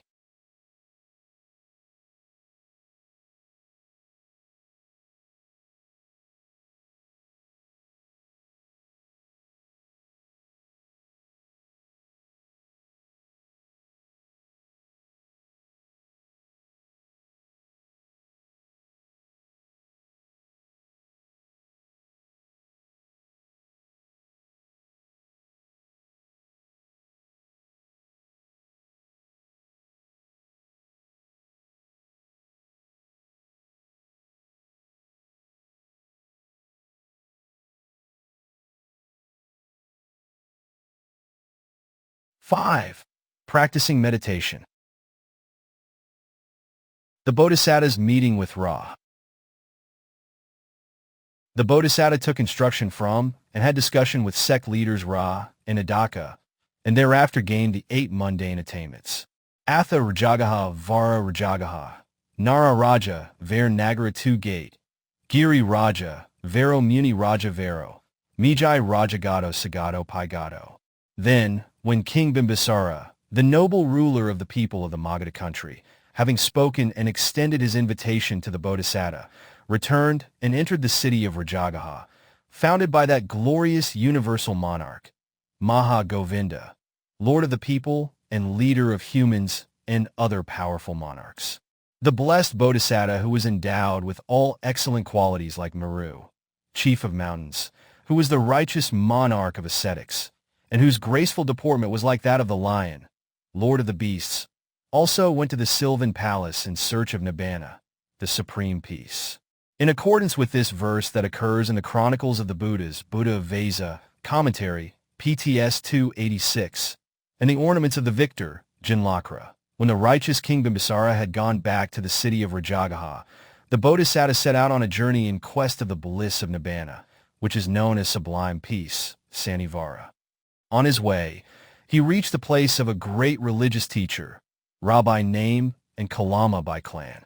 When he reached the place of Ra, the sect leader, the Bodhisatta, made a request saying, "Friend, you of the Kalama clan, I wish to lead a holy life in this system of yours." Then Ra gave his permission and words of encouragement sincerely. "Noble friend, do practice in this system of ours. Ours is one that enables an intelligent practicing person, in no long time, to realize the teacher's view and to abide blissfully." As permitted by Ra, the sect leader, the Bodhisatta soon underwent studies in the newly found system. Being a man of superb intelligence, the Bodhisatta could easily learn Ra's doctrine and practice. Just by repeating what the teacher uttered with slight lip movements, the Bodhisatta reached the stage of learning at which he could say, "I have understood." In fact, he did declare, "I have understood. I have seen the course," and the sect leader and his other disciples also agreed to his declaration. On considering the way the sect leader Ra had spoken with authority on the course of practice, which resulted in the realization of the absorption on the sphere of nothingness, Akankanyatana jhana, he came to know thus, It does not appear that the sect leader Ra just learned by heart only through faith and without personal wisdom the course of practice leading to this absorption on the sphere of nothingness. Verily, this teacher must be one who has himself gained and realized the 7 mundane attainments. And so he approached the teacher again and asked him thus, "Friend belonging to the Kalama clan, to what extent do you say that you yourself dwelt realizing this doctrine of yours?" As he had himself realized it, Ra replied in the manner of those who had practical knowledge, not simply theoretical knowledge, by giving a full account of the 7 attainments up to the absorption on the sphere of nothingness. Thereupon it occurred to the Bodhisatta thus, not only does the sect leader Ra possess faith firm enough to attain the absorptions, I, too, have faith firm enough to attain the absorptions. Not only does he possess energy, mindfulness, concentration, and wisdom strong enough to reach absorption, apanajana, I, too, have energy, mindfulness, concentration, and wisdom strong enough to reach it.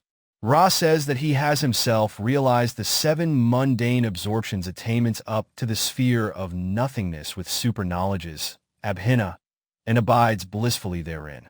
It would be good if I, too, were to strive to realize like him the 7 mundane absorption attainments. With this intent, he strenuously practiced the preliminary duties, Kaja Parakama, and within 2 or 3 days he himself realized, like his teacher Ra, the 7 mundane attainments up to the absorption on the sphere of nothingness and dwelt blissfully therein. Then the Bodhisatta went to the sect leader Ra and asked, "Friend Kalama, do you say that through this much of practice you have yourself realized with the super-knowledges these 7 mundane absorptions and dwelt blissfully therein?" When Ra replied in the affirmative, the Bodhisatta informed him thus, "Friend, through this much of practice, I, too, have myself realized with the super-knowledges these 7 mundane absorptions up to the absorption on the sphere of nothingness and dwelt blissfully therein." Thereupon, as befitting a noble person free of the mental impurity of envy, Issa, and selfishness, Makariya, Ra the sect leader spoke joyful words of altruism thus, "We have seen with our eyes a fellow recluse of sharp intelligence like your noble self. It is a great gain for us, friend. Isababuddha Lokami, Royo Anasuki, Vav Sudarasa, Aho Urikandata. In the wide world dominated by the evil thought of envy Issa, which is a jealous feeling caused by another's welfare and good fortune, Ra the sect leader, being a true noble personage without envy, openly spoke words of praise to the Bodhisatta who was possessed of sharp, quick, and incomparable intelligence. Being a person endowed with purely honest and arahat desire, Chanda, like that of Ra the noble teacher, who has unblemished wisdom, is indeed exemplary and deserving of acclaim with the snapping of the fingers. Ra offers to share leadership. Not only had the sect leader Ra spoken out words of praise, as has been said above, for he was a person free of such mental impurity as envy and selfishness, but he went further, saying, "Superb man, what I have by myself realized with super-knowledges and taught, you have by yourself realized with super-knowledges. What you have by yourself realized with super-knowledges, I have by myself realized with super-knowledges and taught. In this way, the doctrine I have discerned, you also have. The doctrine you have discerned, I also have. In this way, you are like me, and I am like you. Please come, friend. Let us both take charge in harmony of this sect of such numerous followers." He then gave a signal to his followers to assemble and said, "Disciples, I have gained the 7 attainments, so has this superb man like me. You disciples numbering this many should take instruction from this superb man. You disciples numbering this many should take instruction from me." So saying, he entrusted half of his disciples to the Bodhisatta. Not only did he equally share his followers, but he also sent his male and female supporters, who came to wait upon him, bringing perfumes and flowers, to the Bodhisatta, saying, "Go and pay homage to the superb man." As directed by the sect leader, the male and female supporters first paid homage to the Bodhisatta, and then paid homage to their master with what was left of the perfumes and flowers. When they went to offer costly couches and seats, they were asked to offer them to the Bodhisatta first, and he would accept the remaining ones, if any.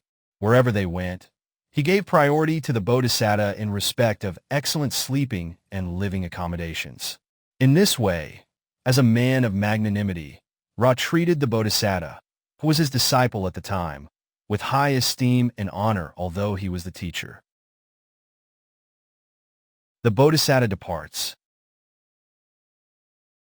Having put in effort and gained the 7 mundane absorption attainments, as he had acquired absorption experiences in his previous existences, and as he was highly intelligent, the Bodhisatta soon reflected on the nature and prospects of these attainments in the present life and the benefits to be derived therefrom in the next. And he came to know perfectly well the nature and prospects of the said 7 attainments up to the absorption on the sphere of nothingness in the present life, and his rebirth that would take place in the Brahma abode of the sphere of nothingness, Akankanyatana, in the next. Thereupon, he came to the conclusion that these 7 mundane absorptions fell within the cycle of suffering, dukkha. He also contemplated thus: the aggregate of these attainments cannot lead to weariness in the cycle of suffering, to detachment, to the cessation of defilements such as lust, raga, hatred, dosa, etc., to extinction of all these defilements, to knowledge of all that is to be known, to achievement of the knowledge of the 4 paths, to the realization of nibbana. In fact, these 7 attainments result at most only in the Brahma abode of the sphere of nothingness, Akankanyatana, where one lives for 60,000 great eons, Mahakapas, but they will not produce any benefit superior to that. The highest Brahma world of the sphere of nothingness, in which the same absorption results, is also only a realm which is not liberated from the dangers of birth, decay, and death. It is, in fact, a region already encircled by the snares of the king of death. A man, severely afflicted with hunger, at first eats with relish a big plateful of a delicious meal, but later on he becomes fed up and feels repugnant at it, on account of derangement of the bile, or the phlegm, or of the falling of a fly onto the meal, and he abandons it without the slightest thought of taking another morsel. In the same way, the Bodhisatta, after putting in effort and gaining the said 7 mundane absorption attainments within 2 or 3 days without difficulty, at first dwelled in and enjoyed the said attainments. But from the moment he discerned the aforesaid defects, such as their being still within the cycle of suffering, etc., he entirely lost interest in exercising the 7 attainments, even by means of one of the 5 kinds of mastery. He repeatedly abandoned the attainments, saying, "These 7 attainments are of no use whatsoever. These 7 attainments are of no use whatsoever." And as he was wearied of them, he departed from the sect leader Ra. The Bodhisatta's meeting with Adaka.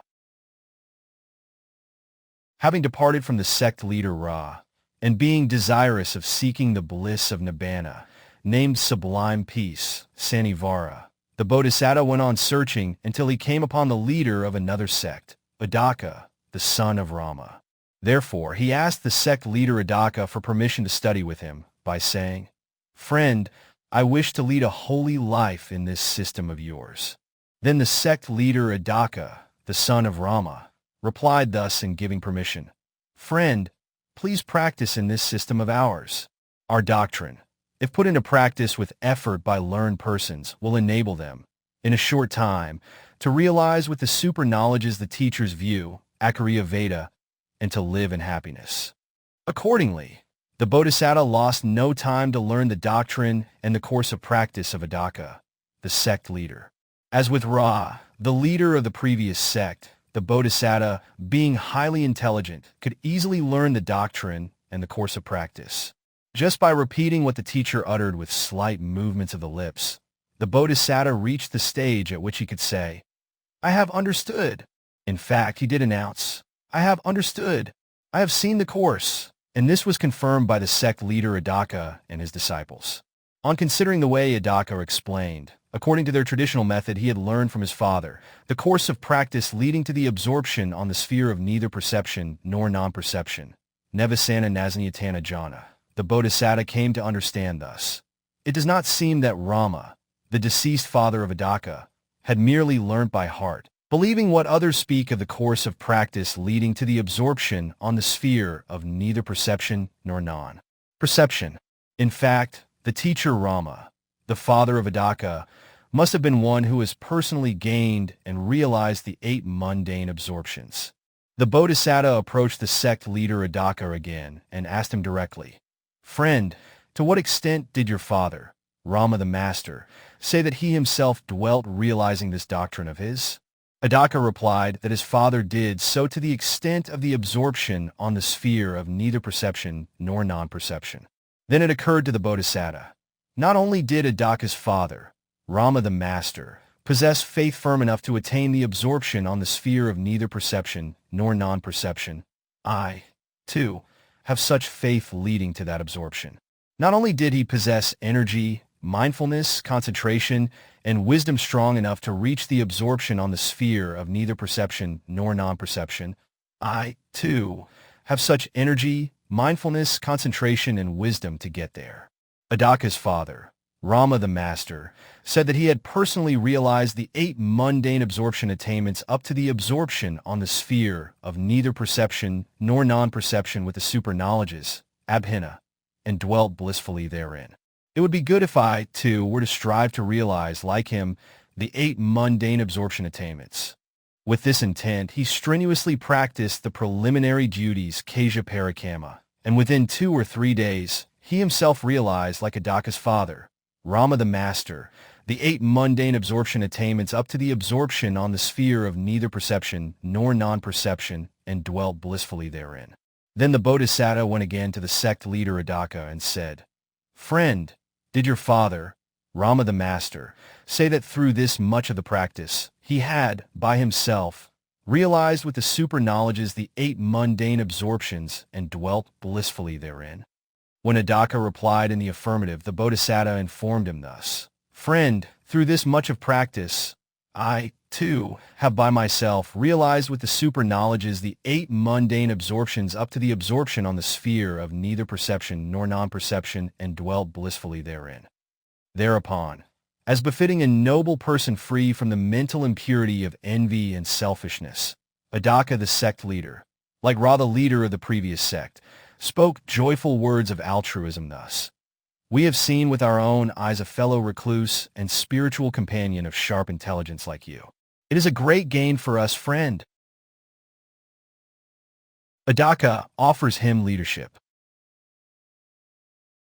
Not only had the sect leader Adaka spoken congratulatory words, as has been said above, as befitting one who was free from the mental impurity of envy and selfishness, he went further saying, "Superb man, what my father, Rama the Master, had, by himself, realized with the super knowledges and taught, you, superb man, have by yourself realized with the super knowledges.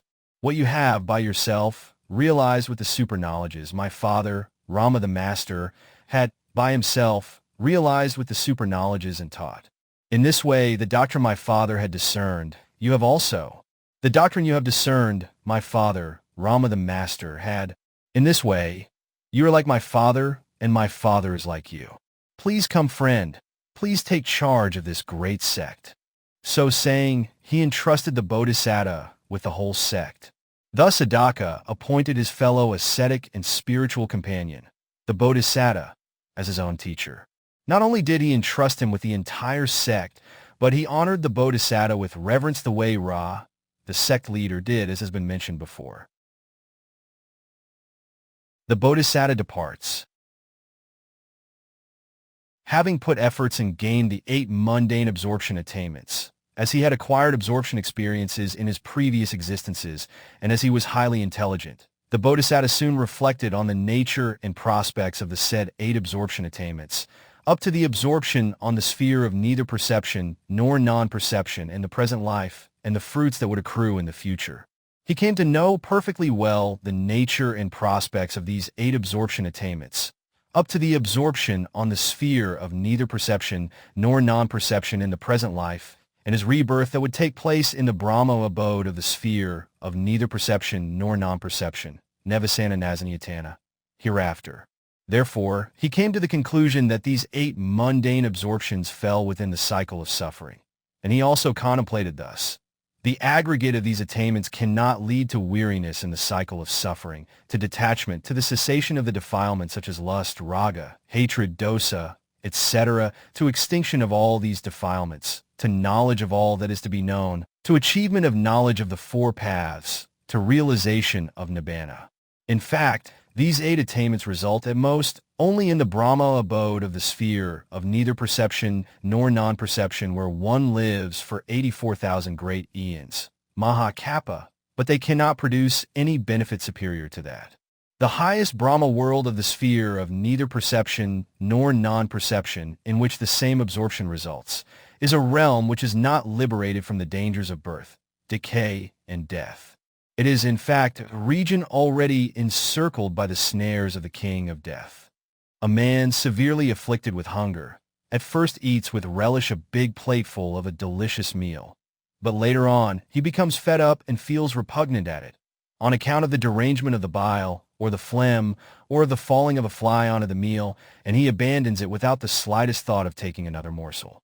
In the same way, the Bodhisatta, after putting efforts and gaining the said 8 mundane absorption attainments within 2 or 3 days without difficulty, at first dwelt in and enjoyed the said attainments. But from the moment he discerned the aforesaid defects, such as their being within the cycle of suffering, etc., he had entirely lost interest in exercising the 8 attainments, even by means of one of the 5 kinds of mastery.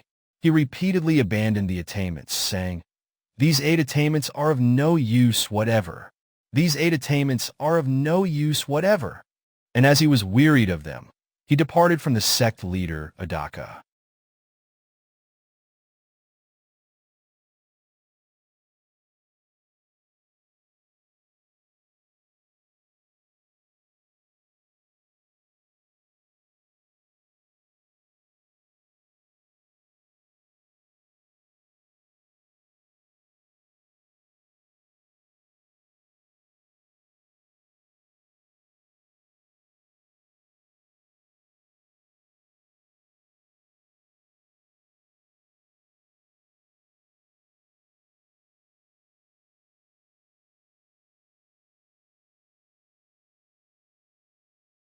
Sixth, the practice of austere striving.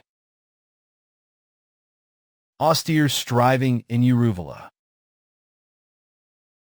After his departure from the sect leader, Adaka, the Bodhisatta went about the Magadha country still with his mind set on Nibbana, and eventually arrived in the market town of Sena.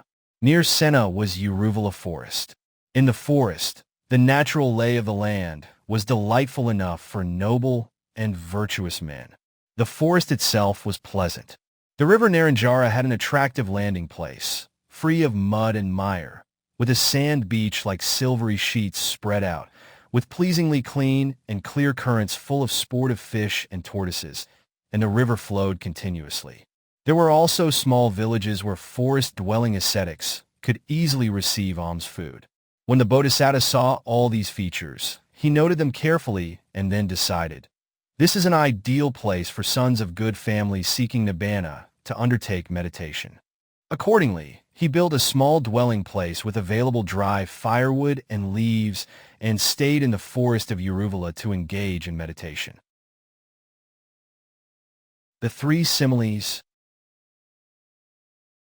Then there appeared in the mind of the Bodhisatta 3 similes. They are: 1. In order to make fire, however hard a man rubs with a fire-kindling stick a big piece of wet firewood soaked in water, he cannot produce fire and will only become miserable.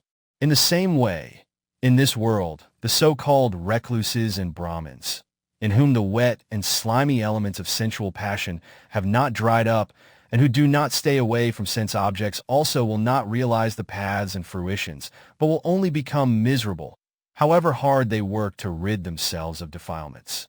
This was the first simile that manifested to the Bodhisatta. 2. In order to make fire, however hard a man rubs with a kindling stick a piece of wet firewood kept on land away from water, he still cannot secure fire because of the wetness of the wood.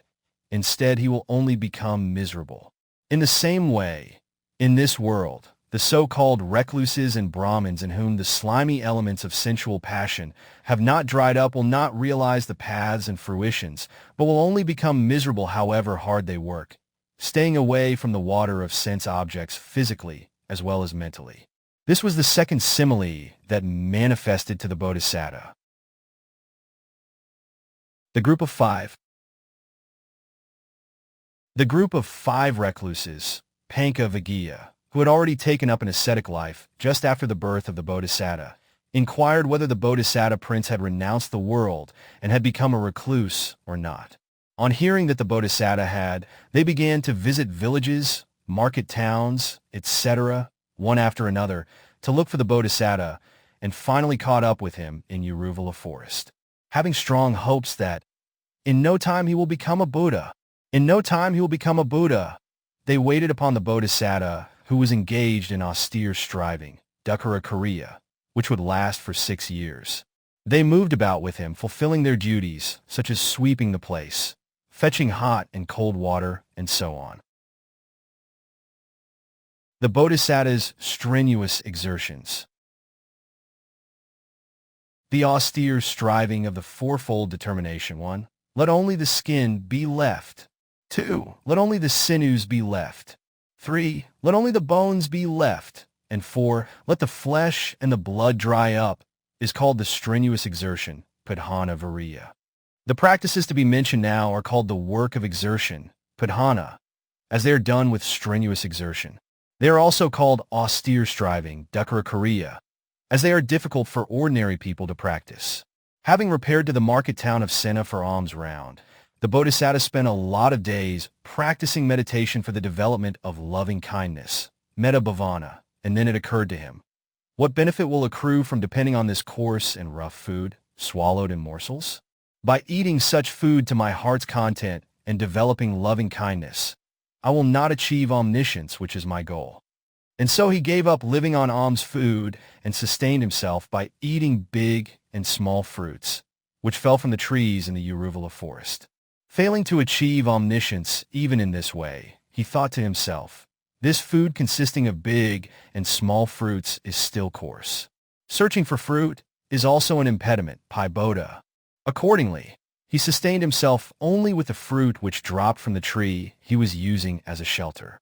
Then the Bodhisatta considered, it would be good if I, grinding my teeth and clicking my tongue, were to suppress unwholesome consciousness associated with wrong thoughts, such as sensual thoughts, with my wholesome consciousness associated with powerful right thoughts.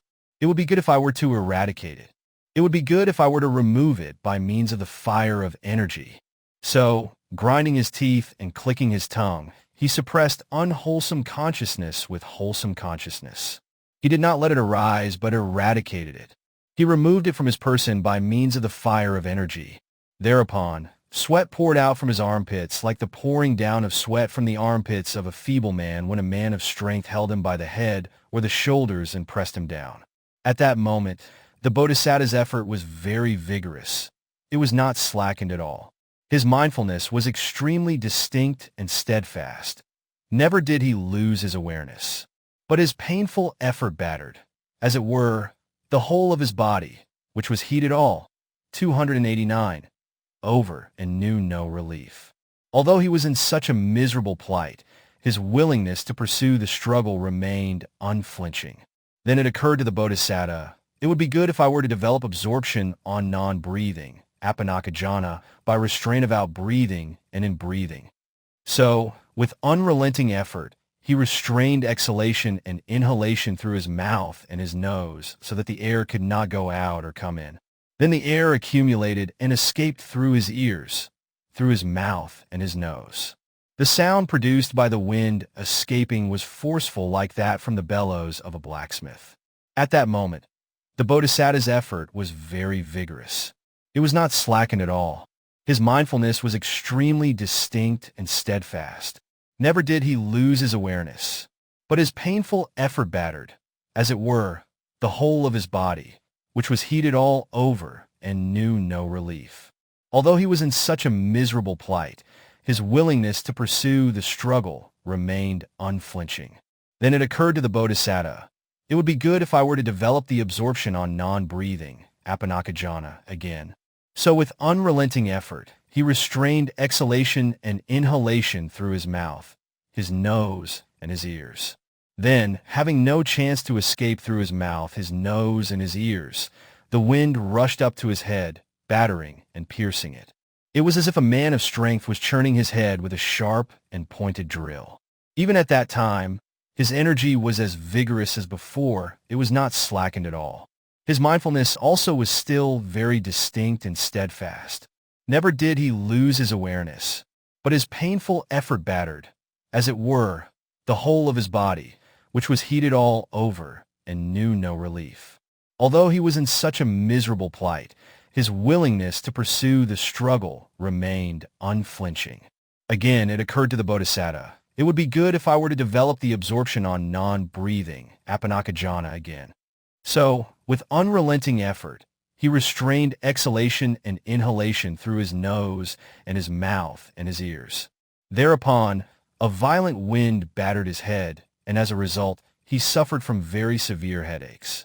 It was like a great suffering caused by a man of tremendous strength who fastens a leather strap around the head and tightens it. At that time, too, his energy was as vigorous as before. It was not slackened at all. His mindfulness was still very distinct and steadfast. Never did he lose his awareness, but his painful effort made the whole of his body battered, as it were, which was heated all over and knew no relief. Although he was in such a miserable plight, his willingness to pursue the struggle remained unflinching. Still again, it occurred to the Bodhisatta, it would be good if I were to develop the absorption on non-breathing, Apanakajana again.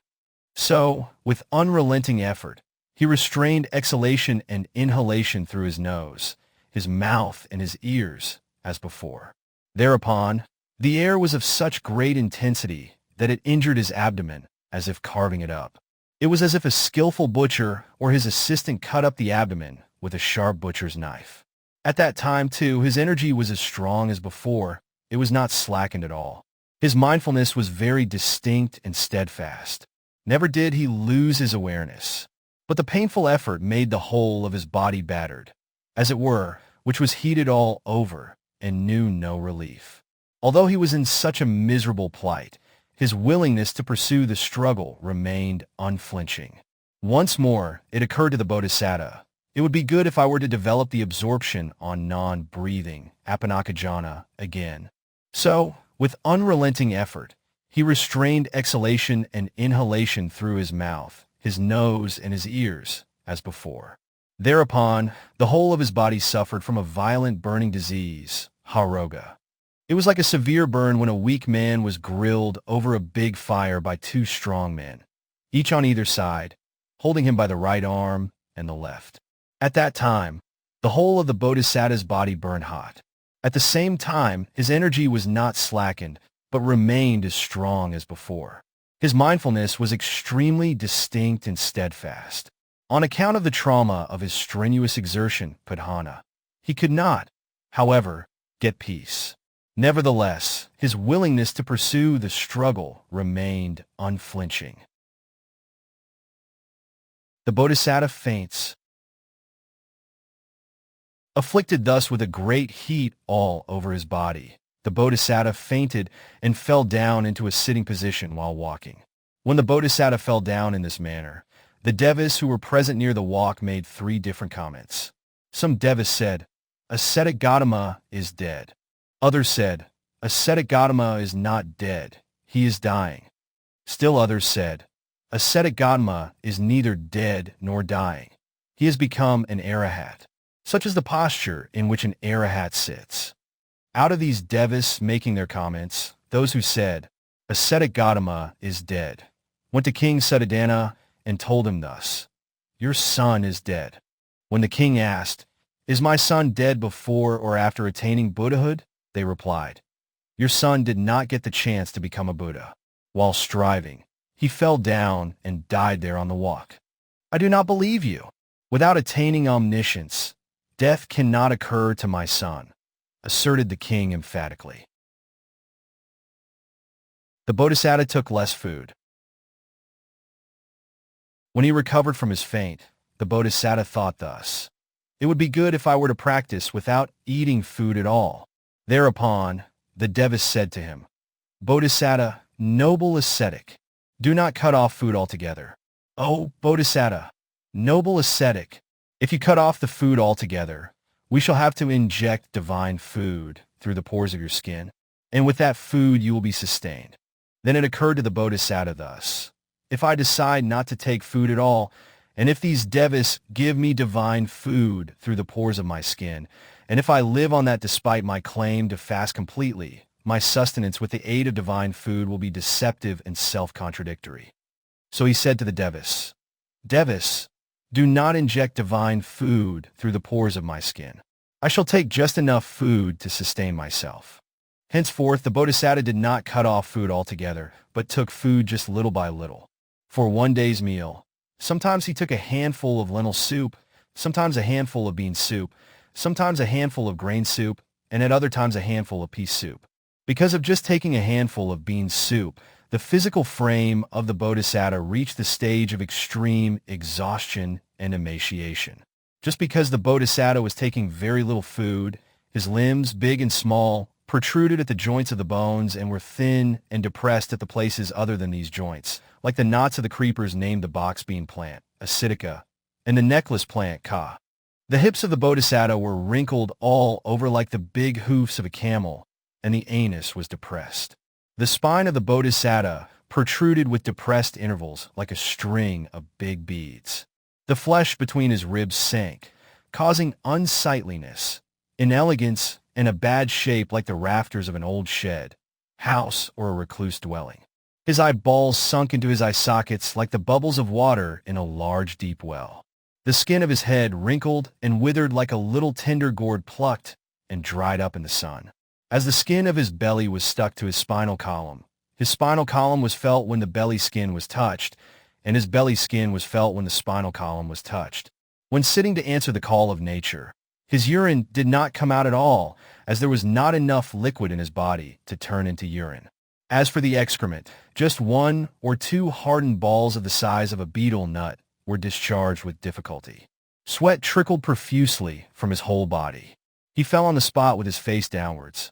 When the Bodhisatta rubbed his body with his hand in order to give it some slight soothing effect, his body hairs, which were rotten at the base because of getting no nourishment from the flesh and blood due to its scarcity, came off from his body and stuck to his hand. The natural complexion of the Bodhisatta was bright yellow like the color of pure gold, Signica. But of those who saw him during his engagement in austerity, some said, Ascetic Gautama is of dark complexion. Others said, Ascetic Gautama is not dark. His complexion is brown. Still others said, Ascetic Gautama is neither dark nor brown. He has gray skin like that of a catfish. Mara's visit to the Bodhisatta. Even at the time when the Bodhisatta was going forth, Mara discouraged him, saying, Prince Siddhattha, on the 7th day from today, the wheeled treasure will arrive. Do not go forth. But the Bodhisatta replied with tremendous boldness, Mara, I know that the wheeled treasure will come to me. I do not, however, wish to enjoy the bliss of a universal monarch. Go away. Do not stay here. I will endeavor to become a Buddha, thereby making the 10,000 world element resound throughout.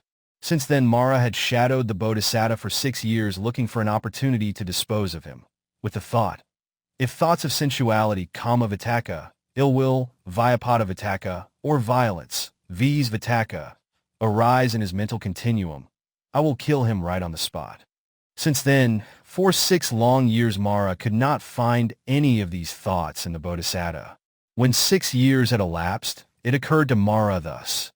Prince Siddhattha is of great energy. His austerity, dukkha, is so strenuous. He may become a Buddha at one time or another soon. What if I approach him and give him some words of advice, thereby causing him to stop his practice? Then he approached the Bodhisatta and told him of his intentions. Having approached the Bodhisatta who had been repeatedly developing the absorption on non-breathing, apakajana, in Uruvala forest near Naranjara with the sole aspiration for nibbana, Mara said, My friend Prince Siddhattha, the whole of your body is so emaciated with the loss of flesh and blood. Your beauty and complexion have much deteriorated. Your death is coming very close. The chance of your remaining alive is very faint. You have only 1 chance in 1,000 of staying alive. Prince Siddhattha, please take care of yourself so that you may live long. Longevity is excellent and commendable. If you live long, you can perform many deeds of merit. You can develop your merit by observing the precepts or by performing sacrificial rites. What is the use of living thus in the forest and practicing austerity so miserably and feebly without knowing whether you will be dead or remain alive? In order to achieve your goal, Nibbana, the old traditional path is very difficult to follow. It is also toilsome and hard. It is indeed not feasible to get on and realize such a goal. Mara said this with a semblance of compassion, as though he had goodwill for the Bodhisatta and as though he had pity on him.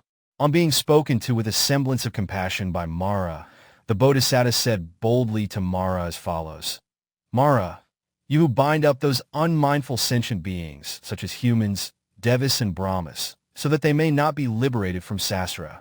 You have come into my presence for your own benefit, and with an ulterior motive to create harm and disturbance to others. I do not have an iota of desire for the kind of merit that leads to the cycle of suffering, Vagami. You should have spoken thus only to those who are yearning for merit. With these words, the Bodhisatta rejected Mara's speech, saying, If you live long, you can perform many deeds of merit. Mara, there are those who have no faith, Sada, at all in Nibbana.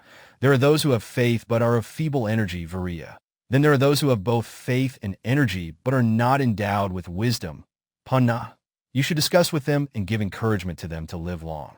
As for me, I have absolute confidence that if I strive enough, I shall realize, even in this life, Nibbana, where my body ceases to exist. I have flaming energy that is capable of burning into ash the grassy rubbish of the defilements. I have an incomparable wisdom, which is like an explosive which can crush the rocky mountain of dark ignorance, avijja, into pieces. I also have both mindfulness, sati, and concentration, samadhi.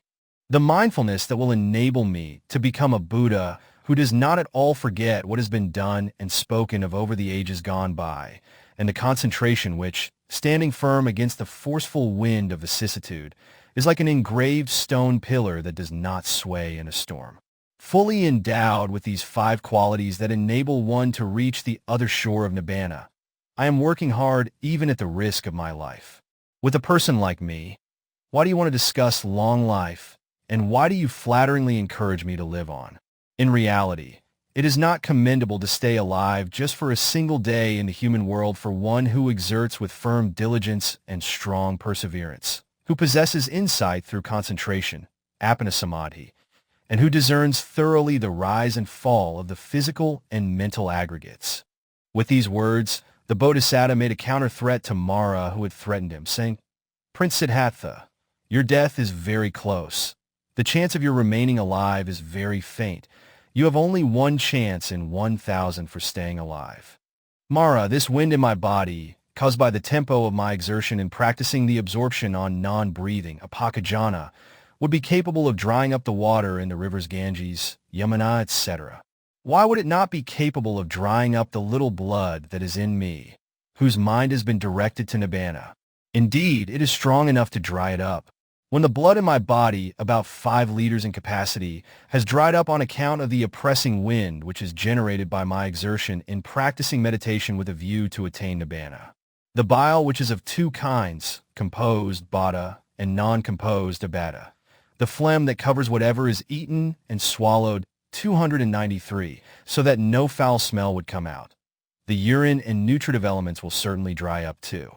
If the blood, the bile, the phlegm, the urine and nutritive elements dry up, the flesh will certainly be depleted. When the blood, the bile, the phlegm, the urine, and the flesh are all gone in this way, my mind becomes even clearer. Not only is my mind clear, but my mindfulness, which is like the treasurer of a universal monarch, my wisdom, which is like the diamond Vajra, weapon of a thunderbolt, and my concentration, which is like Mount Meru, are unshaken. It becomes even more developed and steadfast. Exhaustion will not make me retreat. Only because you do not know that my mind is so keen, you spoke words of love for life, Javita Nikantai, such as, Prince Siddhattha, the whole body of yours is so emaciated with the loss of flesh and blood, and so on. Although the blood and the flesh in me have all been exhausted, my mind remains cheerful and even becomes clearer and has reached the excellent stage which has been experienced by those noble bodhisattas who are great men, Mahapurisa, and banners of male folk. Though my whole body has dried up to the point of almost emitting flames, and though I am thereby thoroughly exhausted, my mind is not at all inclined towards sensual objects, such as my royal city with its palaces, Yasodhara, Rahula, 40,000 palace ladies and attendants, and so on. Mura, observe and investigate for yourself the purity and uprightness of the incomparable heart of mind of a man who has fulfilled the perfections. With these words, the Bodhisatta demonstrated the firmness of his spirit. The Bodhisatta then spoke of Mara's 10 armies. Mara's 10 armies. 1. The objects of sensuality, Vatha Kama, and the defilements of sensuality, Kilesa Kama, constitute the first army of Mara. There are objects of sensuality, Vatha Kama, animate or inanimate, and the defilements of sensuality, Kilesa Kama, which is craving for these sensual objects. Both these forms of sensuality cause householders to become deluded so that they do not know the truth. There are householders who die as worldlings, Puthajana, amidst their own worldly belongings, Gihi Bhoga, because they cannot forsake them, though they know the rarity of the rise of a Buddha, Paduppada Dullabha, and the rarity of the life of recluses, Pabhajita Bhava Dullabha. As for recluses, the requisites, such as robes, bowls, monasteries, parks, beds, couches, bed sheets, and coverlets, which may be craved and enjoyed by them, are all materials of sensuality. And there are recluses who die still as worldlings amidst the monastic materials of sensuality in the form of the 4 necessaries: dwelling places, robes, alms food, and medicine donated by lay people. They die in that manner because they cannot give them up, though they have learned at the time of their ordination about using the foot of a tree as a dwelling place, using robes made of rags from a dust heap as clothing, using alms food as meals, and using putrid urine of a cow as medicine. These householders and recluses meet their hideous death on encountering Mara's first army of sensuality, Kama. 2. Aversion, arati, and dissatisfaction, Ukahita, constitute the second army of Mara. Although they have taken up an ascetic life after resolutely abandoning worldly belongings, Gihi Bhoga, some tend to be disturbed and corrupted by such factors as aversion, arati, and dissatisfaction, Ukahita, which are not taking delight in being a recluse, not taking delight in learning and practice, not taking delight in the seclusion of forest dwellings, and not taking delight in tranquility, samatha, and insight, vipassana. Some ascetics meet their death, being drowned in the sea of Mara's second army. 3. Thirst and hunger, kapapasa, constitute the third army of Mara. Although some recluses have overcome that second army, while observing practices of austerity, and because of the very strict rules of the 13 austerities, Ditaga, which compel them to eat only what is available, such as food of all kinds mixed together, some cannot eat to their heart's content, 294, and are therefore not satisfied and become hungry again, suffering like a crazy earthworm which writhes at the touch of salt.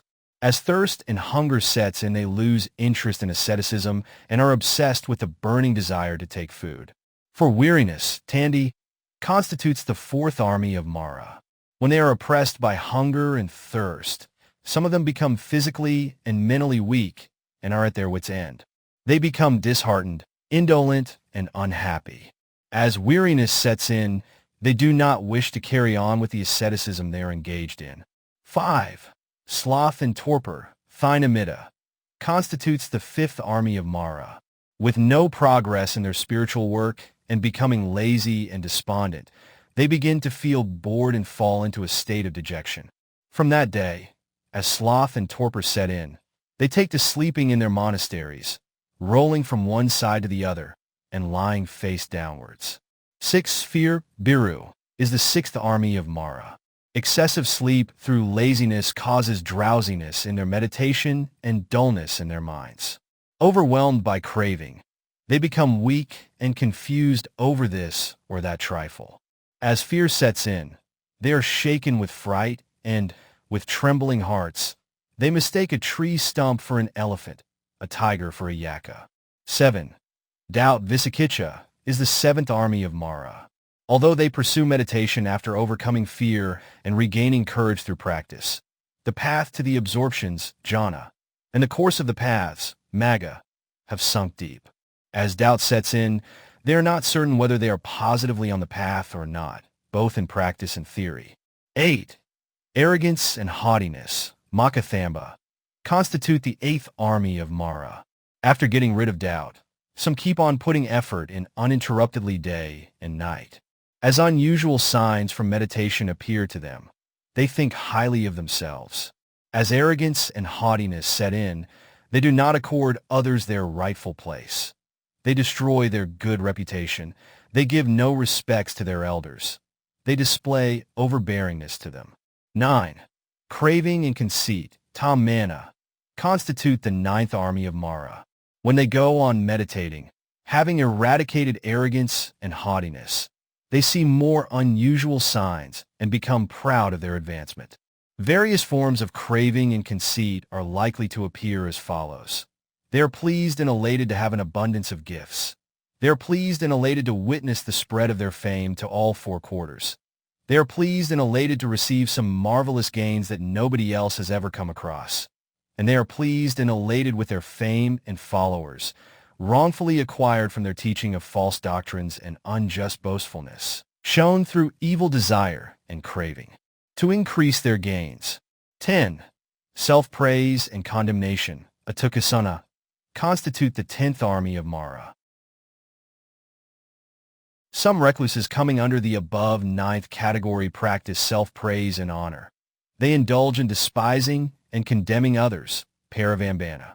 Mara, you who prevent by force the liberation of humans, devas and brahmas from the rounds of suffering, and you whose forces are enormous. These 10 factors, such as sensuality, aversion, etc., form your comrades in arm. You, Mara, whose heart is not white, but totally black, and whose craving is gigantic. They are also your guns, cannons, and explosives that kill every recluse or recluse in their way. Those poor worldlings, who possess no strong faith, will, energy, and wisdom, and who lack courage, are not capable of repelling your attacks and escaping from them. Only those extremely adventurous heroes, whose faith, will, energy, and wisdom are great, do not reckon you even as a blade of grass.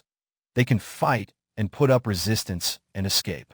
This escape after fighting and resisting can bring the bliss of the paths, fruitions, and nibbana, which are away from the dangers of the swords, spears, and other weapons that belong to the troops of these 10 armies of yours, wicked Mara.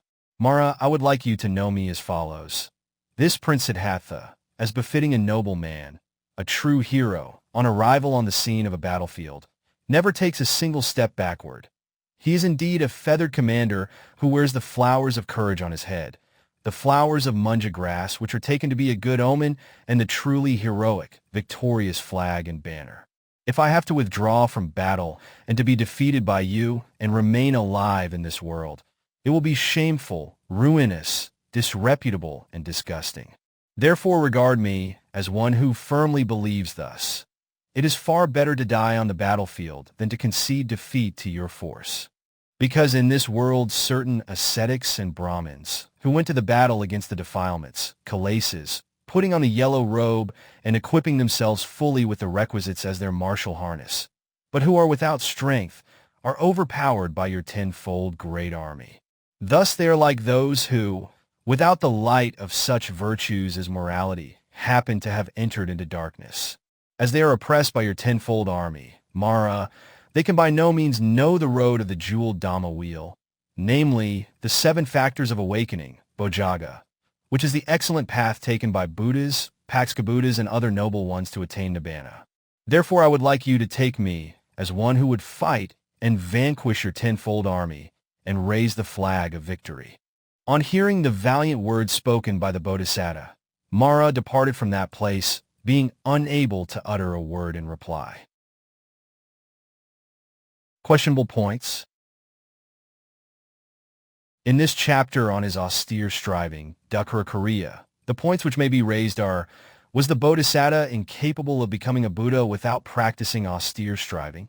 The answer is, with or without austere striving, The Bodhisatta would become a Buddha because he had completely fulfilled the perfections, charity, and good conduct. If Buddhahood was possible without austere striving, why did he practice it laboriously? Partly because he wished to demonstrate his incomparable energy to beings, including devas and brahmas, and partly because he considered that his heart would be filled with joy on recalling the virtues of his energy some time after his becoming a Buddha. As such, the Bodhisatta practiced austere, striving laboriously. To give an example, a king who has earned kingship by virtue of customary succession, without warring with anybody, but while remaining in the main palace, cannot rejoice as does a monarch who wins a kingdom after gathering his forces and fighting 2 or 3 battles and crushing his opponents. It is true, when he who ascends the throne after engaging in 2 or 3 wars and coming out triumphant, views his audience while enjoying the luxury of his kingship, reflects on his energetic deeds, he feels immensely happy, thinking, I have acquired this royalty by doing such and such a thing at such and such a place, and by killing such and such an enemy in such and such a manner. In the same way, the Bodhisatta practiced austere, striving laboriously, because he wished to demonstrate his incomparable energy to beings, including devas and brahmas, and because he had considered that his heart would be filled with joy on recalling the virtues of his energy. 296, sometime after his becoming a Buddha. Austere striving was also practiced out of kindness to help future disciples by setting an example. Those future disciples who come to know of the Bodhisatta's practice of austere striving would contemplate thus. Even the fortunate one attained omniscience only after undergoing the practice of austere striving, though he had fulfilled the perfections for 4 immeasurable periods and 100,000 eons. What to speak of us? We would perhaps attain the knowledge of the path, Magga e with Makrane, only if we could exert ourselves in meditation. Discerning the truth, they would become convinced that strenuous exertion, padhana viriya, is something worth making. When they are thus convinced and exert themselves, they will be able to put an end to birth, old age, and death, and attain nibbana.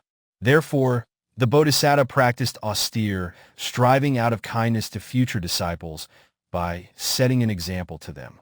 It was usual for each and every Bodhisatta to practice austere, striving at least for 7 days in their last existence. Our Buddha also was able to do it and accordingly practiced it for 6 years.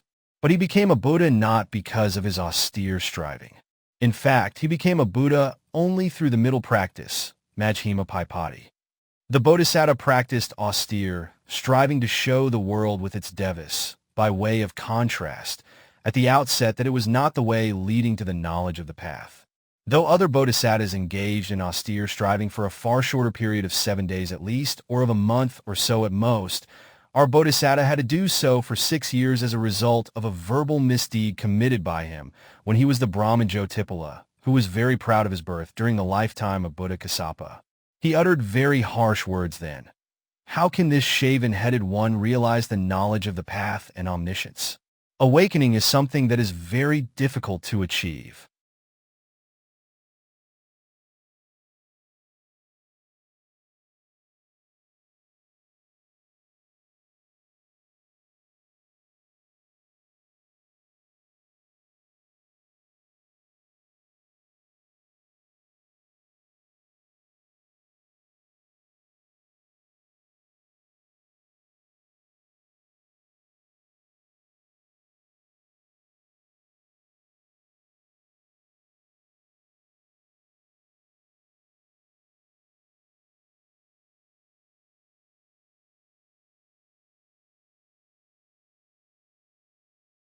Seven.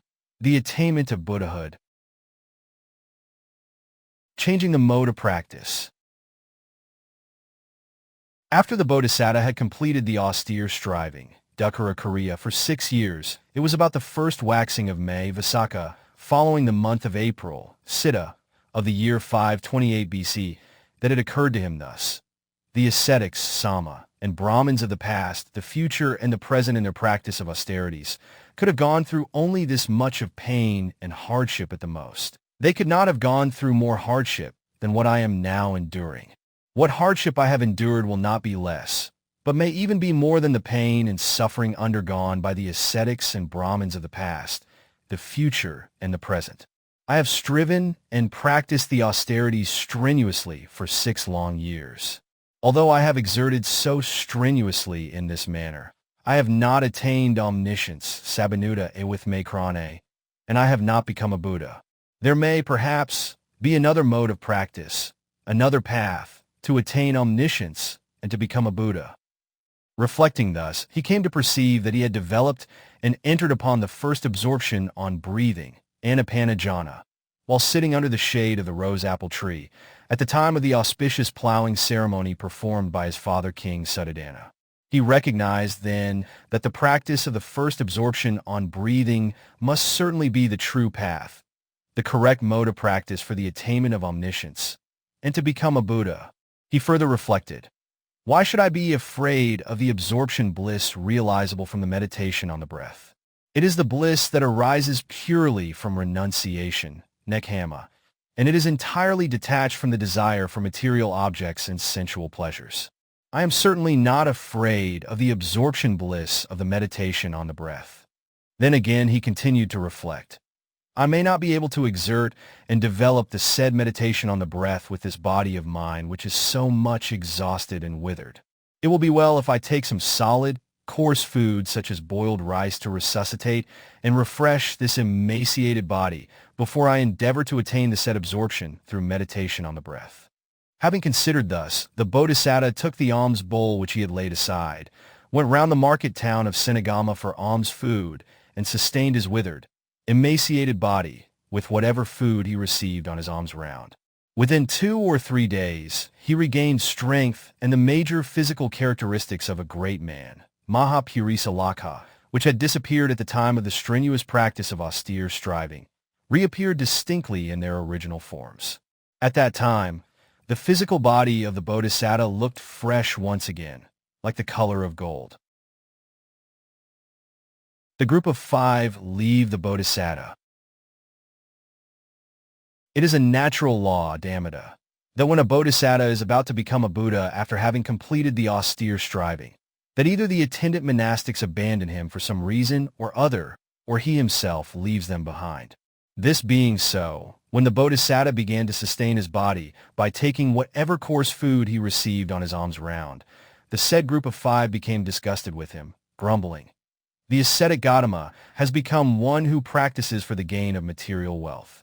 He has become one who has abandoned the practice of meditation and reverted to material accumulation."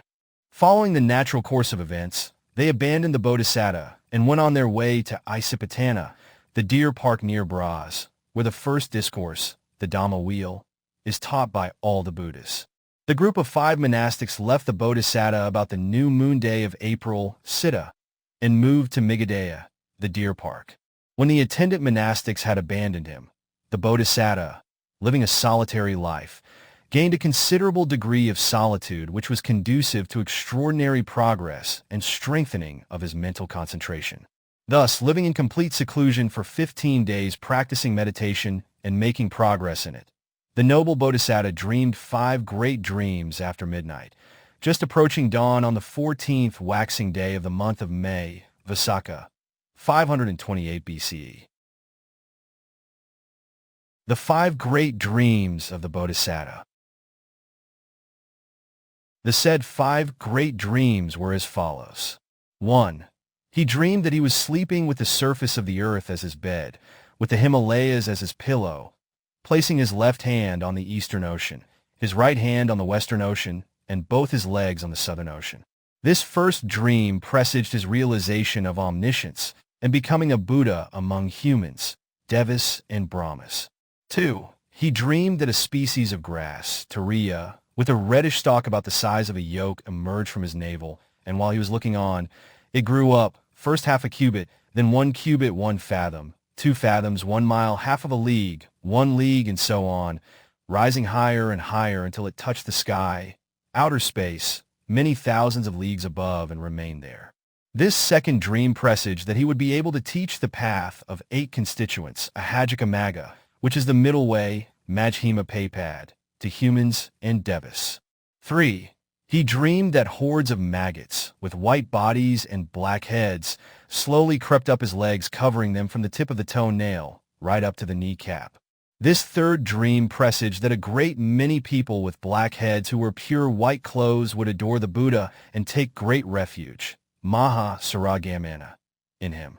For he dreamed that 4 kinds of birds, blue, golden, red, and gray in color, came flying from the 4 directions, and when they threw themselves down to prostrate at his feet, all the 4 kinds of birds turned completely white. This 4th dream presaged that clansmen from the 4 assemblies of people, the princely class, the Brahmin class, the merchant class, and the poor class, would embrace the teaching of the Buddha, become monastics, and become arahats. 5. He dreamed that he was walking to and fro, back and forth on a large mountain of excreta without getting besmeared. This 5th dream presaged a large acquisition of the 4 requisites of robes, alms food, dwelling places, and medicines, and that he would utilize them without any attachment and clinging to them.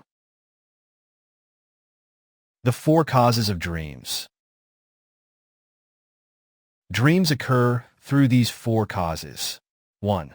Due to a disturbance of metabolism, like the malfunctioning of bile, one dreams frightful dreams, for example, falling down from a mountain, traveling in the sky with a frightened heart, being followed closely by beasts of prey, such as wild elephants, horses, lions, leopards, tigers, etc., or by evil persons. 2. Because of experiences of the past, one dreams of seeing, hearing, and using objects one had seen, heard, or used before. 3. All kinds of illusory objects are made manifest by devas in one's dream, a good vision if they want to do one a good turn, or a bad vision if they want to do one an ill turn. One sees all these objects through the supernormal powers of devas. 4. When one experiences a dream giving an omen, one sees pleasant or unpleasant visions that predict coming events because of one's past good or evil deeds. Such dreams are like the dream of Mahamaya Devi, which foretold the conception of a son, or like that of King Kosala, which presaged the 16 great events, or like the 5 great dreams of the Bodhisatta.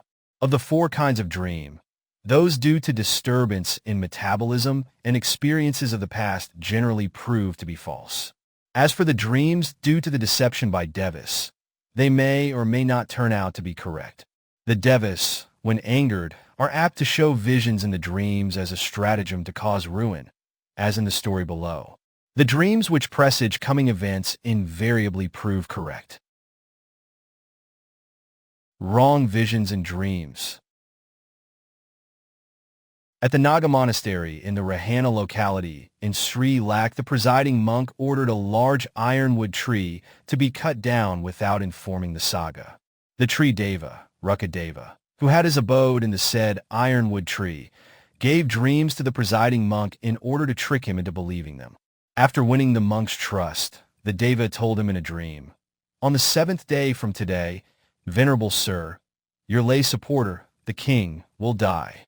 The presiding monk, believing these words, informed the female palace attendants accordingly. Thereupon, they wept loudly in unison. When asked by the king, they told him what the presiding monk had said. With the king counting the days, the 7 days had passed, and the king, who was still alive, ordered the limbs of the presiding monk to be cut off for causing panic by giving out wrong information. The said 4 kinds of dream are experienced only by worldlings, the stream enterers Sotapanna, the once returners Sakadagami, and the non-returners Anagami, because they have not divested themselves of hallucinations, Vipassā. Arahats, who have discarded hallucinations, do not dream such 300 dreams.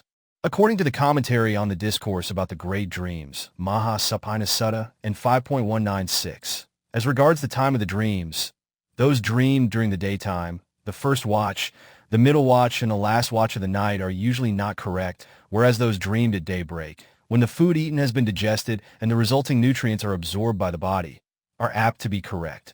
A dream conveying good omens usually brings good fortune, whereas one with bad omens usually brings ill luck. The aforesaid 5 great dreams are not dreamed by worldlings, kings, universal monarchs, chief disciples, Paxka Buddhas, or omniscient Buddhas. Only the Bodhisattas dream such dreams. Our Bodhisatta dreamed the said 5 great dreams after midnight, just before daybreak on the 14th waxing day of May Visakha, in the year 528 BCE.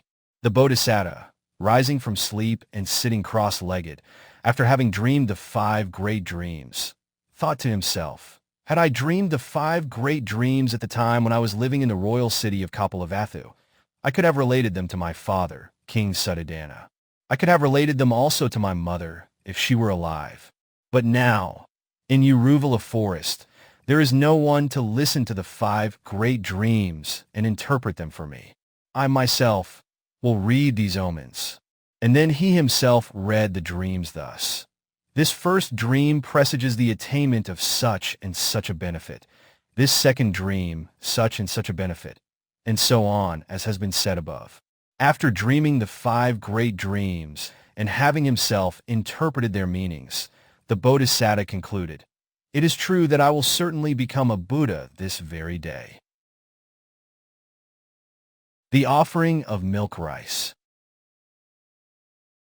Then, when daybreak came on the morning of the full moon day, he cleansed his body and departed from that place. And when he reached the banyan tree, which was visited every year for worship by Sujāta, the daughter of a wealthy man, he stopped and sat at the base of the tree, facing east, waiting for the time to go for alms round.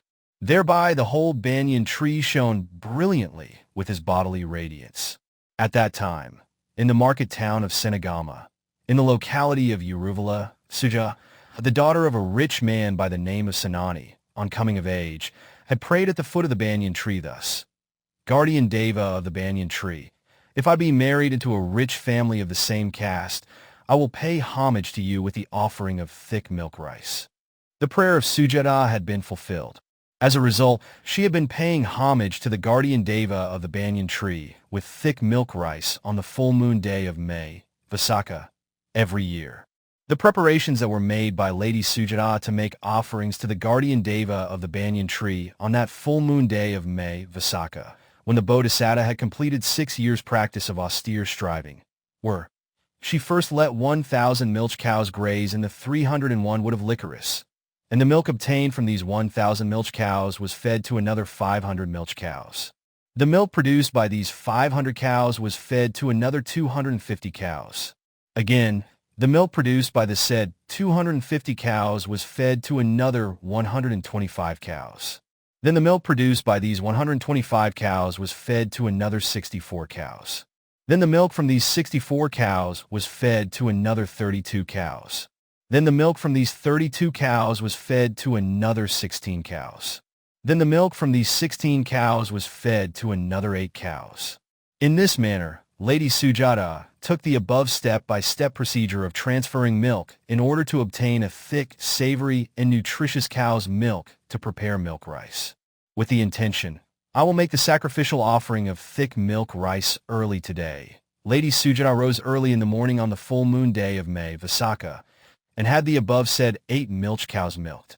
The calves, without having to tie them with rope, did not come near the dugs of their mother milch cows. What was strange was that, even as the milk bowl was placed close under the udder, the milk flowed down continuously in profusion without being drawn. Lady Sujāta, on seeing such a wonderful event, personally conveyed the flowing milk and poured it into a new pot, and kindled the fire by herself to cook the thick milk rice. When the thick milk rice was being cooked, froth appeared in a large quantity, turning clockwise, but not even a drop spilled out. Smoke did not, in the least, rise above the oven. The 4 great kings, the guardians of the world, came and stood guard at the oven. The great Brahma provided an umbrella to cover over the pot of thick milk rice.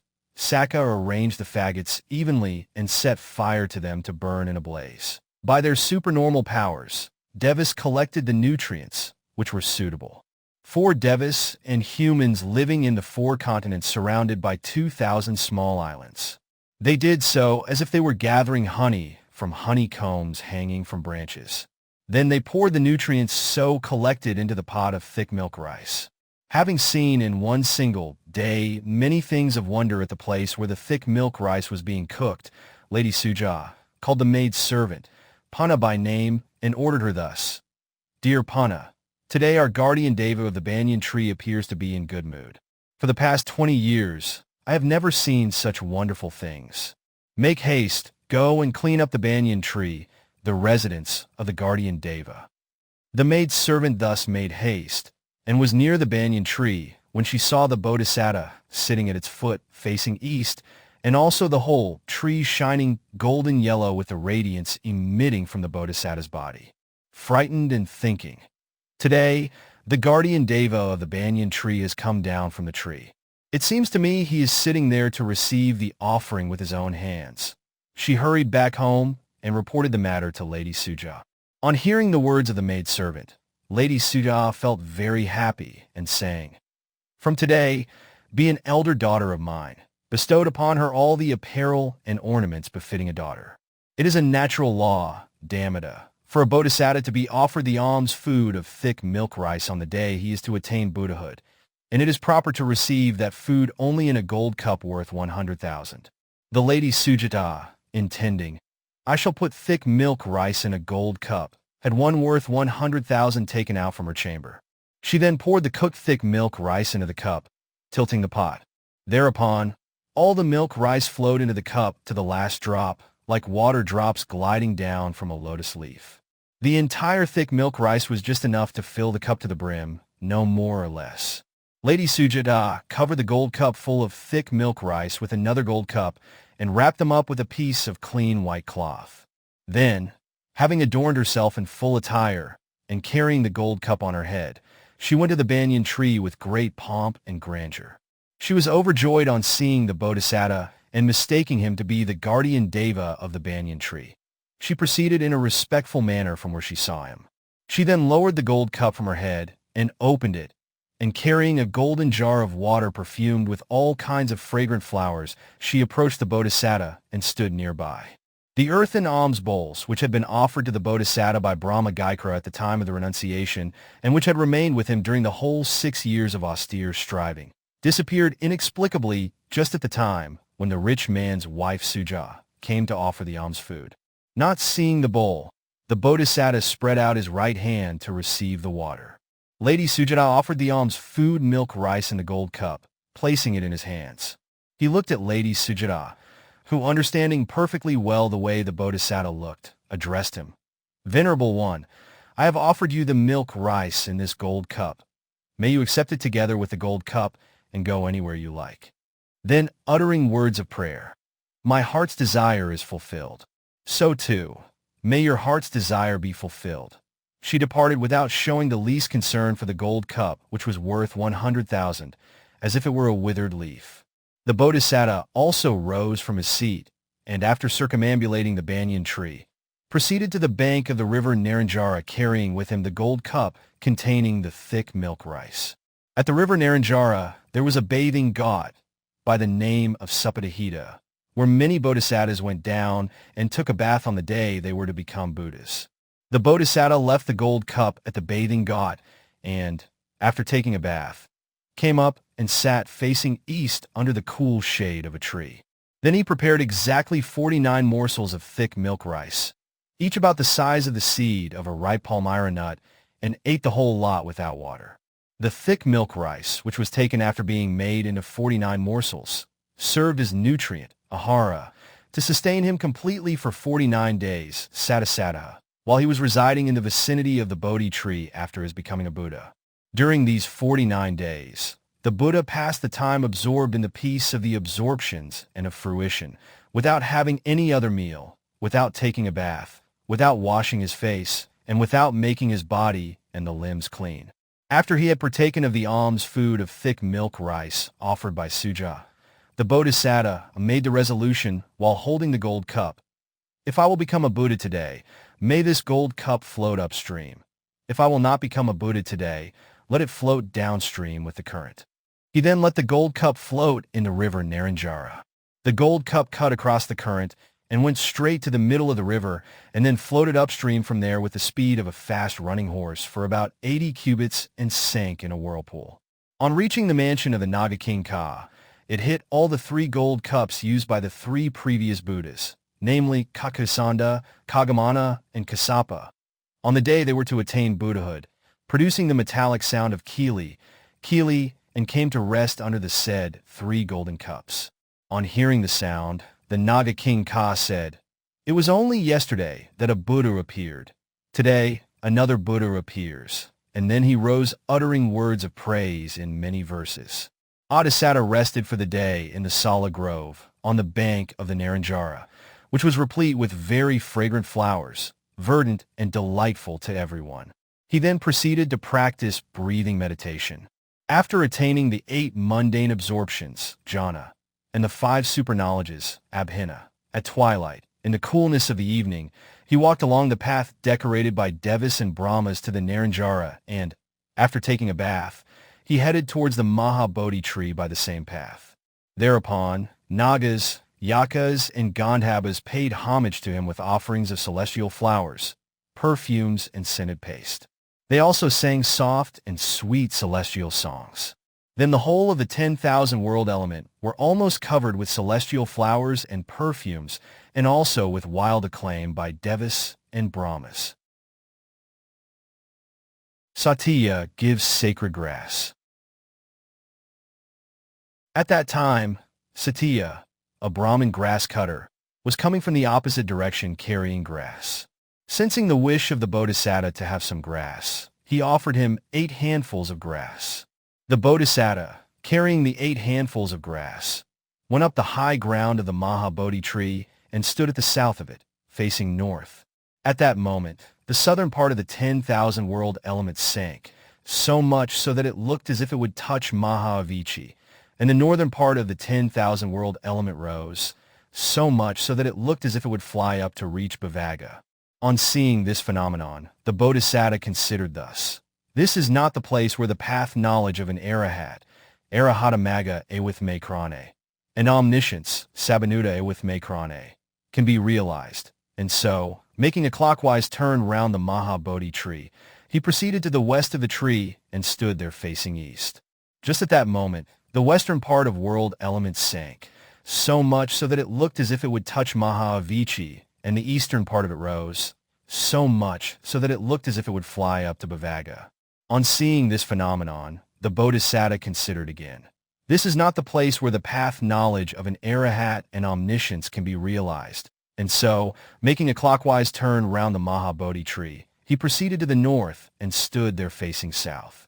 Just at that moment, the northern part of the world element sank, so much so that it looked as if it would touch Mahavicī, and the southern part of it rose, so much so that it looked as if it would fly up to reach Bhavaga.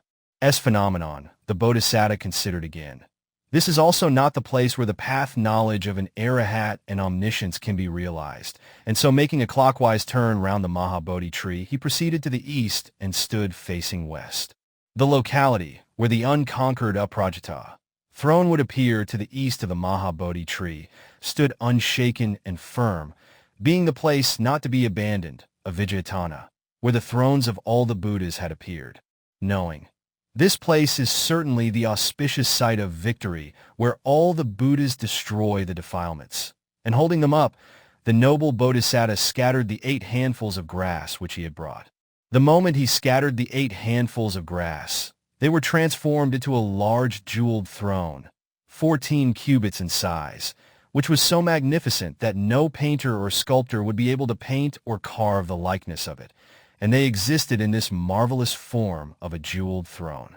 With the Mahabodhi tree as the backdrop, facing east and with a steadfast mind, the Bodhisatta declared: "Let only the skin remain, let only the sinews remain, let only the bones remain, let my whole body and all the flesh and blood dry up, unless and until I attain Buddhahood, I will not in any way change the cross-legged posture I have now assumed." Thus developing a firm resolution of 4 factors, he sat on the jeweled throne assuming the unconquered, aprajita, cross-legged posture, the posture for conquering the enemies, not for conceding defeat, which cannot be destroyed, though struck simultaneously by hundreds or thunderbolts. Vanquishing Vasavati Mara. When the Bodhisatta had taken a seat on the unconquered aprajita throne at the foot of the Mahabodhi tree for realization of omniscience, sabanuta ewithme krane, Sakka came to pay homage and stood blowing the Vijayuttara conch, which was 120 cubits in length, and when blown, its sound ceased only after 4 months. The Dīpaṅkara came to pay homage and stood playing the harp made of beluva wood. The Devasuma stood waving the yak-tail fly flap. The Devasena stood waving the circular ruby fan. And Brahmasampati stood holding the white umbrella, 3 leagues in length. The Naga king Ka arrived with a company of 80,000 female Naga dancers and stood paying homage by chanting hundreds of verses in praise of the Bodhisatta. All the Devas and Brahmas from the 10,000 world element arrived to pay homage with offerings of festoons of very fragrant flowers, perfumes, scented powder and incense sticks, and singing thousands of songs in acclaim. Vessabhū Mara, forsaking his celestial pleasures, had all the time been following closely behind the Bodhisatta during the whole 6 years of austere striving, waiting for the occasion when the Bodhisatta might have wrong or evil thoughts, Mika-vitakka, such as sensual desires, Kama-vitakka. But not finding the slightest sign of deviation from the right thoughts on the part of the Bodhisatta, Mara thought to himself, "Now, Prince Siddhattha had arrived at the Bodhi tree to become a Buddha. At present, he is striving to escape my domain. I cannot concede to him the opportunity of escaping from the 3 worlds which are under my sway." With this thought, he went to the Vessabhū realm and, having assembled the fighting forces of the Maras, he commanded them, "Maras, transform yourselves into various frightening forms, and each holding a different weapon. Proceed quickly to Prince Siddhattha, like a huge torrent of water rushing down overwhelmingly." He himself followed them, riding on Maṅgala elephant, which was 150 leagues in size, and creating 1,000 arms on his body. He held various weapons, each arm grasping a different one. The great hordes of Maras, advancing towards the Bodhisatta, were so enormous numerically that it was 12 leagues deep in front of Mara, 12 leagues wide to his right, 12 leagues wide to his left, and 9 leagues high above him, and in the rear it reached as far as the end of the 10,000 world element. The frightening sounds of intimidation, shouting and exclamation of the great armies of Mara could be heard from a distance of 1,000 leagues, just like that caused by an enormous landslide. Mara, holding 1,000 various weapons in his 1,000 created arms, and his numerous troops, each holding a different weapon, transforming themselves into hideous figures with variegated faces, advanced towards the Bodhisatta in order to overpower and destroy him. While the great armies of Mara were thus advancing towards the Bodhi tree, not a single one of the Devas headed by Sakka, who had been there hitherto paying homage to the Bodhisatta, could withstand them. They fled helter-skelter in all directions. Sakka ran away with his large Vijayuttara conch hung on his back and remained standing on the fringe of the 10,000 world element. Mahabrahma also, throwing away the white umbrella at the edge of the world element, went back to the Brahma world. The Naga king Ka also, abandoning all the Naga dancers, dived into the earth, went to the Naga mansion named Manjarika, 500 leagues in size, and slept covering his face with the hand. There was not a single Deva or Brahma who dared to remain standing in the neighborhood of the Bodhisatta and the Bodhi tree. At that time, the Bodhisatta remained sitting all alone like a great Brahma, residing alone inside a secluded mansion. Bad omens appeared distinctly in advance to portend the arrival of Mara. These omens were a falling of thousands of very violent, frightful meteors, a falling of total darkness with the rising of haze, a severe quaking of oceans and the great earth, an arising of mists in the oceans, a flowing of many rivers upstream, a falling of mountain tops to the ground, a toppling over of trees, a blowing of violent storms and winds, an appearance of fearful sounds from these violent storms and winds, a vanishing of the sun in the darkness and roaming about in the sky of headless bodies. When Mara arrived with the clear appearance of these ominous signs, the Bodhisatta remained seated courageously without the least fear, like a Garua in the midst of birds, or like the Lion King, Kesaraja, amidst beasts. Even as the aforesaid inauspicious omens appeared, Mara arrived, but remained standing, being unable to enter the immediate vicinity, Mala, of the Bodhi tree. Not daring to make an approach, Mara's great armies kept the Bodhisatta surrounded from all sides. Viewing his hordes, Mara could just give them the command, "Come on, seize him." But he himself was unable to go anywhere near the Bodhi tree, just as a fly is incapable of approaching a red-hot iron. He said to his hordes, "Men, there is not a single person to match this Prince Siddhattha, the son of King Suddhodana. We are unable to make a frontal attack on him. We shall attack this Prince Siddhattha from the rear." On surveying the three sides, the front and left and right of himself, the Bodhisatta did not see anything but emptiness, since all the Devas and Brahmas had fled.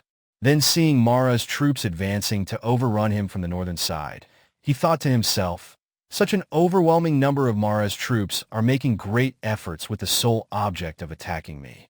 There is neither my mother nor father, nor my brother, nor any other relatives of mine here at this place. Only the 10 perfections, which I have so long developed and nurtured, will serve me as my companions and retinue. So relying only on these comrades of mine, the 10 perfections, it will be proper to destroy these hordes of Maras by attacking them with my perfection weapons." Then he reflected on the meritoriousness of the 10 perfections. Mara's attack with 9 kinds of missiles. While the Bodhisatta was thus reflecting on the meritoriousness of his 10 perfections, Mara was planning. By discharging 9 kinds of missiles, I will force the Prince Siddhattha to flee. 1. First, he let loose a violent cyclone. Immediately, the east wind, the west wind, the south wind, and the north wind started rising in force, and although they were capable of breaking and blasting away mountaintops of sizes measuring a half league, 1 league, 2 or 3 leagues, and uprooting trees and jungle bushes, and also pulverizing villages and towns in the surrounding area, they became powerless on coming near the Bodhisatta, and were incapable of even ruffling the edge of his robe on account of the glory and power of the Bodhisatta's deeds of merit. 2. Mara expectantly looked about with the thought, "By this time, the ascetic Gautama should have been carried away by the storm missiles discharged by me and dashed against the Kakava mountain range and broken into smithereens." He became much troubled in mind on seeing the Bodhisatta seated as he was, unshaken like a firmly erected gatepost. So, thinking, "I will kill him by drowning him in the very strong currents of water," he made the rain clouds rise in a moment, and a torrential rain fell. This great earth turned into a hollow depression by the force of the rainfall commanded by Mara. When this torrent of water, after eroding and overflowing the fringe of forests and hills and trees, reached the Bodhisatta, it was incapable of even wetting a single thread of his robe. It changed its course and flowed away elsewhere without touching him. 3. On seeing the said phenomenon, Mara, thinking, "I will turn this Prince Siddhattha into dust by hitting him with stones," caused to fall a rain of stones. Stones of very large sizes came falling through the sky like huge mountain tops, sending off fumes of dust. On nearing the Bodhisatta, they became big celestial garlands and balls of flowers. For thereafter, with the thought, "I will cause death to this Prince Siddhattha, I will kill him," by making mincemeat of him, Mara caused a rain of weapons to fall. All kinds of weapons, such as single-edged and double-edged spears and knives, etc., emitting fumes and flames and flying through the sky, only for them to fall in the form of jasmine flowers, etc., in the Mahabodhi tree area. 5. Although Mara had intended that Prince Siddhattha will become like a heap of minced meat, he was struck with wonder when he saw Prince Siddhattha seated as before without being destroyed, like a huge diamond mountain. So he again caused burning coals to rain down. They came falling down, smoking and blazing, but were transformed into jasmine flowers, etc., on coming near the Bodhisatta. 6. Thereafter, he caused hot ashes to rain down. The mass of ashes, very hot, like fire, came down from the sky, but turned into celestial sandalwood powder as it reached the feet of the Bodhisatta. 7. Again, he caused hot sand to fall like rain. Sand, in the form of very soft fine powder, coming down through the sky, fell at the feet of the Bodhisatta as celestial flowers. 8. Thereafter, he caused a shower of hot mud to fall like rain. The mud, with fumes and flames, also coming through the sky, fell at the feet of the Bodhisatta after turning into celestial perfumed paste. 9. Thereafter, he caused a pall of great darkness to form, thinking, "I will make this Prince Siddhattha flee by frightening him with a pall of darkness." The darkness created by Mara was like the great darkness resulting from four factors: a new moon night, a cloudy sky, midnight, and the middle of a deep forest. But on reaching the presence of the Bodhisatta, it disappeared like the darkness eliminated by sunlight. Mara's mechanical weapons. Although Mara launched his attacks by means of the above-mentioned 9 kinds of weapons, which were ineffective, he continued to let meteors fall, as a consequence of which the whole 10,000 world element was completely covered with fumes and smoke. The entire sky rumbled with thunder, although there were no clouds, and thousands of lightning bolts struck frighteningly. When Mara was unable to cause any harm to the Bodhisatta, even with such aggressive actions, he renewed his offensive with evil intentions by launching mechanized weapons, saying, "Prince Siddhattha, I will have your head smashed into bits and fall to the ground." The might of that mechanical weapon was such that if it was thrown on the ground, no grass could grow for 12 years. If discharged into the sky, there would be drought and not a single drop of rain would fall for a total period of 12 years. If directed at the top of Mount Meru, the mountain would break into two and fall asunder. Such was the might of the said mechanized weapon. However, when it was launched by Mara, although it came down through the sky, roaring like thunder, it fell down helpless at the feet of the Bodhisatta, curling like a rope coil used as a foot scraper, thereby humbling the pride of Mara. Not knowing how to proceed further, and being greatly agitated with wrath, Mara shouted out commands to his hordes. "Why are you just standing there? Don't give this Prince Siddhattha any chance to attain his cherished wish of becoming a Buddha. Seize him, kill him, cut him up, break him down. Don't allow him to escape." He himself approached the Bodhisatta, sitting on the back of the elephant Maṅgala, and brandishing an arrow with one hand, and said to him, "Prince Siddhattha, remove yourself henceforth from the jeweled throne." At that time, the hordes of Maras manifested themselves in various hideous forms, acting in many frightening ways. The Bodhisatta's compassion. Sapada mule kana pasanto teruas sutta, pitta vidiki, tam ram medianto diaparo. The very compassionate father, to whom children are indebted, would not show anger in the least if his young son, playing about at his feet, hit him with hands and feet or somehow offended him. Far from being angry with him, he would hug him by the neck and hold him to his chest to let him sleep with fatherly love and affection. In the same way, the noble Bodhisatta showed forbearance for all the wrongdoings on the part of the wicked Mara and was not in the least grieved. And he looked at Mara without any fear, but with loving kindness and compassion. Tata so asambivka siha da nadi muni, na janati saya meha, dasabhava paya ko.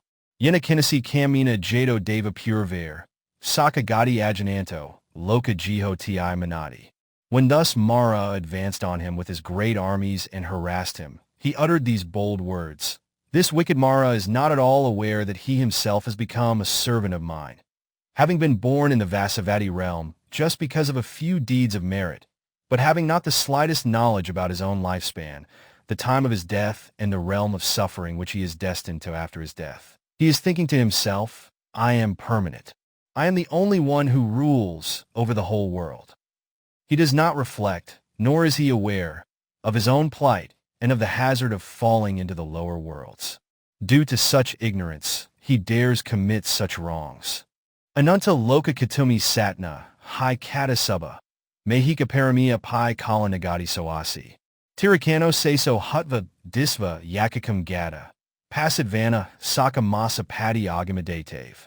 If the accumulated deeds of merit performed by sentient beings in the whole of the infinite number of world elements are placed on one side of the pair of scales of wisdom and weighed against the accumulated meritorious deeds of mine, in the form of the perfections, parami, placed on the other side of the scale, the accumulated deeds of merit of all sentient beings cannot come up to even 1/256th part of the merit accruing from a single perfection of mine, out of the 10 performed by me. Even in my existence as a small hair in the animal world, I had jumped into a heap of fire with great courage in order to be roasted, and gave away my flesh in generosity with joy and delight, when I saw a recipient who had come to ask for it. Eva nunta kalisa kata dukarakrika, ko hi nama karyano animato sasatano. Mara does not know what I really am, that I gained this personality of mine in this life as a result of the aforesaid infinite deeds of merit. And so he thinks I am just an ordinary man. Na manasomanuso na brahma na siye devata, jara mara lo kasadasata panadagato. In fact, I am not an ordinary 7 days old human being, nor am I a yaka, a brahma, or a deva. I have taken conception in the womb of a female human, even though I am not an ordinary 7 days old human being, in order to show all sentient beings the suffering of old age, sickness, and death in the round of existences. Anupalito lokina jadananta jino aha, buddho bodhi tail hutva, tarami janatabahu. Hey, Mara, although I have been born into this human world, I have not in the least been tainted with any of the conditioned states of beings. Having surmounted the infinite conditioned states of beings and infinite mental defilements, I have gained the title of infinite conqueror, Anunajina. Even while I remain seated on this unconquered throne without moving from this cross-legged posture, I have burned up and got rid of all the mental defilements. I have indeed truly become a Buddha amidst humans, devas and brahmas. And I will save all these beings from the stream of sasra and carry them over to the high ground of nibbana. You are not in any way capable of restraining me. It is no concern of yours. Samada de jina disva, udam rasavana, yudheya pakigakami, mama eche with me kranane with me kranakavai. Hey, Mara, seeing your great armies advancing from all sides with flags flying, and you on Jiramekala's elephant, I have advanced facing you with the wisdom to do battle with you valiantly. You cannot make me rise or move from this unconquered throne. I will see that you will not be able to do so. Yenti ta napasahati sina loco sadavako, tanti panaya gakami, ma pada va asmana. Hey, Mara, in the same way a strong man breaks and destroys with a large stone all the baked or unbaked pots and cups made by a potter, I will repulse and smash single-handedly, without rising from this place and by the power of wisdom, your 10 great armies of sensual passions, kamaraga, to which the whole world concedes defeat with repugnance. Or I will drive away your armies, your great armies, which measure 12 leagues each, in front on the right and left, 9 leagues in height, and reach as far as the walls of the world elements, so that not a single soldier of yours is left behind. Even in a moment from now, I will make you, as well as your hordes, flee like a flock of crows is made to fly away by throwing a stone. Ichanto sasapi gab kakami ito sito, ichanto loka datumi, adabavina chidei. Hey Mara, indeed if I want to be small, I can walk to and fro inside a mustard seed. If I want to be big, I can keep even the whole of the world element covered with my individuality, adabhava. Eat sabgahadvana, quitu akareya pai. Athaithma bala mehapagato navati. Hey Mara, I have the power to seize and pulverize you together with all your hordes just by snapping my fingers. But I do not take the slightest delight in taking another's life, which is a wrongdoing. Imasa gaupdasa ayudna balina ki, mea hai tena papina, salapo pai na yujati. What benefit will accrue if I make use of a weapon or physical strength against this Mara, who is just the size of an earthworm? True, I dislike even to engage this much in conversation with this wicked Mara. Before the Bodhisatta uttered these bold words, Mara had questioned, Prince Siddhattha, why are you occupying this unconquered throne which belongs to me? The Bodhisatta replied, who is the witness to prove that the unconquered throne belongs to you? Mara stretched out his hands, saying, what is the use of producing others as my witness? All the Mara troops, who are now in your presence, are my witnesses. At that moment, millions of his hordes appeared simultaneously, making an uproar as if there was a landslide, shouting, I am the witness, I am the witness. So the Bodhisatta, restraining the hordes of Mara, recited the following verse with the intention of producing his witness. Palaka mama bhavaya, kim athanina sakina, kampita mediya dana, saki hodi ayamahi. Hey Mara, because of my wish for this unconquered throne, there was no gift, Dana, which I have not given, no morality, Sila, which I have not observed, no austerity, Dūpaṅkara, which I have not practiced throughout many existences in many worlds. Hey Mara, let alone the perfections of generosity, morality, etc., performed by me in my many existences in many worlds, even in just one existence as Vessantara, when I performed great charities 7 times, reaching the height of my generosity with the giving away of Queen Mati, this great earth trembled a total of 7 times. Now that I am sitting on this unconquered throne, in order to conquer the whole world, and your great Mara armies came to make war upon me, why does this great earth remain quiet without trembling? Hey Mara, you have made your hordes give false evidence, but this great earth, having no volition, is just and fair to you as well as to me. This great earth is impartial to you and me, and having no volition at all, will now be my witness. So saying, the Bodhisatta brought his glorious right hand from inside the robe and pointed towards the great earth like a streak of lightning flashes from a cloud opening. At that very moment, the great earth revolved swiftly like a potter's wheel and rolled around violently. The sound from the earth caused the whole stretch of the sky to resound loudly, like the rumbling of thunder. The 7 mountain ranges, encircling Mount Meru as well as the Himalayas, made a deep, continuous sound. The whole of the 10,000 world element rolled with frightening and fierce sounds, crackling and exploding like a bamboo grove on fire. The entire cloudless sky was rumbling frighteningly as if parched rice grains were crackling with loud retorts in a red-hot pan. Burning sparks rained down profusely like a cascade of red-hot embers, and thunderbolts crashed intermittently. Mara, finding himself caught between the earth and the sky with continuous din and clamor, greatly frightened with no refuge or help, laid down his battle banner, and, discarding his 1,000 weapons at that very place, fled in confusion at full speed without being able to glance back at his elephant, Maṅgala. Even as Mara fled, his great armies broke down in disorder and fled, being scattered in disarray in all directions, like ashes blown away by a storm. They eventually returned to the Vessabhū realm. In this manner, with the victory over Vessabhū Mara before sunset on the full moon day of May Visakha, in the year 528 BCE, the Bodhisatta became the conqueror of the whole world of sentient beings and reached the harmless, blameless, fearless state. At that moment, on seeing the great armies of Mara breaking up in disorder, the Devas and Brahmas who had fled out of fear on the arrival of Mara and who had been watching to find out, who will emerge the victor? Who will be the loser?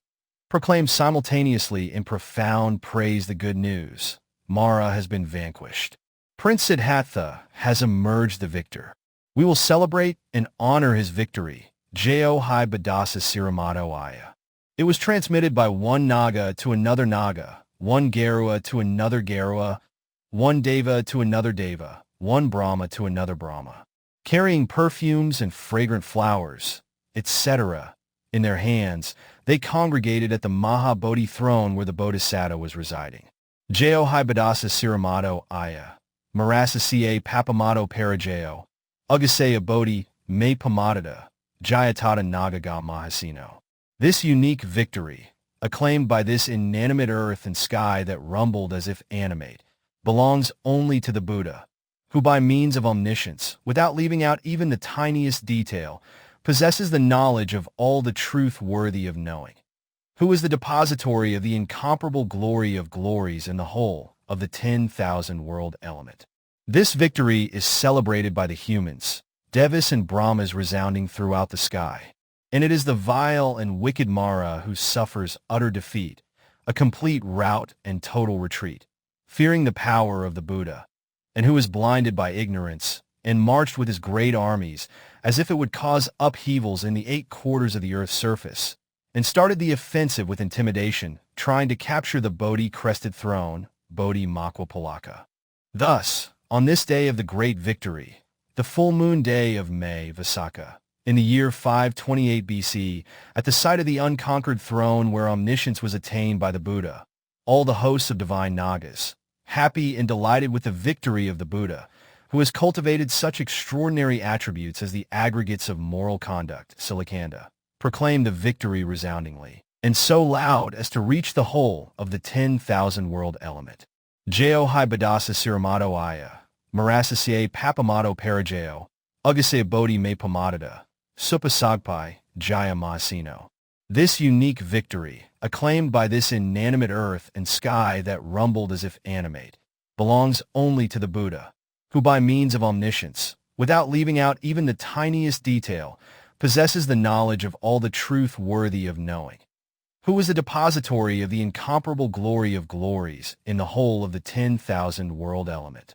This victory is celebrated by humans, devas and brahmas resounding throughout the sky, and it is the vile and wicked Mara who suffers utter defeat, a complete rout and total retreat, fearing the power of the Buddha, and who is blinded by ignorance and marched with a great army, as if it would cause upheavals in the 8 quarters of the earth's surface, and started the offensive with intimidation, trying to capture the Bodhi-crested throne, Bodhi Makwa Palaka.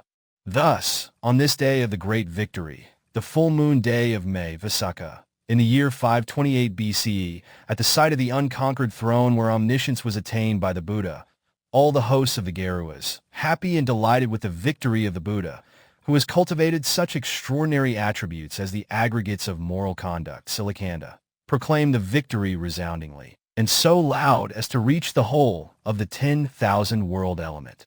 Jao hi badasa siramado aya, marasasiye, papamato parajao, ugase bodhi me pamadada, jayatada, deva ga mahasino.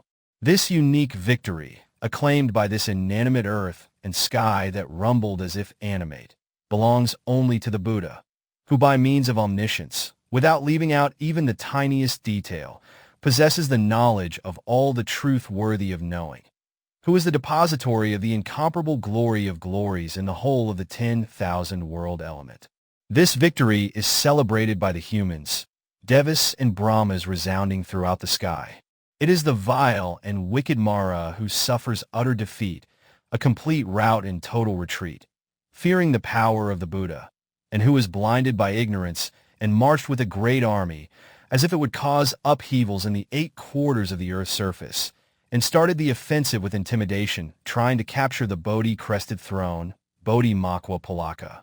Thus, on this day of the great victory, the full moon day of May Visakha, in the year 528 BCE, at the site of the unconquered throne where omniscience was attained by the Buddha, all the hosts of devas, happy and delighted with the victory of the Buddha, who has cultivated such extraordinary attributes as the aggregates of moral conduct, Sikhī, proclaimed the victory resoundingly, and so loud as to reach the whole of the 10,000 world element.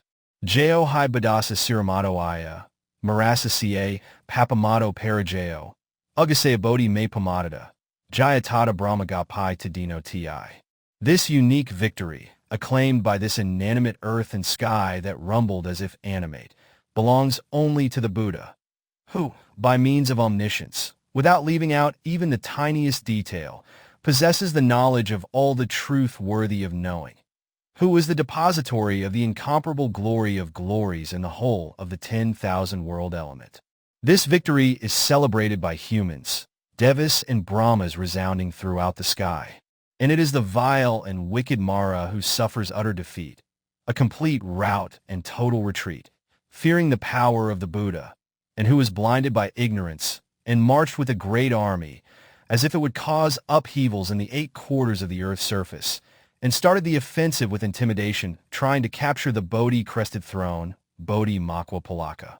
Thus, on this day of the great victory, the full moon day of May Visakha, in the year 528 BC, at the site of the unconquered throne where omniscience was attained by the Buddha, all the hosts of Brahmas, happy and delighted with the victory of the Buddha, who has cultivated such extraordinary attributes as the aggregates of moral conduct, Sikhī, proclaimed the victory resoundingly in the sky, and so loud as to reach the whole of the 10,000 world elements.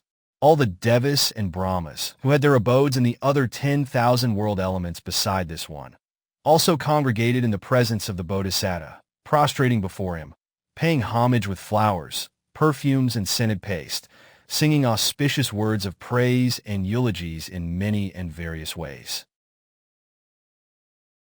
Realization of the three knowledges.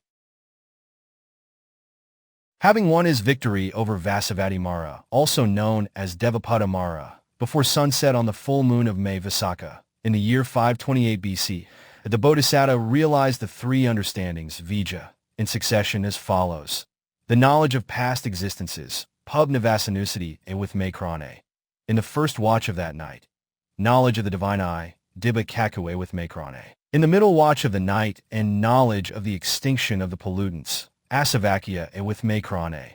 In the last watch of the night, and became a Buddha in the very last watch of the night of the May Visakha, full moon. Knowledge of past existences. The physical and mental processes which had taken place in the past, Nibbana, which becomes known from these physical and mental processes, one's personal names, clan names, etc., which are merely conventional terms. All this belonging to the past is called past existences, Pubnivesa.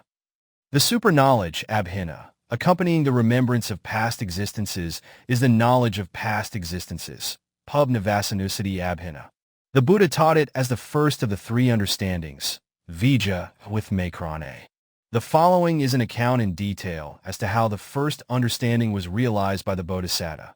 When the noble Bodhisatta was sat on the unconquered throne, delighted and happy after being victorious over Vessabhū, many devas and brahmas dwelling in the 10,000 world element, including the earth-bound spirits, Bhumadeva, went to the Bodhisatta simultaneously and assembled, shouting and exclaiming, "Come, friends, devas and brahmas!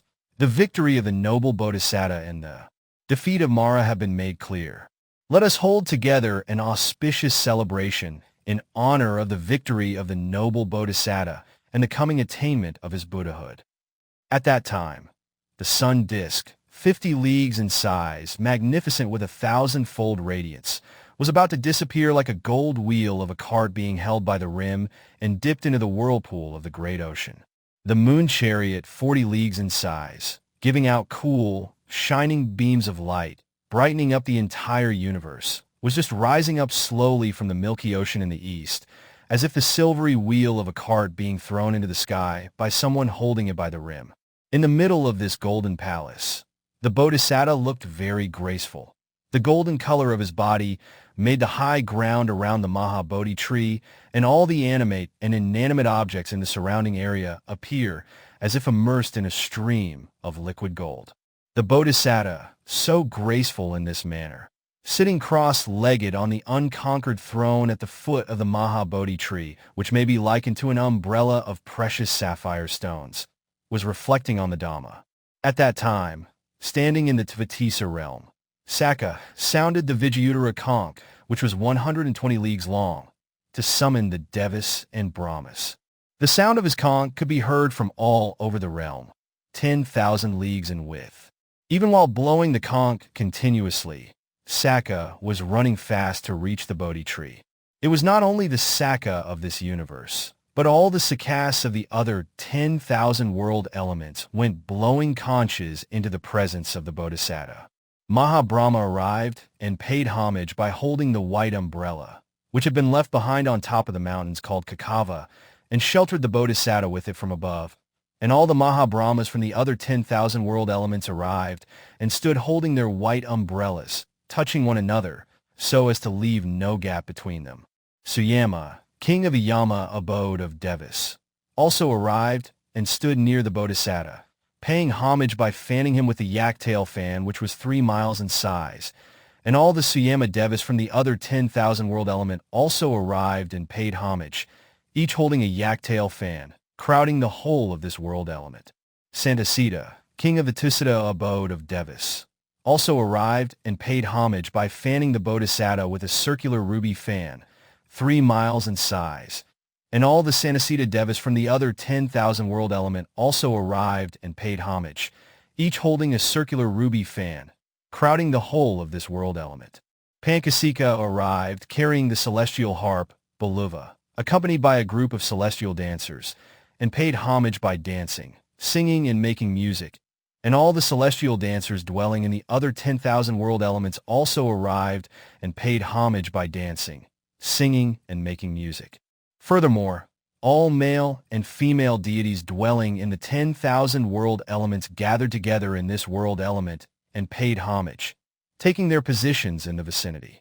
Some of them standing and holding a jeweled archway. Others stood around in various groups of their own, some carrying offerings made of the 7 kinds of jewels, some holding golden plantain plants, some holding mansions of splendor, some holding yak-tail fans, some holding goads for driving elephants, some holding pairs of carp, some holding primrose flowers, golden circular platforms, bowls filled with water, jars filled with water, conchas, fire stirrers, oil lampstands with rubies, golden mirrors, stone-studded mirrors, mirrors with the 7 jewels, oil lamps finished with rubies, bunting and streamers, and wish-fulfilling trees. All the devas dwelling in the 10,000 world element arrived, assumed the appearance of celestial dancers, and paid homage, dancing celestial dances, singing celestial songs, offering celestial flowers, perfumes, and scented powder. At that time, the whole sky was full of cascades of celestial flowers and celestial perfumes, as if the whole environment was filled with the raindrops and rainwater of a heavy downpour. This tremendous ovation and ceremonious homage was made with such grandeur by all the devas and brahmas because they were exalted with the belief, when this noble bodhisatta becomes a Buddha, we will certainly get the opportunity to listen to the Dhamma from him and thereby receive the immortal supermundane Dhamma of the paths and fruitions and nibbana, and we will have delightful satisfaction, piti. By applying our mind to the 9 supermundane Dhammas of the 4 paths, for fruitions and nibbana, we will also witness all kinds of miracles which will be objects of delight for the eye. The Buddha, by teaching us the deathless Dhamma, will bring about our emancipation and safety from the difficult journey of birth, jati, aging, jara, sickness, vyati, death, mara, grief, sakha, lamentation, paradeva, pain, dukkha, distress, domanassa, and despair, upayasa. Although the devas and brahmas paid him homage with great joy and respect, crowding the whole 10,000 world element for the aforesaid reason, and although he saw clearly, with his own eyes, these extraordinary acts of reverence performed in numerous ways, the Bodhisatta had no feeling of attachment and enjoyment at all, and he paid no attention to them. He dwelt reflecting only on the Dhamma which he relied upon as his support. The mountains called Kakava, which protected the Bodhisatta who was so positioned, was like a curtain, and the open sky above him with its stars and constellations was like a canopy studded with gold and silver stars. The 10,000 world element, with its 7 planes of happy existences, Sagati Bhumi, was like a great 7-tiered palace. The high ground of the Bodhi tree was like a great audience hall.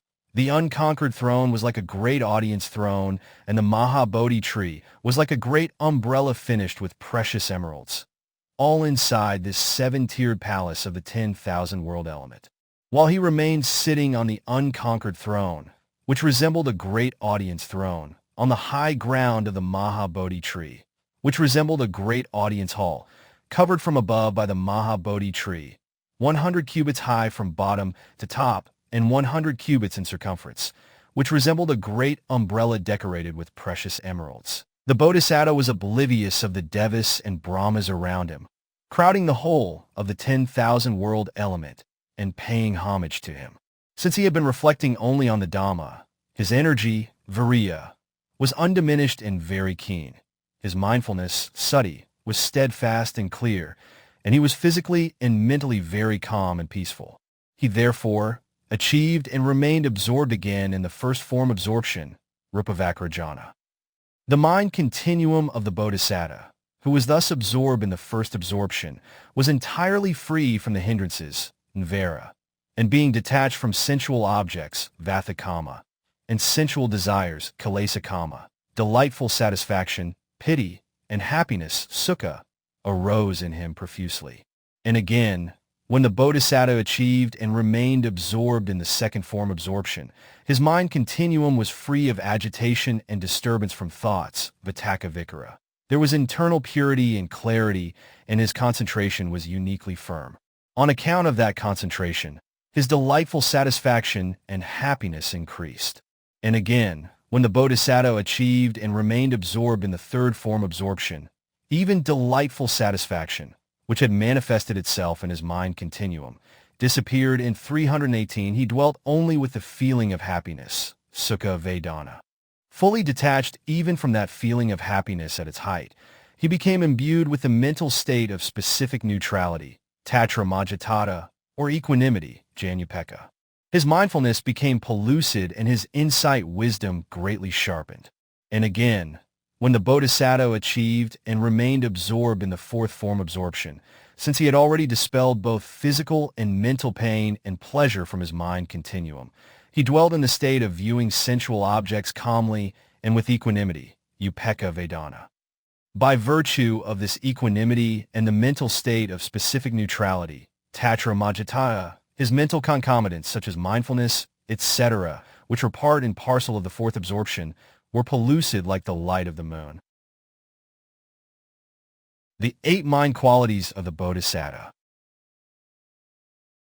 If a review is now made of the mind continuum of the Bodhisatta out of devotion, it will be found that at the time when he was practicing austere striving for 6 years, his mind continuum was exceedingly pure, undefiled by the 3 wrong thoughts, Mika-vitakka, namely sensual thought, Kama-vitakka, malevolent thought, Vyapada-vitakka, and cruel thought, Vīs-vitakka, so that Mara could not find any opportunity of censuring him.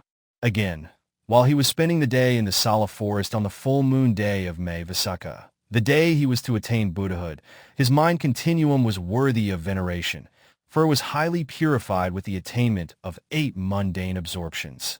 Moreover, when all the Devas and Brahmas from the 10,000 world element assembled, crowding this universe, and paid him homage while he was sitting on the unconquered throne after his victory over Devapadamara, he remained oblivious of them, concentrating his attention on the practice of the Dhamma only. And so the mind continuum of the Bodhisatta, who had once again achieved and remained absorbed in the fourth form absorption, Rupavakarajana, a feat for those of sharp intelligence, he had his power of concentration greatly enhanced by the concentration of the fourth form absorption as follows. 1. By virtue of the very pure mental state of the fourth form absorption, Rupa Jhana Satappada, the mind continuum was completely pure throughout its entire process. 2. On account of such purity, it appeared glittering like polished, newly refined gold. 3. Having discarded happiness and joy, Sukha Somanassa, which is the cause of greed, Lobha, and also having discarded sorrow and distress, Dukkha Dhammanassa, which is the cause of hatred, Dosa, it was free from the mental defilements of greed and hatred. 4. Freedom from the defilements and taints of the mind leads to freedom from impurities which soil and oppress the mind, Upakalisa. 5. Being controlled by the fivefold mastery over his mind, Vasibhava, and being tamed and trained in 14 ways, the mind continuum of the Bodhisatta became pliable, gentle so as to be amenable to his wishes, like a well-tanned piece of leather or like the well-treated block of lac.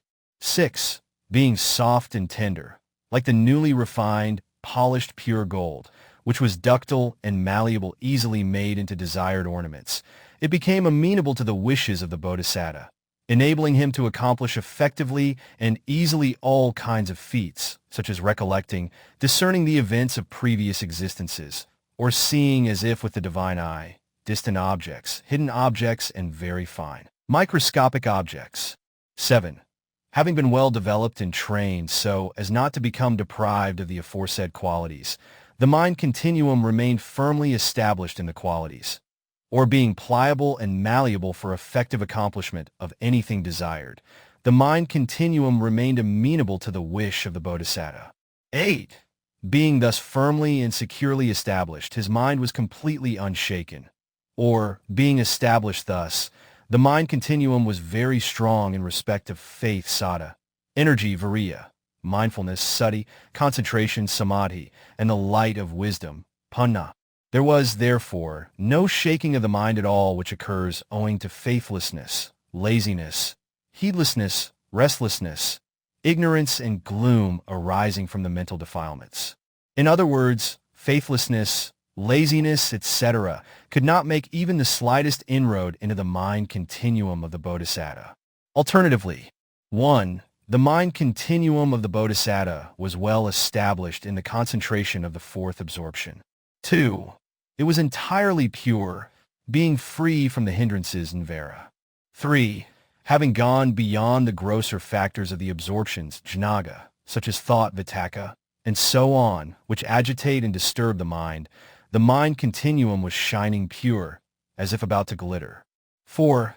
It was free from such defilements as pride, mana, deception, maya, treachery, shya, etc., apt to be generated through attainment of the absorptions.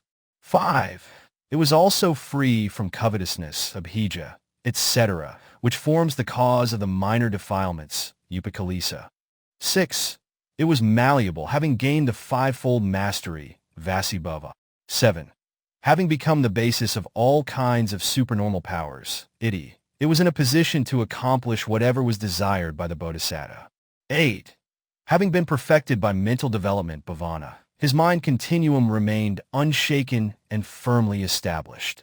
The mind of the Bodhisatta, which was thus endowed with these 8 attributes, finds it easy, needing only an inclination, for realization of the Dhamma, which should be realized by means of the super-knowledges, abhina. When the mind was bent towards the object of the super-knowledges, the super-knowledge thought moments, abhina javana, arise quite easily. 1.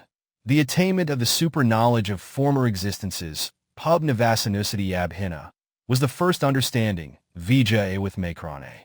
The mind continuum, endowed with the aforesaid 8 attributes and very pure and pellucid, being in such a perfect state in which the super-knowledge thought moment, abhina javana, arose easily when the mind was inclined to the object of the super-knowledge.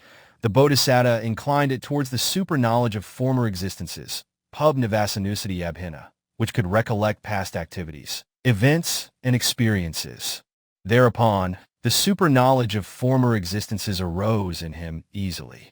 Through that super-knowledge, he recollected and saw all his past activities, the events and experiences of his past existences, going back from his previous life, right up to the existence when he was the recluse Sumedha. He recollected also in backward order many existences and eons prior to them, and recollected in forward order his existences up to that of Siddhattha the Deva in the Tussita realm, just before the present one. This super-knowledge was achieved in the first watch of the night. Here, there can be doubt as to how it was possible to know all the happenings and experiences in so many existences with one single thought moment, abhina javana, which arises only once in one thought process, vithi. Although there arose only one single thought moment in one thought process, ignorance, moha, which kept the happenings and experiences in those existences hidden, was done away with through that thought moment. All kinds of happenings and experiences of those existences were recollected only thereafter, through the successive processes of reflection, pakaveka-vithi, which followed the processes of the super-knowledge, abhina-vithi. The noble Bodhisatta, who recollected successive existences of the past through the super-knowledge of former existences, pubnavasanussati vijja with makrane, also acquired super-knowledges which could assure him of the attainment of the super-mundane, lokuttara, paths and fruitions with penetrative insight thus. There were only the phenomena of mind and matter, nama rupa, throughout the countless rounds of existence, the beginning of which is not known. On all 3 occasions of birth, living and death, there were only these 2 phenomena of mind and matter. Indeed, in all abodes and at all times, the phenomena of mind and matter are in a continuous state of flux, like the flame of an oil lamp or like the current of a river, and through a succession of causes and effects. It is only the continuum of mind and matter which fulfills the various functions concerned, such as seeing the sight, hearing the sound, etc., at the 6 doors of eye, ear, nose, tongue, body, and mind, thus giving rise to various modes of intimating one's intention vinati by bodily movement and verbal expression, etc. In reality, there is no sentient individual at all to be called I, he, she, man, etc.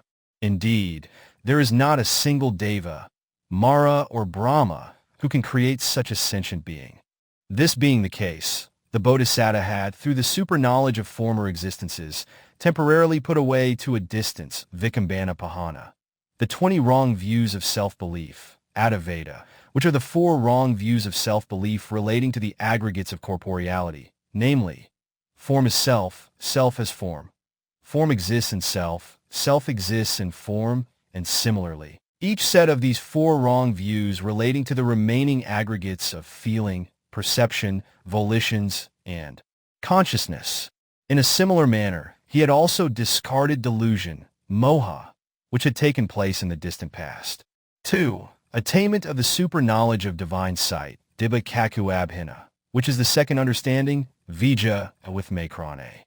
After the noble Bodhisatta had realized the attainment of the super-knowledge of former existences in the first watch of that night, he recollected many past events and existences through that super-knowledge, and having temporarily put away, to a distance, the 20 wrong views, Sikhī Dīpaṅkara, together with delusion, moha, which had taken place in the distant past, he directed his mind continuum, which was endowed with the aforesaid 8 attributes, towards acquiring the knowledge of seeing the deaths and births of sentient beings, Kudapapada with Makrane, and towards acquiring the knowledge of analyzing the deeds which cause rebirth, Yatha Kamupaga with Makrane. When the mind was thus inclined to acquire the super-knowledge of divine sight, the second understanding, vijja with Makrane, arose quite easily. Through that super-knowledge, he could see sentient beings on the verge of death or just after taking conception. Those who were low-born or high-born by lineage, caste, etc., those who were beautiful or not beautiful, and attain a happy existence or a miserable existence. In other words, he saw those who were rich and prosperous because of their past deeds of merit based on absence of greed, alobha, and those who were indigent and poverty-stricken because of their past deeds of demerit based on greed, lobha. After seeing, through the super-knowledge of divine sight, the denizens of the downfall, apaya, suffering misfortune, he reflected, what kind of deeds have these beings of the lower realms done to suffer such awful miseries? Thereupon, the super-knowledge of analyzing the deeds which cause rebirth, which enabled him to see the deeds of demerit done by these beings arose in him. Likewise, after seeing, through the super-knowledge of divine sight, immense happiness enjoyed by sentient beings of the realms of humans, devas and brahmas in a progressively higher and better manner, he reflected, what kind of deeds have these humans, devas and brahmas done to enjoy such progressively magnificent bliss in their respective realms? Thereupon, the super-knowledge of analyzing the deeds which cause rebirth which enabled him to see the deeds of merit done by these beings arose in him. By means of the knowledge of analyzing the deeds which cause rebirth, he reviewed in detail the past deeds of merit and demerit done by beings and came to know them as they really were. These denizens of the lower realms had, in their past existences, committed evil by deed, word, and thought. They had maligned, abused, and reviled the noble ones, Aryas. They held wrong views, and with these wrong views they themselves committed, and also caused others to commit, various demeritorious deeds.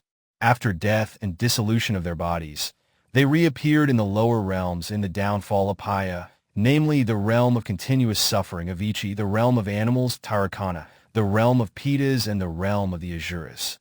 He knew that these beings in good existences had performed good deeds bodily, verbally, and mentally. They did not malign, abuse, or revile the noble ones, Arya. They held right views, and with right views, they performed various kinds of meritorious deeds, and they caused others to do so. After death and dissolution of their bodies, they were reborn in the happy destinations of humans, devas, and brahmas. This super-knowledge of divine sight, the second understanding, was achieved by the noble Bodhisatta at midnight of that day. By virtue of this second understanding, the mind continuum of the Bodhisatta became devoid of the element of ignorance and delusion, avijja, moha dhatu, which was apt to keep hidden the passing away and arising of sentient beings.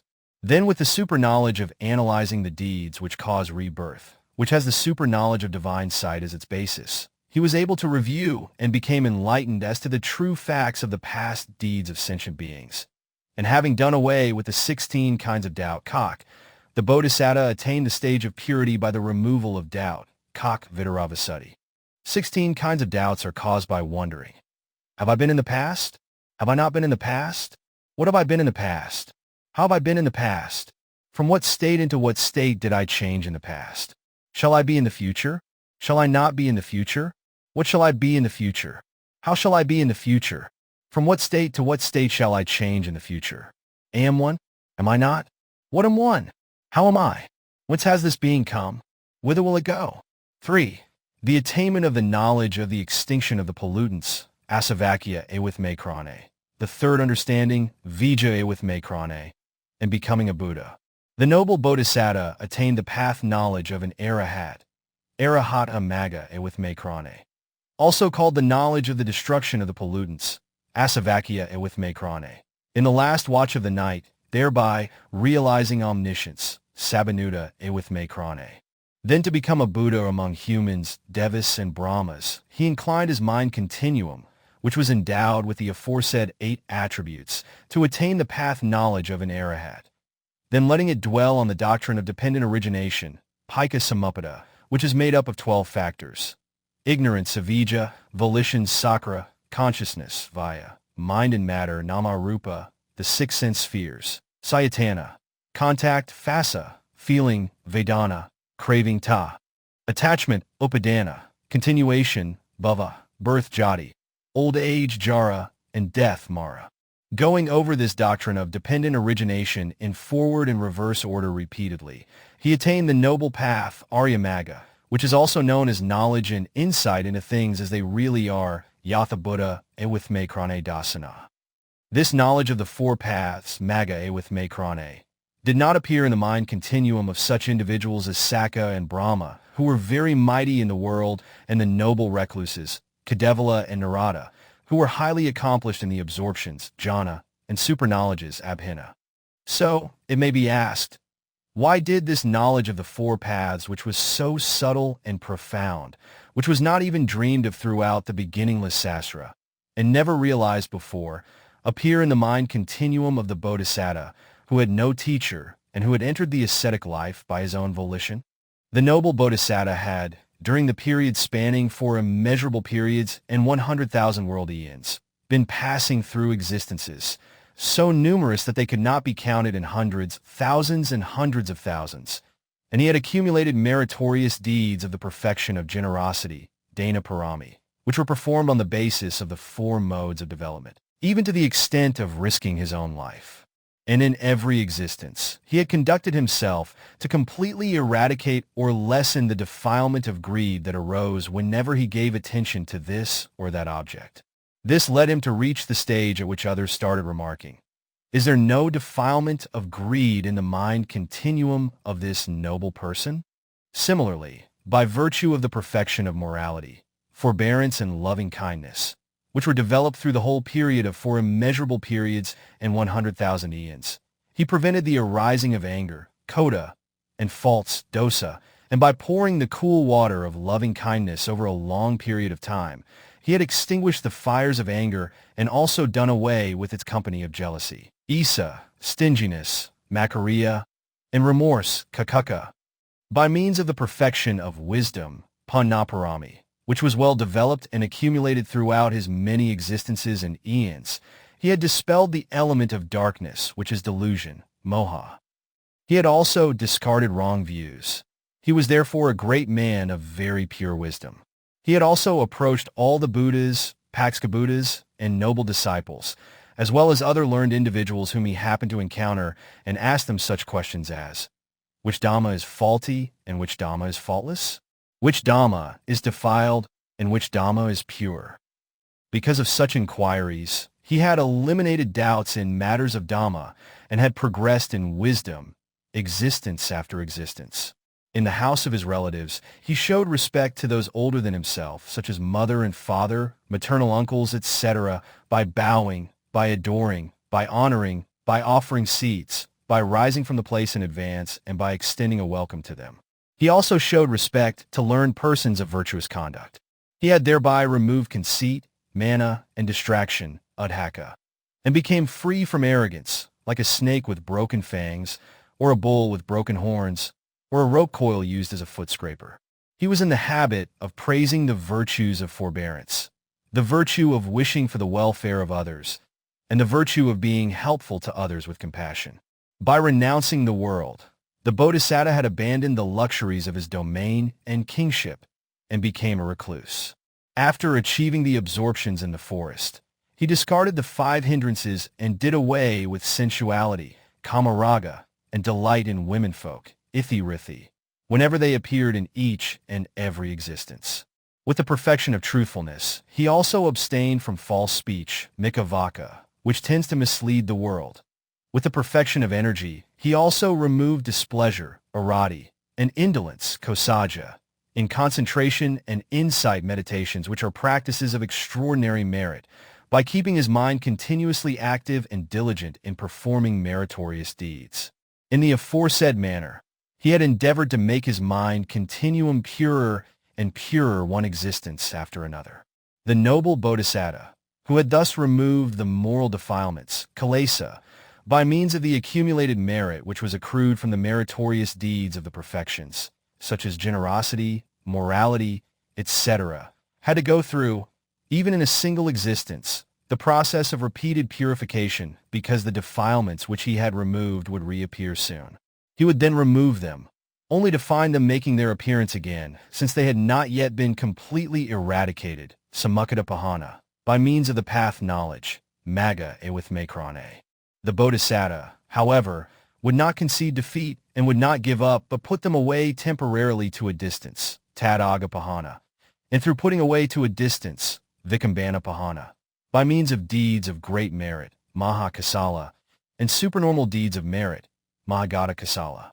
In this manner, throughout the period of 4 immeasurable periods and 100,000 eons, he had eradicated the aggregates of impurities which defiled his mind, and also eliminated ignorance and delusion, avijja moha, which act as a general of the army, leading the hordes of defilements, kilesa, accompanying him. At the same time, he made the 5 faculties, faith, energy, mindfulness, concentration, and wisdom, grew stronger existence after existence. Thus, he had traveled through the difficult journey of sasara, continuously engaged in developing and fulfilling the perfections, parami, with fiery zeal till the time when, as King Vessantara, he gave away Queen Mati in generosity as the final act of merit which would enable him to become a Buddha. Thereafter, he spent his life in the Tusiddha realm, enjoying the celestial pleasures and awaiting the time when he would become a Buddha. Since he was one who had thus reached the pinnacle of wisdom, having done away with the factors of defilements such as greed, hatred, etc., by means of accumulated merits of the perfections such as generosity, morality, etc., the fourfold knowledge of the path, magga with mekrane, which is very deep and subtle, arose unaided in the mind continuum of the Bodhisatta. Furthermore, beginning from the time when he prostrated himself at the feet of Dīpaṅkara, he had endeavored to develop and accumulate merit through fulfillment of the perfections, such as generosity, morality, etc., which are difficult to accomplish by ordinary men without making any wish for the pleasures of any realm of existence whatsoever as the fruits of his meritorious deeds. For all the deeds of merit, such as generosity, morality, etc., performed by him, the Bodhisatta made only this wish: let the accumulated merits of these deeds become sufficing conditions, upanisya pakaya, for the arising in me of omniscience, sabanuta with mekrane. As for others, they pray for the pleasures of devas and humans after performing deeds of merit. And in accordance with their wishes, they gain the pleasures of the devas and human worlds as the fruits of their good deeds. It is like spending and squandering whatever wealth of merit they have accumulated from their good deeds.